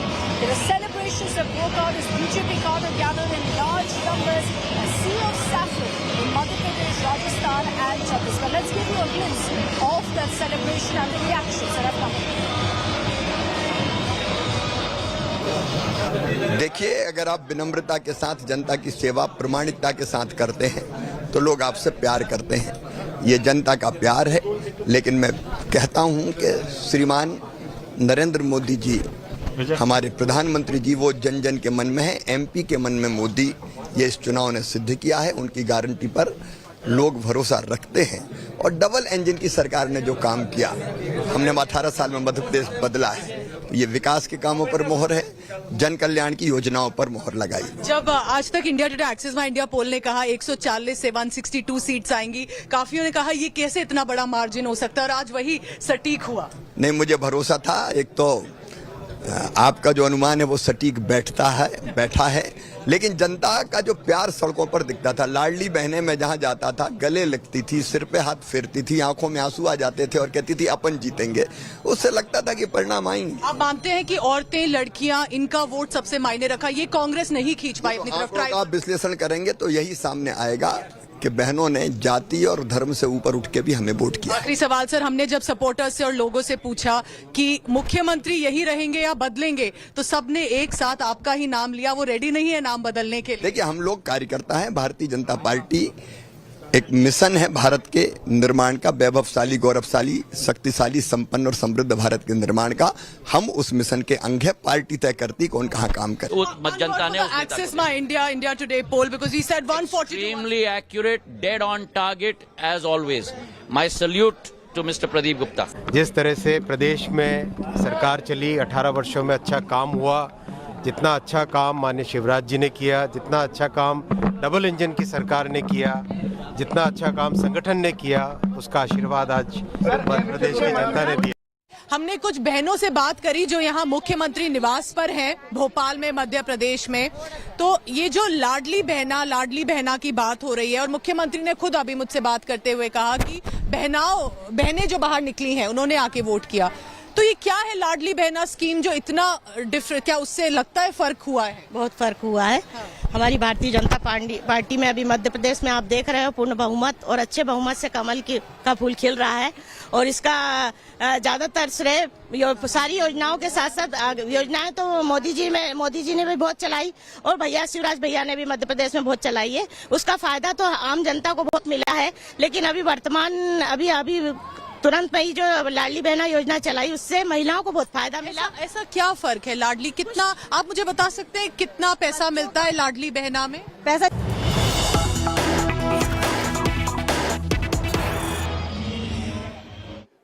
Senior BJP leader, giant slayer herself, one of the key campaigners for the Bharatiya Janata Party in these round of assembly elections, Smriti Irani now joins us live on India Today as I show our viewers on the election intelligence dashboard the national big picture as it stands at this moment in the 638 seats where counting was going on. The Bharatiya Janata Party handing a massive defeat to the Congress. 347 for the BJP versus 227 for the Congress.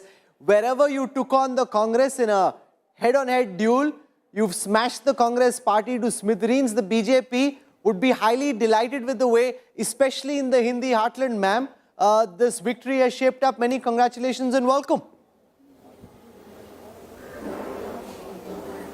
Thank you so much.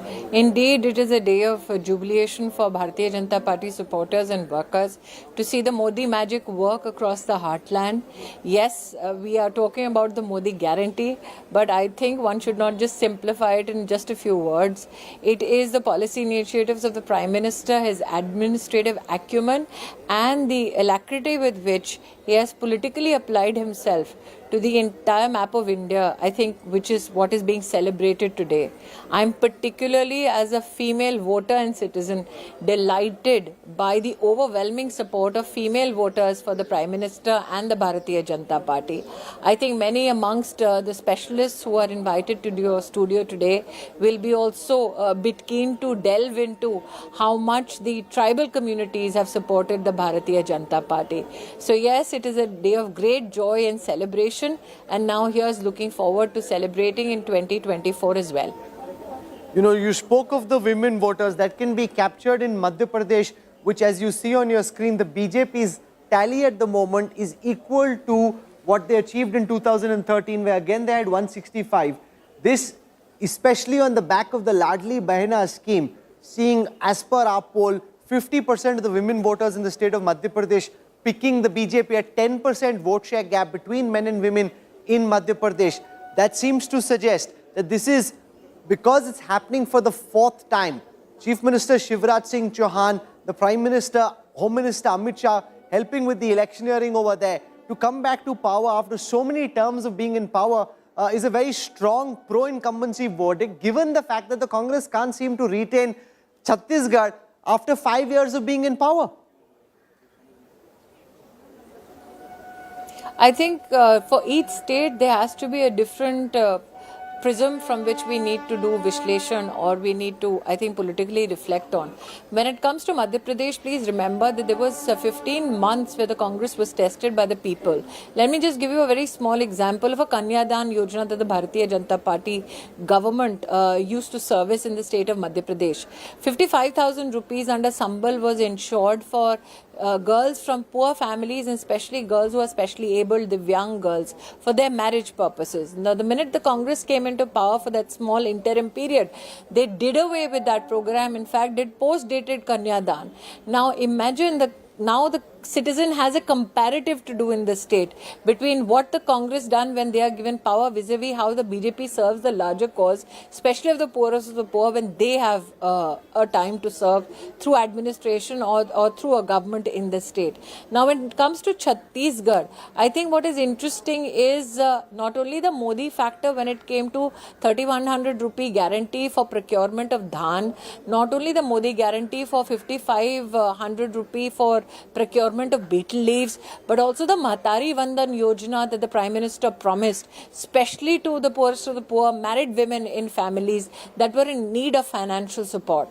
Apart from the large number of women who came out to vote in Madhya Pradesh, even Chhattisgarh saw over 77 lakh women, 76% women come out and vote.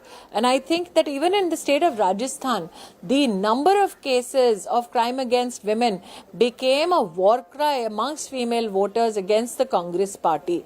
To just say that only Madhya Pradesh had the female factor working for the BJP and not the other states would be a great injustice done to the average female voter who has come out overwhelmingly in support of Modi guarantee. The one state where the BJP, even in its initial internal surveys, was struggling was Chhattisgarh. Now, however, it looks very comfortable. 56 wins and leads for the BJP versus 33. Would you say this is, in cricketing parlance, a case of pulling a big victory from the jaws of defeat? No, I think that you had an enunciation of victory and defeat in the power corridors of Lutyens, which is far different from the reality on the ground. Let me give you 3 examples. The liquor scam of the Congress party did not find much mention in newsrooms such as yours. The Mahadev betting app is an issue that we spoke about, but not many people gave it the kind of headlines that it deserved. But even the PCS Ghotala, wherein in government jobs and recruitments, the Congress party ensured that their supporters got government jobs, vis-a-vis the kind of Rozgar Mela the Prime Minister did, where through complete transparency jobs in government establishment were given to people who were deserving, to people from normal middle class, lower middle class, poor families. That was available as a comparative for voters. So there was much on the ground that was happening in Chhattisgarh that did not find a mention in main newsrooms, and that is why for some people, let's say in the power corridors of Delhi, the victory of BJP in Chhattisgarh seems to be a surprise. What bearing do you think these assembly election results and BJP's sweep across the heartland have on the potential verdict in Prime Minister Modi's re-election in April, May next year? How do you see these results impact the big finals next year? I think if I've had the privilege of serving with Prime Minister Modi as a leader for the past over 1.5 decades. Knowing him, he's not somebody who somewhere reflects or lives in the glory of his current victories. He's somebody who is studious about his next steps forward. He's not somebody who takes his politics or his voter or his country in any way for granted. And I think that's what makes Modi special as a political leader.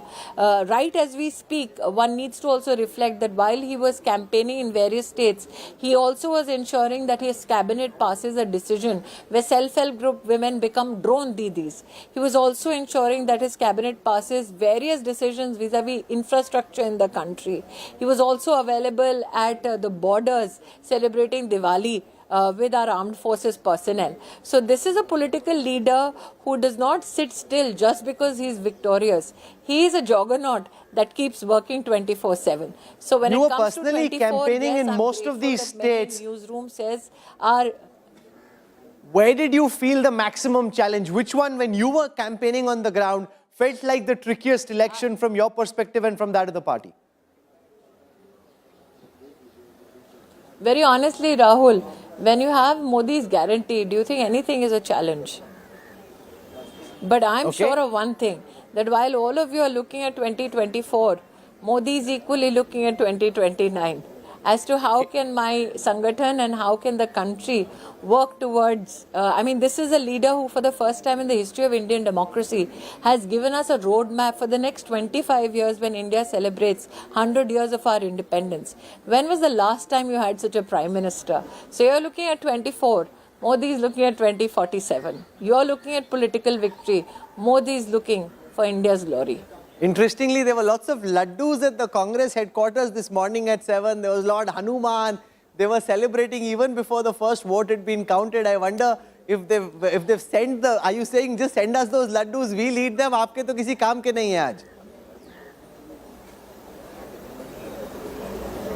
I will only say this, that those who have no political warranty left were busy assuring people with a guaranteed victory, and that is why it was not a mere happenstance that they were ordering for mithais to be delivered to the Congress headquarters.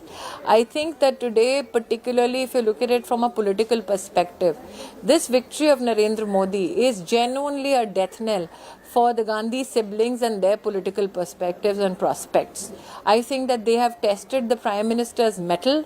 They have lost no opportunity in demeaning him. They have lost no opportunity of bringing him and his government to disrepute. That the citizens and the voters of our country have resoundingly supported Narendra Modi should have some possibly means of introspection for the Gandhi siblings. But knowing the arrogance with which they function, I don't think they will do anything which helps them course correct. In fact, it's politically beneficial for the Bharatiya Janata Party and a Karyakarta like me particularly, as long as the Congress is in the hands of the Gandhi siblings.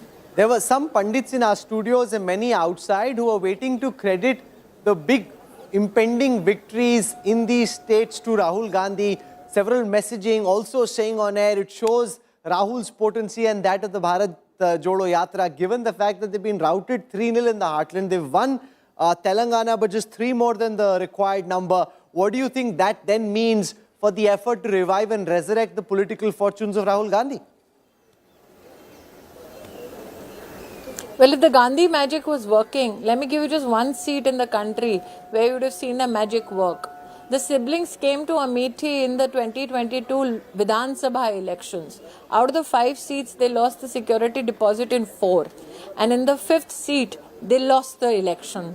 So people who cannot hold on to their own family bastions, people who cannot fight their own Lok Sabha election alone without support, can you honestly think that they have the leadership capacity to lead an organization which is nationwide accepted as an organization with legacy? I think much has been said about them. Many obituaries have been already written about them. I should not waste my time about their leadership qualities. I can only say today there are 5 issues which bring me great joy. 1, Narendra Modi is known for fiscal discipline. He has been very vehement about it. Irrespective of being vehement about fiscal prudence and discipline, Modi has received people's support. There were many specialists, many researchers, many people who've done studies who thought that it's not politically prudent to be very, very fiscally disciplined. Modi has done that.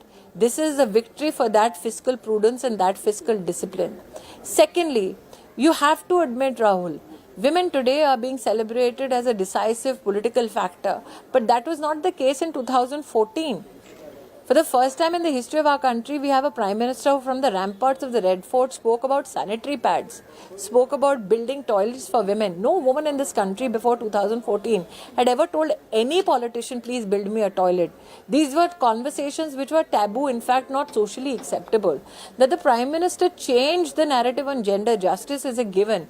And today what you see in terms of overwhelming support of women towards Prime Minister Modi, that again is resonating in elections across.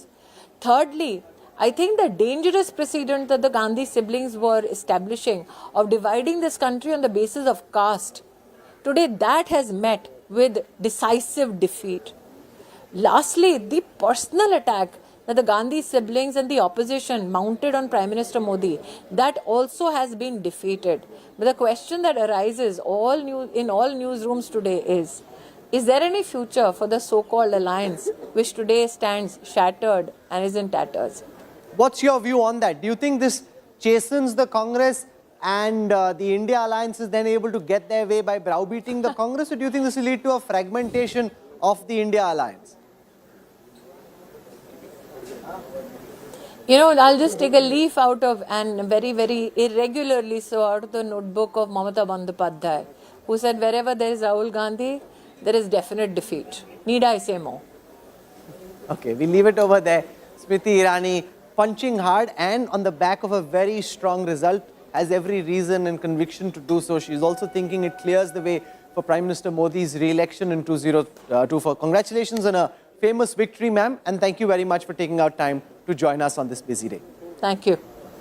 That's Union Minister, Senior BJP leader, Giant Slayer, Samithi Irani talking about this verdict. BJP Karyakartas BJP party leaders, their top brass, that much more enthused and motivated, because nothing gets a politician going in quite the way as these numbers would. 165 out of 230 in Madhya Pradesh, 116 in 1 out of 199 in Rajasthan, 54 at this moment out of 90. This is the best result the BJP could have hoped for on Super Sunday. I'm slipping into a break. When we come back, we'll have Siddharth Singh join us. Siddharth Singh is a senior leader from Uttar Pradesh. He was sent by the party to Chhattisgarh. When he went there, all the initial BJP data internally was also showing that the BJP is doing poorly in Chhattisgarh. We'll talk to him about how they were able to turn it around in Chhattisgarh and the impact this may have on the national elections. All that and more in our continuing coverage of Super Sunday. We return on the other side of a very quick break.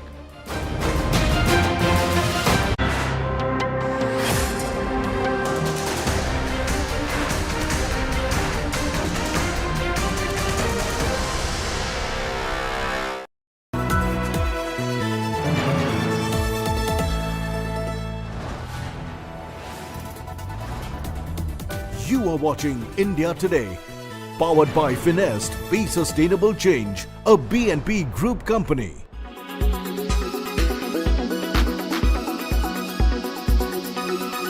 हमारे प्रधानमंत्री श्रीमान Narendra Modi ji MP के मन में है और मोदी जी के मन में भी एमपी है। अमित शाह जी की अचूक रणनीति, उनका जिस ढंग से यहाँ साथ मिला, और हमारे राष्ट्रीय अध्यक्ष श्रीमान जेपी नड्डा जी का मार्गदर्शन, हमारे संगठन के नेतृत्व में कार्यकर्ताओं ने अनथक परिश्रम किया। प्रदेश अध्यक्ष, संगठन महामंत्री, उनके साथ टीम जुटी रही और जैसा भूपेंद्र यादव जी ने, शिव प्रकाश जी ने, अश्विनी वैष्णव जी ने जो मार्गदर्शन किया, उससे चुनाव के अभियान को सही गति और दिशा मिली। और इसलिए मैंने पहले भी कहा था, हम बिल्कुल कंफर्टेबल मेजॉरिटी, शानदार मेजॉरिटी भारतीय जनता पार्टी को आएगी। आपको लगता है कि मोदी मैजिक ने अपना काम कर दिया मध्य प्रदेश के अंदर? ये मोदी मैजिक ही है, क्योंकि हमने पहले दिन जब मेरा बूथ सबसे मजबूत का अभियान माननीय प्रधानमंत्री जी आए थे, 10 लाख बूथों से संवाद किया था उन्होंने और हर बूथ को जीतने का संकल्प दिलाया था। तब हमने कहा था कि मध्य प्रदेश के मन में मोदी और मोदी जी के मन में मध्य प्रदेश। आज जनता ने ये आशीर्वाद प्रधानमंत्री जी को दिया है कि 2024 में ताकत के साथ प्रधानमंत्री जी को इतिहास बनाना है, तो मध्य प्रदेश में हो रहे सेमीफाइनल को प्रचंड बहुमत से जिताना है। जनता ने आशीर्वाद दिया है। श्रीमान नरेंद्र मोदी जी एमपी के मन में है और मोदी जी के मन में भी एमपी है। उनके प्रति असीम श्रद्धा और अगाध विश्वास है। उन्होंने जो यहाँ सभाएं की, जनता से अपील की, वो जनता के दिल को छू गई और उसी के कारण ये परिणाम जो अभी रुझान आ रहे हैं, ये प्रमुख कारण है।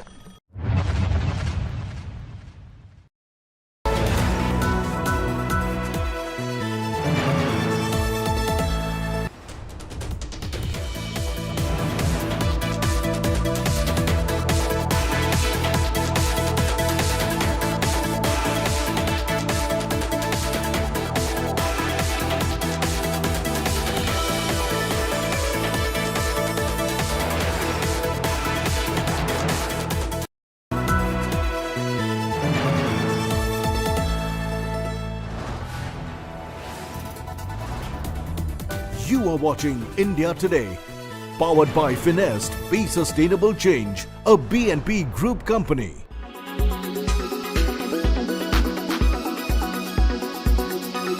देश में बहुत शानदार जीत है भारतीय जनता पार्टी की, जो मध्य प्रदेश में भारतीय जनता पार्टी की सरकार ने काम किया है। You are watching India Today, powered by Finest, Be Sustainable Change, a BNP Group company. Co-presented by आपका जॉय भारत का Joy Joy e-bike. Co-presented by Nexa, Create Inspire. Co-powered by Parul University, Vadodara, Gujarat. Co-powered by ArcelorMittal Nippon Steel India. बनाऊंगा मैं, बनेगा Bharat.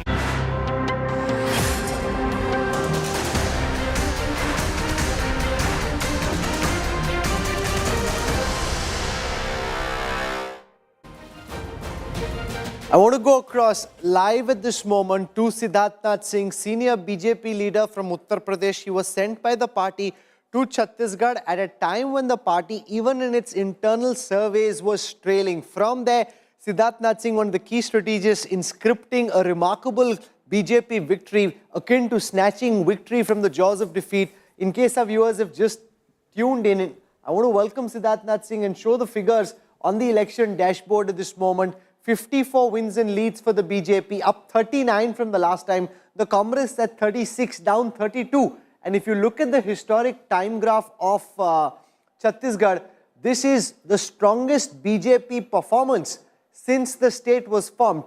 It's never had 54 seats.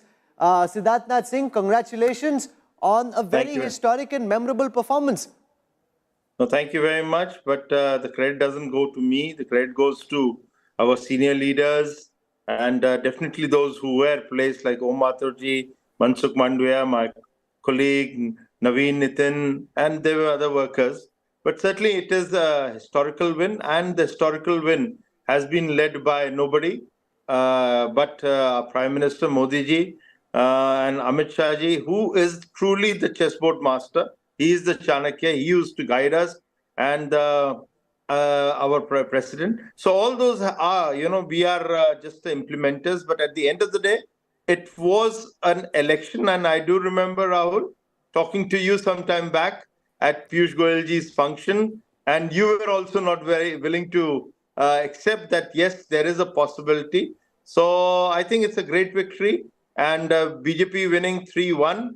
So I hate to use those words, but since the Congress has used it recently in the cricket match, so during the World Cup, and now really I would like to ask Congress, who is the Panoti in their party and who should be called the Panoti of the opposition? So let's decide on that. Okay, interesting. Yes, all the data, in fact, at that time did show the Congress in the lead, and from there you've been able to turn it around, which is quite remarkable. There's a 4% vote share gap. The BJP 46% vote share, the Congress at 42% vote share. If I look at a historical map of Telangana, of Chhattisgarh when it comes to votes, this is the highest vote share the BJP has had. It had 39% vote share in 2003, 40% in 2008, 41% in 13, 33% in 2018. From there, 13% up at 46 this time. That is electorally quite a remarkable performance, given especially how all the data seem to suggest that the Bhupesh Baghel government wasn't that unpopular. So you're obviously able to stitch a campaign, which in terms of campaign management will go down in legend as an epic victory of electioneering and management. You spoke of the prowess on the chessboard, political chessboard of Amit Shah. Give our viewers, Siddharth, some insights. What did you learn from him in terms of how he plotted this campaign? I think the way he brought, to begin with, not the manifesto to begin with, but initially we had come up with Wada Khilafi of Bhupesh Baghel, the promises they had made in 2018. Now, that needed to be highlighted, and Amit Bhai was very clear that the strategy needs to fall first, expose him, that he hasn't done what he claims to be. And in that, we used the good offices of Amit Shah ji to get Piyush Goyal just 2 days before the parliament had begun in September. And Piyush Goyal came up and, explained that 2,600 rupees, in 2,600 rupees with the Bhupesh Baghel claims that it is being given for the rice growers, that actually MSP is 2,100.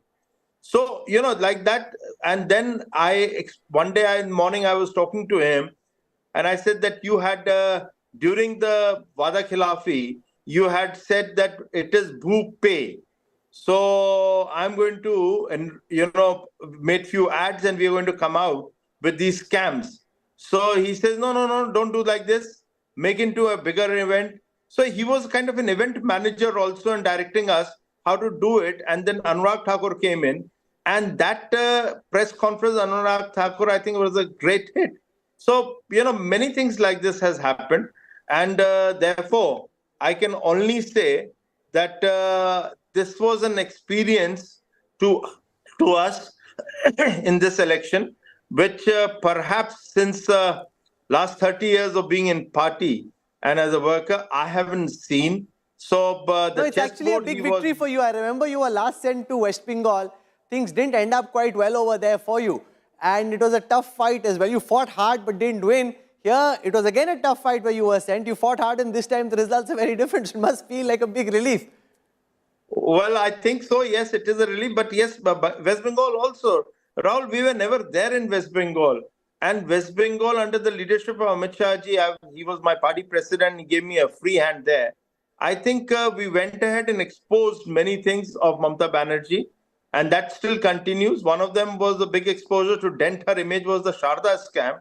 And here again, it was the PC which I was made to do by the central leadership. And there also the PC on Mahadev app, which I did from Raipur, I think that made a lot of dent. So there were many coordinations who to do. Do you think the Mahadev app was a factor? Some top BJP leaders who I spoke to, who I can't and shan't name, said, those things which come too late in the campaign, they help in the hawa, but they don't really influence the vote as much. It's important to push that through, but it's not really a game changer. I don't think so. The basic thing was required is in last few years, Bhupesh Baghel had made a kind of an aura around him that he is the best chief minister. He is a deliverable chief minister. He has done so many things like this. So for us, it was important. And as I said, Amit Bhai had said, to expose him, dent his image. Now, you can't dent an image by simply, simply not, making like the acquisitions made by the Congress. Rahul Gandhi comes and makes one acquisition every time on the industrialist. So you have to come with facts and figures. So we were able to draw those facts and figures and then bring the attention of, the voters, and particularly then get it related with the campaign, and also the leaders who were coming were to asked to speak the same, issues. So all these things put together brought a great campaign, and perhaps it will go down, at least in Chhattisgarh, I would say, an election which has never been witnessed, and somebody who has been able to, or the party which has been able to draw a victory from a defeat. Prime Minister Modi is tweeted. I want to take our viewers through the tweet. Then I'll get Siddharth Nath Singh to respond what this means for the Prime Minister. Let's take you through the first reaction we've seen from the Prime Minister after these results came out. The results in Chhattisgarh, Madhya Pradesh and Rajasthan indicate that the people of India are firmly with the politics of good governance and development, which the BJP for India stands for. I thank the people of these states for their unwavering support and assure them that we'll keep working tirelessly for their well-being. A special thanks to the hard-working party Karyakartas. Each of them is exemplary. They have worked tirelessly and highlighted our achievements.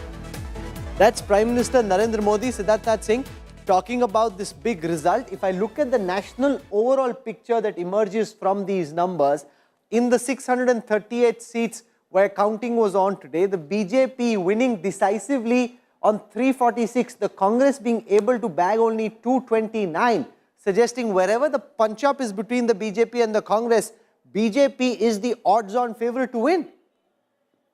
Well, again, it shows the confidence of the voters in the Prime Minister and the way he has led the country in difficult times, particularly during the COVID and the war which was happening between Ukraine, Russia, and keeping the economy intact. All those things have brought a favorable result for the BJP, but it's his leadership which has been, accepted by the voters in India.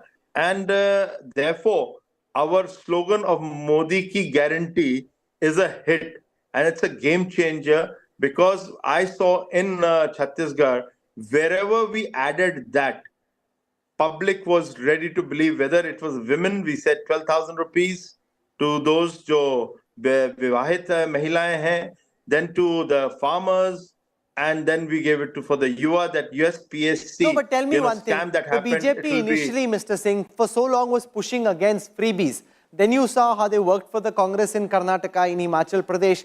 Now you can give it whatever spin you want. For all practical purposes, some of the promises that you're talking about and the BJP now has in its manifesto are, for all practical purposes, exactly the kind of situation you were trying to avoid initially. No, I think, Rahul, we need to differentiate between a welfare scheme and a freebies. So one can't really get, it's a very thin line which we need to draw. So welfare schemes are always a welfare scheme. Laddu, unki welfare scheme revdi hai. It's like kind of the same thing actually. No, lot of you can turn around that it's a freebie. Why you're giving 8 to 80 crores? That's the biggest thing which has been enrolled or rolled out by the central government to the BPL people, 80 crores. So please do understand there is an inflation because of many variety of reasons, economic reasons you can add to it. Now, if there is a inflation, if you are supporting these families during the poor families during the inflationary side, then you are in a position for them to add an asset. They become an asset and they add value to your GDP. So it's how you take these welfare schemes. You can call it a freebies, but certainly when the idea goes is definitely to give a empowerment and strengthening through welfare schemes this poor section of the society. Last question about the VIPs in Chhattisgarh. So many Congress ministers, heavyweights in the Bhupesh Baghel government or supposed heavyweights in the Bhupesh Baghel government have lost. And that really shows, like the likes of Deputy Chief Minister T.S. Singhdeo, he's also ended up losing at least half a dozen ministers in the Baghel government losing. What does that say according to you about, like for example, even Tamrajdar Swahu in Durg Gramin has lost. So what does that say about the anti-incumbency against these ministers and what was projected by the Congress as a performing state government? Well, certainly it does show anti-incumbency. There is an anti-incumbency, but the anti-incumbency is because of their non-performance, because of their corruption, because of their promises which they were unable to deliver. For example, T.S. Singhdeo, although he did resign on that count, but he was the minister for the panchayat. He was to deliver those houses. The Prime Minister Awas, he was to deliver. So 16 lakh they had promised in 2018. They could only deliver 3 lakh of them. So these are certain promises which when you are unable to deliver, the public then responds. And they respond always after 5 years. And they responded this time. Okay, we'll leave it over there. We'll have the Madhya Pradesh Chief Minister, the man who's led the BJP to a historic victory, joining us in a moment. That's Siddharthnath Singh, joining us, a key architect of that famous victory. He says, in the political history of Chhattisgarh, this really will be seen as a remarkable turnaround in fortunes to come back so far behind midway through the campaign and show that you can find a way of winning. That's really what the modern day BJP poll machine is capable of. We'll slip into a break. We'll have a lot more for you in our continuing coverage on Super Sunday. We return on the other side of a very quick break. Stay with us.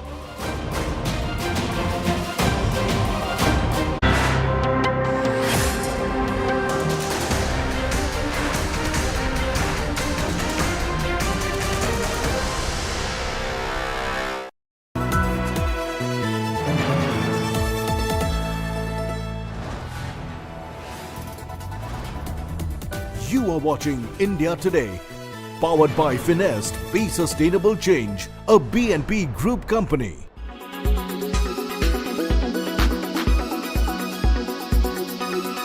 हमारे प्रधानमंत्री श्रीमान Narendra Modi ji MP के मन में है और मोदी जी के मन में भी एमपी है। अमित शाह जी की अचूक रणनीति, उनका जिस ढंग से यहाँ साथ मिला और हमारे राष्ट्रीय अध्यक्ष श्रीमान जेपी नड्डा जी का मार्गदर्शन, हमारे संगठन के नेतृत्व में कार्यकर्ताओं ने अनथक परिश्रम किया। प्रदेश अध्यक्ष, संगठन महामंत्री, उनके साथ टीम जुटी रही और जैसा भूपेंद्र यादव जी ने, शिव प्रकाश जी ने, अश्विनी वैष्णव जी ने जो मार्गदर्शन किया, उससे चुनाव के अभियान को सही गति और दिशा मिली। और इसलिए मैंने पहले भी कहा था, हम बिल्कुल कंफर्टेबल मेजॉरिटी, शानदार मेजॉरिटी भारतीय जनता पार्टी को आएगी। आपको लगता है कि मोदी मैजिक ने अपना काम कर दिया मध्य प्रदेश के अंदर? ये मोदी मैजिक ही है, क्योंकि हमने पहले दिन जब मेरा बूथ सबसे मजबूत का अभियान माननीय प्रधानमंत्री जी आए थे, 10 लाख बूथों से संवाद किया था उन्होंने और हर बूथ को जीतने का संकल्प दिलाया था। तब हमने कहा था कि मध्य प्रदेश के मन में मोदी और मोदी जी के मन में मध्य प्रदेश। आज जनता ने ये आशीर्वाद प्रधानमंत्री जी को दिया है कि 2024 में ताकत के साथ प्रधानमंत्री जी को इतिहास बनाना है तो मध्य प्रदेश में हो रहे सेमी फाइनल को प्रचंड बहुमत से जिताना है। जनता ने आशीर्वाद दिया है। जब आज तक India Today Axis My India poll ने कहा 140 से 162 सीट्स आएंगी, काफियों ने कहा ये कैसे इतना बड़ा मार्जिन हो सकता है, और आज वही सटीक हुआ। नहीं, मुझे भरोसा था। एक तो आपका जो अनुमान है वो सटीक बैठा है, लेकिन जनता का जो प्यार सड़कों पर दिखता था, लाडली बहनें मैं जहां जाता था गले लगती थी, सिर पे हाथ फेरती थी, आंखों में आंसू आ जाते थे और कहती थी अपन जीतेंगे, उससे लगता था कि परिणाम आएंगे। आप मानते हैं कि औरतें, लड़कियां, इनका वोट सबसे मायने रखा, ये कांग्रेस नहीं खींच पाई अपनी तरफ? आप विश्लेषण करेंगे तो यही सामने आएगा कि बहनों ने जाति और धर्म से ऊपर उठ के भी हमें वोट किया। आखिरी सवाल सर, हमने जब सपोर्टर्स से और लोगों से पूछा कि मुख्यमंत्री यही रहेंगे या बदलेंगे, तो सबने एक साथ आपका ही नाम लिया। वो रेडी नहीं है नाम बदलने के लिए? देखिए, हम लोग कार्यकर्ता हैं। भारतीय जनता पार्टी एक मिशन है भारत के निर्माण का, वैभवशाली, गौरवशाली, शक्तिशाली, संपन्न और समृद्ध भारत के निर्माण का। हम उस मिशन के अंग है। पार्टी तय करती कौन कहाँ काम करे।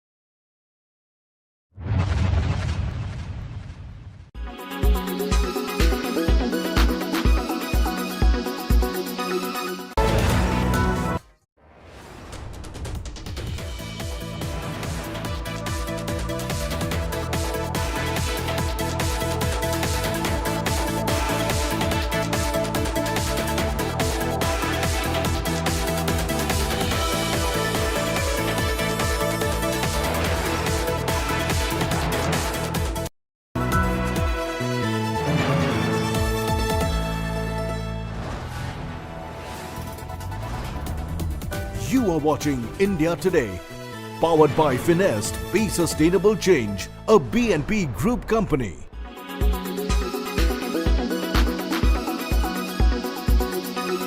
साथ में इस समय दिया कुमारी हैं। मैम, जिस प्रकार का रिस्पांस और जिस प्रकार का जन समर्थन मिला आपको, क्या लगता है?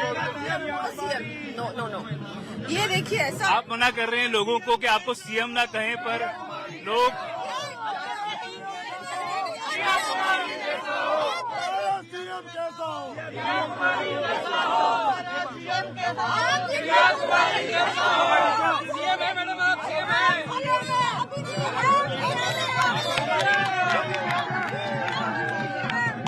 आप लोगों को मना कर रही हैं कि आपको सीएम ना कहें, पर आपकी बात मान नहीं रहे। आपको सीएम, जनता में उत्साह देखिए, आप सभी को बोल रहे होंगे, लेकिन ऐसा है, अभी हम लोग बहुत अच्छे मतों से, मैं तो जीत ही रही हूँ, हमारे सारे प्रत्याशी जीत रहे हैं। भारतीय जनता पार्टी की सरकार भारी बहुमत से राजस्थान में बनती हुई नजर आ रही है, मध्य प्रदेश में भी और छत्तीसगढ़ में भी।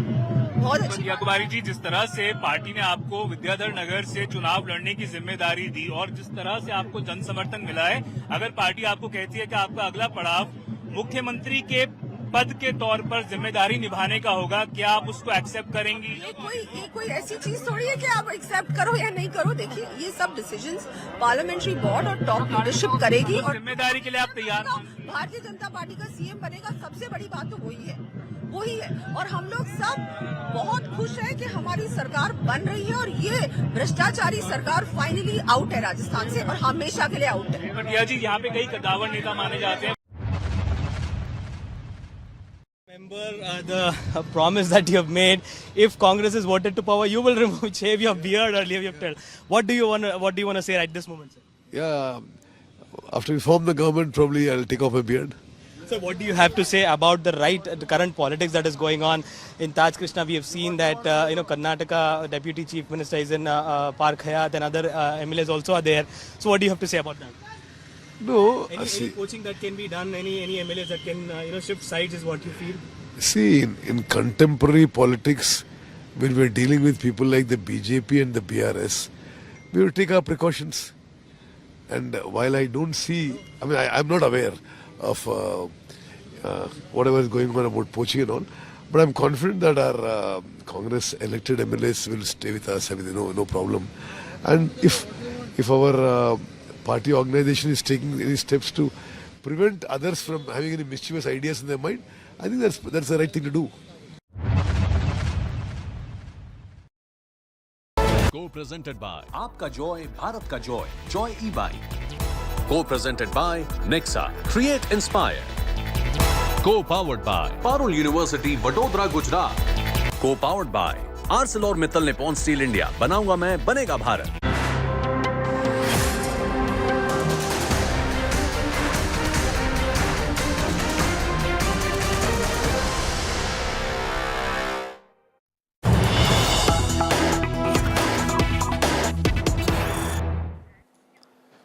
One of the things the Bharatiya Janata Party did in these elections is put its senior ministers, big leaders, in the battlefield in the assembly elections. One of them is Prahlad Singh Patel, Union Minister, Member of Parliament from Damoh. He's beaten Lakhan Singh Patel of the Congress and Mahesh Chaudhary of the BSP.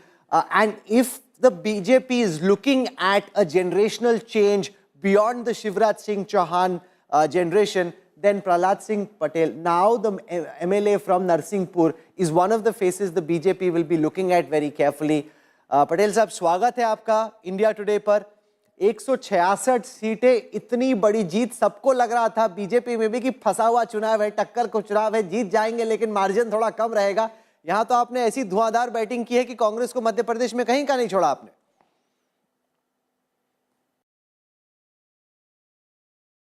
Prahlad ji आवाज आ रही है आपको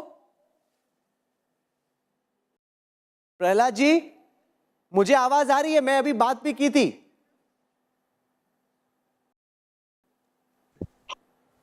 प्रहलाद जी आवाज आ रही है आपको प्रहलाद जी आवाज आ रही है आपको आप लाइव हैं इस वक्त इंडिया टुडे टीवी पे मैं कह रहा था कि भाजपा के लोग भी बता रहे थे जब हम भोपाल में थे कि ये काफी टाइट इलेक्शन होगा जीतेंगे लेकिन थोड़ा मार्जिन कम होगा यहां पे तो आपने 166 सीटें जीतकर कांग्रेस की बुरी हालत कर दी मध्य प्रदेश में जी मैं कह रहा हूं कि इतनी ज्यादा सीटें आपने ले ली कि आपको लगता है कि जितना आपका खुद का अनुमान था उससे ज्यादा है ये नहीं मैं पहले दिन से कह रहा था कि 2003 मुझे 2023 में रिपीट होते दिख रहा है मैंने अपना स्टैंड कभी नहीं बदला बाकी लोग जो भी कहते रहे हों लेकिन मेरे बयानों को अगर आप पूरी तरह से देखेंगे तो मैं हमेशा से कहता रहा हूं कि मैं 2003 में इन्वॉल्व हुआ था 2023 में जो मैं देख रहा हूं तब में हम विरोध में थे अब हम सत्ता में हैं लेकिन हम लहर एक सी देख रहे थे और मैं हमेशा मेरा स्टैंड रहा मैंने कभी नहीं बदला मैंने कहा कि 2003-2023 में रिपीट होते दिख रहा है और मुझे लगता है ये आंकड़ा उसी बात का गवाह है इतनी बड़ी जीत का श्रेय आप किसको या किस विषय को या किस शख्स को देते हैं अगर एक व्यक्ति का नाम होगा तो ये मोदी का मैजिक है और मैं जब ये बात कहता हूं तो मैं चुनाव के प्रचार के दौरान भी ये बोलता था कि ये 4 पैरामीटर्स हैं जिसमें मोदी अपने आप में दुनिया में जाने जाते हैं गरीब कल्याण का उनका संकल्प हमारे मातृ शक्ति का सशक्तिकरण हमारे बच्चे हमसे बेहतर जिंदगी जिए इसका संकल्प और चौथा जो हमारी अर्थव्यवस्था का की रीढ़ है वो है किसान उसको सम्मान भी मिले और उसके मेहनत से पैदा हुई अनाज की उसको कीमत भी मिले ये भी मोदी जी ने करके दिखाया और जब इन चारों पैरामीटर्स की मैं बात करता हूं तो मध्य प्रदेश ने इन चारों बिंदुओं पर ईमानदारी से बेहतर काम किया है तो मुझे लगता है कि ये कार्य करने की प्रणाली मोदी जी की प्रणाली है इसलिए मोदी मैजिक है जिसका परिणाम है कि हम राजस्थान मध्य प्रदेश छत्तीसगढ़ इवन तेलंगाना मैंने दूसरी बात ये भी कही थी कि हम पिछले परफॉर्मेंस से बेहतर करेंगे 5 राज्यों में। 4 राज्यों के परिणाम आ गए, 5 का कल आएगा, कल भी मैं देखूंगा। खूब ऐसी चर्चा मध्य प्रदेश के राजनीतिक गलियारों में रही है कि अगर पार्टी शिवराज सिंह चौहान के अलावा किसी दूसरे चेहरे के बारे में सोचती है मुख्यमंत्री पद को लेके, तो वो नाम आपका हो सकता है। मैं पहले भी इस बात को कहता था कि भारतीय जनता पार्टी अटकलबाजियों से राजनीति नहीं करती है। परिणाम अब आ गए हैं और मुझे लगता है कि जितना मैं जानता हूं कि सूचना आप लोगों को पहले मिलेगी, तो मुझे सबको इंतजार करना चाहिए। भारतीय जनता पार्टी का मुख्यमंत्री होगा, कौन होगा, ये पार्टी तय करेगी। और आपको लगता है कि चांस है कहीं ना कहीं मन में थोड़ा सा तो ये होगा कि यार इस बार हो गया, शिवराज जी को काफी टाइम मिल गया, इस बार मेरा मौका आ जाए तो मजा आ जाए। मुझे लगता है कि राजनीति सौदा नहीं है। मेरे जैसे व्यक्ति ने, जिसने इतने लंबे समय राजनीतिक जीवन अपना जिया है, पार्टी मुझे जो निर्देश करती रही है वही मैंने किया है। मैं पहली बार विधानसभा का चुनाव लड़ रहा हूँ, तब भी मैं ये अपेक्षा नहीं करता। मैं 2003 और 4 में यही बातें सुनता था जो आज सुनता हूँ, इसलिए मुझे कोई फर्क नहीं पड़ता। कांग्रेस का कैंपेन कहां पे गड़बड़ा गया? क्योंकि वाकई में एंटी इनकम्बेंसी थी, 18 साल हो भी गए थे, तो ऐसे में आपको क्या लगा कि कहां पे ये चुनाव पलटा या कहां पे बीजेपी ने बाजी मारी? मुझे लगता है कि कांग्रेस ने परसेप्शन बिगाड़ने की कोशिश की थी, इसमें कोई दो मत नहीं। 2018 का चुनाव लालच का चुनाव था, लेकिन कांग्रेस के पास में नेतृत्व नहीं था। जो नेता थे कमलनाथ जी और दिग्विजय सिंह जी, ये थके हुए लोग थे जिनको हम 2003 में हरा चुके थे। उनके पास में दूसरी पंक्ति का नेतृत्व नहीं था। जो सामूहिक नेतृत्व का प्रयोग भारतीय जनता पार्टी ने किया, जिस बात के लिए भारतीय जनता पार्टी जानी जाती है, हम सारे के सारे लोग 86-85 से साथ में काम कर रहे हैं, और वो 2003 में परवान चढ़े हुए लोग थे। हम बेहतर स्थिति में थे सारे के सारे लोग, और वो लोग आज मैदान में थे। ये भरोसा बड़ी चीज थी। तीसरी बात है कि जो मोदी जी की कार्य प्रणाली है, जो वो कहते हैं वो करते हैं, ये भरोसा बड़ा भरोसा है। तो जो बातें मैंने आपको कही हैं वो पिलर्स, वो बड़े पिलर्स हैं, जिसने जातिवाद को भी खत्म किया और इस बूढ़े नेतृत्व की बात पर किसी ने विश्वास नहीं किया।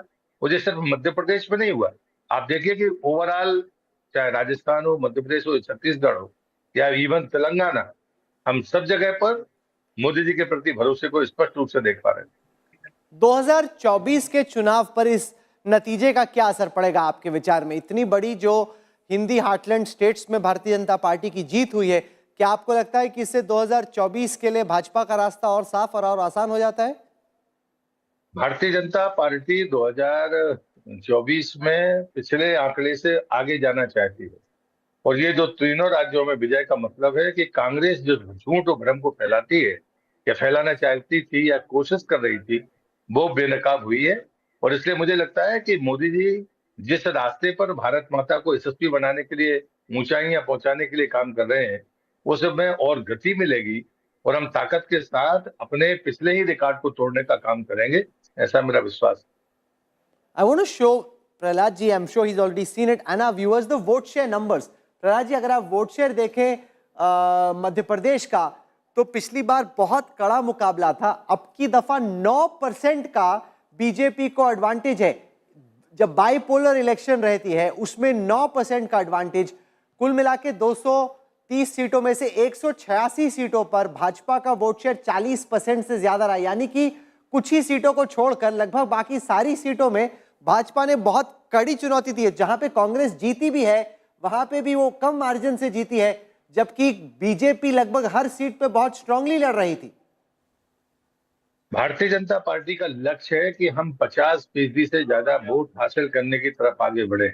हमारा पन्ना प्रमुख से लेकर तमाम जो व्यवस्था है, जो कार्य प्रणाली है, वो इसी बात का लक्षित होकर करती है कि हम 50% से ज्यादा वोट हासिल करें, अपने कार्यों के साथ विश्वास मतदाता के मन में पैदा करें, ताकि हम लोकतंत्र में 50% वोट जिसके पास होगा वो चुनाव जीतेगा। और इसलिए मुझे लगता है कि हम काम करते हैं, साथ में संगठनात्मक तरीके से हमारी ये कोशिश भी होती है कि वो वोट में तब्दील हो और ये वोट प्रतिशत 50% से ज्यादा हो। तो मुझे लगता है कि उसमें हमने अचीव करने में इस बार 80% अगर हमने सफलता अर्जित की है, तो अगले चुनाव में हम चाहेंगे कि 100% हम 50% वोट शेयर लेने के बारे में सोचें। ये रहा स्क्रीन पे 23 सीटें ऐसी है जहां पे कांग्रेस का मार्जिन आपसे 5% ज्यादा है। तो अगर ये कुछ सीटें आ जाती तो 23 सीटें लगभग और 164 के ऊपर संभवतः भाजपा की हो सकती थी। ये नैरो विन से कांग्रेस जीत रही है। नहीं, ये सच्चाई है। मुझे लगता है लोकतंत्र में प्रतिपक्ष को मजबूत रहना चाहिए। ये हर कोई जो लोकतंत्र में आस्था रखता है वो चाहेगा। लेकिन संगठनात्मक दृष्टि से अगर हम अच्छे काम कर रहे हैं, हमारे कार्यकर्ताओं की साख है, उनका परिश्रम है, उसके काम करने का तरीका अच्छा है, तो हमारा लक्ष्य ही रहेगा कि अब जहां पर भी हम वोट शेयर लें वो 50% से ज्यादा हो। आप जुड़े हमारे साथ प्रहलाद जी, बहुत बहुत शुक्रिया and many congratulations.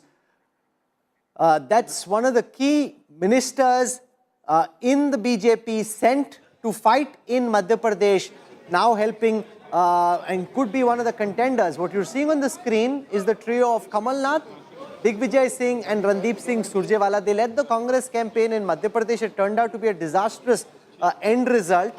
They're all looking chastened and glum with good reason. They also cursed, abused and said all kinds of things about our post-poll study, which in the end actually turned out to be correct. So maybe that's something they should reflect on, not shoot the messenger. He fought hard. You can't take that away. Both Kamal Nath and Digvijay Singh gave it their all. They fought hard. In the end, they've been beaten by a stronger electoral force. Shiv Arur, my colleague, also joins us. Shiv, those are very, very glum faces. And this also shows how disconnected the Congress was with reality, because till the end they thought they're winning big. It seems to be completely the opposite of what they were expecting. Well, you know, if image is anything, then the looks on those faces really say it. Southern comfort for the Congress party as far as Telangana is concerned, but really nothing at all to lift the spirits in the three big heartland states of Rajasthan, Chhattisgarh and MP. Kamal Nath speaking. Let's listen. प्रजातंत्र के इस मुकाबले में हम मध्य प्रदेश के मतदाताओं का फैसला स्वीकार करते हैं। आज विरोधी दल के नाते और आगे भी जो हमारा कर्तव्य है, हम उस कर्तव्य पर डटे रहेंगे। सबसे बड़ी चुनौती हमारे सामने नौजवानों की भविष्य की है, बेरोजगारी की है और कृषि क्षेत्र की है। कृषि क्षेत्र 70% हमारे अर्थव्यवस्था का हिस्सा है और कृषि क्षेत्र में मजबूती आए, ये हमारी प्राथमिकता होनी चाहिए। मैं भारतीय जनता पार्टी को बधाई देता हूँ और उम्मीद करता हूँ कि जिस प्रकार जनता ने उन्हें समर्थन दिया है, वो उस पर खड़े उतरेंगे और जनता को जो विश्वास उन्होंने जताया है भारतीय जनता पार्टी पर, वो विश्वास बड़ी जिम्मेदारी से वो निभाएंगे। आज हमारी दूसरी उम्मीद थी। मैंने हमेशा कहा था कि मैं मध्य प्रदेश के मतदाताओं पर विश्वास करता हूँ, वो आज भी करता हूँ। मैंने पिछले 1 महीने से कह रहा हूँ, मैं मध्य प्रदेश के मतदाताओं पर विश्वास करता हूँ। मेरे से जब आप पूछते थे कि कितनी सीटें आएंगी, मैं कहता था मैं मध्य प्रदेश के मतदाताओं पर विश्वास करता हूँ। आज भी मैं विश्वास करता हूँ और मुझे ये उम्मीद है कि ये विश्वास जो मध्य प्रदेश के मतदाताओं ने भारतीय जनता पार्टी पर रखा है, उनके साथ विश्वासघात नहीं होगा।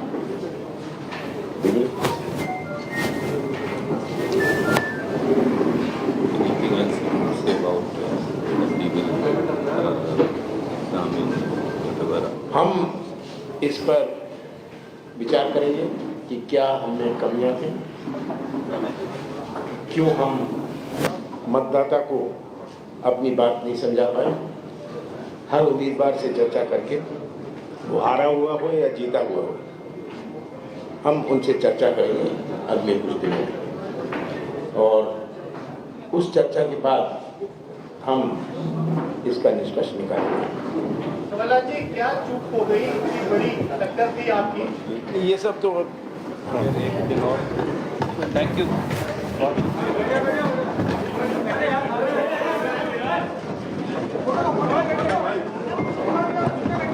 Brief press conference there by Kamal Nath, Digvijay Singh and Rajdeep Singh Surjewala, the in charge for Madhya Pradesh, after what can only be interpreted as a humiliating defeat for the Congress party. The BJP demonstrating that not only is there no anti-incumbency, but there is a monstrous pro-incumbency for the BJP in Madhya Pradesh.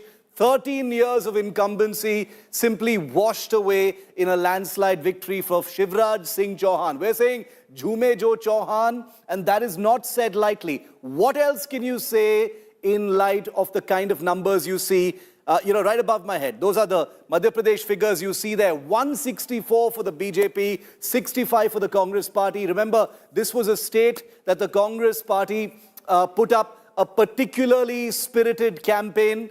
But now all you can see really is the forlorn figure of Kamal Nath. It appears that the Congress party is going to load this humiliating defeat only at Kamal Nath's door. That's the way things really roll. I want to go across to India Today's Pooja Shali, my colleague who's there in Bhopal, the city where Shivraj Singh Chauhan has, won an incredible historic victory. The expression, Pooja, on Kamal Nath's face couldn't have said it better.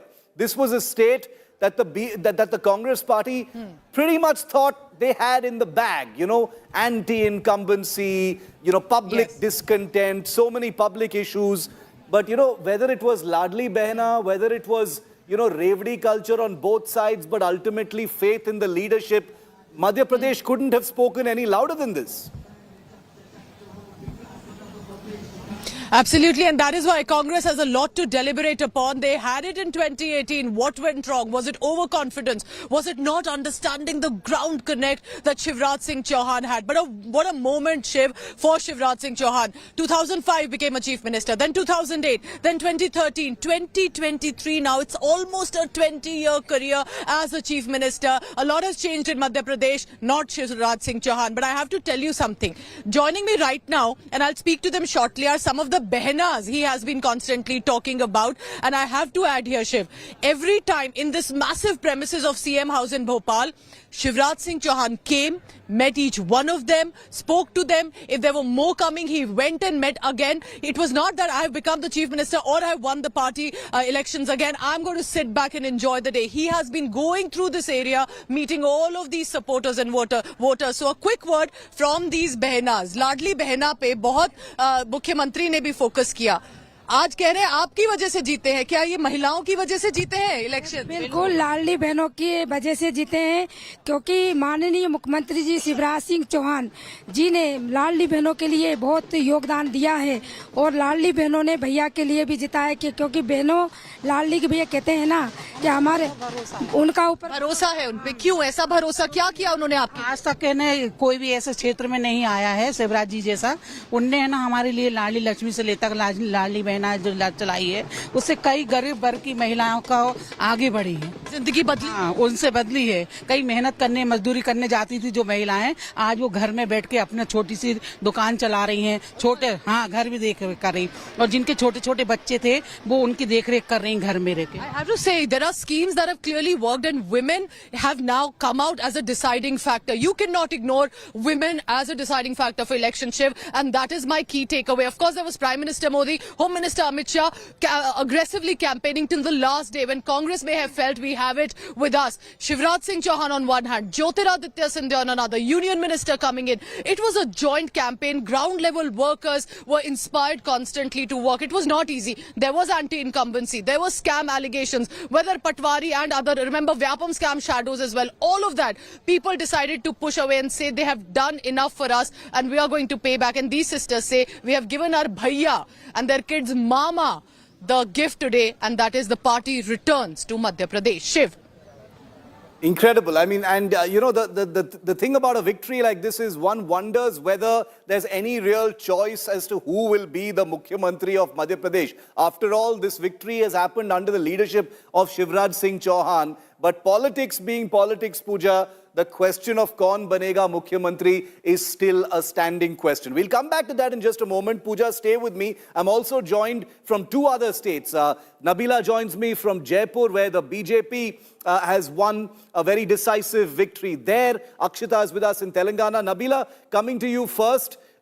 Big question about who's going to be the chief minister in Rajasthan. There's a press conference happening where you are right now, but coming to you, Nabila, what are you picking up from the ground now? The BJP has, the very favorable kind of decision to make. Who gets to be the next chief minister? Rajasthan, Madhya Pradesh. Right, Shiv, in fact, I'm right now at the press conference where all the BJP leaders are just seated there. If I can ask my camera to pan, this is where Arun Singh as well as CP Joshi, the leader of the BJP unit here in the state, they both are addressing exactly this, that they've won with a thumping majority here in Rajasthan. They wanted to unseat Ashok Gehlot, and that's what they've managed to do. It's indeed a great feat for the BJP. Vasundhara Raje is certainly one of those favorite choices for a chief minister, but let me tell you, she doesn't seem to be the most popular when it comes to the party cadre. The BJP leaders themselves are divided on the name of Vasundhara Raje. So is it going to be her or not is something that we'll know in just a little while. This press conference has just started, but if I could tell you, Vasundhara Raje has managed to win her constituency. Diya Kumari has won her constituency, and a few big wins. But what we see here is in Rajasthan, Divya Madena, who is a very popular Congress candidate, has been defeated in her constituency of Osian seat.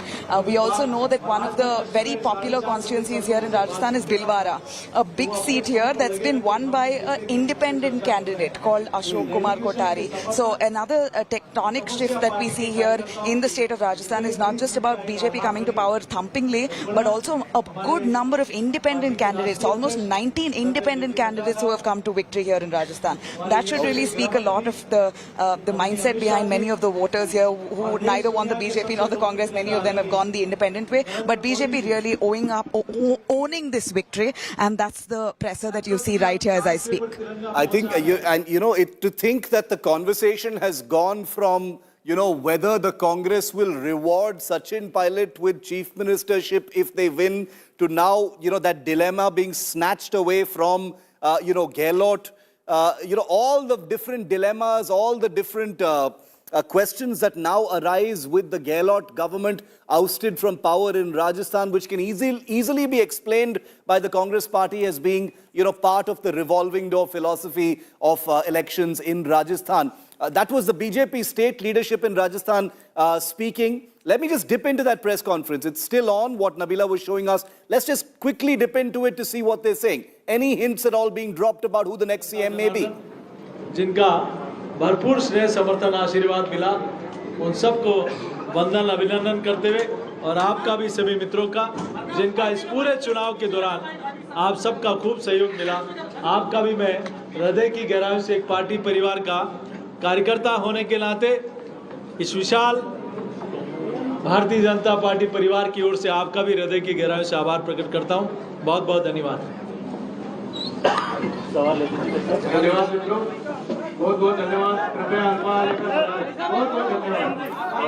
Okay, from Rajasthan, no clarity yet on who the chief minister there will be. These are some of the probable faces. We don't know what it's going to be, so we don't want to call it until it actually happens. But the channel that called the Rajasthan election before anybody else, we'll of course report that to you first once a decision is taken. Remember, there's a big meeting at the BJP headquarters in the national capital in about an hour from now. We're expecting Prime Minister Modi to also go there. So more clarity once that takes place. We've got some breaking news coming in from the other state that went to the election, Telangana.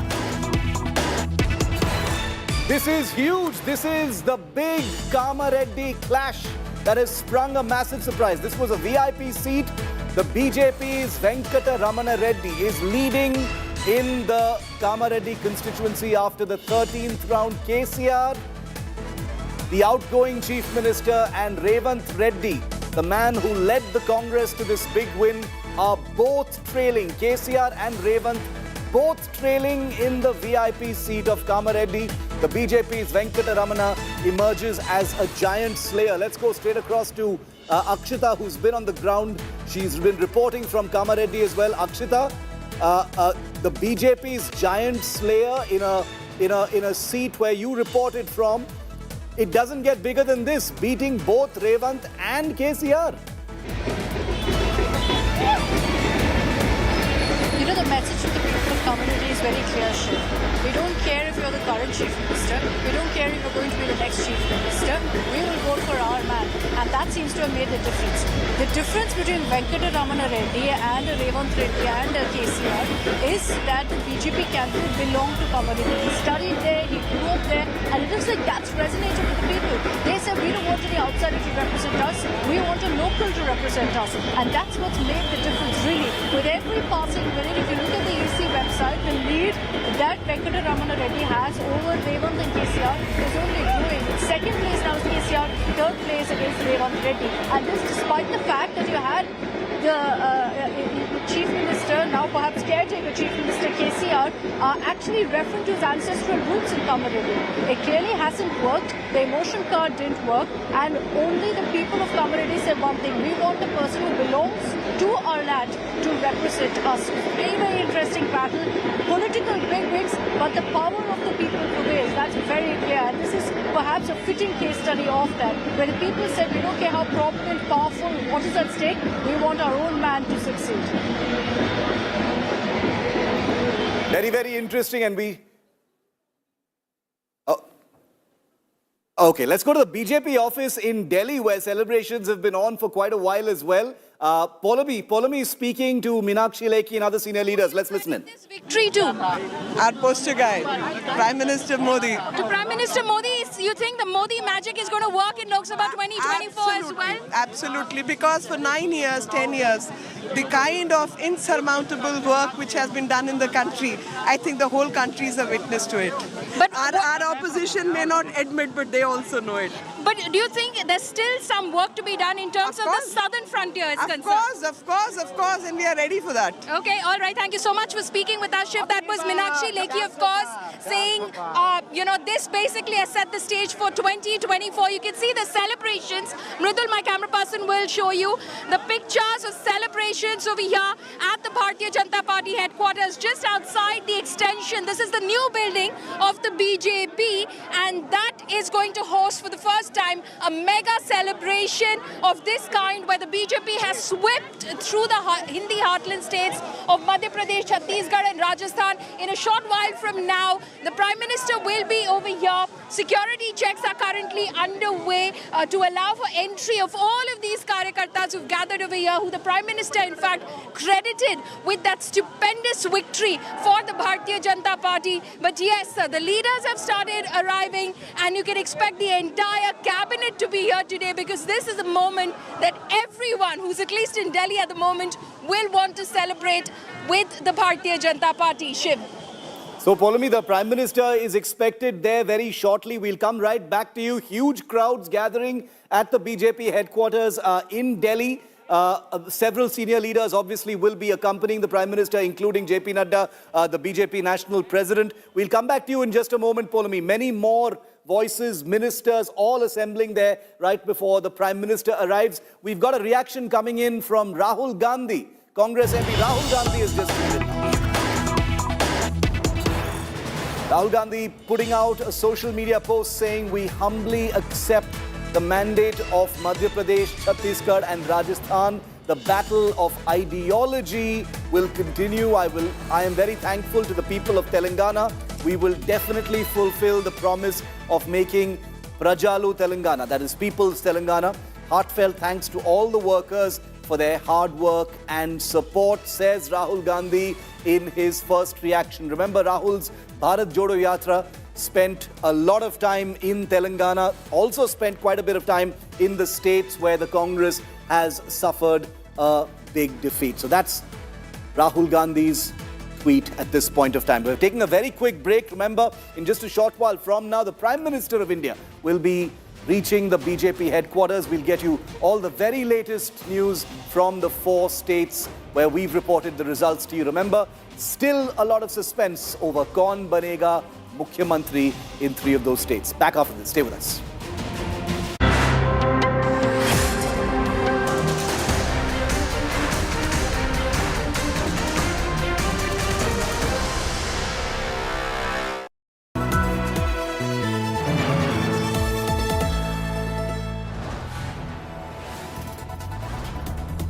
You are watching India Today, powered by Finest, Be Sustainable Change, a BNP Group company.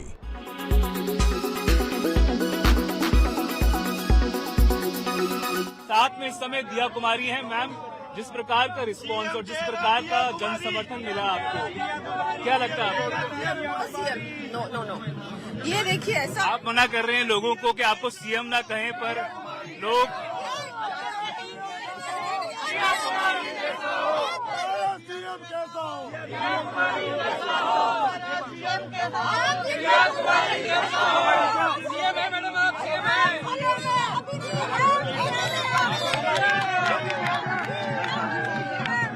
आप लोगों को मना कर रही हैं कि आपको CM ना कहें, पर आपकी बात मान नहीं रहे, आपको सीएम। जनता में उत्साह देखिए, आप सभी को बोल रहे होंगे, लेकिन ऐसा है अभी हम लोग बहुत अच्छे मतों से, मैं तो जीत ही रही हूँ, हमारे सारे प्रत्याशी जीत रहे हैं। भारतीय जनता पार्टी की सरकार भारी बहुमत से राजस्थान में बनती हुई नजर आ रही है, मध्य प्रदेश में भी और छत्तीसगढ़ में भी। बहुत अच्छी दिया कुमारी जी, जिस तरह से पार्टी ने आपको विद्याधर नगर से चुनाव लड़ने की जिम्मेदारी दी और जिस तरह से आपको जन समर्थन मिला है, अगर पार्टी आपको कहती है कि आपका अगला पड़ाव मुख्यमंत्री के पद के तौर पर जिम्मेदारी निभाने का होगा, क्या आप उसको एक्सेप्ट करेंगी? ये कोई ऐसी चीज थोड़ी है कि आप एक्सेप्ट करो या नहीं करो। देखिए, ये सब डिसीजंस पार्लियामेंट्री बोर्ड और टॉप लीडरशिप करेगी और जिम्मेदारी के लिए आप तैयार हैं? भारतीय जनता पार्टी का सीएम बनेगा, सबसे बड़ी बात तो वही है और हम लोग सब बहुत खुश हैं कि हमारी सरकार बन रही है और ये भ्रष्टाचारी सरकार फाइनली आउट है राजस्थान से और हमेशा के लिए आउट है। भटिया जी, यहाँ पे कई कद्दावर नेता माने जाते हैं। जब आज तक India Today Axis My India poll ने कहा 140 से 162 सीट्स आएंगी, काफियों ने कहा ये कैसे इतना बड़ा मार्जिन हो सकता है, और आज वही सटीक हुआ। नहीं, मुझे भरोसा था। एक तो आपका जो अनुमान है वो सटीक बैठा है, लेकिन जनता का जो प्यार सड़कों पर दिखता था, लाडली बहनें मैं जहां जाता था गले लगती थी, सिर पे हाथ फेरती थी, आंखों में आंसू आ जाते थे और कहती थी अपन जीतेंगे, उससे लगता था कि परिणाम आएंगे। आप मानते हैं कि औरतें, लड़कियां, इनका वोट सबसे मायने रखा, ये कांग्रेस नहीं खींच पाई अपनी तरफ? आप विश्लेषण करेंगे तो यही सामने आएगा कि बहनों ने जाति और धर्म से ऊपर उठ के भी हमें वोट किया। आखिरी सवाल सर, हमने जब सपोर्टर्स से और लोगों से पूछा कि मुख्यमंत्री यही रहेंगे या बदलेंगे, तो सबने एक साथ आपका ही नाम लिया, वो रेडी नहीं है नाम बदलने के लिए? देखिए, हम लोग कार्यकर्ता हैं, भारतीय जनता पार्टी एक मिशन है भारत के निर्माण का, वैभवशाली, गौरवशाली, शक्तिशाली, संपन्न और समृद्ध भारत के निर्माण का। हम उस मिशन के अंग है, पार्टी तय करती कौन कहाँ काम करे।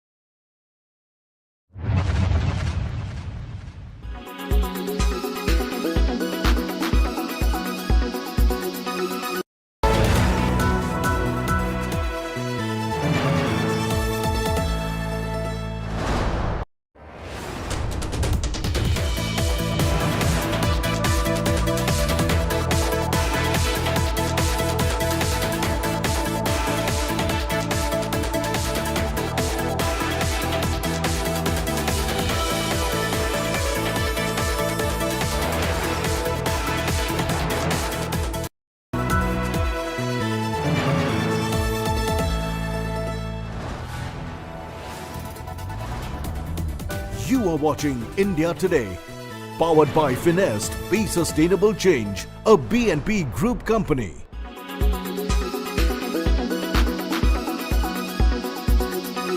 देश में बहुत शानदार जीत है भारतीय जनता पार्टी की। जो मध्य प्रदेश में भारतीय जनता पार्टी की सरकार ने काम किया है, डबल इंजन की सरकार के प्रति जो जन जन का विश्वास है, मोदी जी के नेतृत्व के प्रति जो जन जन का विश्वास है, और जिस तरह से शिवराज जी की परफॉर्मेंस रही, काम हुआ है, उसके आज परिणाम सबके सामने है। संगठन ने जो काम किया उसके परिणाम सबके सामने है। बहुत अच्छी जीत है। मध्य प्रदेश की जनता को सबको बधाई। हमारे प्रधानमंत्री श्रीमान नरेंद्र मोदी जी एमपी के मन में है और मोदी जी के मन में भी एमपी है। अमित शाह जी की अचूक रणनीति, उनका जिस ढंग से यहाँ साथ मिला, और हमारे राष्ट्रीय अध्यक्ष श्रीमान जेपी नड्डा जी का मार्गदर्शन, हमारे संगठन के नेतृत्व में कार्यकर्ताओं ने अनथक परिश्रम किया। प्रदेश अध्यक्ष, संगठन महामंत्री, उनके साथ टीम जुटी रही और जैसा भूपेंद्र यादव जी ने, शिव प्रकाश जी ने, अश्विनी वैष्णव जी ने जो मार्गदर्शन किया, उससे चुनाव के अभियान को सही गति और दिशा मिली। और इसलिए मैंने पहले भी कहा था, हम बिल्कुल कंफर्टेबल मेजॉरिटी, शानदार मेजॉरिटी भारतीय जनता पार्टी को आएगी।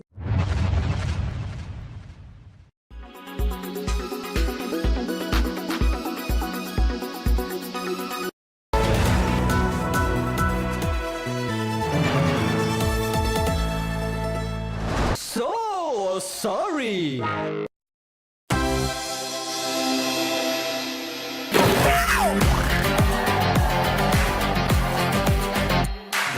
हमने जो मेहनत करनी थी, हमने वो मेहनत की है। चुन के दोबारा जनता ने हम पे इनायत की है। हुनर है ये भी मामा का, रिश्ता निभाना आता है। लाडली बहनों राखी की तुमने हिफाजत की है। फूल बरसे हैं हजारों, है तजुर्बा हमें यारों। निकली जो धुआं काम यूं हुआ, जीत पे फिदा फिर से कमल खिल जाए। झूमे जो चौहान मेरी जान, किस्मत ही खुल जाए। कर दूं जो मैं काम मेरी जान, MP फिर मिल जाए। क्या बात है मामा, फिर से कर दिखा कारनामा।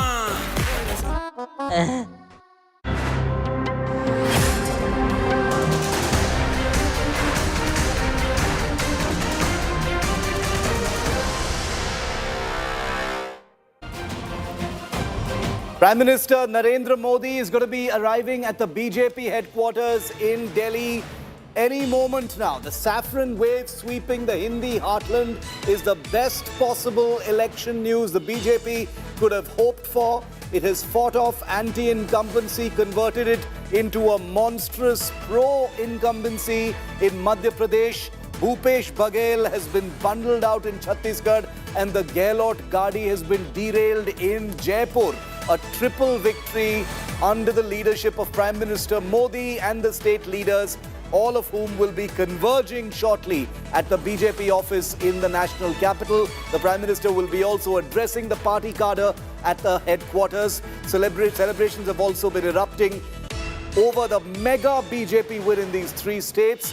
Modi is set to join the BJP celebrations. He's already put out a tweet on his social media handles thanking the voters of Chhattisgarh, Rajasthan and Madhya Pradesh. He's also thanked the women, youth and all other sections of the voters in these three states. Let's go straight across to Polomi, who's among the swelling crowds there at the BJP headquarters. The BJP couldn't have asked for better than this, could they, Polomi? Even in Telangana, where the BJP wasn't really in the reckoning, to notch up a performance of 9 seats after winning just one the last time. It's almost like there's no bad news for the BJP today. Shiv, let's just get in a word from Mr. Ravi Shankar Prasad. Sir, no bad news for the BJP in this election? What do you mean by bad news? I mean, it's all good news, that's what I'm saying. It is all good news for the country, for the Indian democracy, for development. Thank you. And who do you credit this victory to, sir? Because it's been stunning in Madhya Pradesh and Chhattisgarh. I think we have spoken for the whole day. It is the leadership of the Prime Minister that trust in his leadership for delivery. Thank you. So trust in the Prime Minister's leadership for delivery is what Ravi Shankar Prasad, former Union Minister, has to say. Of course, the BJP couldn't have expected anything better than this. Obviously, as far as Telangana is concerned, the BJP did realize that as far as the participant in the political fray is concerned, they're just gaining a foothold over there. And and they're hoping that, you know, the kind of inroads that they've made in Telangana, they'll be able to, of course, capitalize on it in the Lok Sabha elections of 2024. But you can see over here the jubilant faces of the Karyakartaship who've gathered over here, the dole, the dancing, the singing, the music, the celebrations have all broken out. And as you can see, one by one, the senior most leaders of the party have started arriving over here because we're expecting the Prime Minister to arrive over here shortly. We'll try and speak to some of these Karyakartas as well. I'll ask Mrudal, my camera person, to come along with me. जश्न का माहौल है यहाँ पर भारतीय Janata party के office में. क्या इस तरह का आपने रिजल्ट एक्सपेक्ट किया था? नहीं, सारे सिर्फ जो है एक आध दो चैनल बता रहे थे कि ये छत्तीसगढ़ में जो है बीजेपी नहीं आएगी. सारे चैनल ये बता रहे थे कांटे की टक्कर होगी, लेकिन छत्तीसगढ़ भी जीते और राजस्थान में भी कह रहे थे कि जो है कि बिल्कुल फाइट होगी, लेकिन वैसी नहीं रही. हमें पूरा विश्वास था कि हम 3 राज्यों में आएंगे और तेलंगाना में भी हम 1 से 10 आए हैं और मोदी जी भी 24 में आएंगे. इसीलिए कहता हूँ भगवा ही छाया है, भगवा ही छाएगा, 24 में पीएम तो मोदी ही आएगा. बोले के जय श्री राम, कमल का बटन दबाओ.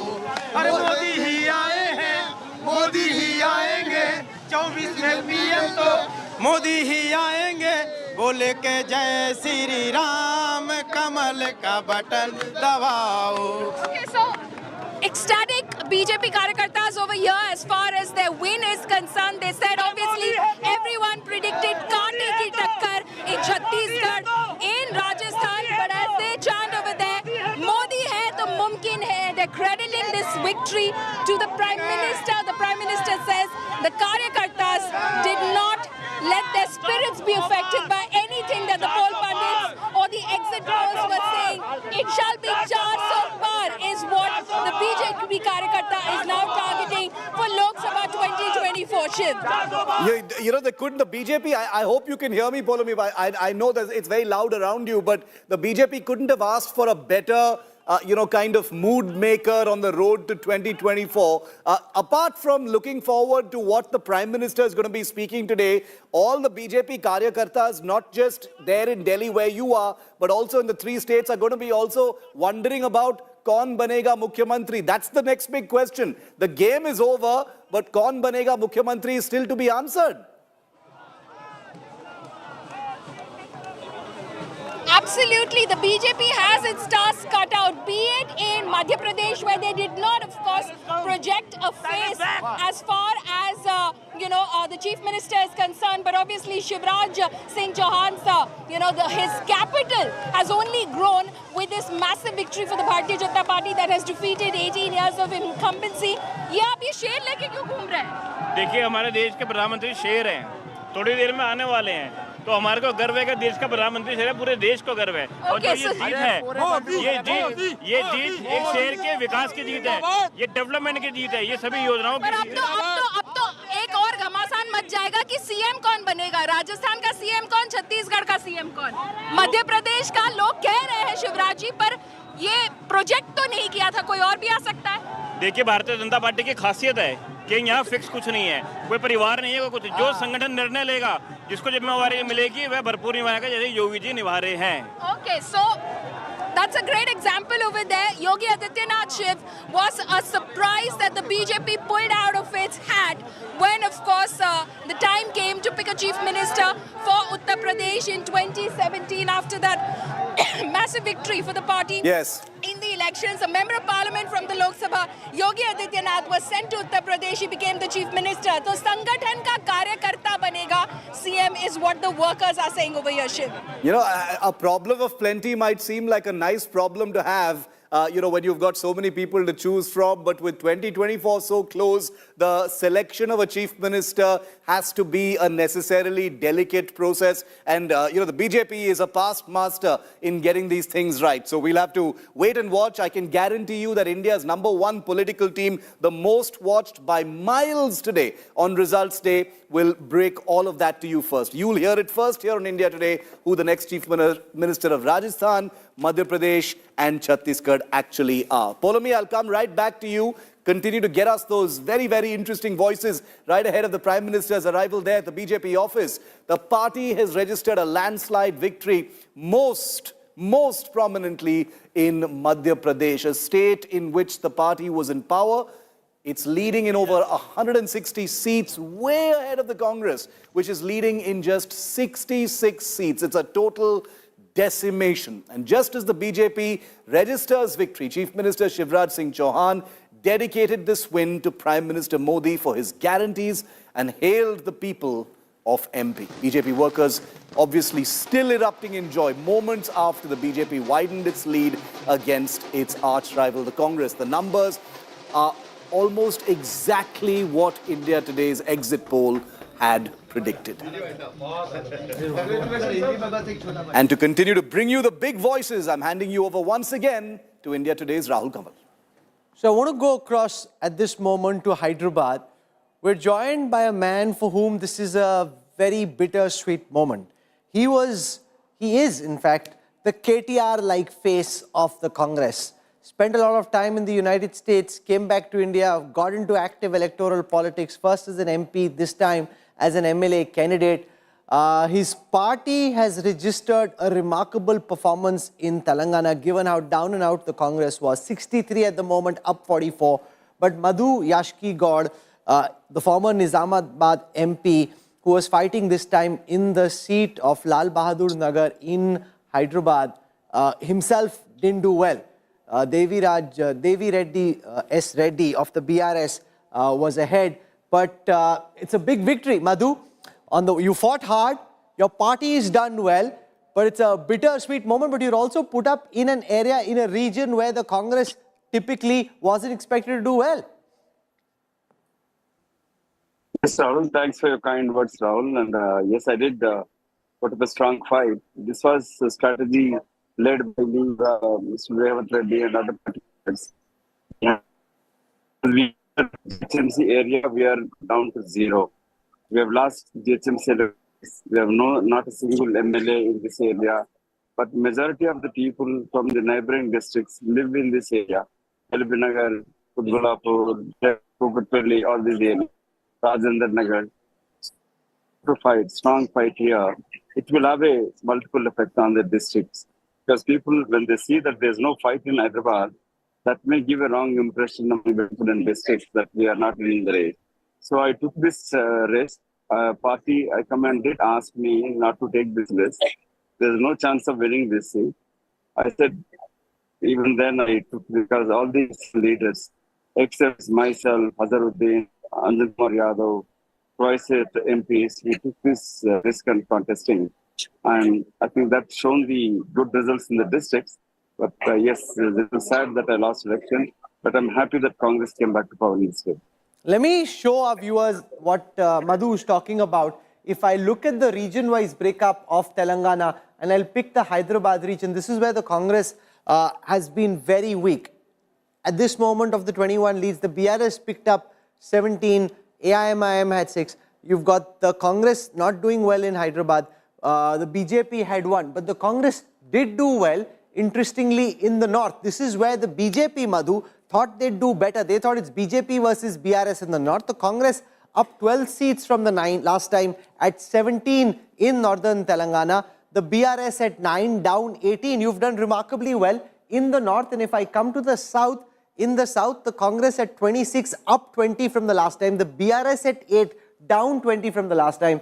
And in the last central region of Telangana, the Congress at 20, the BRS at 10, down 11 seats from the last time. So apart from Hyderabad, where the Congress was always weak, you've done well, including in the north, which is quite a remarkable performance. Indeed, and people of TRS in Telangana, even in our India Today conclave, this is what I've been saying. The not only corruption but the arrogancy of KCR family, which people couldn't take it, and all the false promises which they never fulfilled. And I should really congratulate India Today. You are bang on. I think you said 60% South, North, and the Central region pretty much came through actually. But what do you make of the Congress's performance elsewhere? In Telangana, you won because you were up against the BRS, a regional force, where you were up against the big boys, the BJP. You've been vanquished in each of those fights? Indeed, it's sad to see it, especially Chhattisgarh. We were surely expecting to back to power, and Madhya Pradesh. And we started very well a year ago, launching new programs and promises. But Shivraj Singh Chauhan, I think he started implementing it. One of our reviews, I was in Delhi and though I connected with Madhya Pradesh, but our adlog who's overseeing the campaign, he said we are getting tight now because whatever we announced, and Shivraj Singh Chauhan started implementing those.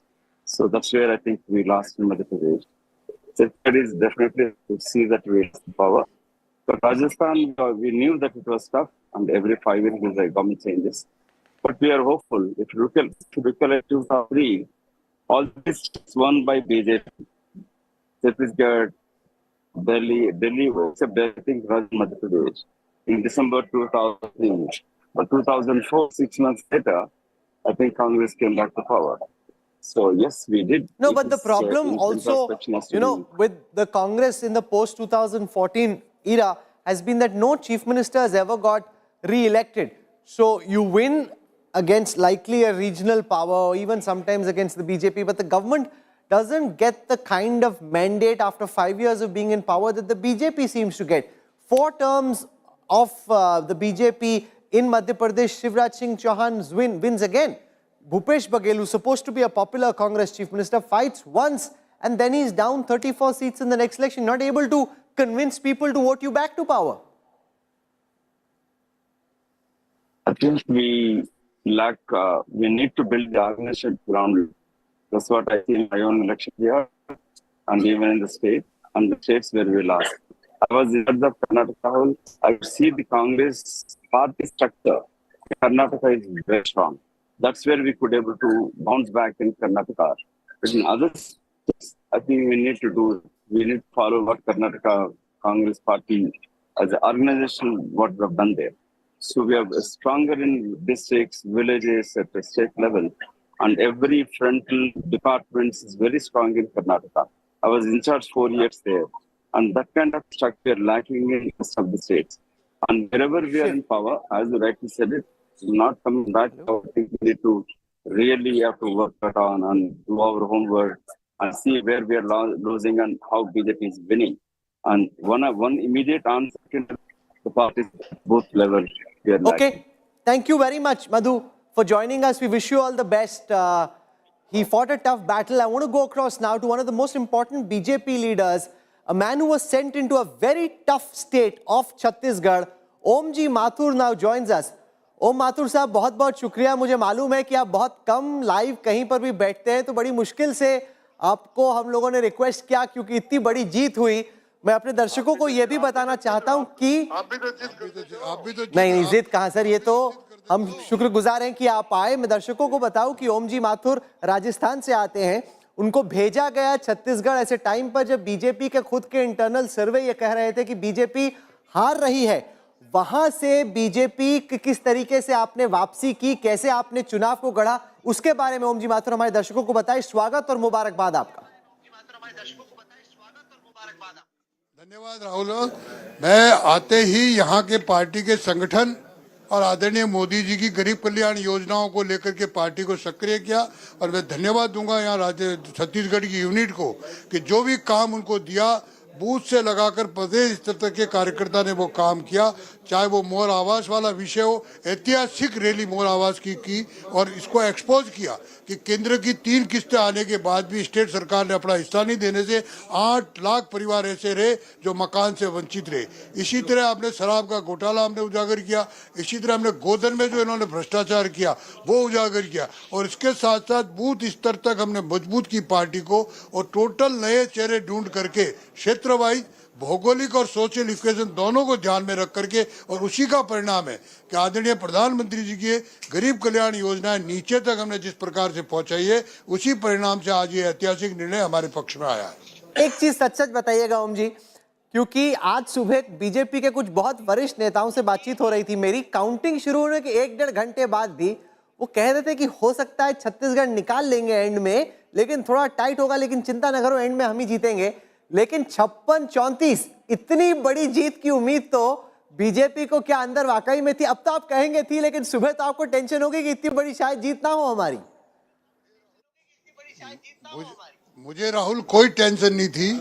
मैं साल भर पहले आया जब कहा था आपके इन पत्रकार से कि मैं ऐतिहासिक बहुमत से बीजेपी की सरकार यहाँ बनेगी, आप विश्वास करिए। कोई विश्वास नहीं कर रहा था और आपने जैसे कहा हमारे लोग भी टेंशन में थे, लेकिन मैं कतई टेंशन में नहीं था। मैं जाते समय भी पोलिंग के बाद भी मैंने ये कह के गया हूँ, आप इंतजार करिए, मैं तुम्हारा रिजल्ट के दिन आपके बीच में आऊंगा और ऐतिहासिक विजय के साथ हम यहाँ सरकार बनाने जा रहे हैं और आप अचंबा करोगे इतनी सीटें हम लाने वाले हैं। और आज आपको पता होगा लगभग एक दो को छोड़ दूं तो सारे इनके बड़े हाथी मंत्री हारे हमारे साधारण कार्यकर्ताओं से। और 90 में 55 मैंने नए प्रयोग किए, 55 नए मैंने उम्मीदवार दिए, उसका परिणाम। और मोदी जी का जो विश्वास नीचे तक उतरा है, वो गरीब कल्याण योजना जो नीचे तक हमने लाभार्थियों के सम्मेलन किए, हमने नीचे तक जो गड़बड़ हुई उसको उजागर किया, यहाँ के लोकल विधायकों का भ्रष्टाचार उजागर किया। समाज जीवन का कोई वर्ग ऐसा नहीं था जो भूपेश सरकार से प्रसन्न हो, वो हम धरती पर हमने उबार कर लाए, उसी का परिणाम है। और इसलिए मैं तो पहले दिन से कॉन्फिडेंस था और जब मैंने पहले दिन यहाँ लैंड किया तब कहा था कि मैं चुनाव को पूरा एग्रेसिव चुनाव लड़ूंगा, मैं डिफेंस में चुनाव नहीं लड़ूंगा। और राहुल आप तो जानते हो मैं लगभग 6-7 प्रांतों में आपने बराबर मेरे से मिलते रहे हो, इसी तरह का चुनाव लड़ने का परिणाम आज यहाँ हुआ है। के लिए बड़ी जीत है क्योंकि राजस्थान में तो आपके राज्य में रोटी पलटने का रिवाज रहा है। छत्तीसगढ़ में मैं आपको दर्शकों को एक बार वोट शेयर दिखाना चाहता हूं। छत्तीसगढ़ में भाजपा का जो वोट शेयर आया है, आप ये ख्याल में रखिए कितना वोट शेयर पिछली दफा गिर गया था, वहां से इस तरह की वोट शेयर में वापसी, ये वाकई में एक बहुत बड़ी जीत है। क्योंकि पिछली बार 10% का गैप था, बीजेपी 33 पे थी, इस दफा बीजेपी 46 पे है। 13% का इंक्रीज, एक लार्जली बाइपोलर कॉन्टेस्ट में 13% का इंक्रीज, ये तो एक तरीके से चुनावी जादू है। जी जी धन्यवाद आपका, धन्यवाद बहुत, और कार्यकर्ताओं की मेहनत नीचे तक। चीज और बताइए ओम जी, आपने इस चुनाव में डॉक्टर रमन सिंह को प्रोजेक्ट नहीं किया, आपके ओपी चौधरी हो, अरुण साहू हो, इस तरह के नए चेहरे थे, मुख्यमंत्री आप किसको बनाने वाले हैं? ये आप तो जानते हो ये काम मेरा नहीं है, सेंट्रल पार्लियामेंट बोर्ड का काम है। अभी तो विधायक दल की मीटिंग होगी, सेंट्रल ऑब्जर्वर आएंगे, वो निर्णय करेंगे, फिर दिल्ली निर्णय करेंगे। ये तय है कि हमने ऐतिहासिक विजय प्राप्त की है। मैं आपके चैनल के माध्यम से छत्तीसगढ़ की पूरी जनता को बहुत शुभकामनाएं, उनका आशीर्वाद हमें मिला इसलिए धन्यवाद देता हूँ। और मेरे कार्यकर्ताओं को भी सबको धन्यवाद देता हूँ जिन्होंने पूरे साल भर अथक मेहनत से, यानी आप कल्पना करोगे कि सवेरे 9 बजे यहाँ मीटिंग शुरू करे थे, रात को 12-1 बजे तक लगातार मीटिंगें करके हर बूथ तक कैसे सक्रियता हो वो इन सब कार्यकर्ताओं ने किया। उनको आपके चैनल के माध्यम से सबको धन्यवाद। और जनता का आशीर्वाद हमें मिला, आदरणीय मोदी जी का आशीर्वाद मिला, ये हमारे लिए बहुत बहुत कल्याणकारी रहा। ओम जी माथुर, आप जुड़े हमारे साथ, बहुत बहुत शुक्रिया। Thank you very much for joining us. A very rare live public appearance of the Sangathan Mantri. And remember, Shiv, JP Nadda took charge of Rajasthan.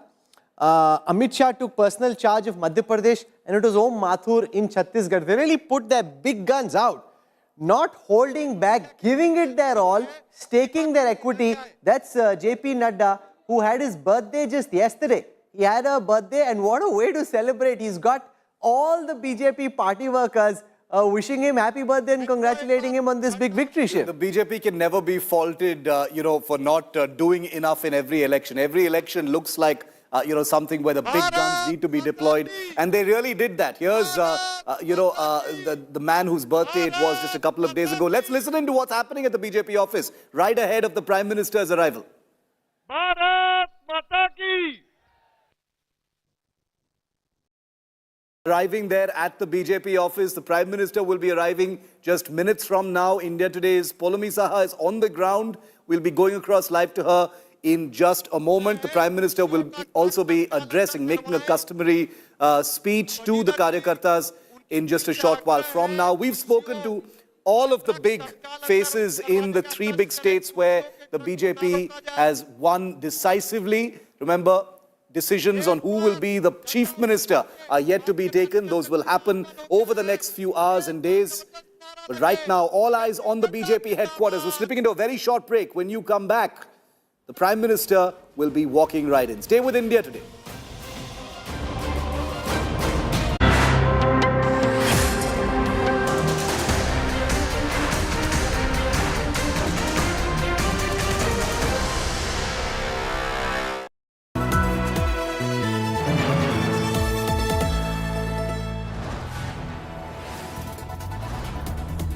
You are watching India Today, powered by Finest, Be Sustainable Change, a BNP Group company.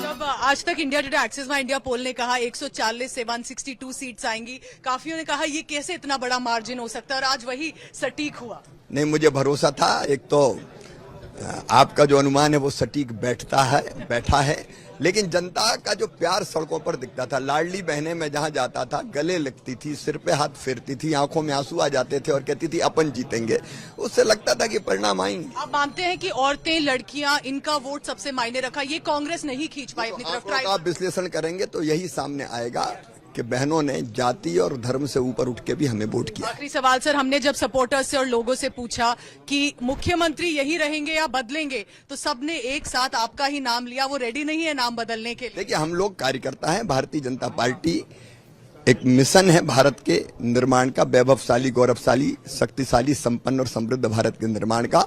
हम उस mission के अंग है। Party तय करती कौन कहाँ काम करे।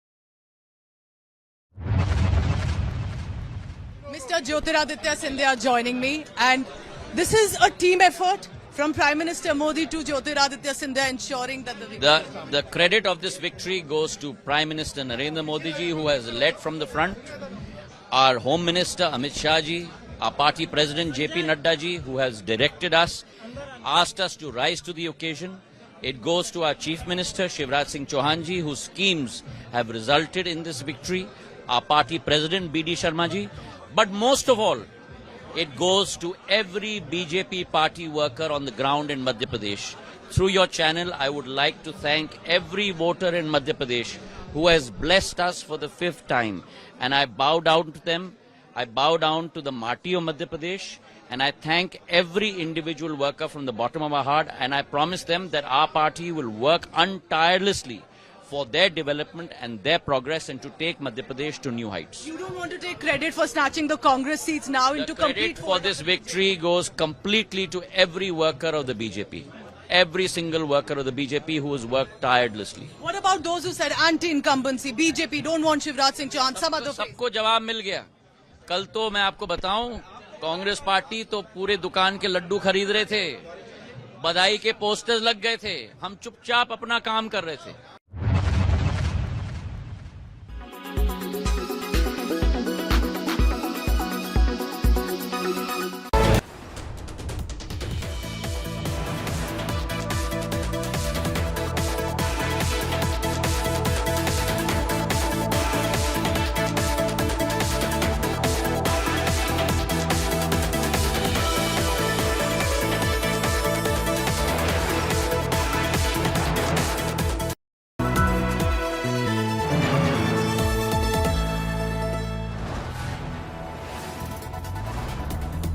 You are watching India Today, powered by Finest, Be Sustainable Change, a BNP Group company.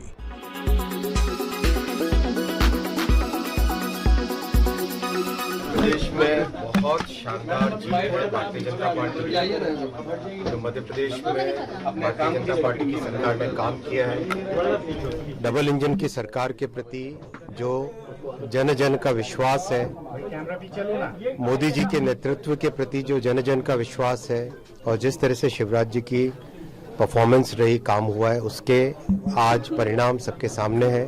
संगठन ने जो काम किया उसके परिणाम सबके सामने है। बहुत अच्छी जीत है। मध्य प्रदेश की जनता को सबको बधाई। हमारे प्रधानमंत्री श्रीमान नरेंद्र मोदी जी एमपी के मन में है, और मोदी जी के मन में भी एमपी है। अमित शाह जी की अचूक रणनीति, उनका जिस ढंग से यहाँ साथ मिला, और हमारे राष्ट्रीय अध्यक्ष श्रीमान जेपी नड्डा जी का मार्गदर्शन, हमारे संगठन के नेतृत्व में कार्यकर्ताओं ने अनथक परिश्रम किया।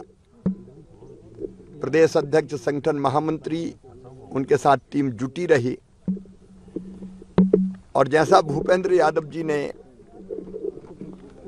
शिव प्रकाश जी ने, अश्विनी वैष्णव जी ने जो मार्गदर्शन किया, उससे चुनाव के अभियान को सही गति और दिशा मिली।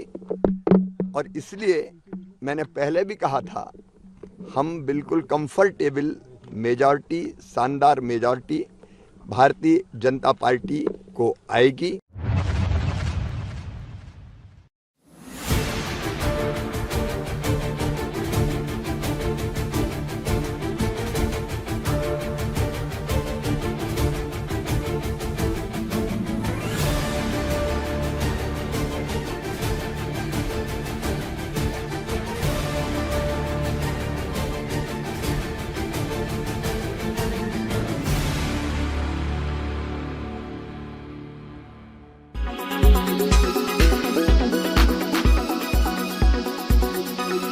Weather forecast now. Delhi, maximum 26 and minimum 13 degrees. Mumbai, maximum 30 and minimum 25 degrees. Kolkata, maximum 31 and minimum 19 degrees. Bangalore, maximum 23 and minimum 20 degrees. Chennai, maximum 26 and minimum 24 degrees. Hyderabad, maximum 30 and minimum 20 degrees. Make your media plan smarter with India Today Live TV on your connected devices. Amplify your brand with 100 million smart internet viewers. To advertise, mail us at sales@aajtak.com.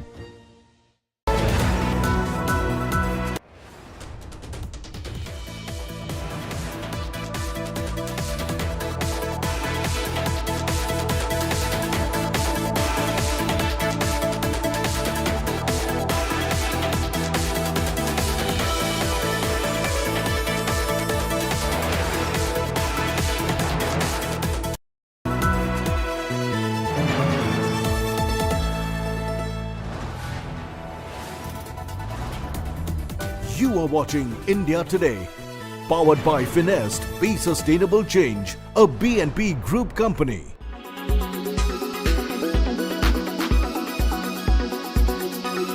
साथ में इस समय दिया कुमारी है। Ma'am, जिस प्रकार का response और जिस प्रकार का जन समर्थन मिला आपको, क्या लगता है? नो, ये देखिए, ऐसा आप मना कर रहे हैं लोगों को कि आपको सीएम ना कहें, पर लोग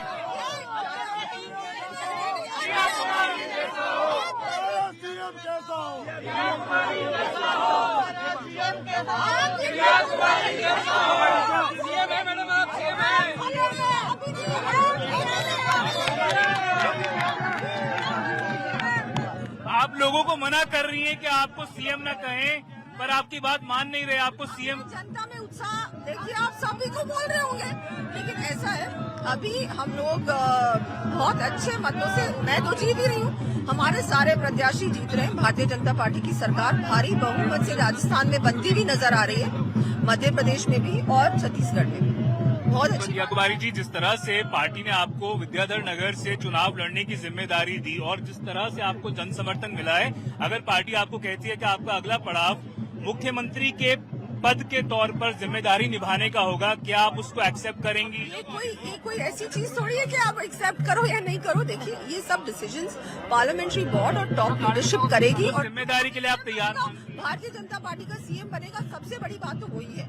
और हम लोग सब बहुत खुश हैं कि हमारी सरकार बन रही है और ये भ्रष्टाचारी सरकार फाइनली आउट है राजस्थान से और हमेशा के लिए आउट है। पटिया जी, यहाँ पे कई कद्दावर नेता माने जाते हैं।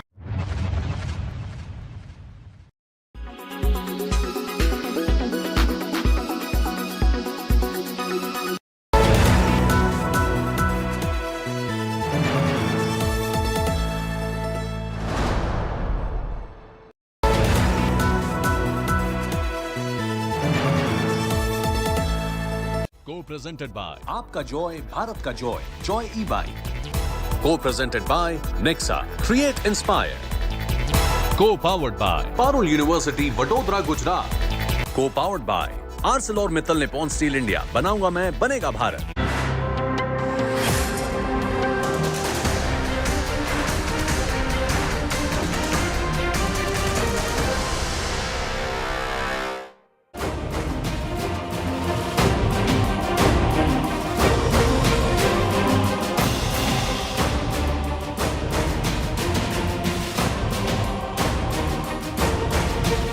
Good evening, viewers. What a super Sunday it's been. The Bharatiya Janata Party sweeping the Hindi heartland, winning in 3 states, emphatically at that.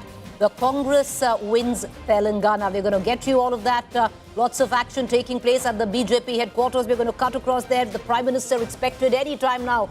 Modi was on the ticket in these 3 elections, viewers. A lot of celebration going on, cutting across to the BJP headquarters soon. But first up, let me take you.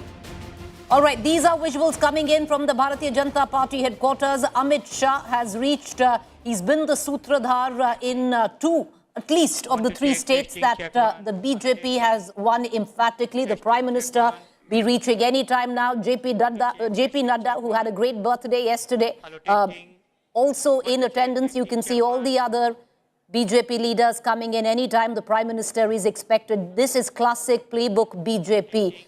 You see these visuals many a times over. Every time the BJP registers a win, there is a celebration or a festival of sorts where the BJP headquarters is concerned. I want to cut across immediately. My colleague Poulomi Saha joining us from the Bharatiya Janata Party headquarters.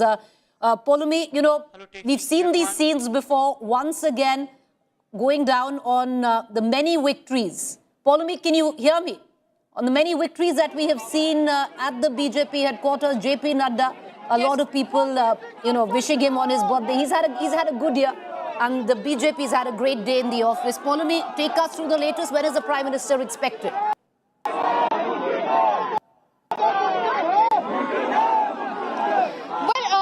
The top leaders of the Bharatiya Janata Party have already started arriving here at the BJP party headquarters. We are standing outside the extension building of the BJP headquarters. This is, of course, the new extension of the Bharatiya Janata Party, and this building, this new building, is going to see its first mega celebration because party karyakartas over here have gathered in the thousands to, of course, congratulate party chief JP Nadda and Prime Minister Narendra Modi for the stunning victory of the Bharatiya Janata Party across the 3 Hindi heartland states. We're expecting that the Prime Minister should be arriving by about 7 o'clock this evening, when in fact, you know, that celebration begins. He addresses all of these karyakartas, and you can see all the chants of Modi, Modi that are going out over here.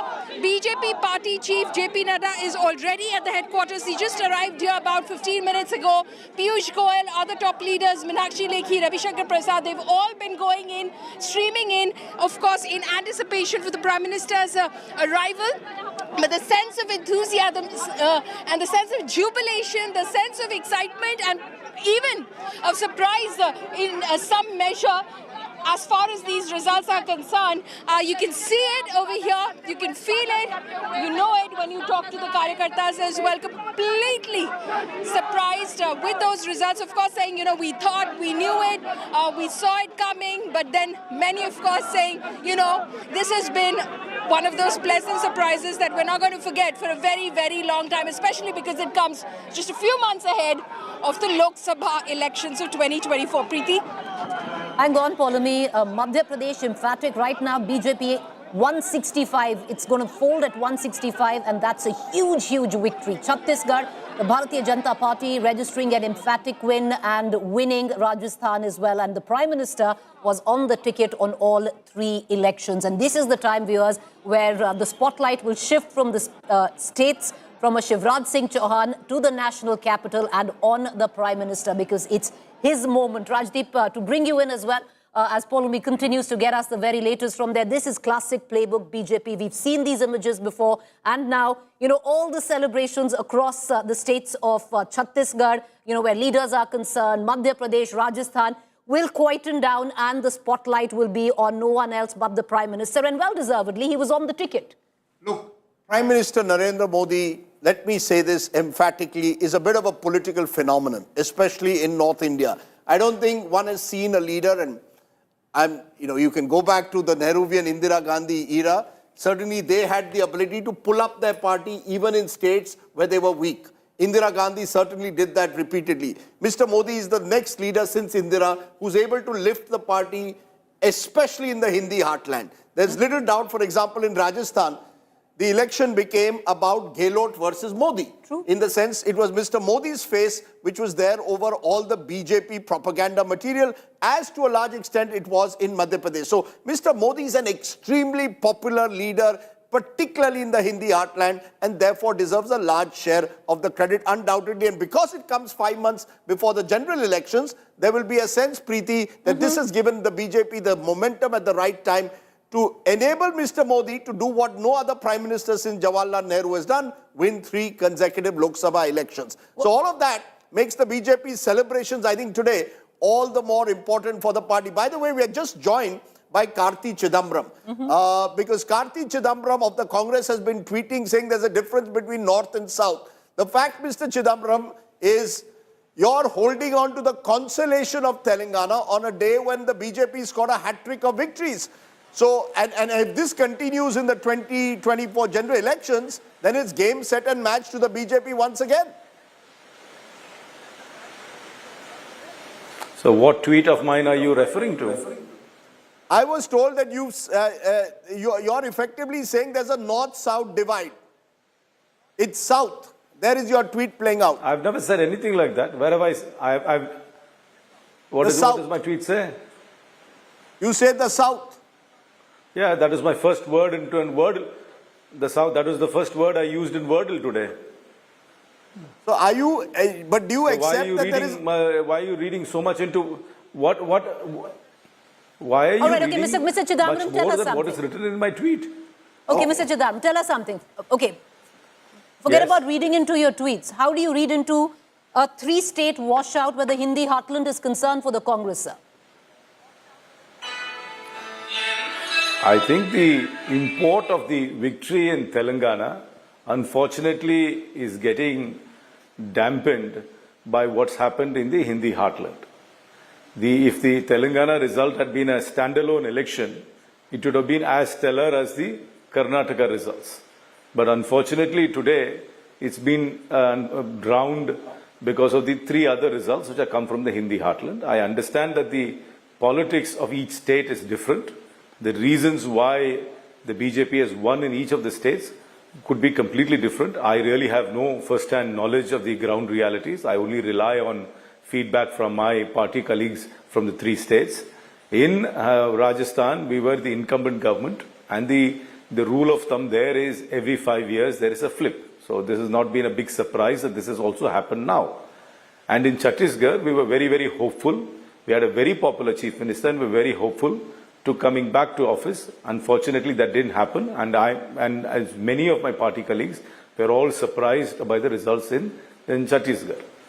In Madhya Pradesh, while a section of the party was very confident, but there seems to have been other sections which were not so confident of what's going to happen in Madhya Pradesh, and it's been a resounding victory for the BJP. So each state would have a different reason why the result happened. I'm not suggesting that there can't be a common theme between the 3 states, but there could also be very differing reasons why the results in the 3 states were. But as I said, all this is drowning the stellar performance of the Congress, which was written off just even a few months ago, saying that we were a no-hoper in Telangana. We have had a tremendous victory there and a resurgent victory there, and that unfortunately that bright sparkle and bloom is not being acknowledged enough.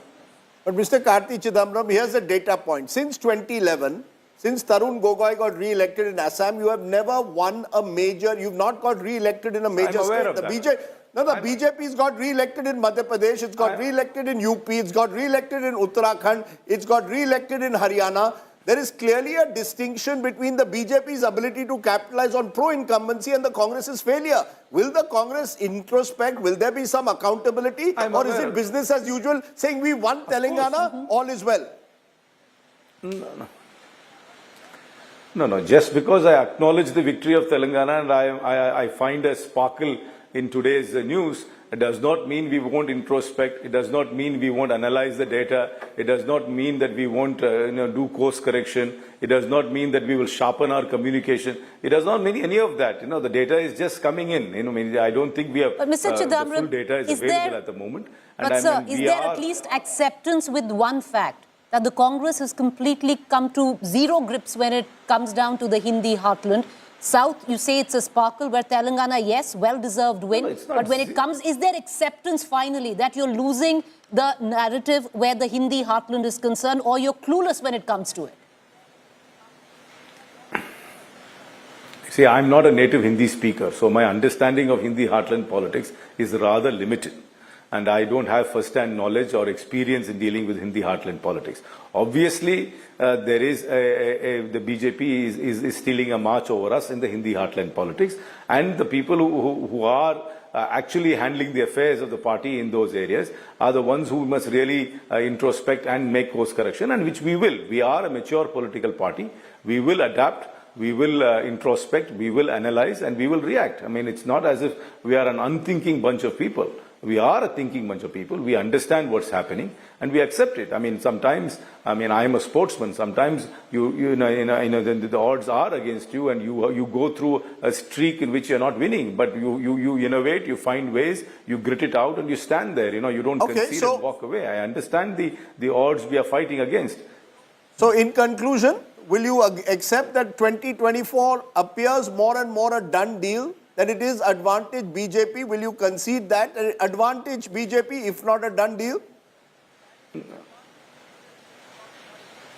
You see, the 2018 election results, the assembly election results, did not reflect in the 2019 parliamentary polls. So I was not going to read the 2023 assembly results as some sort of a reflection of the 2024 elections. But I understand what we are facing in the Hindi heartland. We all acknowledge what's happening in the Hindi heartland. We are aware of our performance in the last two parliamentary elections there, and we are also aware of what has happened today. We will take everything into account, and we will do everything possible to correct course and to communicate better and to stick to and to come up with a narrative which will capture the imagination of the people in the Hindi heartland. Okay, let's leave Mr. it there. Kidwai wants to ask a question. Yes, go ahead, Rashid.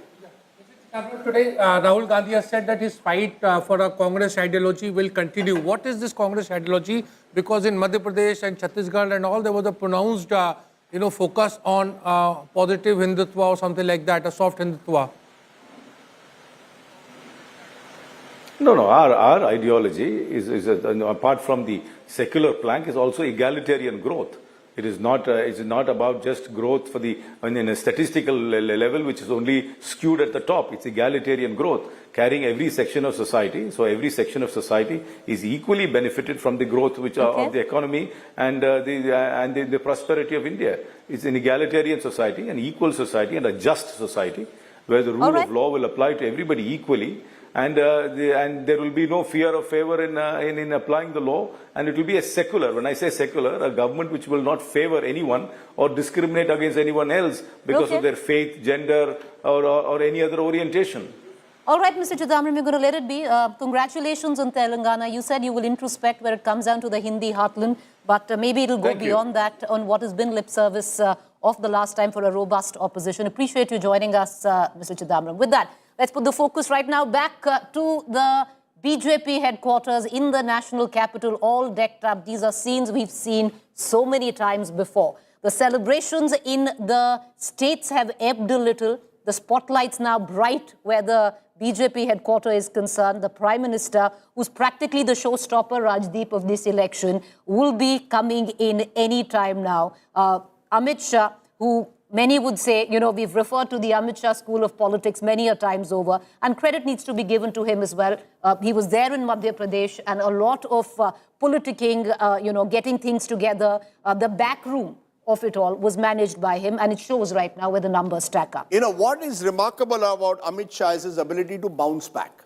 In June this year, in May this year, he lost Karnataka. He invested a lot of his political capital there as well. Loses that election.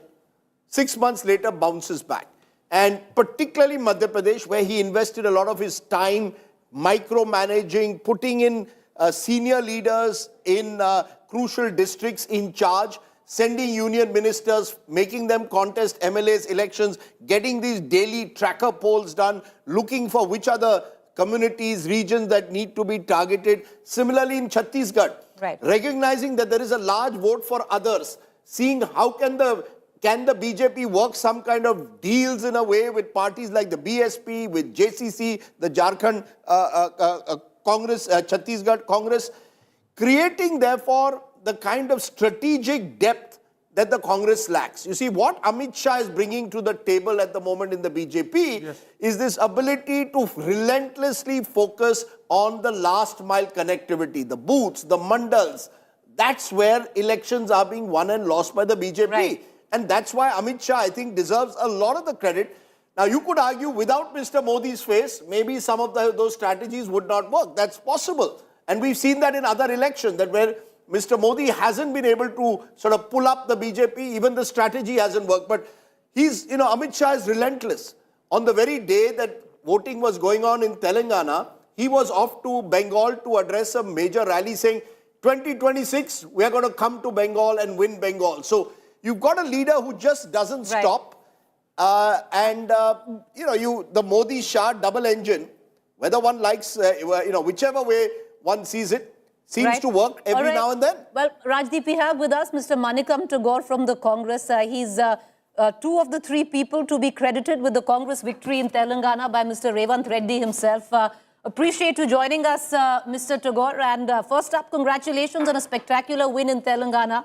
We're going to ask you questions on what went wrong in the Hindi heartland. But first, congratulations there. You've always been a proponent of Mr. Revanth Reddy as the Chief Minister of Telangana. He's credited you as one of for the win of Telangana as well. No, I'd like to correct that. I had left Telangana 1 year before. Now I'm in the state of Mr. Rajdeep Sardesai state, which is Goa. I was one of those people in charges when Revanth Reddy was appointed as the Congress president. And now Mr. Manikam Thackeray, senior leader from Maharashtra, is there to look after, and they have delivered Telangana. And I hope that Congress party will have the usual democratic processes, and then Congress leadership will decide about the Chief Minister of Telangana. In your view, is Revanth Reddy the front runner? Would it be fair to say he's at least the front runner? I think that any Congress worker, any MLA from the Congress party, is whomever is, there are capable people, and Congress leadership will take a right decision, and all will accept it. That's my view. No, that's a very diplomatic answer. You know Revanth Reddy well. You can smile and answer the question. Would you accept that he's the man who's going to lead your party in Hyderabad or not? Would you agree that he's the chosen one? He's the most likely. He is the Congress president who has, Pradesh Congress president, who has fought this election very seriously with all other leaders. CLP leader Bhakti Vikramaditya is also there. And Uttam Reddy ji, the former PCC president, is also there. Among them, there will be a choice which will be decided as the Congress president, and the Congress High Command will decide about the chief minister, which is, I am not involved in it. I feel that a right decision. But Mr. Tagore, you've been a part in Telangana. Yes, you've moved right now, but you've scripted at least the comeback of the Congress part where Telangana is concerned. Now, what led to that momentum that you won with the way you have won today? Yeah, it's a very satisfying day today when we hear this thing that we were little upset with the Chhattisgarh and Rajasthan results, but Telangana gave us the hope, because Telangana, when the state was formed in 2013, when I was also an MP in that time, when we voted, there were a lot of hangamas in the house in Lok Sabha, but we could not win that state in 14, and 18 also we lost. For that, from 2020, when I was given the charge, we started to work for a plan for a longer path, because it is not one day affair. It is not 1 year effort of parties which can defeat any party organized. It's a consistency which is needed, and we had a state leader like Revanth Reddy who was able to work hard and build a momentum, and Bharat Jodo Yatra, which... Mr. Tagore, we'll ask you just one quick question before we let you go, and that comes from the fact, is there now at least acceptance where the Congress comes into question that you've completely lost grips of what the voters, what the people want, where the Hindi heartland is concerned? Your language is just not tracking. No, that is a little harsh, because Chhattisgarh, we have not been rooted. We need to understand that Chhattisgarh, still we are having 10 short of the majority mark. 10 short of the majority mark, and 15 short in Mr. Tagore, a loss is a loss. You were expected to win Chhattisgarh. But we are having 40% of vote share. We need to understand we made mistakes. I can't say anything that if we don't make a mistake, we will lose. But we can't say anything that we had been thrown out of. We had a very bad loss. It is not like that. It is we lost it, but we need to accept it that we have lost it. But I will not accept that thing that we are. It's a huge loss because 40% vote share we still hold in these 3 states particularly. And we will be, there is a comeback. Congress will come back, and Congress had come back in the past also. And if you work and the young leadership is promoted, I sincerely hope that we can come back in the states. I like that last line, that we hope that the young leadership is promoted. Maybe you're finally telling us something. You accept that it's time for maybe the Sachin pilots to step forward. Maybe it's time to find a new leadership in Madhya Pradesh as well. At least you accept that. Young leadership is Congress party is a party which gives a lot of youngsters that opportunity. Sachin Pilot has been made as the PCC president, and he has delivered. He has delivered that state in 2018, and every state DK Shivkumar was given that opportunity. He has delivered in Karnataka. There are leaders. Congress party grows, but there are these kind of decisions. Congress leadership has to take it, and it usually takes that thing. Okay. And I'm convinced that in Madhya Pradesh also will be taken. Let's leave it there. Let's raise this, Preeti, because, I think there is some interest. There is some interest in knowing whether the pilot factor could have had an impact in Rajasthan. Rashid, what's your sense? Both of you, Rashid, Preeti, what's your sense? Could Sachin Pilot have made a difference, Rashid? I think, a material difference if it was a decision was taken a year ago, like September 2022, when the so-called CLP meeting could not take place. I think if that was the time, if Sachin was given reins of power, then the outcome would have been different. Chief Minister, you mean? Precisely. Things would have been very, very different, drastically different. Mr. Gehlot says the MLAs were not accepting Sachin Pilot. No, on the first place, Rajdeep, you look at in 2018, the MLAs were not for Ashok Gehlot. It was, I think Rahul Gandhi fundamentally made a mistake that day itself on 14th of December 2018 when he failed to appoint Jyotiraditya Scindia and Sachin Pilot as the Chief Ministers of Madhya Pradesh and Rajasthan respectively. Why did he choose Gehlot? Is it because there was pressure from the so-called old guard, the likes of Ahmed Patel? You know better than me, Ahmed Patel, all of them, the old guard, the close ranks, and that's how Ashok Gehlot was elected. Preeti, do you also see Sachin Pilot getting his moment now in the sun, given the fact that Ashok Gehlot has now led the party to defeat, or do you believe Mr. Gehlot is still indispensable? I think Sachin Pilot's time has come in terms of there is no option for the Congress. How do you go ahead from here? And, you need a fresh young face. You understand that. Sachin Pilot pulls in not just a particular vote, but especially clicks where the youth is concerned. You need a fresh boost of young blood where Rajasthan is concerned. And maybe he is the only option right now. But Rajdeep, there's a lot of fine print to the Rajasthan election as well. Very interesting. I was looking at it, 184 seats is where the BSP is also for this election. Out of which about 23 seats, the BSP has polled more than the winning margin of the Congress or the Bharatiya Janata Party 23. in this election. It's fascinating with what's going on. We also have Pratyush Kant, Bharatiya Janata Party spokesperson. Mr. Kant, first up, accept our congratulations. It's a big day for the Bharatiya Janata Party. Absolute rout in Madhya Pradesh of the Congress, a big win in Rajasthan, and a big emphatic win in Chhattisgarh as well.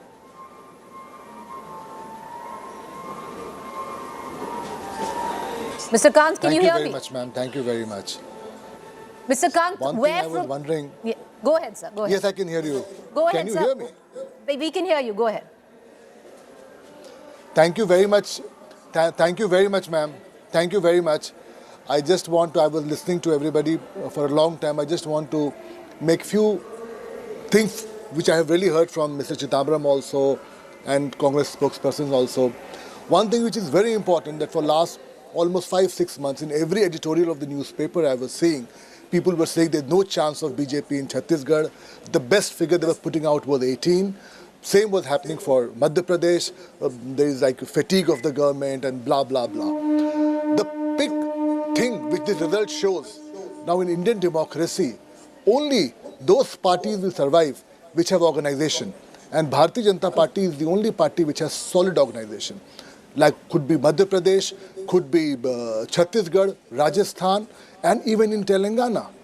We may take time to make that deep inroads, but once we make inroads, there is no way we go out of it. And then we also have a very strong report card to give to people.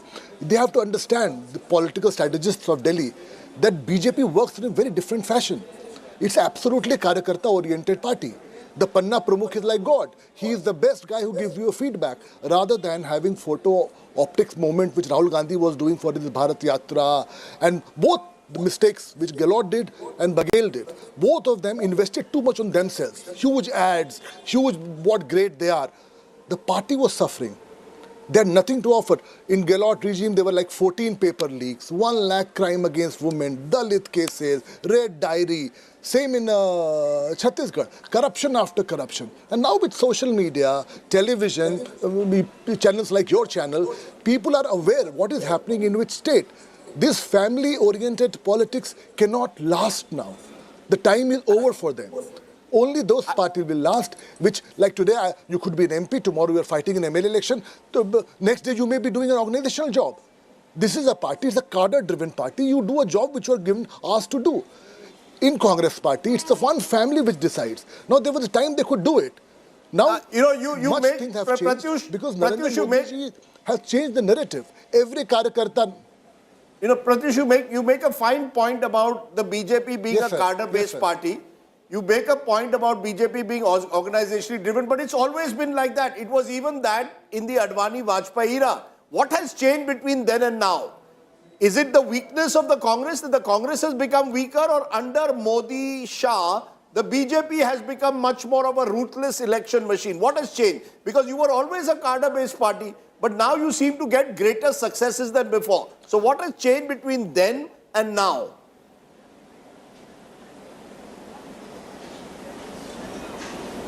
Sir, who knows more than you? We have grown as a party.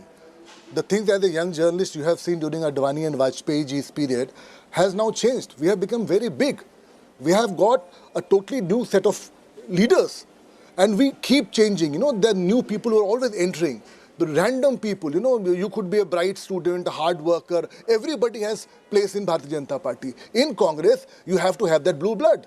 You have to have, you have to be a chela of a neta to be there. It's not like this. And then you have so much work is being done. Development has become such an issue. Every Karyakarta is told what all we have done, what the center has done, what the state has done. So when you go, look at, let's look at Chhattisgarh. In 4 months' time, the whole narrative changed. We got lakhs of women to sign for us. We told them what we were going to give to you. I'll give you an example to just illustrate my point. The betel leaf, the tendua patta. So, you know how the process takes place? You buy tendua patta, फिर आप उसको सुखाते हैं, and then it goes for sale. 1000 का packet बनाने में it takes its time. And 1 month, the guy gets to sell it. What you did? You said only 1 day we will sell it. Now you have lost hundreds of very poor people's vote, which people sitting in Delhi who are writing those columns have no idea what is happening at the ground level. Same is true for those forest welfare schemes. 70 items are being sold. So the people at the ground, the subaltern level people are the one who are getting those benefits. And that reflects in today's election. So Congress does not only need to retrospect, they have to really get out of a family mode. They have to open their party. They have to let the free, more blood come. And that's not going to happen there. Well, you're right there, sir. Somewhere down the line, the BJP has become synonymous with the subaltern dream. Appreciate you joining us, Mr. Kant. Let's quickly, Rajdeep, dip in to Raman Singh. At one point of time, he was unsure if he was going to get a ticket from his party to fight the election. Today, he hopes to be Chief Minister of Chhattisgarh. Will that happen? Well, we don't quite know, but listen in. बदलने वाले पूर्व CM doctor Raman Singh हमारे साथ है और 3 बार CM रहने के बाद सिर्फ 5 साल का मौका दिया अपने कांग्रेस को और फिर से अपना गढ़ उनसे छीन लिया है। किस तरह से देखते इस जीत को? निश्चित रूप से जनता ने भारतीय जनता पार्टी के ऊपर भरोसा किया है और ये भरोसा 15 साल के विकास और मोदी जी के गारंटी पे भरोसा किया है। भारतीय जनता पार्टी की घोषणा पत्र, कांग्रेस के 5 साल की असफलता और असफलता में महिलाओं के साथ जो छल किया गया, शराबबंदी की बात, युवकों के साथ छल किया गया, 10 लाख नवयुवकों को बेरोजगारी भत्ता, 2 लाख कर्मचारियों को स्थायी करने की बात, ऐसे झूठे वादे करके सरकार में आने वाला भूपेश बघेल, उसको जनता उसके चेहरे को बदलना चाहती थी और जबरदस्त रूप से उसके खिलाफ आक्रोश था। पूरे मंत्रिमंडल के खिलाफ कोई विकास के काम नहीं हुए और इसलिए आज बदलाव की बात आई और जनता ने समय मिलते ही बदल दिया। बावजूद उसके भूपेश बघेल 75 पार का नारा दे रहे थे, लेकिन देखने को ये मिला कि बीजेपी 15 से सीधे 55 तक पहुंच गई है। क्या आपको एक्सपेक्टेड था कि ऐसे आंकड़े, अद्भुत आंकड़े मिल सकते हैं? एग्जिट पोल ने बता दिया था कि बीजेपी का ग्रोथ बढ़ रहा है और कांग्रेस घट रहा है। इनका नीचे गिरावट 40 तक आया था, बीजेपी का 48 तक दिया था। तो जो ग्रोथ दिखाया था वो ग्रोथ रुझान दिखा रहा था, वो रुझान के अनुसार ही रिजल्ट आया। भूपेश बघेल के मंत्रिमंडल के सभी मंत्रियों को अपने घर भेज दिया। आपने रायपुर की 7 सीटों पर अपना सिक्का जमा लिया है और कई ऐसी जगह है जहां से बीजेपी बढ़त में है। क्या कुछ किया, क्या कुछ मुद्दे रहे बीजेपी के जो इस तरह की सफलता मिली है? सारे मुद्दे, वो चाहे शहरी क्षेत्र के हो चाहे ग्रामीण क्षेत्र का हो, सबके लिए घोषणा पत्र में कुछ न कुछ महत्वपूर्ण स्थान दिया गया और पार्टी ने पूरी ताकत झोंकी। एक एक कार्यकर्ता लगा रहा, बूथ स्तर तक लोग लगे रहे। सबकी नजरें बस अब उसी पर टिकी हुई है कि अगला सीएम कौन होगा। क्या आप फिर एक बार 4th टर्म के सीएम देखने को मिलेंगे? सीएम का चयन हो जाएगा, विधायक दल की बैठक होगी और उस बैठक में तय हो जाएगा। 1 घंटा नहीं लगेगा। जी, बहुत बहुत शुभकामनाएं आपको। तो ये थे डॉक्टर रमन सिंह जो फिर एक बार सीएम पद की रेस में हमें दिख रहे हैं और एक बड़ी जीत हासिल करने के बाद अब वो अपने पार्टी मुख्यालय अपने कार्यकर्ता पदाधिकारियों से मिलने पहुंचने वाले हैं। कैमरा पर्सन सचिन सावंत के साथ। So Rajdeep, let me ask you this question again. Do you see Raman Singh back in the Chief Minister's chair, or the BJP is going to pick a fresh face? Preeti, for the very reasons that you heard Pratyush, and I agree with a lot of the points he makes, the BJP is organizationally robust. And what is it? How do you make an organizational robust? By creating mobility within. That you don't have the same old faces for 30, 35 years. Raman Singh's been 3-time Chief Minister. The BJP will obviously now see an opportunity with a comfortable majority to bring in someone else. Lots of names are being mentioned. There is the possibility of bringing in an OBC face. There's a possibility of bringing in a tribal face. Various names have been mentioned during the campaign. Arun Soy, who's the BJP state president, is one of the front runners. There is Om Prakash Chaudhary, who's seen as a possible deputy chief minister. He's young. He's a former bureaucrat who's become now a politician. There are lots of, you see that, you have to give the BJP credit for the way they've built themselves into a proper party organization. True. You see the Congress in all these states where eventually, how did Bhupesh Baghel come? He only came into the race when tragically the entire Congress leadership was wiped out during the Maoist attack that took place. That's when you effected the generational change. Until then, you might have well had the VC Shuklas and all of the world who still had a role to play in Chhattisgarh politics. Just turn to Madhya Pradesh. I mean, Kamal Nath is 77. He may claim that he's still, young and energetic, but the truth of the matter is that Congress is crying out for a younger leadership. Digvijay Singh has been there now for 30 years. That's 2 generations. That's not enough. Why? What happens? Okay, so before we go back, and we've got one camera right now at the BJP headquarters. Is what we're expecting, viewers. Any time right now, the Prime Minister's cavalcade will pull in. He's the star today. Kid you not, and we're going to hear him speak as well. His face was on the ticket on all the 3 states that the BJP has won handsomely. So yes, if this victory belongs to a Shivraj Chauhan, it is Prime Minister Modi who ultimately was on that ticket. We're going to cut across to Polomi, but those visuals coming in from their vantage position of our cameras. But Rashid Kidwai, what happens to the likes of Ashok Gehlot right now, Bhupesh Baghel, or even a Kamal Nath? I think Kamal Nath, Gehlot, it's a sunset time. It's over there. You really think somebody like Ashok Gehlot, who says I will not retire, has already become pretty, as you know, he had become persona non grata. I don't think he's going to find any place. I think Bhupesh Baghel is the only person who may become a ICC General Secretary or something like that. And both of them? It's a sunset time for Ashok Gehlot for certain. Kamal Nath would be there as a CWC member or something like that for some time. Okay. Rajdeep, do you see a sunset time for Ashok Gehlot? In hindsight, he should have picked to be party president now. Look at Mr. Kharge right now. Labon ne khata ki, sadiyon ne saza pai.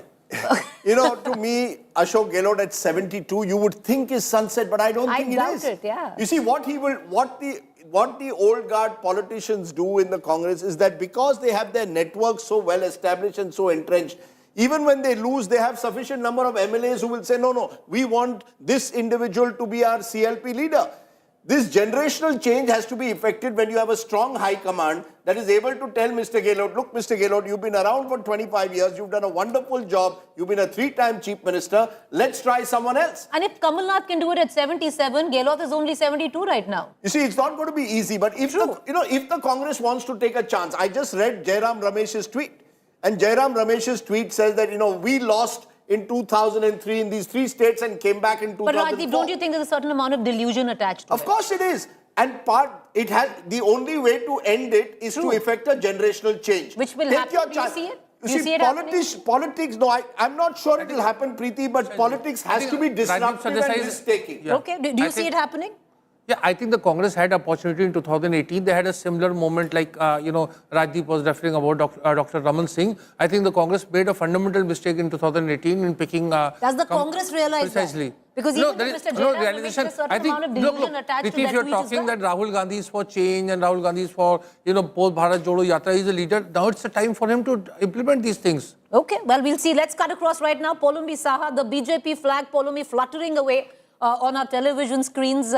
And with what Rajdeep and our other guests have been talking about, a solid organization to back the party outfit. And one of the examples of that organization, Poulomi, orchestrated to the T, right behind you, is in this ceremony, which always comes up after a big spectacular win of the Bharatiya Janata Party. What are we expecting? Are we going to expect the Prime Minister to speak?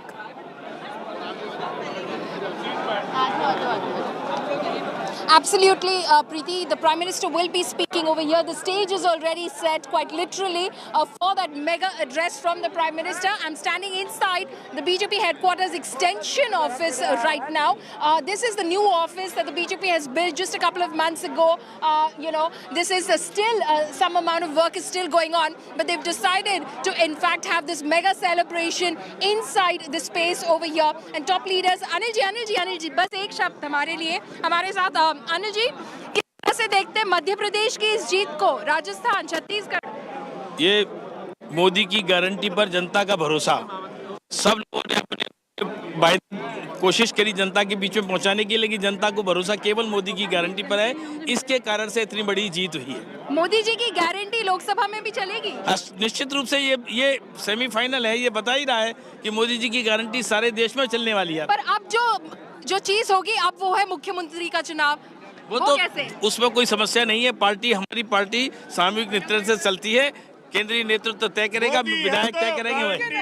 Modi है तो That is what Anil Jain, Member of Parliament of the BJP, has to say. Of course, Modi hai to guarantee hai is the new slogan, which is of course that is reverberating across the BJP party headquarters. Large screens that have been put up inside, outside as well, for the crowds who have not been able to enter the party headquarters, so they can of course see that mega speech that the Prime Minister will be making over here, the victory speech, and there'll be a victory lap as well, because this entire space at the center, if Mridul could possibly zoom in over there, Mridul, that entire space has been kept empty, so the Prime Minister is expected to walk that entire stretch all the way up to the dais, which is on my left, in order to address the Karyakartas over here. So the Karyakartas extremely ecstatic about this moment, unprepared to celebrate in this mega way, because all of this, Preeti, this arrangement which has been made, the loudspeakers, all the technical equipment here, the stage, the security and all of that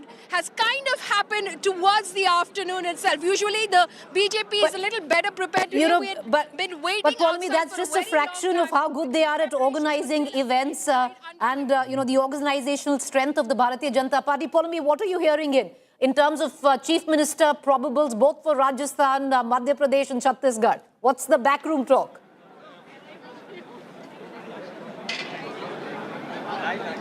Well, as far as Rajasthan and Chhattisgarh are concerned, obviously the BJP, we've been putting out those names of the probables. The BJP is looking at several options. There is, of course, the stalwart, the veteran leader, Vasundhara Raje Scindia, who was seen as someone who was sidelined in this election. But then, of course, in her small measures, she was used by the party as well. She, of course, continues to be a very strong contender, and she will be throwing her weight as far as, that election of the new Chief Minister of Rajasthan Rajasthan is concerned. There is a lot of talk about Diya Singh as well, but the fact is, Diya Kumari as well, I beg your pardon, but the fact is, I'm not hearing much buzz around her name. Gajendra Singh Shekhawat, again, one of the names that did the rounds, but that was also a name that everyone thought would possibly contest the assembly elections. Gajendra Singh Shekhawat, Kailash Chaudhary as well, Arjun Ram Meghwal as well. These were not names that were put on the ticket as far as these elections were concerned. Given that Madhya Pradesh saw at least 7 members of parliament, including 3 union ministers, contest, that same card was not played in Rajasthan except for Rajyavardhan Singh Rathore, Baba Balaknath, Diya Kumari. These were some of the names, but these other stalwart names were not put on the ticket as far as Rajasthan elections were concerned. But that isn't to say that the BJP will not spring a surprise, or they couldn't possibly be brought in to lead the charge of the state on behalf of the party as chief minister. Yogi Adityanath is a classic example. When nobody saw that coming, Yogi Adityanath, a member of parliament from the Lok Sabha, was brought in and made chief minister of Uttar Pradesh. So in Chhattisgarh as well, Preeti, several names that are doing the rounds, including that, of course, Arun Sao, who's a member of parliament who contested this election, state BJP chief as well.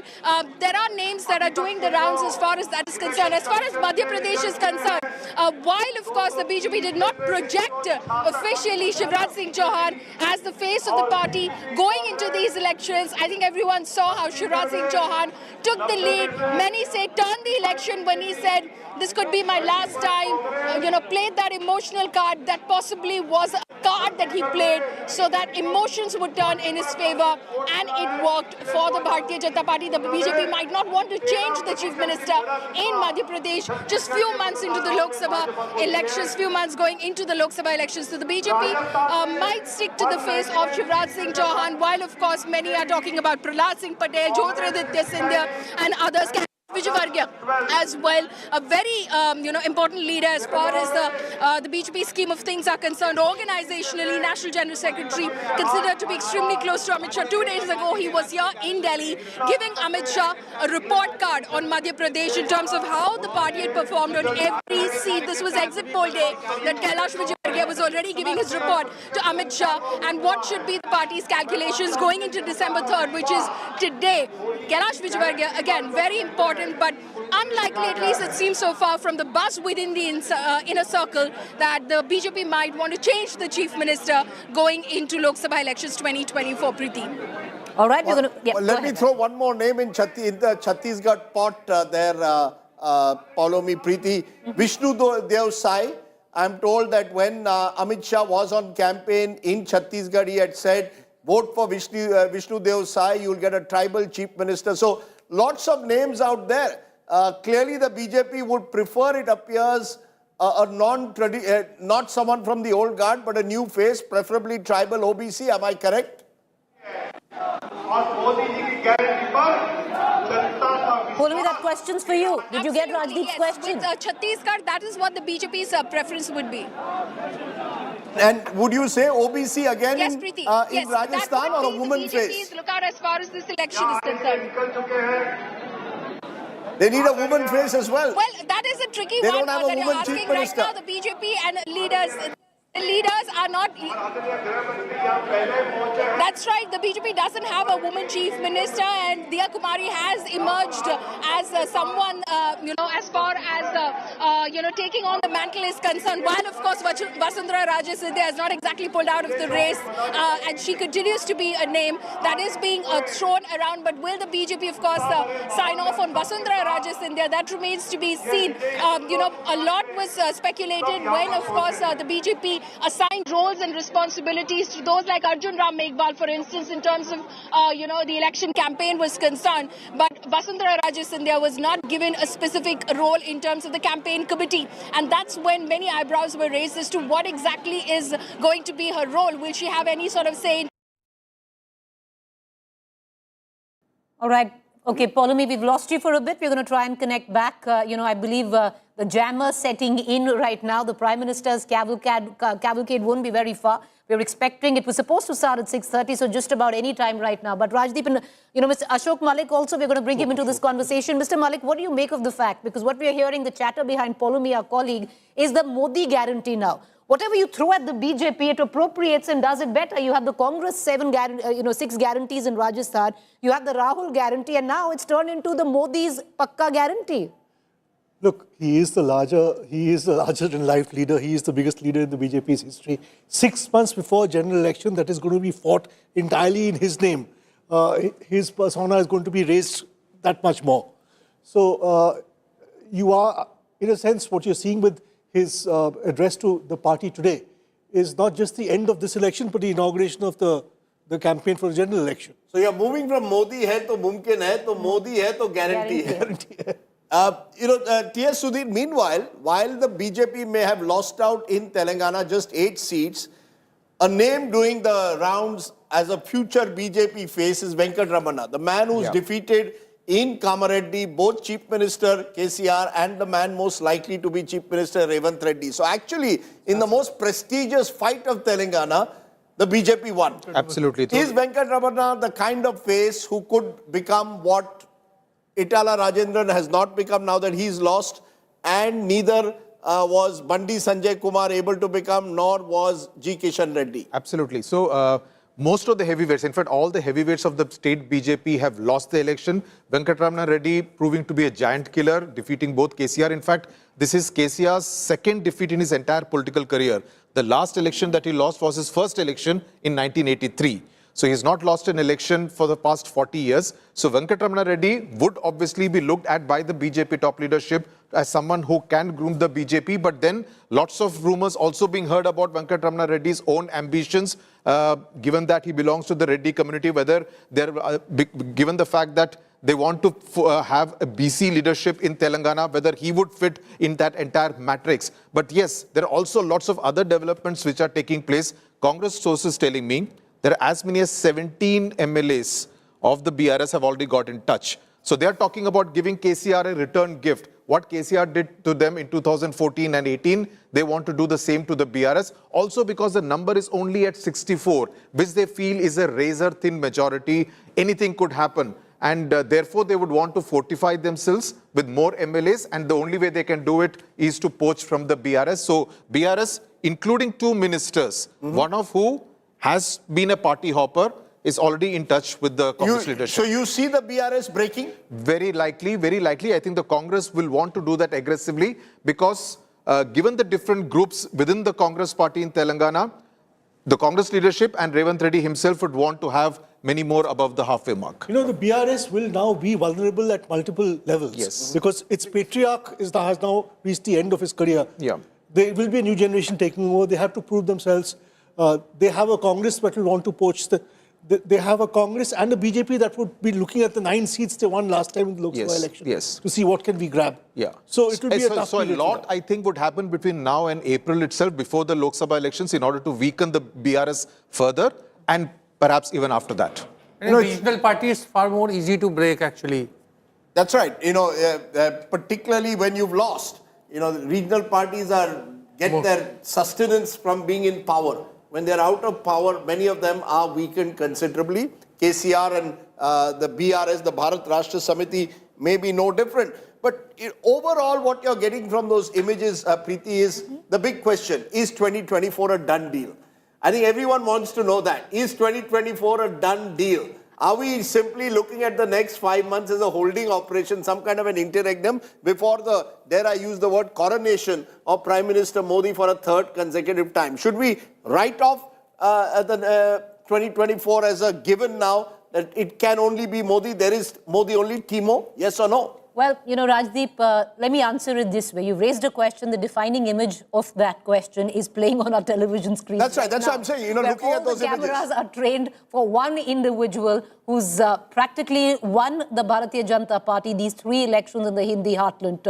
Of course, credit where it's due to the likes of Shivraj Singh Chauhan, even a Jyotiraditya Scindia as well, where Madhya Pradesh is concerned. But having said that, the man of the moment is Narendra Modi. Until now, be it these elections or 2024, the Congress or the United Opposition doesn't have an answer to that. With that, those visuals of the BJP headquarters, we're going to go into a quick break. To stay with us. We are back with the latest anytime. The Prime Minister expected at the Bharatiya Janata Party headquarters. To stay with us. Rolling coverage.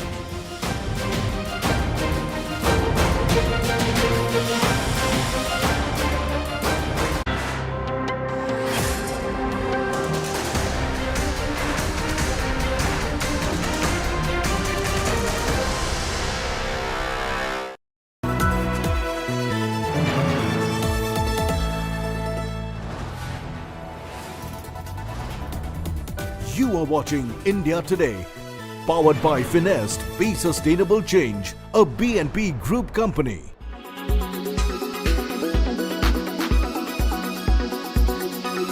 Mr. Jyotiraditya Scindia joining me, and this is a team effort from Prime Minister Modi to Jyotiraditya Scindia ensuring that the victory The credit of this victory goes to Prime Minister Narendra Modi ji, who has led from the front, our Home Minister Amit Shah ji, our party President JP Nadda ji, who has directed us, asked us to rise to the occasion. It goes to our Chief Minister Shivraj Singh Chauhan ji, whose schemes have resulted in this victory, our party President BD Sharma ji, but most of all, it goes to every BJP party worker on the ground in Madhya Pradesh. Through your channel, I would like to thank every voter in Madhya Pradesh who has blessed us for the 5th time. And I bow down to them. I bow down to the Mati of Madhya Pradesh. And I thank every individual worker from the bottom of our heart. And I promise them that our party will work untirelessly for their development and their progress and to take Madhya Pradesh to new heights. You don't want to take credit for snatching the Congress seats now into complete... Credit for this victory goes completely to every worker of the BJP. Every single worker of the BJP who has worked tirelessly. What about those who said anti-incumbency, BJP don't want Shivraj Singh Chauhan, some other... सबको जवाब मिल गया. कल तो मैं आपको बताऊं, Congress party तो पूरे दुकान के लड्डू खरीद रहे थे, बधाई के पोस्टर्स लग गए थे, हम चुपचाप अपना काम कर रहे थे. सालों में देश की सियासत में जो सकारात्मक सुधार ला करके खड़ा किया है, उससे ये जो परिणाम दिखाई पड़ रहे हैं वो प्रभावित दिखाई पड़ रहे हैं. क्योंकि नरेंद्र मोदी जी ने इन 10 सालों में जो परिक्रमा की पॉलिटिक्स को उसको पछाड़ करके परिश्रम को परिणाम में परिवर्तित करने वाले माहौल को खड़ा किया है. और इसमें जनता उन्हीं के साथ है जिन्हों की परिक्रमा की पॉलिटिक्स से दूर परिश्रम और परिणाम को प्राथमिकता देते रहे. मैं इतना मानता हूं कि मोदी जी ने इन 10 सालों में जो देश की सियासत में सकारात्मक सुधार और सकारात्मक संस्कृति में सुधार और परिवर्तन लाके खड़ा किया, उसका भारतीय जनता पार्टी का शानदार प्रदर्शन रहा है. उसका एक ही कारण है कि नरेंद्र मोदी जी का एक मजबूत नेतृत्व और भारतीय जनता पार्टी का लोगों के प्रति, लोगों के विकास के प्रति, लोगों में के सशक्तिकरण के प्रति सशक्त संकल्प.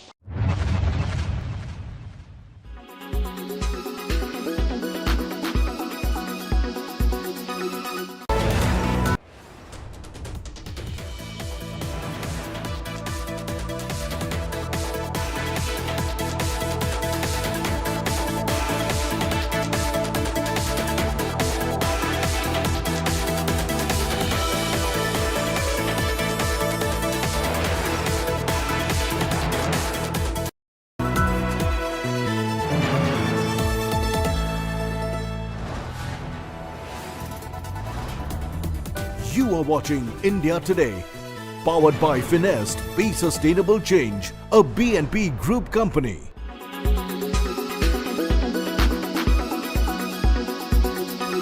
जिन्होंने कि इस महिला विरोधी कांग्रेस सरकार को उखाड़ फेंकने का जो प्रण लिया था, वो आज पूरा हो गया है और पूरी महिला शक्ति. और इसलिए शांति धारीवाल जो महिला विरोधी बयान देते हैं वो पीछे हैं.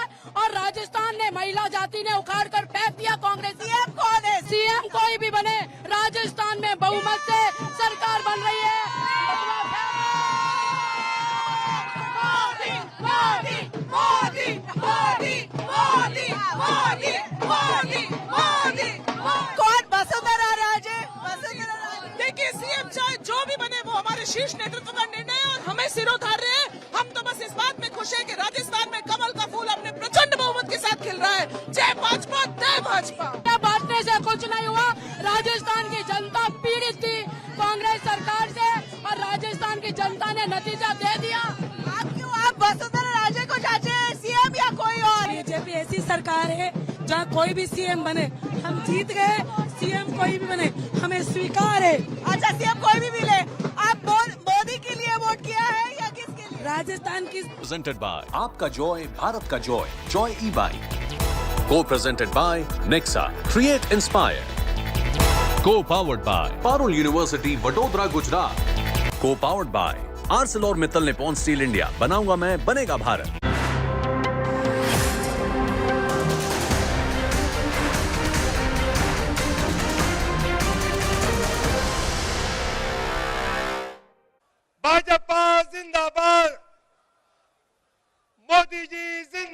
है तो मुमकिन है. The cavalcade of the man of the moment, the Prime Minister pulling in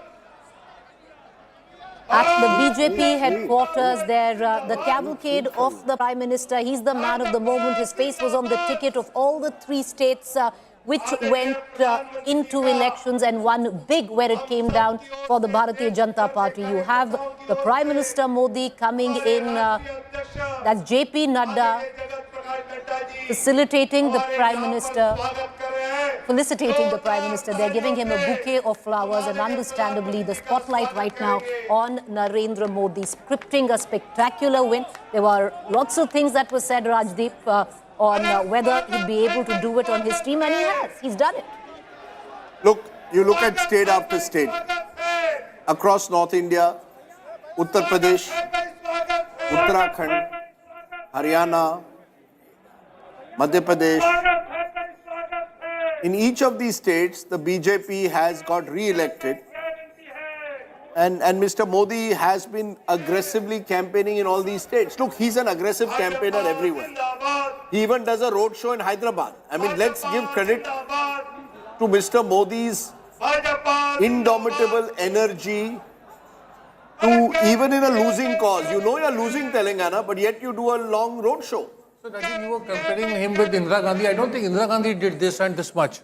But Indira Gandhi, where I was comparing, was able to lift the Congress even in states where otherwise the Congress appeared that it might not win in a pomp. In a pomp, she believed that she didn't need a chief minister, she could win it. Mr. Modi has taken it to the next level because the organization of the BJP is far superior to what the Congress organization was in the latter half of the Indira years.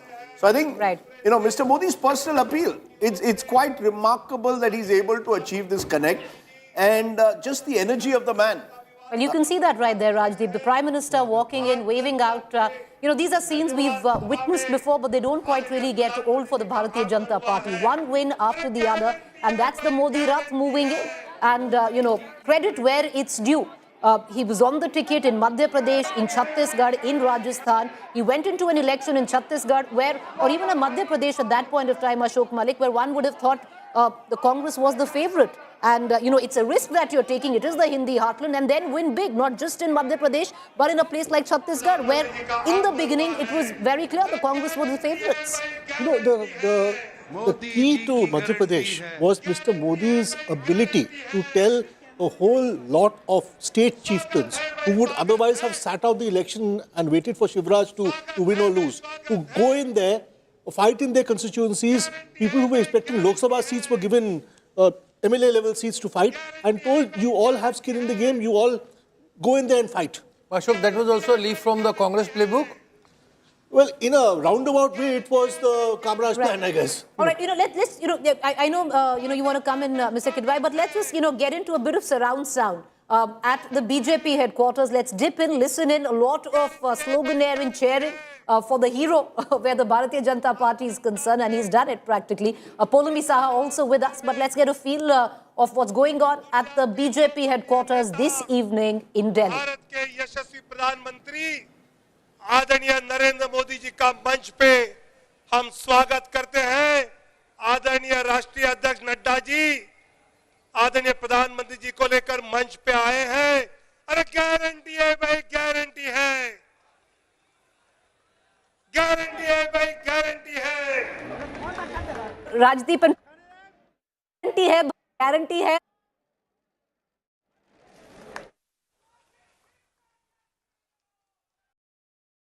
The campaign in Madhya Pradesh, the number of times you heard Priyanka Gandhi on a rally stage in Madhya Pradesh talk about the Congress guarantee, and now appropriate and done it better by the BJP.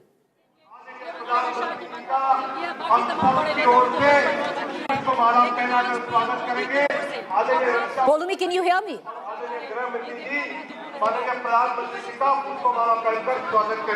All right, we're going to try and cut across to my colleague Poulomi, who's on the ground. Okay, go ahead, Poulomi, go ahead, go ahead. Images of the Prime Minister. We are, of course, cutting to pictures of, pictures now of the Prime Minister being felicitated by, of course, the Defence Minister Rajnath Singh and Home Minister Amit Shah. He's reached the stage, and the Prime Minister, of course, being given a grand welcome over there. And yes, like I said, the new slogan over here is guarantee hai bhai, guarantee hai, Modi ki guarantee hai. So clearly this is 5 guarantees, these are Congress's 6 guarantees. The Bharatiya Janata Party turned that around and the campaign was Modi ki guarantee. And that is what they believe has worked for the Bharatiya Janata Party. The Prime Minister canvassed and campaigned all of these states, Chhattisgarh, Madhya Pradesh, Rajasthan, even Telangana, ending off with a mega road show in Hyderabad. The BJP, of course, if you speak to them, they tell you it was not about माता की आज के इस आभार कार्यक्रम में और देश के यशस्वी प्रधानमंत्री आदरणीय श्री नरेंद्र मोदी जी आज इस कार्यक्रम में उपस्थित भारत के रक्षा मंत्री श्री राजनाथ सिंह जी, गृह मंत्री जी श्री अमित भाई शाह जी और यहां इतनी बड़ी संख्या में एकत्र आए भारतीय जनता पार्टी के बहुत ही जुझारू कार्यकर्ता बंधु और मीडिया के मेरे साथी, प्रिंट मीडिया और इलेक्ट्रॉनिक मीडिया के मेरे साथी, आज यह हमारा सौभाग्य है कि जब 4 विधानसभाओं के नतीजे आए हैं तो भारतीय जनता पार्टी ने आदरणीय मोदी जी के नेतृत्व में एक बहुत बड़ी जीत हासिल की है, बहुत बड़ी जीत हासिल की है। ऐसे खुशगवार समय में मैं अपनी ओर से और आप सब लोगों की ओर से और लाखों करोड़ों कार्यकर्ता जो डिजिटल के माध्यम से और टेलीविजन के माध्यम से जुड़े हैं, उन सब की ओर से आदरणीय प्रधानमंत्री जी का इस कार्यक्रम में आने पर हार्दिक अभिनंदन करता हूं और स्वागत करता हूं। आदरणीय प्रधानमंत्री जी का इस कार्यक्रम में आने पर हार्दिक अभिनंदन करता हूं और स्वागत करता हूं।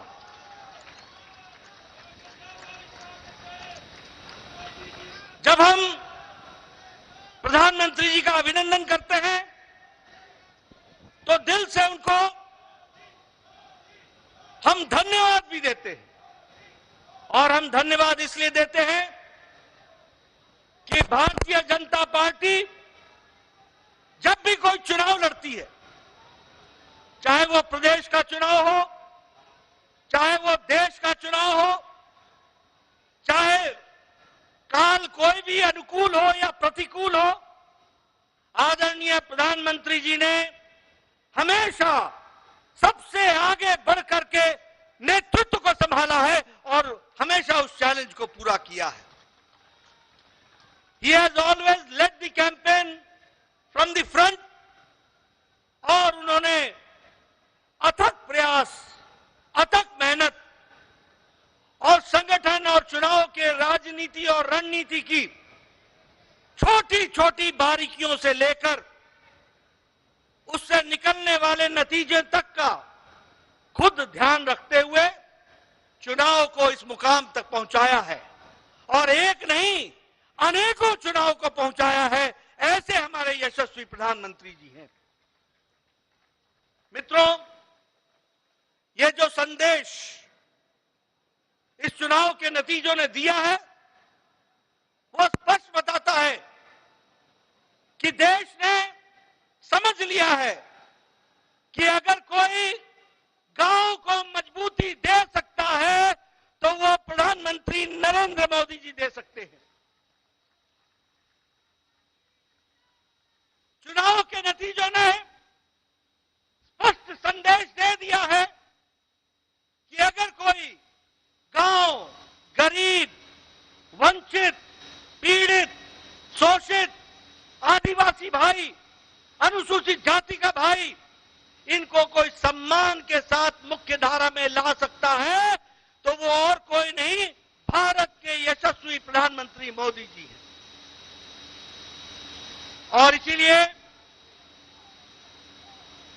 और इसीलिए चाहे महिलाओं का सशक्तिकरण हो, चाहे किसान को सम्मान देने की बात हो, चाहे युवाओं की आकांक्षाओं और आशाओं को आगे बढ़ाने का, उनके सपनों को साकार करने का काम हो, वो सबको अगर विश्वास है तो आदरणीय प्रधानमंत्री मोदी जी के ऊपर है, जिनके माध्यम से वो आगे बढ़ रहे हैं। मित्रों, मैं यहां आपको यह भी कहना चाहता हूं, अभी नारे लग रहे थे मोदी जी की गारंटी, मोदी जी की गारंटी। ये चुनाव इस बात को भी स्पष्ट इंगित करता है कि देश में अगर किसी की गारंटी है तो एक ही गारंटी है, वो मोदी जी की गारंटी है।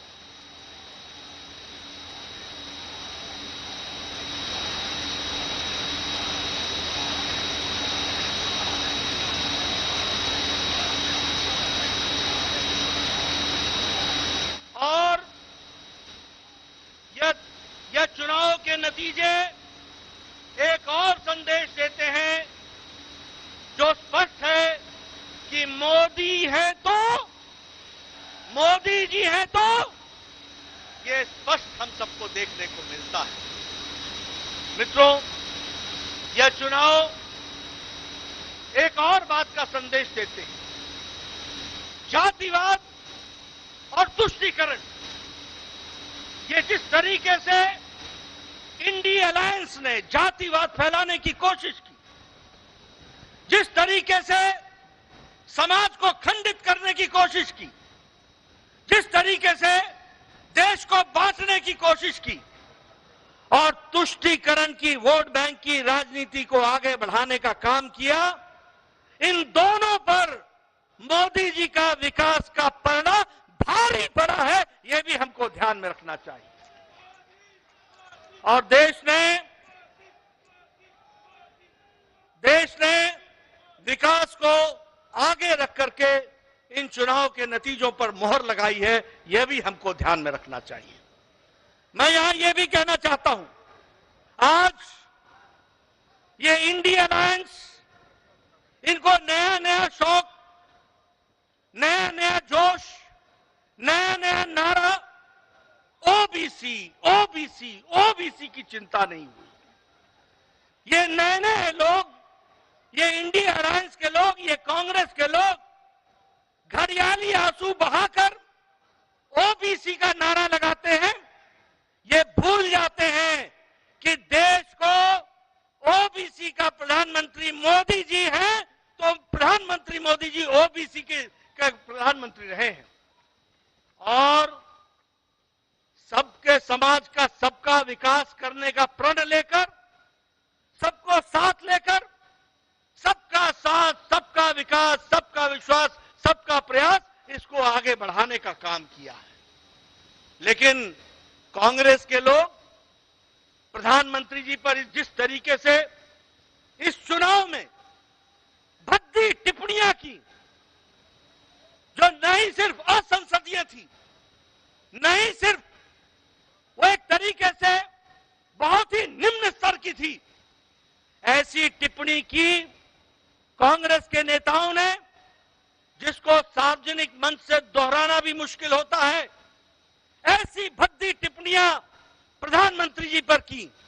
क्या उस समय उनको ध्यान में नहीं था कि ये मोदी जी को गाली देने का मतलब ओबीसी को गाली देना है, पिछड़ी जाति को गाली देना है? ये उस समय उनके ध्यान में नहीं था क्या? और एक और नेता पैदा हुए, मैं ना माफी मांगू, मैं ना माफी मांगू, यानी रस्सी जल गई, बल नहीं गया है, बल नहीं गया है। और ये चुनाव के नतीजे ऐसे नेताओं का बल एक बार नहीं, अनेकों बार बल खत्म करते हैं, वो भी हमको ध्यान में रखना चाहिए। मैं प्रधानमंत्री मोदी जी और आपके बीच में, क्योंकि हम सब लोग उनको सुनने के लिए आए, मैं बहुत देर नहीं रहना चाहता, लेकिन यहां पर इस मंच से भारतीय जनता पार्टी के अध्यक्ष के रूप में मैं भारत की जनता, राजस्थान की जनता, मध्य प्रदेश की जनता, तेलंगाना की जनता, छत्तीसगढ़ की जनता को बहुत बहुत धन्यवाद देता हूं उनके आशीर्वाद के लिए, उनके समर्पण के लिए बहुत बहुत धन्यवाद देता हूं। ये मतदाता ही परमेश्वर होता है, वही फैसला करता है, वही आशीर्वाद देता है, और कोटि कोटि उनको धन्यवाद जिन्होंने बड़ी संख्या में आदरणीय प्रधानमंत्री जी के नेतृत्व को आशीर्वाद देकर के ये सफलता दिलाई है। इसके लिए उनको बहुत बहुत धन्यवाद। मैं इसके साथ साथ मेरे सामने बैठे कार्यकर्ता, हमारे नेता, हमारे अध्यक्ष और आपसे जुड़े हुए और टेलीविजन के माध्यम से जुड़े हुए हमारे लाखों कार्यकर्ताओं को भी मैं धन्यवाद देता हूं, जिन्होंने इस चुनाव को मोदी जी के नेतृत्व में पूरी ताकत के साथ लड़ा और यशस्वी हुए हैं। उसके लिए भी मैं उनको धन्यवाद देता हूं। मेरे से अक्सर पत्रकार पूछते थे, रणनीति क्या है, रणनीति क्या है। मैं बार बार बोलता था, रणनीति पर्दे का विषय होता है और रणनीति समय पर ही खुलती है। मेरे कार्यकर्ताओं ने इस रणनीति को, जो बारीकियां संगठन ने बताई थी, उनको बखूबी धरती पर उतारा है और हमारे कार्यकर्ताओं ने दिन रात जमीन पर जाकर मेहनत की और जो वातावरण बना, उस वातावरण को वोट में बदलने में उन्होंने बहुत बड़ा योगदान किया है। इसलिए मैं अपने कार्यकर्ताओं को भी बधाई देता हूं, उनको धन्यवाद देता हूं। चुनाव के नतीजों ने स्पष्ट कर दिया है कि समाज के किसी एक इलाके का हमको वोट नहीं मिला, समाज के किसी एक वर्ग का वोट नहीं मिला, समाज के किसी एक जाति का वोट नहीं मिला। हमें मोदी जी के नेतृत्व में सभी जातियों का, सभी वर्गों का और सभी इलाकों का आशीर्वाद मिला। इस बात को भी हमको ध्यान में रखना चाहिए। इसलिए यह जीत सही तरीके से सबका साथ, सबका विकास, सबका विश्वास, सबका प्रयास, इसको आगे बढ़ाने का काम है। मैं अपने कार्यकर्ताओं को पुनः धन्यवाद भी देता हूं, बधाई भी देता हूं। दिन नहीं, हफ्ते नहीं, उन्होंने महीनों अपना घर छोड़ करके पार्टी के लिए बूथ पर जाकर के काम करके इस योजना को आगे बढ़ाया, सफल किया। इसके लिए मैं उनको बधाई देता हूं। मित्रों, मैं जानता हूं आपके साथ साथ मैं भी प्रधानमंत्री जी को सुनने के लिए आतुर हूं। इसलिए आपके और उनके बीच में ज्यादा समय न रहता हुआ पुनः प्रधानमंत्री जी को स्वागत करता हूं, अभिनंदन करता हूं, धन्यवाद देता हूं और मैं निवेदन करता हूं आदरणीय प्रधानमंत्री जी से कि वो हम सब का मार्गदर्शन करें और हमारे को आगे का रास्ता बताएं। माननीय प्रधानमंत्री जी।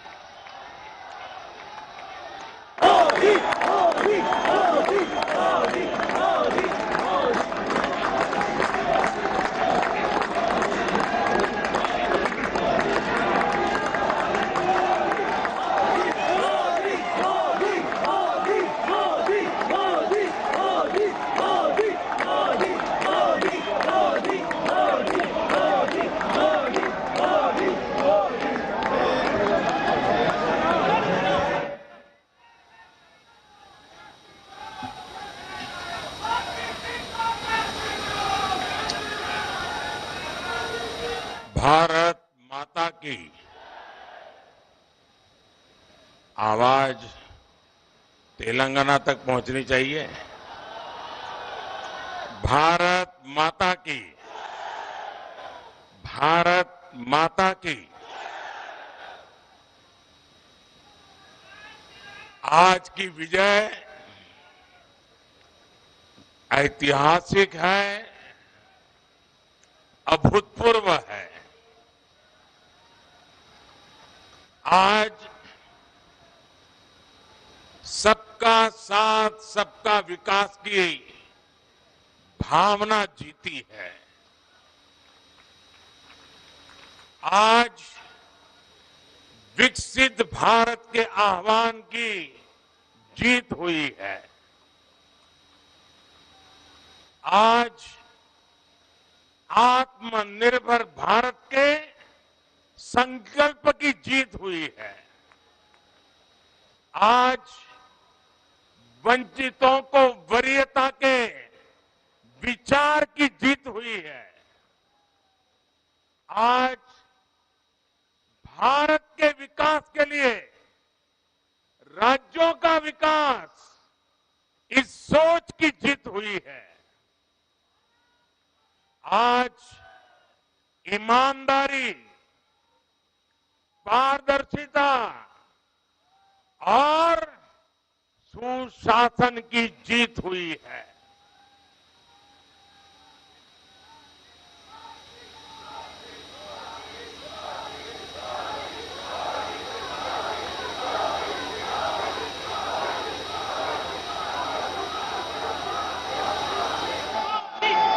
मैं इस मंच से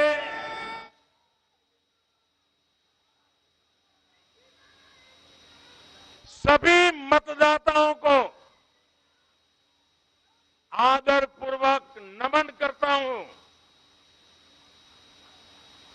मध्य प्रदेश, राजस्थान और छत्तीसगढ़ के लोगों ने भाजपा पर भरपूर स्नेह दिखाया है। तेलंगाना में भी बीजेपी के प्रति समर्थन लगातार बढ़ रहा है।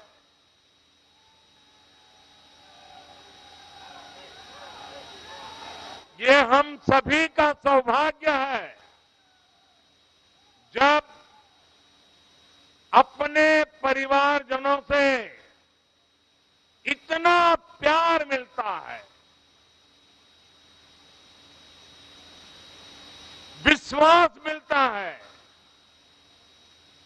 तो मैं व्यक्तिगत रूप से अनुभव करता हूं कि मेरी जिम्मेदारी और अधिक बढ़ जाती है। आज भी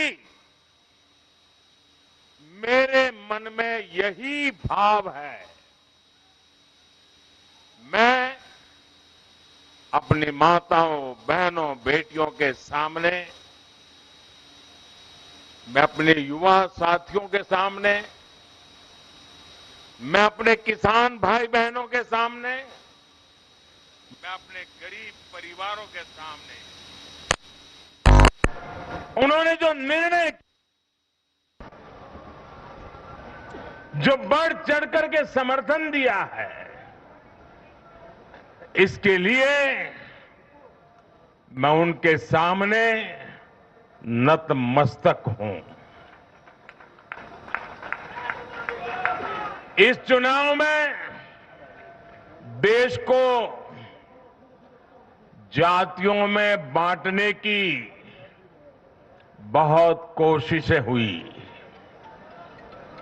लेकिन मैं लगातार कह रहा था कि मेरे लिए देश में 4 जातियां ही सबसे बड़ी जातियां हैं। और जब मैं इन 4 जातियों की बात करता हूं, हमारी नारी शक्ति, हमारी युवा शक्ति सबसे बड़ी जातियां हैं। और जब मैं इन 4 जातियों की बात करता हूं, हमारी नारी शक्ति, हमारी युवा शक्ति, हमारे किसान और हमारे गरीब परिवार, इन 4 जातियों को सशक्त करने से ही देश सशक्त होने वाला है। आज बड़ी संख्या में हमारे ओबीसी साथी इसी वर्ग से आते हैं। आज बड़ी संख्या में हमारे आदिवासी साथी इसी वर्ग में आते हैं।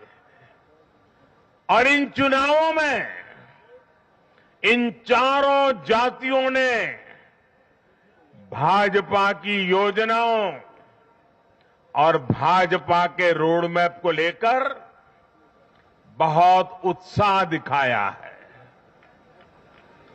आज हर गरीब कह रहा है वो खुद जीता है। आज हर वंचित के मन में भावना है कि चुनाव वह खुद जीता है। आज हर किसान यही कहता है ये चुनाव हर किसान जीता है। आज हर आदिवासी भाई बहन ये सोचकर खुश है कि उसने जिसे वोट दिया वो विजय उसकी अपनी है। आज हर फर्स्ट टाइम वोटर बड़े गर्व के साथ कह रहा है कि मेरा पहला वोट मेरे विजय का कारण बना है। इसी जीत में हर महिला अपनी जीत देख रही है। इसी जीत में बेहतर भविष्य का सपना देखने वाला हर युवा अपनी जीत देख रहा है। हर वो नागरिक इसे अपनी सफलता समझ रहा है जो 2047 में भारत को एक विकसित राष्ट्र देखना चाहता है। साथियों, मैं आज विशेष रूप से देश की नारी शक्ति का अभिनंदन करूंगा। रैलियों में मैं अक्सर कहता था कि इन चुनावों में नारी शक्ति ये ठान कर निकली है कि भाजपा का परचम लहराएगी। और जब देश की नारी शक्ति किसी का सुरक्षा कवच बन जाए तो कैसी भी ताकत उसे नुकसान नहीं पहुंचा सकती। आज नारी शक्ति वंदन अधिनियम ने देश की माताओं, बहनों, बेटियों के मन में नया विश्वास जगाया है। आज देश की हर महिला में ये भरोसा जगा है कि भाजपा सरकार में उनकी सक्रिय भागीदारी को नई बुलंदी मिलने वाली है। आज हर बहन बेटी को साफ साफ लगता है कि बीजेपी ही नारी गरिमा, नारी सम्मान, नारी सुरक्षा की सबसे बड़ी गारंटी है।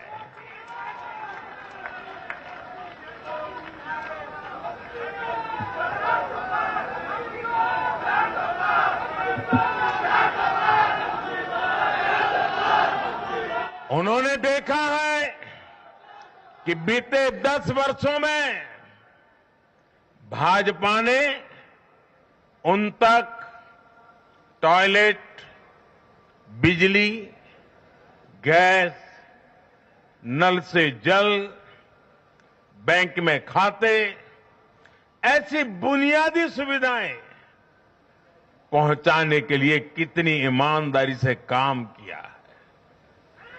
आज वो देख रही है कि कैसे बीजेपी घर परिवार में, समाज में उनकी आर्थिक भागीदारी बढ़ाने के लिए उन्हें रोजगार, स्वरोजगार के नए अवसर देने के लिए निरंतर काम कर रही है। नारी शक्ति का विकास बीजेपी के विकास मॉडल का एक महत्वपूर्ण स्तंभ भी है। और इसलिए इन चुनावों में महिलाओं ने, बहनों बेटियों ने एक प्रकार से भाजपा के विजय की पूरी जिम्मेवारी अपने हाथ में उठा ली थी और भरपूर आशीर्वाद दिया है। मैं आज पूरी विनम्रता से देश की हर बहन बेटी को यही कहूंगा कि आपसे जो वायदा बीजेपी ने किए हैं वो 100% पूरे किए जाएंगे। और ये मोदी की गारंटी है।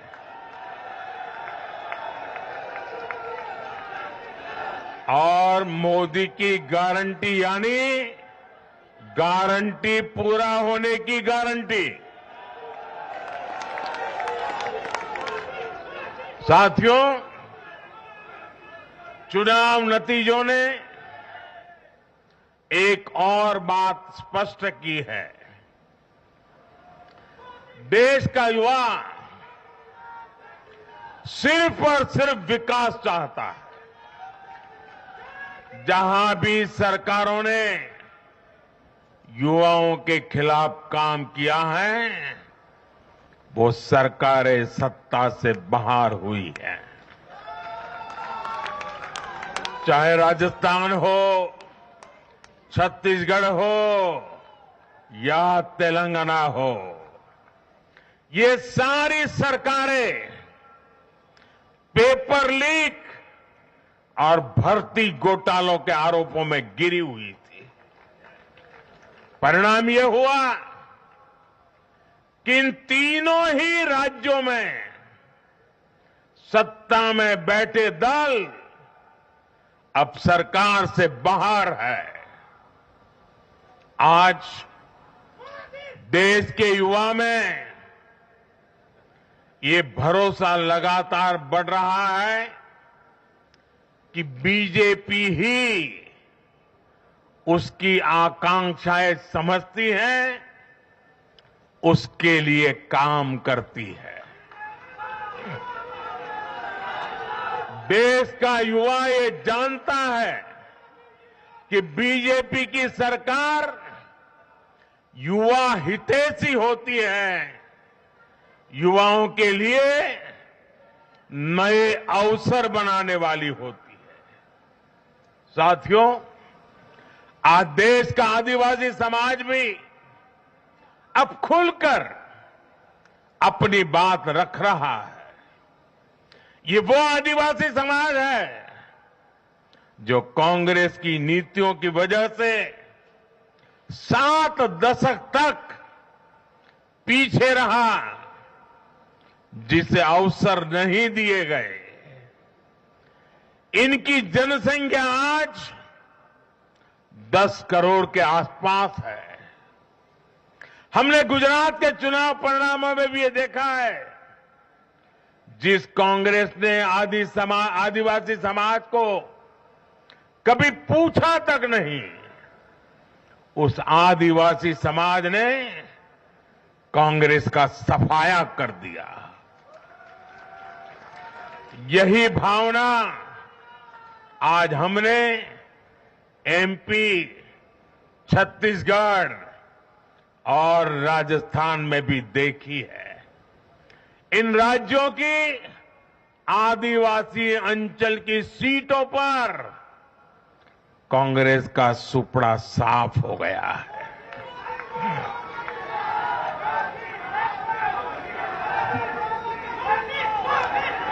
आदिवासी समाज आज विकास के लिए आकांक्षी है और उन्हें भरोसा है इस आकांक्षा को सिर्फ और सिर्फ भाजपा सरकार ही पूरा कर सकती है। मेरे परिवारजनों, मैं आज हर राज्य के भाजपा कार्यकर्ताओं की भी सराहना करूंगा, भूरी भूरी प्रशंसा करूंगा। भाजपा और कमल के प्रति आपकी निष्ठा, आपका समर्पण अतुलनीय है। डबल इंजन सरकार का मैसेज आपने पूरी ईमानदारी से जन जन तक पहुंचाया। इसी का परिणाम आज हमें मिल रहा है। हमारे राष्ट्रीय अध्यक्ष नड्डा जी जिस प्रकार अपनी नीति रणनीति को अमल में लाए, ये विजय उसका भी परिणाम है। और चुनाव के दरमियान उनके परिवार में एक दुखद घटना घटी, लेकिन उसके बावजूद भी नड्डा जी भारतीय जनता पार्टी के कार्यकर्ता के रूप में दिन रात डटे रहे। साथियों, राजनीति के इतने वर्षों में मैं हमेशा भविष्यवाणियों से दूर रहा। मैं कभी वादे वादे और बड़ी बड़ी घोषणाएं नहीं करता हूं। इतने साल हो गए, कभी नहीं करता हूं। लेकिन इस बार चुनाव में मैंने अपना ये नियम भी तोड़ा था। मैंने राजस्थान में मावजी महाराज को प्रणाम करते हुए उन्हीं की धरती पर ये भविष्यवाणी की थी कि राजस्थान में कांग्रेस सरकार लौट करके नहीं आएगी। मैं भविष्यवेत्ता नहीं हूं, लेकिन मेरा राजस्थान के लोगों पर भरोसा था, वहां की जनता पर भरोसा था। और आज हम नतीजे देख रहे हैं। मध्य प्रदेश ने भी हमें फिर दिखाया है कि भाजपा के सेवा भाव का कोई विकल्प नहीं है। 2 दशक से वहां भाजपा की सरकार है और इतने वर्षों के बाद भी भाजपा पर भरोसा लगातार मजबूती हो रहा है। छत्तीसगढ़ के परिवारजनों को तो जब मैं वहां चुनाव सभाओं में गया तो मैं खुद ही पहली सभा में, छत्तीसगढ़ के चुनाव की पहली सभा में मैंने खुद कहा था कि मैं आपसे कुछ मांगने नहीं आया हूं, मैं तो आपको 3 दिसंबर के बाद सरकार बनेगी तो शपथ समारोह में निमंत्रण देने के लिए आया। छत्तीसगढ़ के परिणाम से साफ है कि हर परिजन ने उस बात को स्वीकार किया है। मैं तेलंगाना की जनता और तेलंगाना के भाजपा कार्यकर्ताओं का विशेष आभार व्यक्त करता हूं। हर चुनाव में तेलंगाना में भाजपा का ग्राफ लगातार बढ़ रहा है। मैं तेलंगाना के लोगों को ये विश्वास दिलाता हूं कि बीजेपी आपकी सेवा में कोई कोर कसर बाकी नहीं छोड़ेगी। भारतीय जनता पार्टी तेलंगाना अभिवृद्धि कोसम एल्लापूडू पनी चिंतूने उटुंदी। తెలంగాణతో మాకు చాలా మంచి అనుబంధం ఉంది। मेरे परिवारजनों, इस चुनाव परिणाम की गुंज सिर्फ एमपी, राजस्थान और छत्तीसगढ़ तक सीमित नहीं रहेगी। इन परिणामों की गुंज दूर तक जाएगी। पूरी दुनिया में इन चुनाव परिणामों की गुंज सुनाई देगी। ये चुनाव परिणाम भारत के विकास पर भरोसा, दुनिया के भरोसे को और मजबूती देगा। ये चुनाव परिणाम दुनिया भर के निवेशकों को भी नया विश्वास देगा। भरोसा ये कि आजादी के अमृत काल में विकसित भारत का जो संकल्प हमने लिया है, उसे जनता जनार्दन का लगातार आशीर्वाद मिल रहा है। आज दुनिया देख रही है कि भारत का लोकतंत्र और भारत का वोटर दोनों कितने परिपक्व हैं, कितने मैच्योर है। आज दुनिया देख रही है कि भारत की जनता पूर्ण बहुमत के लिए, स्थिर सरकार के लिए सोच समझ करके वोट कर रही है। साथियों, भाजपा ने सेवा और सुशासन की राजनीति का नया मॉडल देश के सामने प्रस्तुत किया है। हमारी नीति और निर्णयों के मूल में सिर्फ और सिर्फ देश है, देशवासी है, भारत माता की जय, यही हमारा मंत्र है। इसलिए भाजपा सरकारें सिर्फ नीतियां नहीं बनाती, बल्कि हर हकदार, हर लाभार्थी तक वो पहुंचे, ये भी सुनिश्चित करती है। भाजपा परफॉर्मेंस और डिलीवरी की राजनीति देश के सामने हकीकत बन करके लेकर के आई है। भारत का मतदाता जानता है कि स्वार्थ क्या है, जनहित और राष्ट्रहित क्या है। दूध का और पानी का भेद देश जानता है। जैसे तैसे जीतने के लिए हवाई बातें करना और लोभ लालच की घोषणाएं करना, ये मतदाता पसंद नहीं करता। मतदाता को उसका जीवन बेहतर करने के लिए एक स्पष्ट रोड मैप चाहिए, एक विश्वसनीयता चाहिए, एक भरोसा चाहिए।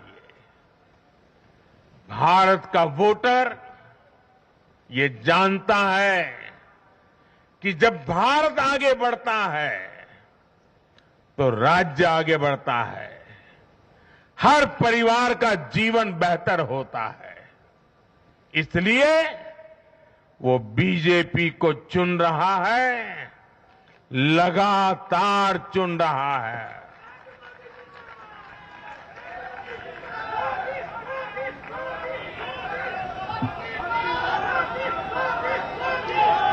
और कुछ लोग तो कह रहे हैं कि आज की इस हैट्रिक ने 24 की हैट्रिक की गारंटी दे दी है।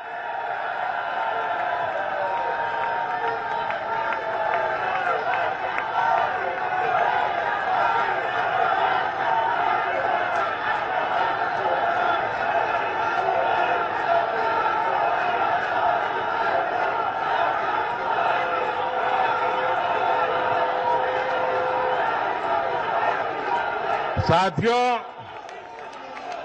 आज के जनादेश ने ये भी साबित किया है कि भ्रष्टाचार, तुष्टीकरण और परिवारवाद को लेकर देश के भीतर, देश के हर नागरिक के दिल में जीरो टॉलरेंस बन रही है।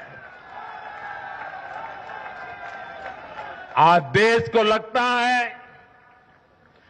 कि इन तीन बुराइयों को खत्म करने में अगर कोई प्रभावी है तो वो भाजपा ही है।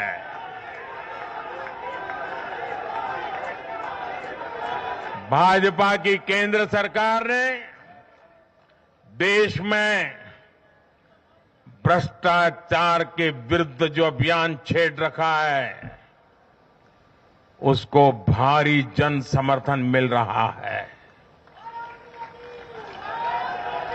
ये उन दलों, उन नेताओं को वोटर की साफ साफ चेतावनी है जो भ्रष्टाचारियों के साथ खड़े होने में जरा भी शर्म अनुभव नहीं करते। उन लोगों को देश की जनता ने आज साफ साफ संदेश दे दिया है।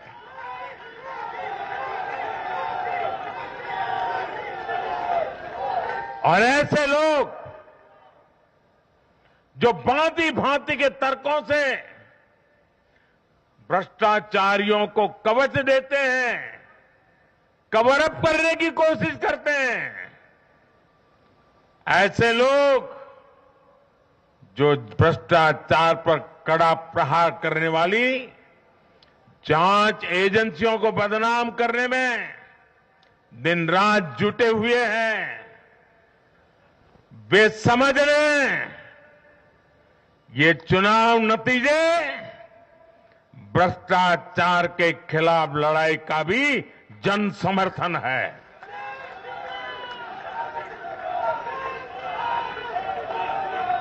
ये चुनाव नतीजे कांग्रेस और उसके घमंडिया गठबंधन के लिए भी बहुत बड़ा सबक है। सबक ये है कि सिर्फ कुछ परिवारवादियों के मंच पर एक साथ आ जाने से फोटो कितनी अच्छी निकल जाए, देश का भरोसा नहीं जीता जाता। देश की जनता का दिल जीतने के लिए राष्ट्र सेवा का जज्बा होना चाहिए और घमंडिया गठबंधन में रत्ती भर भी वो नजर नहीं आता है।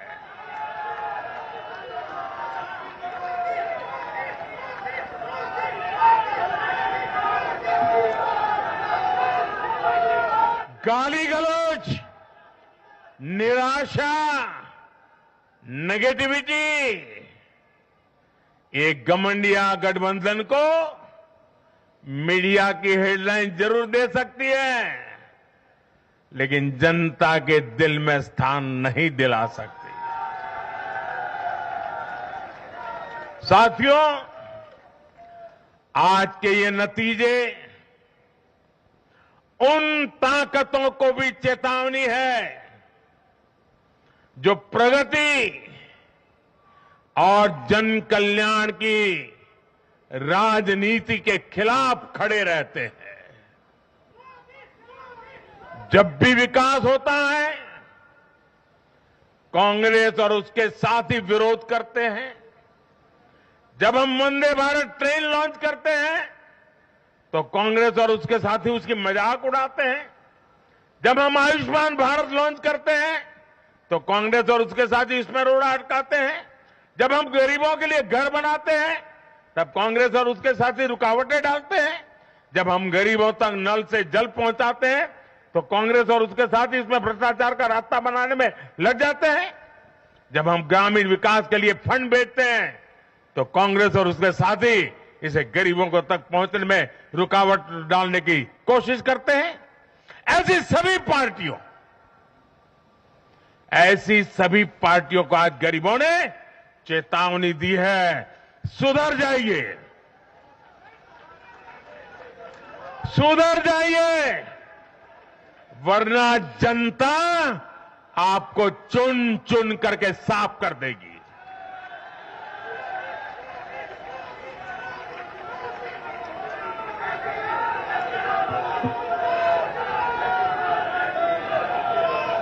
आज ऐसी पार्टियों के लिए सबक है कि केंद्र सरकार की गरीब कल्याण की योजनाओं और उनके लिए भेजे जा रहे फंड के बीच में आने की कोशिश मत करो। ये जनता का आदेश है, वरना जो बीच में आएगा उसे जनता हटा देगी। लोकतंत्र के हित में मेरी कांग्रेस और उसके साथियों को नम्रतापूर्वक सलाह है, कृपा करके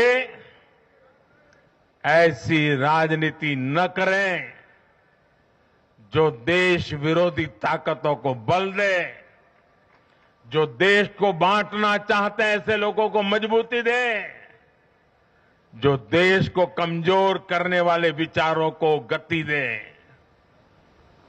साथियों, आज भारत की अर्थव्यवस्था का हर पहिया पूरी गति से घूम रहा है। कुछ लोग कह रहे थे कि विश्व में मंदी का असर भारत पर पड़ेगा, लेकिन भारत ने हर आकलन से कहीं बेहतर प्रदर्शन किया। आज भारत दुनिया की सबसे तेजी से विकसित होती आर्थिक ताकत है। आज भारत का आत्मविश्वास, भारत के लोगों का आत्मविश्वास अभूतपूर्व स्तर पर है। आज भारत में, आज देश में रिकॉर्ड जीएसटी कलेक्शन हो रहा है, कृषि उत्पादन के नए रिकॉर्ड बन रहे हैं, भारत के शेयर मार्केट पर भरोसा चरम पर है।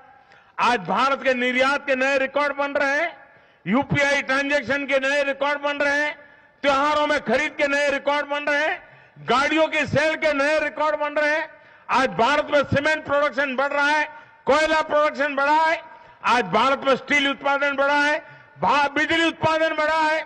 दुनिया भर की कंपनियां भारत में मैन्युफैक्चरिंग के लिए आतुर है।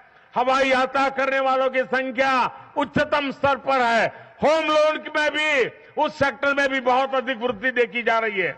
साथियों, आज भारत का फिजिकल इंफ्रास्ट्रक्चर पूरी तरह से ट्रांसफॉर्म हो रहा है। आप देखिए, चारों तरफ एक्सप्रेसवे का, इंडस्ट्रियल कॉरिडोर का जाल बिछ रहा है। भारतीय रेल आज अपने ट्रांसफॉर्मेशन के सबसे बड़े दौर से गुजर रही है। आज देश में नए रेलवे स्टेशन बन रहे हैं, आधुनिक ट्रेनें आ रही हैं।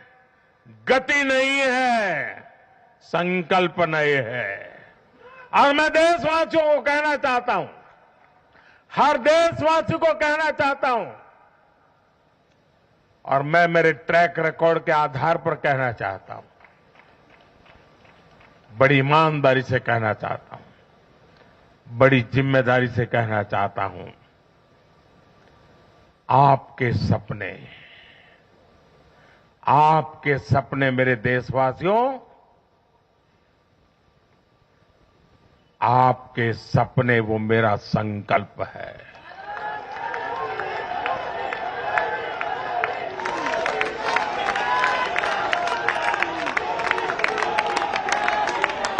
आपके सपनों को पूरा करने के लिए जो मेरा संकल्प है, वो मेरी साधना भी है, मेरी तपस्या भी है।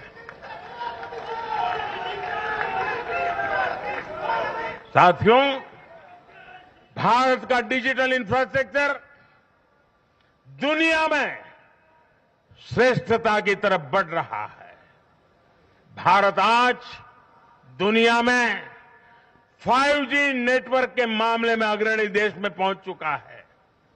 आज भारत में गांव-गांव तक ऑप्टिकल फाइबर पहुंच रहा है। आज देश के सोशल इंफ्रास्ट्रक्चर पर भी अभूतपूर्व गति से काम हो रहा है। हर गरीब को मुफ्त राशन वाली योजना अगले 5 साल के लिए बढ़ा दी गई है। भाजपा सरकार में 4 करोड़ गरीब परिवारों के पक्के घर बन चुके हैं।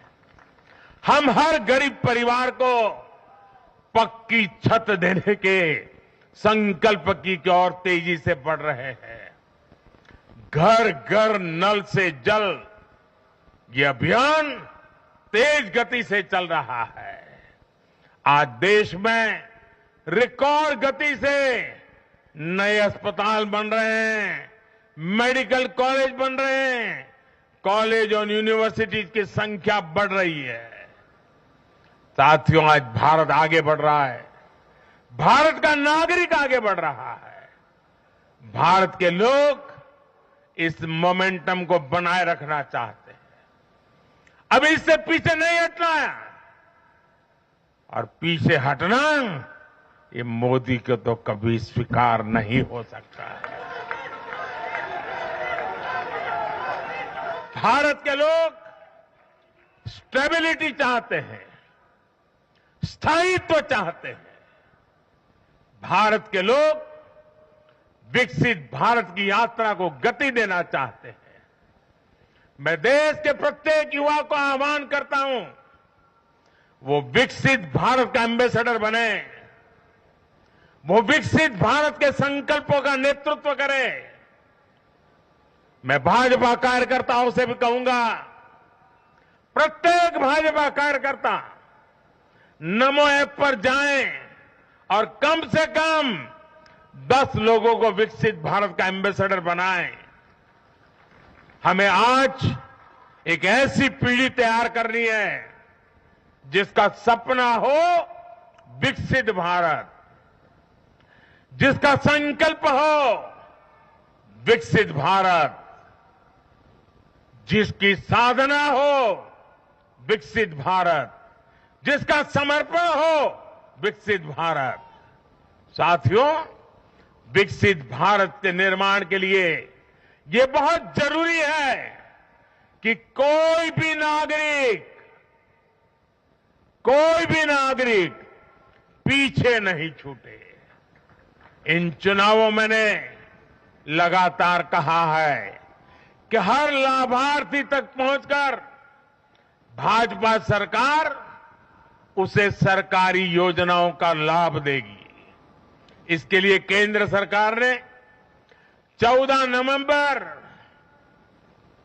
यानी जनजातीय गौरव दिवस यानी भगवान बिरसा मुंडा की जयंती से विकसित भारत संकल्प यात्रा शुरू की है। योजनाओं से वंचित लोगों को जोड़ने के लिए सरकार खुद लोगों के दरवाजे पर दस्तक दे रही है।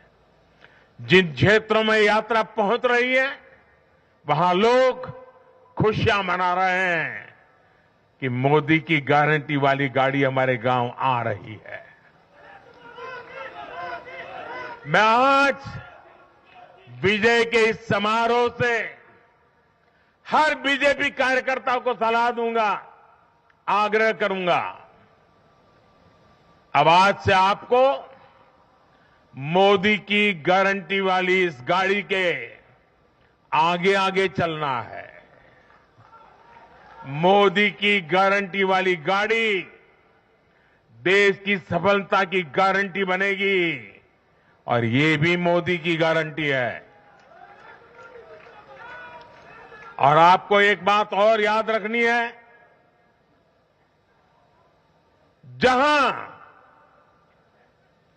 जहां दूसरों से उम्मीद खत्म होती है, वहां से मोदी की गारंटी शुरू होती है। मेरे परिवारजनों, विधानसभा चुनाव के नतीजों ने पॉजिटिव एनर्जी का एक ऐसा प्रवाह शुरू किया है जिसे आज पूरा देश महसूस कर रहा है। इस शक्ति ने विकसित भारत के लिए तैयार हुई नींव को और मजबूत कर दिया है। हमें ये ऊर्जा बनाए रखनी है, हमें ये शक्ति बढ़ाते रहना है। हमें 140 करोड़ भारतीयों के विश्वास को जगाए रखना है। हमें जन जन को अपने साथ जोड़ना है। हमें हर मन को समझना है। हमें सबको साथ लेकर चलना है। हमें हर एक को अमृतकाल की विकास यात्रा का साथी बनाना है। जो हमसे दूर है, हमें उनके पास पहुंचना है। जिन्हें संदेह है, हमें उनमें भरोसा जगाना है। भाजपा के कार्यकर्ताओं पर जिम्मेदारी और बढ़ गई है, क्योंकि नकारात्मक शक्तियां अब तेजी से एकजुट होने का प्रयास करेगी। देश को बांटने वाली ताकतें अब एड़ी चोटी का जोर लगाएगी। समाज में खाई पैदा करने वाले अब नए मौके तलाशेंगे। हमें उनसे मुकाबला भी करना है। उनके फेक नैरेटिव को जवाब भी देना है। लेकिन उससे बढ़कर हमें जनता के यकीन को बनाए रखना है। साथियों, उत्साह और उमंग के इस वातावरण के बीच मेरी आदत छूटती नहीं है, तो मैं फिर से वो तो करता ही रहता हूं कि मैं मूलतः संगठन से निकला हूं तो स्वभाव मेरा जाता नहीं। मैं आज पूरा दिन टीवी पे क्या चल रहा था ज्यादा समय नहीं दे पाया, देख नहीं पाया, क्योंकि मैं हमारे जो भारत का पूर्वी समुद्री तट है वहां साइक्लोन की संभावनाएं नजर आ रही हैं, जरा तेजी की संभावनाएं नजर आ रही है। और इसलिए विजय के महोत्सव में भी मैं तो यही कार्यकर्ताओं से कहूंगा, हमें साइक्लोन मिचोंग से भी सतर्क रहना है। बंगाल की खाड़ी से सटे तटीय इलाकों में इसका प्रभाव पड़ सकता है। केंद्र सरकार लगातार इस पर राज्य सरकारों से संपर्क में है, उनकी हर संभव मदद भी कर रही है। मैं तमिलनाडु, पुडुचेरी, उड़ीसा और खास तौर से आंध्र प्रदेश के भाजपा कार्यकर्ताओं से भी कहूंगा कि राज्य सरकार भले ही किसी भी दल की हो, आप पूरी शक्ति से राहत और बचाव काम में जुट जाना, प्रशासन को पूरा साथ देना। और यही एक समर्पित भाजपा कार्यकर्ता के संस्कार होते हैं। हमारे लिए दल से बड़ा देश है। हमारे दिल से भी बड़ा हमारा देशवासी है। साथियों, सबके प्रयास से ही हमने अपने संकल्पों की सिद्धि कर सकते हैं। मुझे देश की अमृत पीढ़ी पर भरोसा है। हमारा लक्ष्य एक है, साधना एक है, सपना एक है। भारत विकसित होकर रहेगा। इसी विश्वास के साथ मैं फिर एक बार सभी मतदाताओं का अभिनंदन करता हूं। जो भी विजयी हुए हैं उनको शुभकामनाएं देता हूं और हम सब मिलकर के देश के सामान्य मानवीय की आशा अपेक्षाओं को पूरा कर पाए। मैं आप सब कार्यकर्ताओं को आपके माध्यम से मैदान में जो लोग मेहनत कर रहे थे उन सबको हृदय से बहुत बहुत बधाई देता हूं। मेरे साथ बोलिए भारत माता की, भारत माता की, भारत माता की। बहुत बहुत धन्यवाद। Mr. Narendra Modi, make no mistake, the man of the match, the man of the moment, the man who's led the BJP to an incredible sweep in the Hindi heartland. After 10 years of being in power internationally, you have various examples of anti-incumbency catching up with transformative figures in their countries, the likes of, say, a Margaret Thatcher or even a Tony Blair.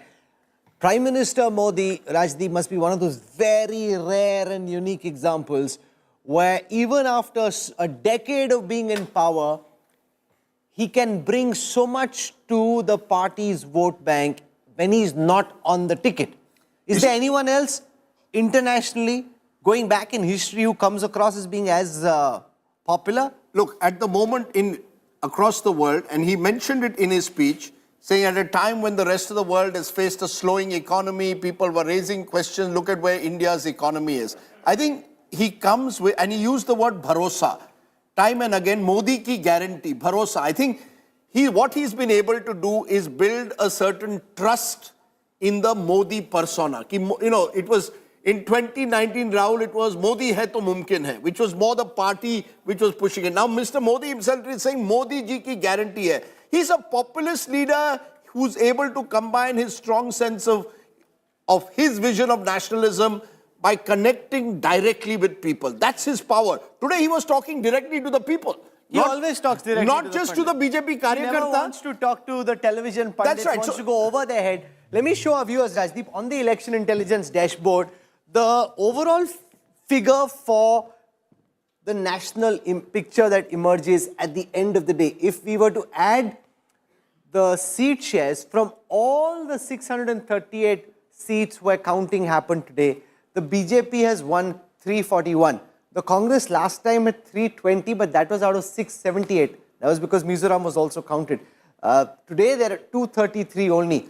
Very clear, Ashok Malik, whenever there's a powwow between the BJP and the Congress, the BJP, Messrs. Modi and Shah and the machine have shown who's boss. Well, apart from Karnataka and Himachal Pradesh, which was a narrow victory, Karnataka was, of course, a big victory for the Congress.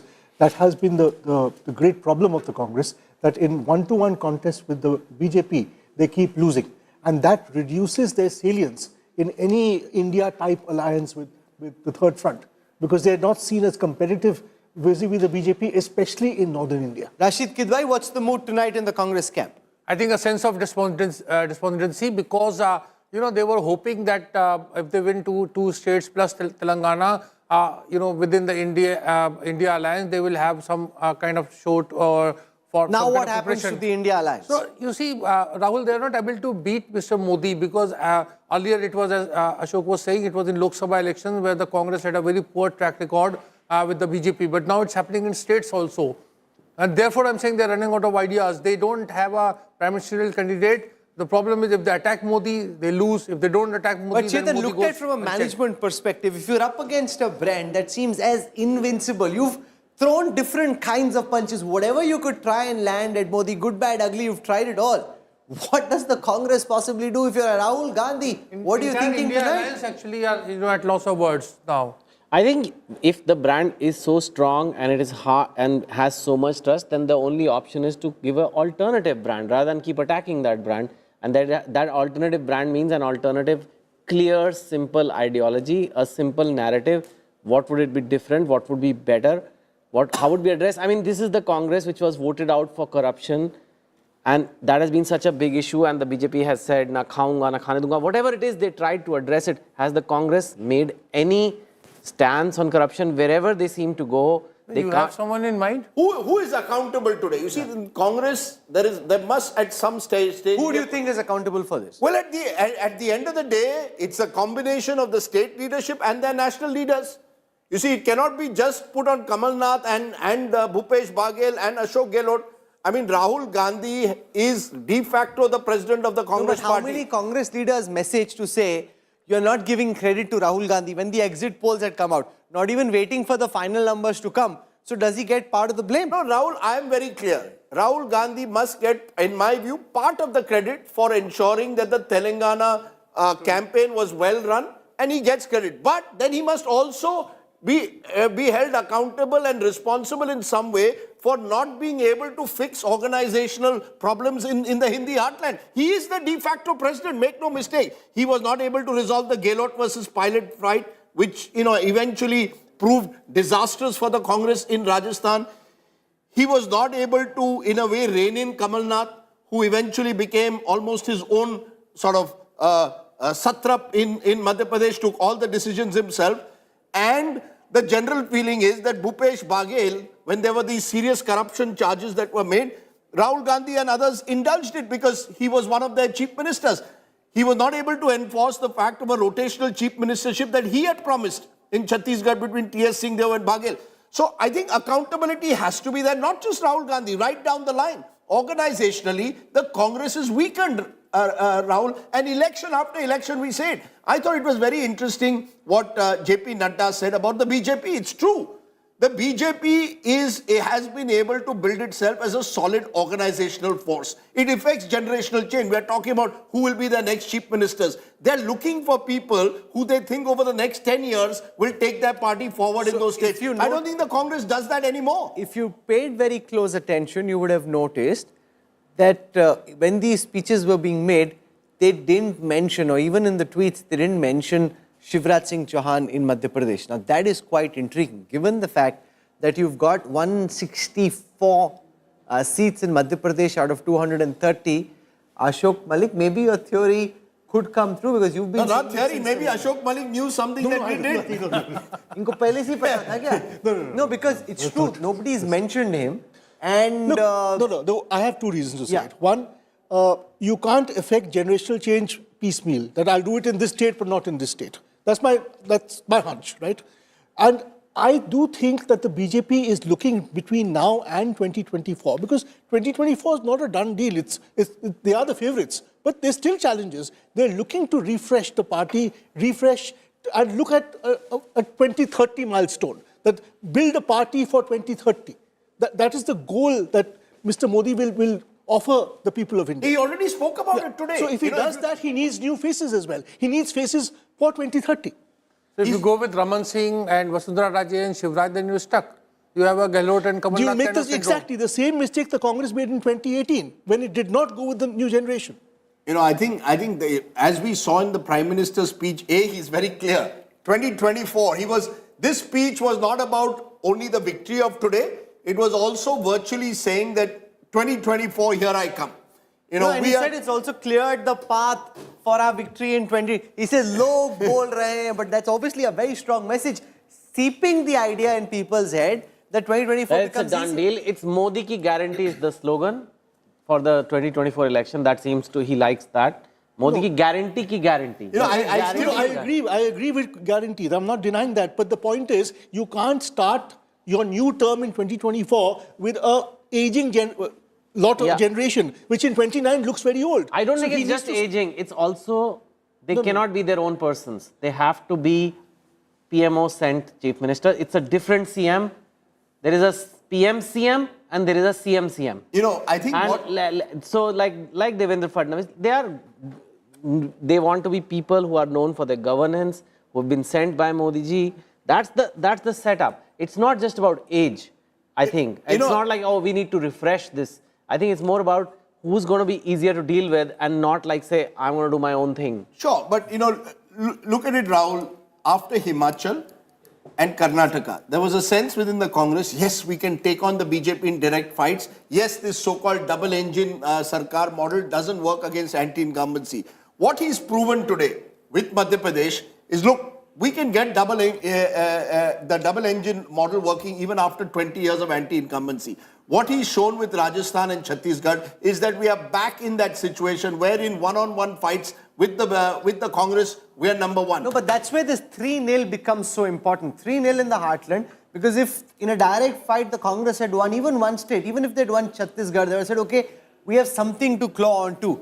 You played 3 matches with the BJP, you were beaten in all 3. Now, if you're a Congress worker, supporter, leader, in your head you're wondering, what in the world am I supposed to do in 2024? Rahul, there is one statistic data point that always stands out for me. In 2019, 186 seats saw a direct fight between the Congress and the BJP. The BJP won 174 of them, and most of them by a margin of more than 10%.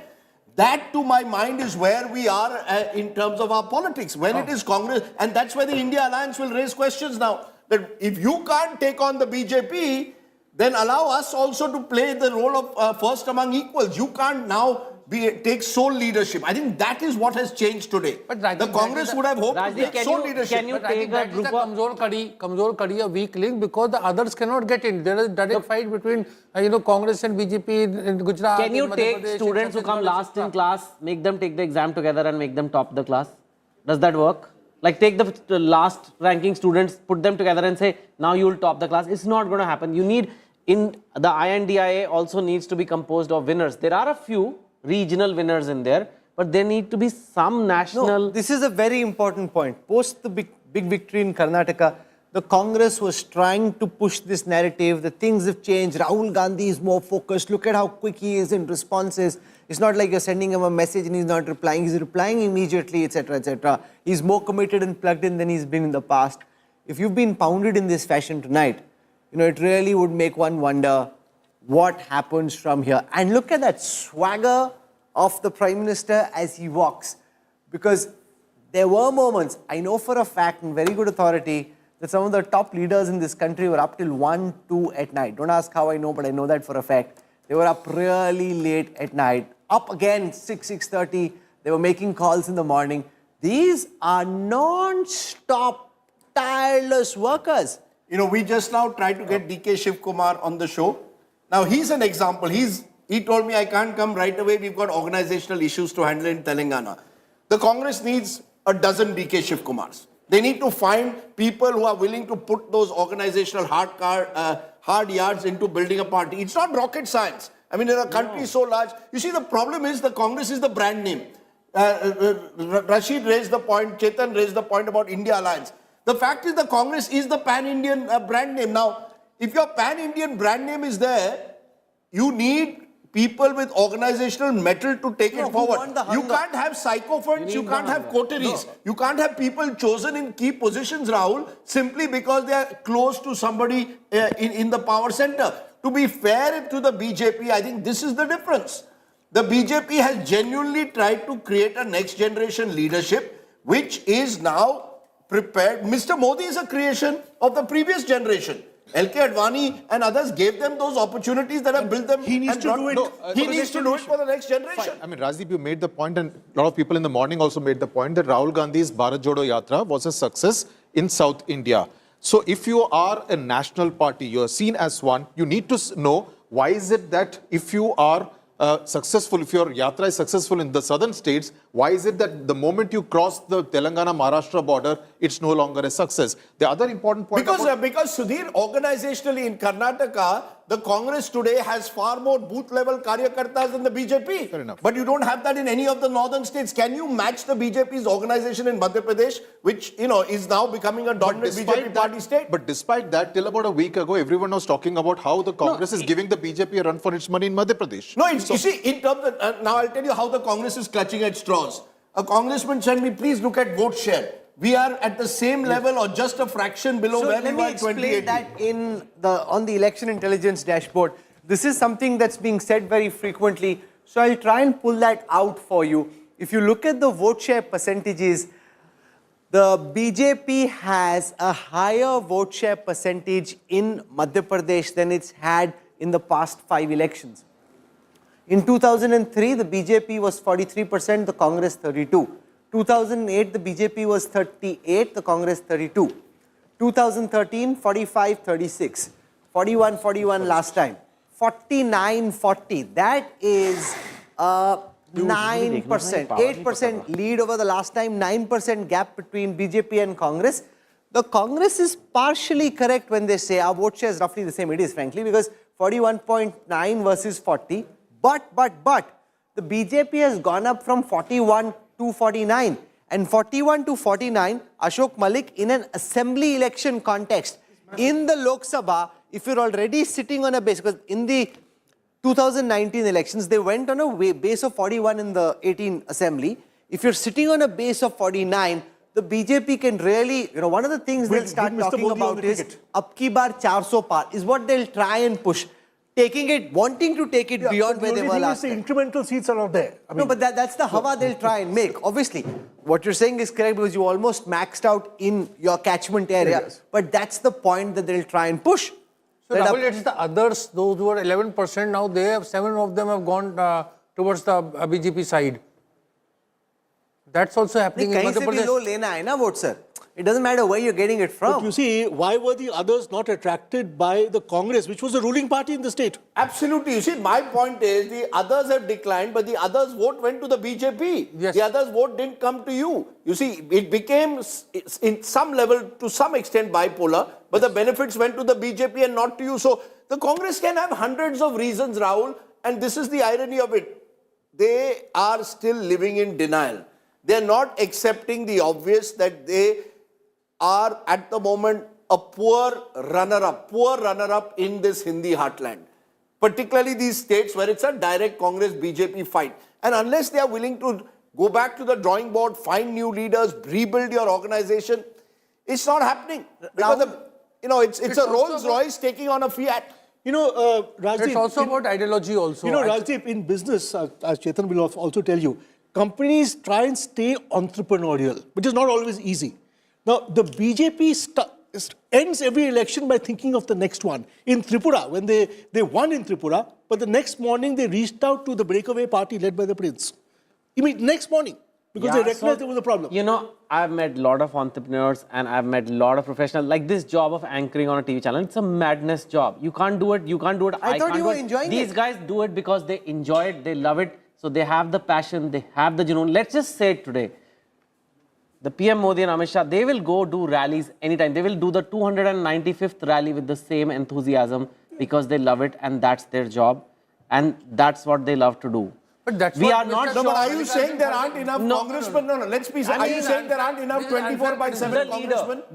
I gave you the example of DK Shiv Kumar. Rahul Gandhi. No, there are people. There are a few people, but at the very top, the leader matters. Yes, Bharat Jodo Yatra was a success, but one event was a success. Are you going to live in the afterglow for 7 years now? Wait, that's not true. You have to have that junoon, you have to have that fire. Let me explain to you. And every day, every morning, Mr. Mallikarjun Kharge's days start with 7 and, he will go to sleep at 1 a.m. He is amazing. Okay, fine. But you need... Can I make a point? There was similar... Then what is the difference? Do you think they don't have ideas? Do you think they've never heard of booth management? Do you think, okay, maybe money... Have you heard of something called ideology?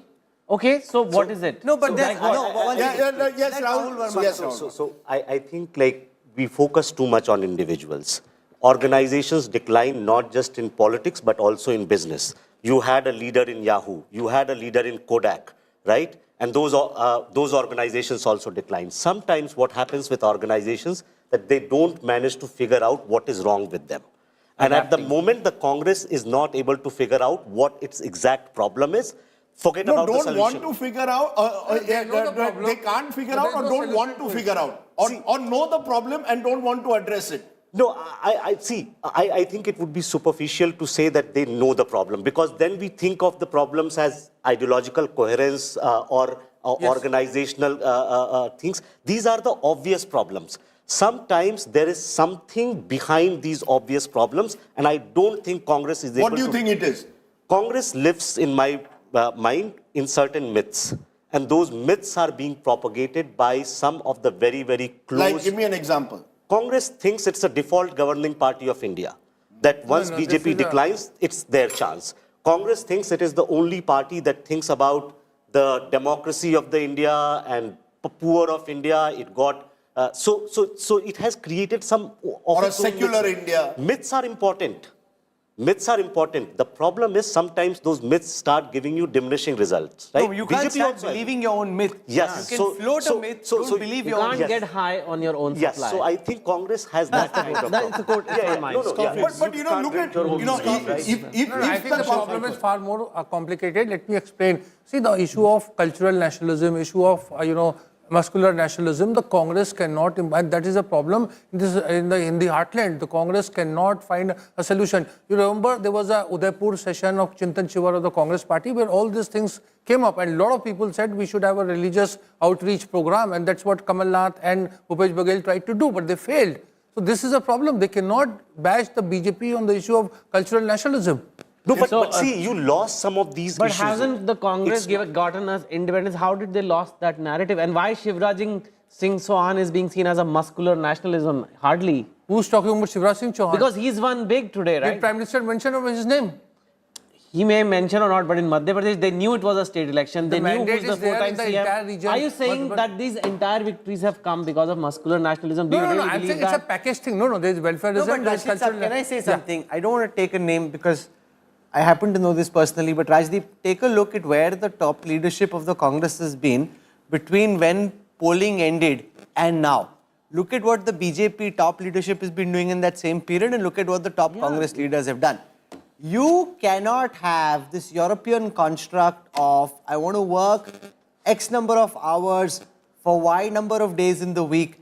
It's not, you can do that in a company. आज अपन truck driver के साथ बैठेगा और आज नहीं बैठेगा. You cannot नहीं बैठेगा. अभी मैं बैठा है, देखो मैं इतना बड़ा आदमी truck driver के साथ बैठ गया है. Like it is so great. Why can't you be like that? I mean, what is so wrong in being a little desi? I'll tell you another problem happening on X, all these well-wishers of Congress. You know what they've started doing? They said, oh, that just shows how bigots of India. That just shows how North is so bigoted. That just shows the North has no IQ. That just shows that the South is smarter. That just shows they're creating a North-South divide, which is going to backfire even more badly. And how are you assuming that the voters who vote BJP are stupid? How can you... Sure, but my point is, it's very interesting. It's not as if, this is my view, it's contentious. I went across all the states. The problems are the same in many states. Paper leaks, for example. Yes. Every state you go, whether it's BJP ruled Madhya Pradesh, where there was a Patwari recruitment scam recently, or Rajasthan, or Chhattisgarh, where there was a public service, or Telangana. Paper leak, students are angry everywhere. It's not as if the BJP is providing some real sushasan. People at the bottom have heard, but the BJP does politics. The Congress doesn't do politics anymore. You see, what is politics? So what are they doing? The agitation karo, raste par niklo. Where you see, when the BJP, BJP... Don't say they don't do politics. Caste census, this, that, they do enough politics. No. They don't know how to do politics. Now caste census at least, is at least an attempt. Now, but you can't say they don't do politics. Rahul, it's like they're playing cricket. Unko khelna nahi aa raha. You can't say they're not playing. They're playing. They're just bad players. Rahul, the problem is, you do caste census, but then you've got to get a buy-in right down the line. Yeah. You've got to get your leaders at the ground to start talking about it, build campaigns around it, create a momentum around it. What did the BJP do, for example, with Ram Mandir? How did they, in 1980, how did a party of just 3 members in 1984, by 1991, become a principal national party? They carved out an agitation which was political. Please show me Bharat Jodo Yatra. What is the follow-up to it? What is the follow-up? It can't be just one word, Mohabbat ki dukaan. There has to be a follow-up on the ground. What does it mean? Where do I order from the dukaan? Kya milta hai? Your Ram Temple movement started in 1949. There were several phases were there. I remember when Kapilapati Tripathi and Rajiv Gandhi in 1989, they had led a march in Faizabad, and I was there as a reporter. Not even 150 people turned up there. Sir, so it is not that my point is, please tell me what is the sustained... Narendra Modi ji has been in power for 9 years. Please tell me the sustained, I use the word sustained, political campaign that the Congress has launched to expose Mr. Modi's claim that he gives Sushasan. If the Congress believes that Modi is so bad, you can't just say Mr. Modi is bad, Mr. Modi is bad. You're going to have to show me how he is. Delivery system. How have you attracted the youth of the country? Please tell me one. You should have made at least one of your states a model state where people will say, wow, this is a state, you've done a great program, let's latch on to it. You haven't done it, Rahul, in the last 9 years. You haven't worked on the ground. But Chhattisgarh was that model state from a Congress perspective. They had promised... Voters, till yesterday, Chhattisgarh was that model state. This morning, the voters of Chhattisgarh have shown the Congress party what they thought of the Congress model. So with the Karnataka thing, because constantly talking about the Karnataka guarantees, they're trying to do what the Gujarat model was. So, okay, this is our Karnataka. But can I give you an example? You're saying model state. What were the 2 issues? One of the BJP guys was telling me liquor scam. You see, when Bhupesh Baghel came to power, he said, I'll bring prohibition. Instead, what has happened? Liquor vends have only flourished. And it's common knowledge there that paisa bat raha hai. It affects women of Chhattisgarh who get hit. On tribals, that Tendu leaf pickers have certain minimum amounts of monies that were being done. It was to be done over 30 days. They said, no, we'll do it over 1 day. You see, you have to then create a model state where in 3 or 4 key areas, to 3 or 4 key segments, it becomes a national campaign. Two things. One, at a national level, there are good BJP governments, there are good Congress governments. There's corruption in BJP states also, like there is in Congress. That's right. Okay. There are also BJP. You're being candid, yeah. There are also Congress leaders who come from the grassroots. Sridharamayya, as an example. But the Congress nationally has allowed this perception to persist that it is somehow a party of elites. Yeah. That's right. Okay. That now, whether that is true or not in individual states is another matter. If those who lead you are elites, it has allowed that perception to persist. Now, I'll give you one example. If this were December 2013, look at the president, Pranab Mukherjee, a very tall man from an illustrious family. Vice President Hamid Ansari, from a very illustrious family, compared to the president today and the vice president today. The BJP goes out and says we have deepened democracy. The Congress does not have an answer. Self-made people. Whether it is true or not is another matter. Both Pranab Mukherjee and Hamid Ansari, I am not denying that. I have respect for both of them. I'm not criticizing them. No, but it's like when the BJP, for example, Rashid talks about Hindutva. Whether whichever side of it, but it is an idea. Sir, it is an idea. It's an idea that they are pushing. There is some clarity, there is some cohesiveness that starts from the top and goes down to the Karyakarta. Okay, Rahul Gandhi speaks about caste census. Okay, good. Then please go right down the line and talk about it. You can't have Rahul Gandhi, for example, hitting out at, to give a practical example, Gautam Adani, but Ashok Gehlot looking at how to tie up with Gautam Adani in Barmer. You can't have Rahul Gandhi saying Hindutva is terrible and then Kamal Nath saying I am the first Hanuman Bhakt or Bhupesh Baghel saying मैं तो राम नाम पे यात्रा निकालूंगा. You see, you're going to have to, where is the coherence? What do I stand for? I need to know right down the line. The Karyakarta doesn't know what. And you have so many people, the word entitled used by Ashok is right. How many entitled elites within the Congress are there only because their grandfather was in the Congress? That has to stop. The BJP's performance in the Hindi heartland is getting rave reviews. There's no doubt about it. What's also getting rave reviews is India Today's coverage of the elections. In particular, our data analytics powered by the India Today Data Intelligence Unit. There is this one visualization which I call the shifting political sands of India.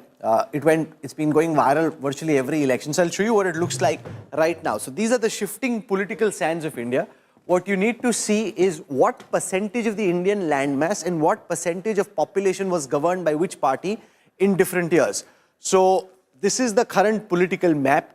The NDA ruling 18, the India Alliance currently ruling 10, and that's where things stand at this moment. And the ones marked out in grey are the ones which are not aligned with either of those. So even if you look at the entire India Alliance together, Rajdeep, and compare that with what mostly the BJP in some parts with allies, but largely by itself, a very, very strong presence of saffron across the west, the heartland, and the east of India.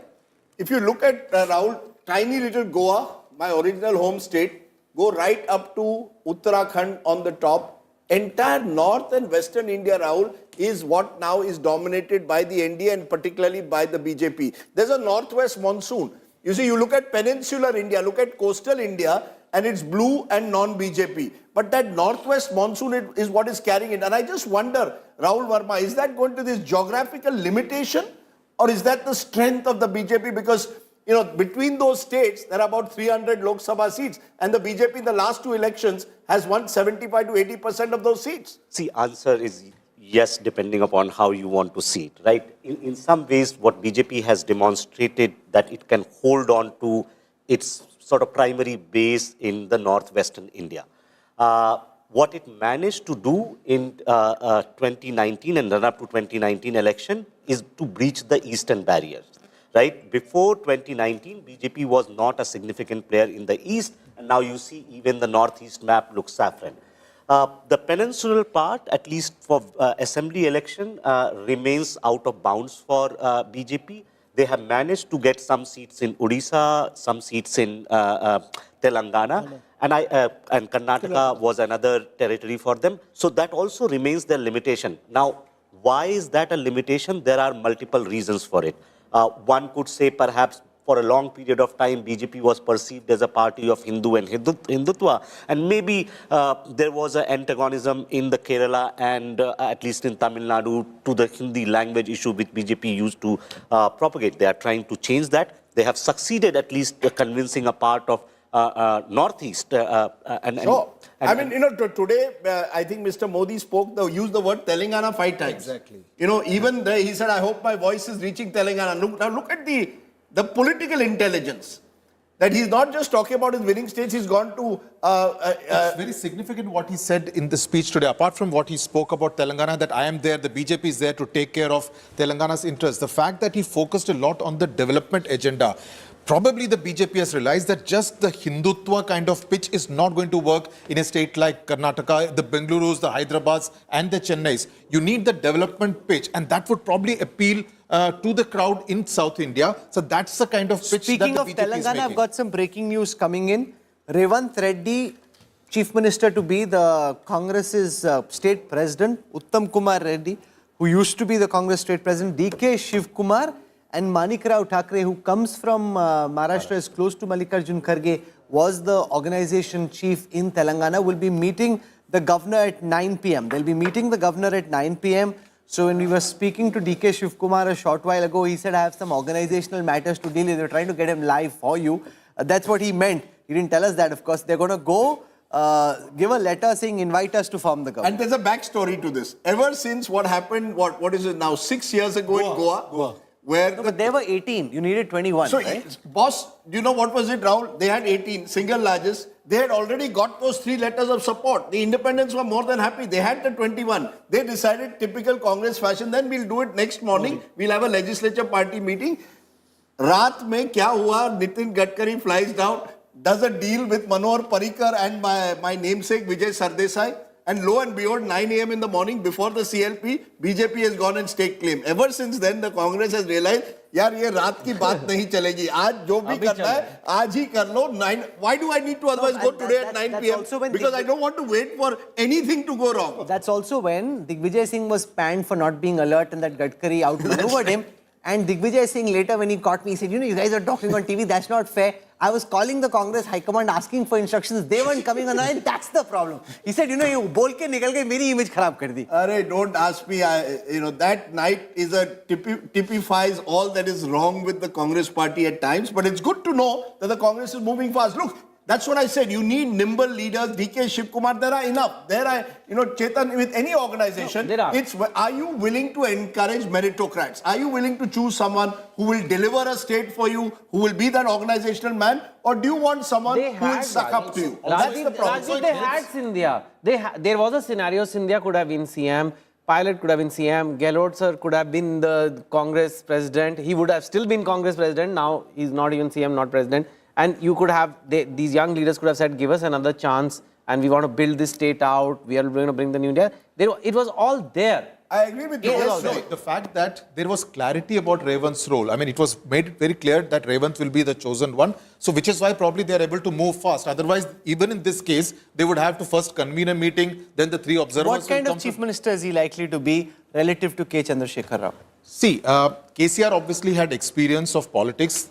Revanth is only 54. He has had no administrative experience. He's never been a minister. He has never been a minister. He has never been in government. Interestingly, he used to be in the Akhil Bharatiya Vidyarthi Parishad. So he was, in his student days, a member of the Sangh Parivar's student outfit, the ABVP. Yes. From there, he's been in the TDP, the BRS, to Congress. So this like is Siddaramaiah, he's the second chief minister in the south who's actually not a congressman. Siddaramaiah came from the JDS. This guy is coming from the TDP. And the guy who's helped, just one second. The guy who's helped strategize the election is someone who used to be part of Prime Minister Modi's team when he was Chief Minister, Sunil Kanagolu. So you've got people from the outside who are becoming Chief Minister, they are hardworking, and the guy strategizing your election is somebody who's an import from the BJP School of Campaign Management. And it shows that, while we are critical at times of Mr. Gandhi on various issues, he's the one who has brought in Sunil Kanagolu in an organization that is often unwilling to accept lateral entrance. He's got him in. Sure. He's helped them win Karnataka. He's helped them win Telangana, and he's done the kind of focused campaign, working with Revanth Reddy in Telangana, working with Shiv Kumar and Siddharamaiah. And to the credit of Sunil Kanagulu, he's shown that there is space for professional management. Now that you've empowered him, can you create a team? Can you create around Sunil Kanagulu that spreads to other parts of the country? Or have you said that, look, Southern comfort, we're not exploring. The moment Sunil Kanagulu tried to do the same thing in Madhya Pradesh, he was met with resistance by all accounts by the old guard. When in Rajasthan, because it's a very different style of Ashok Gehlot had his own media management company in Design Box. So, but yet it is all Rahul Gandhi's fault. No. I've never said that. Just a minute. Let's not get sensitive. It's not about Rahul. All I'm saying, Rahul Gandhi has done a few things right. He's done a few things wrong. We've got to accept both the right and the wrong. That's the way it is. No, Rajdeep, even when Sunil was appointed for Karnataka, and they say, I had a number of Telangana Congress leaders calling up to us, "Arey, ye DMK ke liye kaam karta tha. What kind of person is he?" So they wanted to do all the background checks because they knew this guy, Sunil, is going to handle both Karnataka and Telangana. One of the things that Sunil did, he got proper scientific surveys done. And many of the candidates were chosen without accepting the usual cliques and factionalism that is there in the Congress. And it worked in Karnataka, it's worked in Telangana. Now, if you can repeat that model, bring in organization, have strong, credible faces, you have something to go by. Every organization can reinvent itself. No, that is why you're I don't think it's so easy for the Congress. See, in Telangana, you could get Sunil Kanagulu to make all the changes because the number of MLAs you have is very, very small. If you come to Chhattisgarh and Sunil suggests drop 30 MLAs, do you think it's easy for the Chief Minister to do that? No, I agree with you. I asked Ashok Gehlot. I'll tell you, I asked Ashok Gehlot, why did you only drop 17? Why didn't you drop more given that there is local anti-incumbency? He said, बहुत मुश्किल है, मेरे मुश्किल घड़ी में ये MLAs मेरे साथ रहे थे. Now, so he said, I can't, they are all very locally strong. Now, this is the original way of thinking that nahi, agar drop ho jayenge, rebels banenge. You've got to be disruptionist today. Yeah. And that's why your strong high command has to intervene and say, sorry, Mr. Gehlot, I have appointed this person. He's in charge of strategy. Why can't you do that? But that is what I'm trying to make a case for.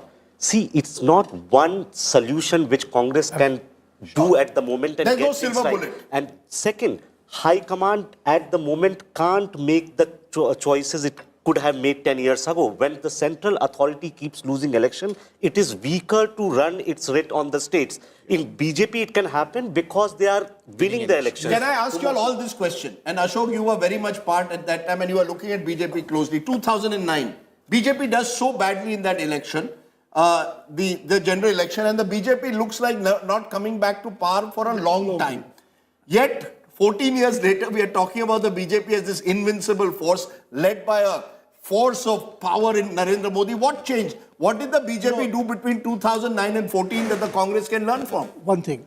We talk about why does Mr. Modi keep winning and how can he be defeated in 2024 or later.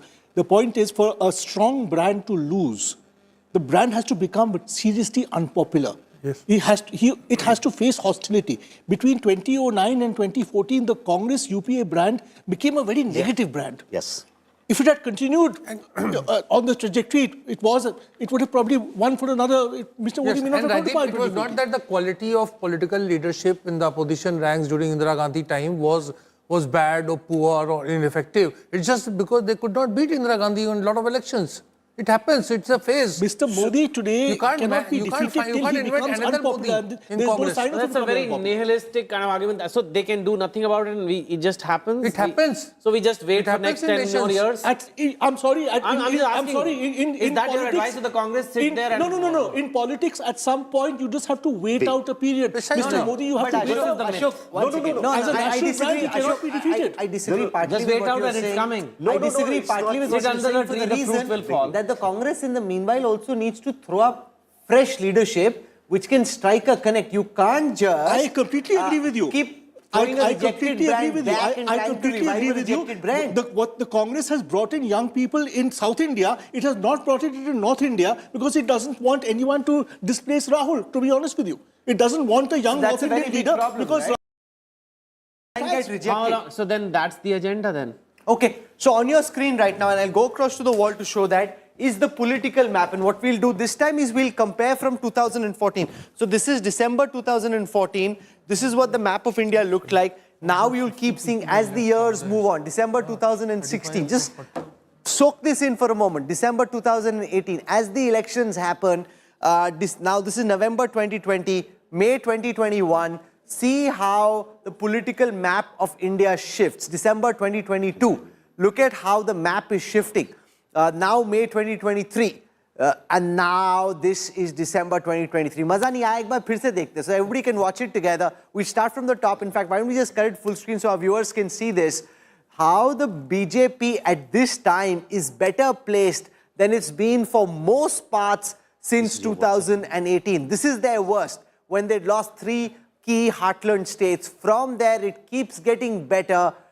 If you're a BJP supporter, the verdict that the BJP has got this afternoon is the best news that the BJP could have expected. In any case, in Telangana, the party didn't have much hope. But if you leave that aside, look at that concentration, that very strong concentration in the West, in the heartland, and then in the Northeast, setting up the BJP, Chetan Bhagat, for a potential re-election for Prime Minister Modi. They don't like Pandit Nehru very much, but interestingly, only after Nehru would somebody have won for the third time with this majority if he does win. I think they were anyway confident about the upcoming election, but now... This makes it easier. Now this just makes it... But yet, you know what is going to happen? They're not going to take it for granted. Oh, no, they take nothing for granted. Yeah, they're not going to say, you know what, now we can relax. Let's go to Goa for a week for vacation, all of us. No, they'll be like, what are you doing? What are you doing? What are you doing? The problem is the demotivation in the Congress. The infighting within the India alliance that is going to start next week. Do you think, Rajdeep, this will demotivate even further those in the Congress? You know, you had Jairam Ramesh's tweet today, which was trying to put a brave face to the entire issue, saying, look, remember 2003, we lost all these 3 states and yet we won 2004. Well, you know, I have to tell Mr. Ramesh, with all due regards, 20 years, 20 saal baad, Indian politics has changed dramatically. Yeah. You know, and I liken Mr. Modi at times to Virat Kohli, because the only reason being, there is an Indian cricket team now where if you want to play for India, you have to be physically fit. Virat has changed the rules of fitness, at least as far as the Indian team goes. Similarly, if you want to win in politics, you've got to become fit. Let's listen into DK Shiv Kumar. They're on their way with Manikram Thakre. We have called a meeting. When you meet 9:30, we are meeting tomorrow morning, all the MLAs. And now we are going to meet the governor.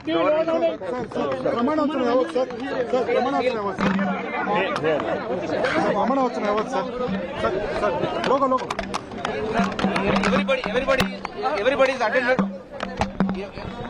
Sudhir, is there any need for this urgency? I asked DK Shiv Kumar on the phone when I spoke to him, asking him to come on the show.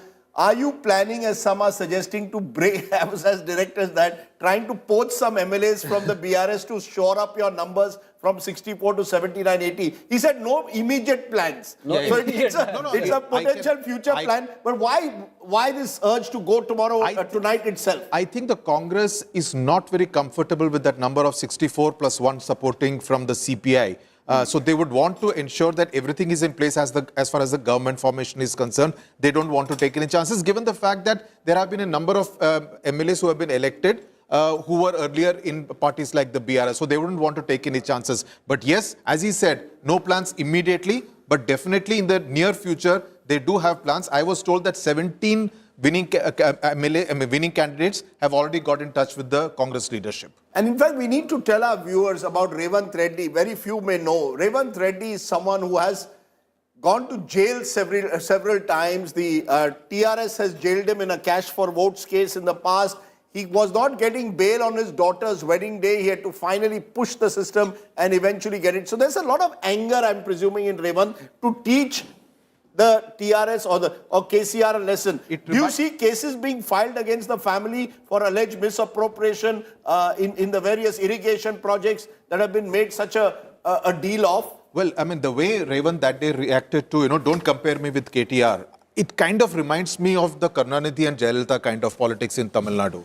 But yes, they've already said that Kaleshwaram will be investigated. Kaleshwaram and the fact that the BRS leadership has made money on Kaleshwaram, they had put up Kaleshwaram ATM posters all over the place, that will definitely be investigated. So there will be an element of vengeance, revenge politics. He will try and jail members of the family? Well, that I don't know whether he will go to that extent, because also we were told that if KCR wanted, he could have sent Revant to jail once again. He did not do that. That was one of the comments which were made during there is this image campaign, which is going viral in Telangana's political circles.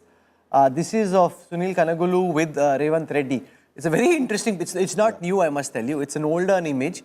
And it's interesting because that's the strategist that we were talking about, who comes from the BJP school of campaign management. Sunil and Prashant Kishore worked with Chief Minister Modi when he was in Gujarat wanting to become Prime Minister.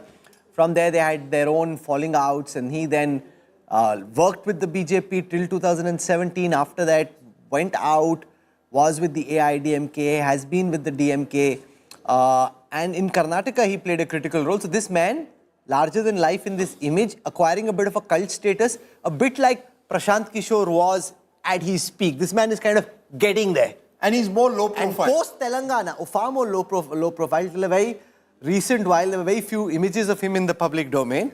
In Congress circles, I saw, remember when we were at the Telangana Panchayat in Hyderabad, so many Congress leaders wanted to come and talk to him, meet him, speak to him, because they thought, oh my God, this is the guy who's now making the moves. And you know, one of his important elections that he helped the BJP really in, when Prashant by then had left the BJP or left the Modi sort of circle of influence, was 2017 Uttar Pradesh. That was the election where Sunil worked very closely with Amit Shah. Amit Shah was then BJP president. And this whole strategy of identifying non-Yadav OBCs and non-Jatav Dalits.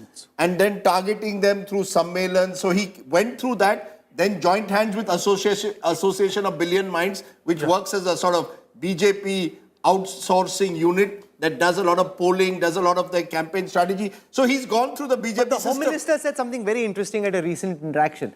You know, we asked him about this whole new school of campaign managers, strategists, as it were. He said, in our party, we make the strategy, the campaign managers execute the strategy. The problem with the Congress is they outsource the key of strategy and decision-making to professional managers. But the interesting thing, Ashok Malik, is that you now have this breed, whether it is someone like a Sunil or Prashant Kishore and a few others like them, who are earning the trust and the regard of politicians to do their job. And post-Telangana in particular, the likes of Sunil will be more empowered. They have to be, because they're the ones who actually helped the Congress come back to power in a state where they had very little hope of coming back to power. But they can only help a party if the party has a leader who knows how to use them. So in Karnataka, you had two leaders who knew how to use such a unit. In Telangana, you also had a local leader who knew how to use this resource. In the BJP, you have leaders who know how to use it. But not really. Revant Reddy wasn't much of a personality on the national scene. Or national scene. But there is another problem. Most of these consultants, when they come to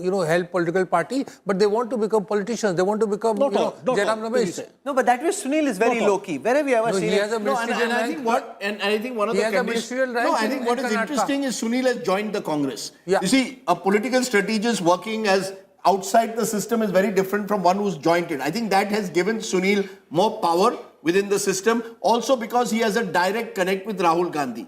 You see, I keep maintaining, as a result, the Congress party being the way it is, always is looking over its shoulder, ki Rahul kya kehta hai? Now Sunil but why is then Rahul the one who's giving Sunil the commands? Why isn't Kharge doing it? How is Kharge Congress president? And how he fell out with Excellent question, Rahul. What is the word I've used? De facto, Rahul Gandhi still calls the shots. Mr. Kharge is de jure. And then you're wondering why the BJP is sitting at 3 and the Congress at 0 in the heartland. No, but one minute. It is not as if JP Nadda is calling the shots in the BJP. Yeah. In the BJP, Narendra Modi and Amit Shah. Whose Congress is Amit Shah? Whose Congress is Amit Shah? Good question. The Congress at the moment doesn't have an Amit Shah. They used to some extent in Ahmed Patel, at least have someone who had those networking skills. In the absence of Ahmed Patel, it's a huge vacuum. You're quite You've right. not heard of KC Venugopal? No, 1 minute. You're comparing KC Venugopal and Amit Shah. No, 1 minute. It's a role, that role, KC Rashid Venugopal. Kidwai, I don't believe what you just said. You're comparing KC Venugopal with Amit Shah? I'm saying the Seriously? role. I'm saying that he's playing KC Venugopal on a day-to-day basis. They're playing role of Ahmed Patel. Kohli has to be countered by a Kohli, Rohit Sharma by a Rohit Sharma, a Kuldeep Sharma. You ask Rahul Gandhi. No, I'll tell you, KC Venugopal did a decent job of managing contradictions in Telangana. But look at what he did in Rajasthan. I mean, Rajasthan is a case study for me of one self-goal after the other. Just think about 2018. You win a majority there. Sachin Pilot is your party president, young man in his late 30s. You've got Ashok Gehlot in his late 60s. You can't, I come back to, you can't for 4.5 years get them to work together, Rahul. I mean, it is a colossal waste of your mandate, your resources, your talent. I mean, Sachin Pilot, according to me, whatever, you know, he may have, there may be critics of him. Whenever I've gone to Rajasthan, the young are instantly attracted to Sachin Pilot cutting across caste. Now, when you have a leader like that, will you not build him up? Will you not mentor him? If you are a genuine high command, then it comes to the point. Is he seen as a rival to your leadership at the center? Made him chief minister, and therefore you don't want him to if grow. they'd made him That's chief terrible. minister of Rajasthan, and if he'd done a half-good job which Sachin Pilot is perfectly capable of, he would have overshadowed Rahul Gandhi and left him far behind. Young North Indian And leader people would have Who said speaks Hindi, who's credible, who can get the job done. Which is why Scindia left, Pilot was relegated and not given the space. Even though Rahul said he wanted to engineer the change, but ultimately they didn't do it. But you know, the worst thing you can be as any leader in any, whether you're in corporate life or whether you're in politics or whether you're in a newsroom, is be insecure of your colleagues. In fact, you should be just the opposite, encouraging them, building them up. No, but where is the Congress did it? The BJP made Yogi Adityanath chief minister in this Uttar Pradesh. Rajasthan thing. Look at the fitness of things. Sequence of event was like this. The Gandhis wanted to make Sachin Pilot chief minister. But nahi kiya na. No, you are again jumping. See, the problem was there was a lot of resistance from Ashok Gehlot. I remember I asked Mr. Kharge, who was Congress president, he said, you know, we have a choice. We can have this fall of this Rajasthan government in December 2022 or have a longevity till November, December 2023. That's exactly what has happened. So we'll take a quick break right now. We'll have some key newsmakers join us. Our coverage continues on the other side of a very quick break. We'll have a lot of data analysis, punditry, looking at the big verdict, trying to decode its significance, what this means for 2024 and what to expect from the BJP from here. Remember, you can have as much of a loser's lament as you want. It's the BJP that's won convincingly in the heartland. How does this victory impact the party in the next 6 months? What would BJP strategists be thinking and doing from here? We'll try and delve into that when we come back on the other side of a quick break. Is 2024 a done deal? That's when we return.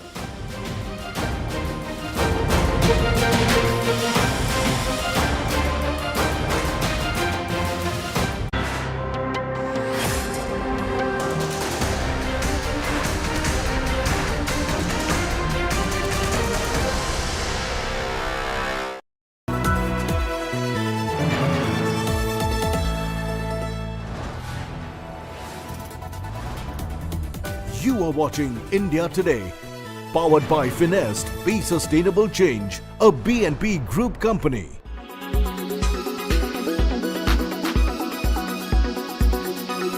Mr. Jyotiraditya Scindia joining me, and this is a team effort from Prime Minister Modi to Jyotiraditya Scindia ensuring that the credit of this victory goes to Prime Minister Narendra Modi ji, who has led from the front, our Home Minister Amit Shah ji, our party president JP Nadda ji, who has directed us, asked us to rise to the occasion. It goes to our Chief Minister Shivraj Singh Chauhan ji, whose schemes have resulted in this victory, our party president BD Sharma ji, but most of all, it goes to every BJP party worker on the ground in Madhya Pradesh. Through your channel, I would like to thank every voter in Madhya Pradesh who has blessed us for the 5th time, and I bow down to them. I bow down to the Mati of Madhya Pradesh, and I thank every individual worker from the bottom of my heart, and I promise them that our party will work untirelessly for their development and their progress and to take Madhya Pradesh to new heights. you don't want to take credit for snatching the Congress seats now into complete... The credit for this victory goes completely to every worker of the BJP. every single worker of the BJP who has worked tirelessly. What about those who said anti-incumbency, BJP don't want Shivraj Singh Chauhan, some other face? सबको जवाब मिल गया. कल तो मैं आपको बताऊं, Congress party तो पूरे दुकान के लड्डू खरीद रहे थे, बधाई के पोस्टर्स लग गए थे, हम चुपचाप अपना काम कर रहे थे.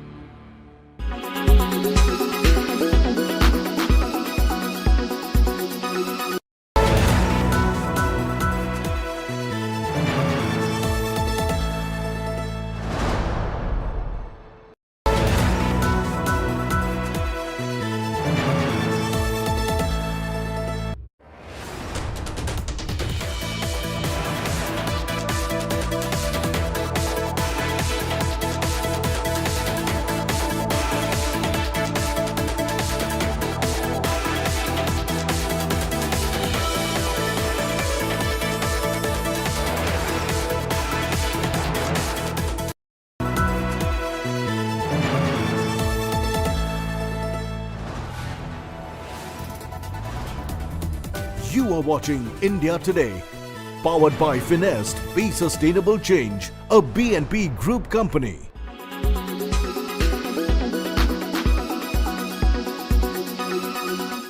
सालों में देश की सियासत में जो सकारात्मक सुधार ला करके खड़ा किया है, उससे ये जो परिणाम दिखाई पड़ रहे हैं वो प्रभावित दिखाई पड़ रहे हैं.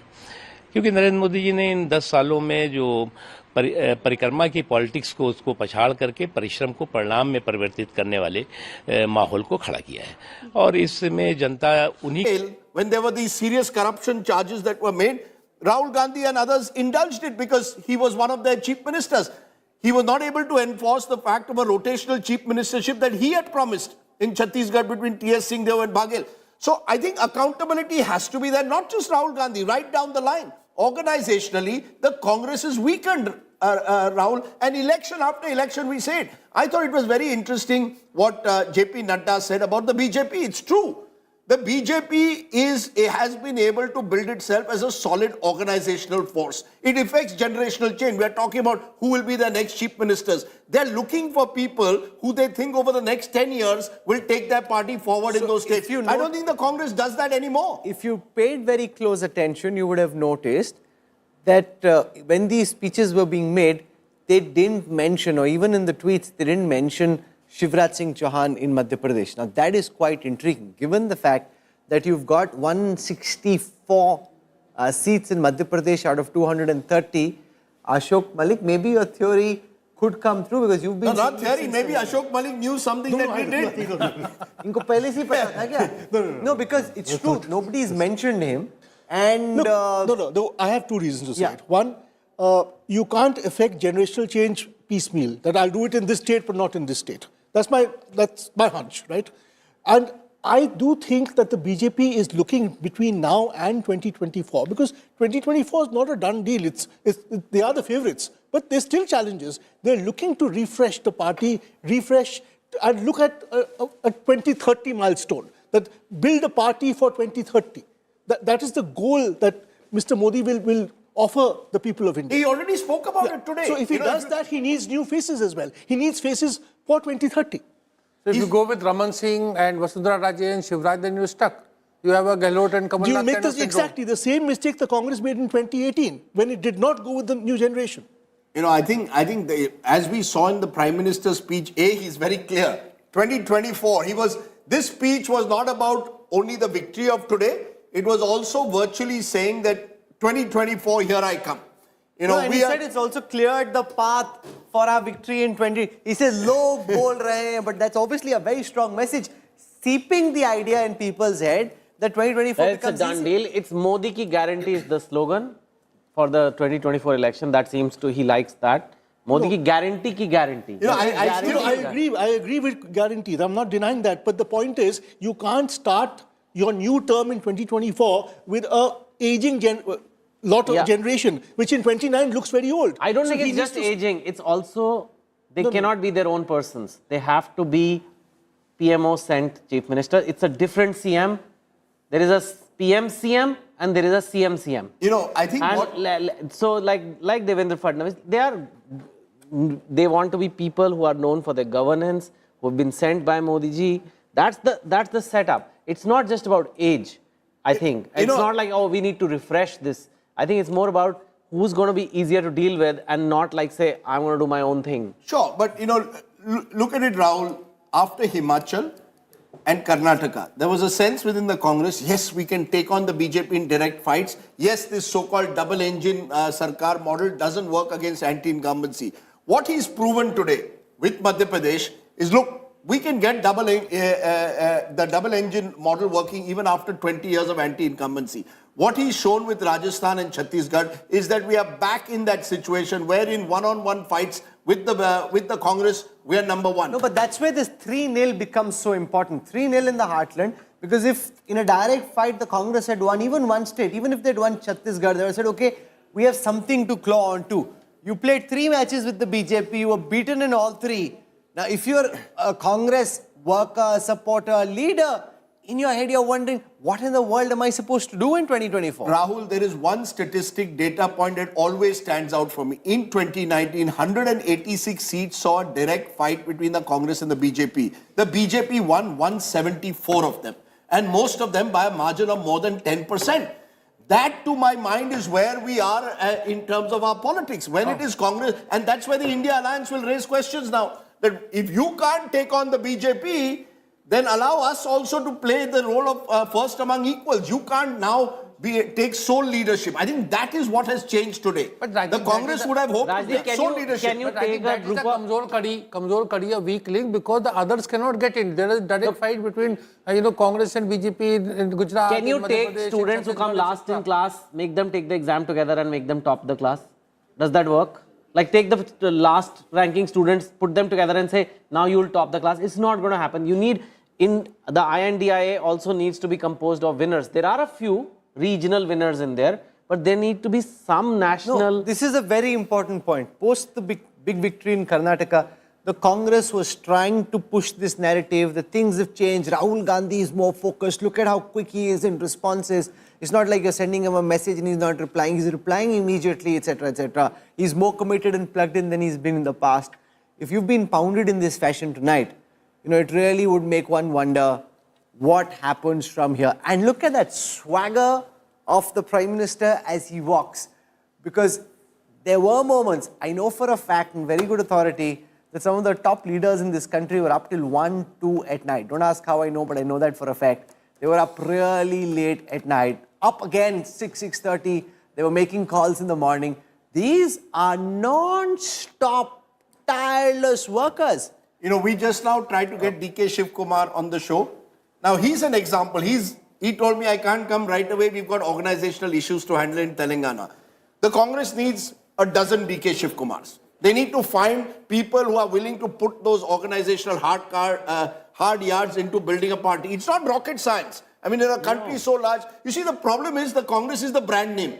Rashid raised the point, Chetan raised the point about India Alliance. The fact is the Congress is the pan-Indian brand name. Now, if your pan-Indian brand name is there, you need people with organizational mettle to take it forward. You can't have sycophants, you can't have coteries. You can't have people chosen in key positions, Rahul, simply because they are close to somebody in the power center. To be fair to the BJP, I think this is the difference. The BJP has genuinely tried to create a next generation leadership, which is now prepared. Mr. Modi is a creation of the previous generation. LK Advani and others gave them those opportunities that have built them. He needs to do it. He needs to do it for the next generation. Fine. I mean, Rajdeep, you made the point, and a lot of people in the morning also made the point that Rahul Gandhi's Bharat Jodo Yatra was a success in South India. So if you are a national party, you are seen as one, you need to know why is it that if you are successful, if your yatra is successful in the southern states, why is it that the moment you cross the Telangana-Maharashtra border, it's no longer a success? The other important point... Because Sudhir, organizationally in Karnataka, the Congress today has far more booth level karyakartas than the BJP. Fair enough. But you don't have that in any of the northern states. Can you match the BJP's organization in Madhya Pradesh, which, is now becoming a dominant BJP party state? But despite that, till about a week ago, everyone was talking about how the Congress is giving the BJP a run for its money in Madhya Pradesh. No, you see, in terms of, now I'll tell you how the Congress is clutching at straws. A congressman said me, please look at vote share. We are at the same level or just a fraction below where we were in 2018. That on the election intelligence dashboard. This is something that's being said very frequently. So I'll try and pull that out for you. If you look at the vote share percentages, the BJP has a higher vote share percentage in Madhya Pradesh than it's had in the past 5 elections. In 2003, the BJP was 43%, the Congress 32%. 2008, the BJP was 38%, the Congress 32%. 2013, 45-36. 41-41 last time. 49-40. That is 9%, 8% lead over the last time, 9% gap between BJP and Congress. The Congress is partially correct when they say our vote share is roughly the same. It is, frankly, because 41.9 versus 40. But the BJP has gone up from 41 to 49. And 41 to 49, Ashok Malik, in an assembly election context, in the Lok Sabha, if you're already sitting on a base, because in the 2019 elections, they went on a base of 41 in the 18 assembly. If you're sitting on a base of 49, the BJP can really, one of the things they'll start talking about is Ab ki baar 400 par, is what they'll try and push.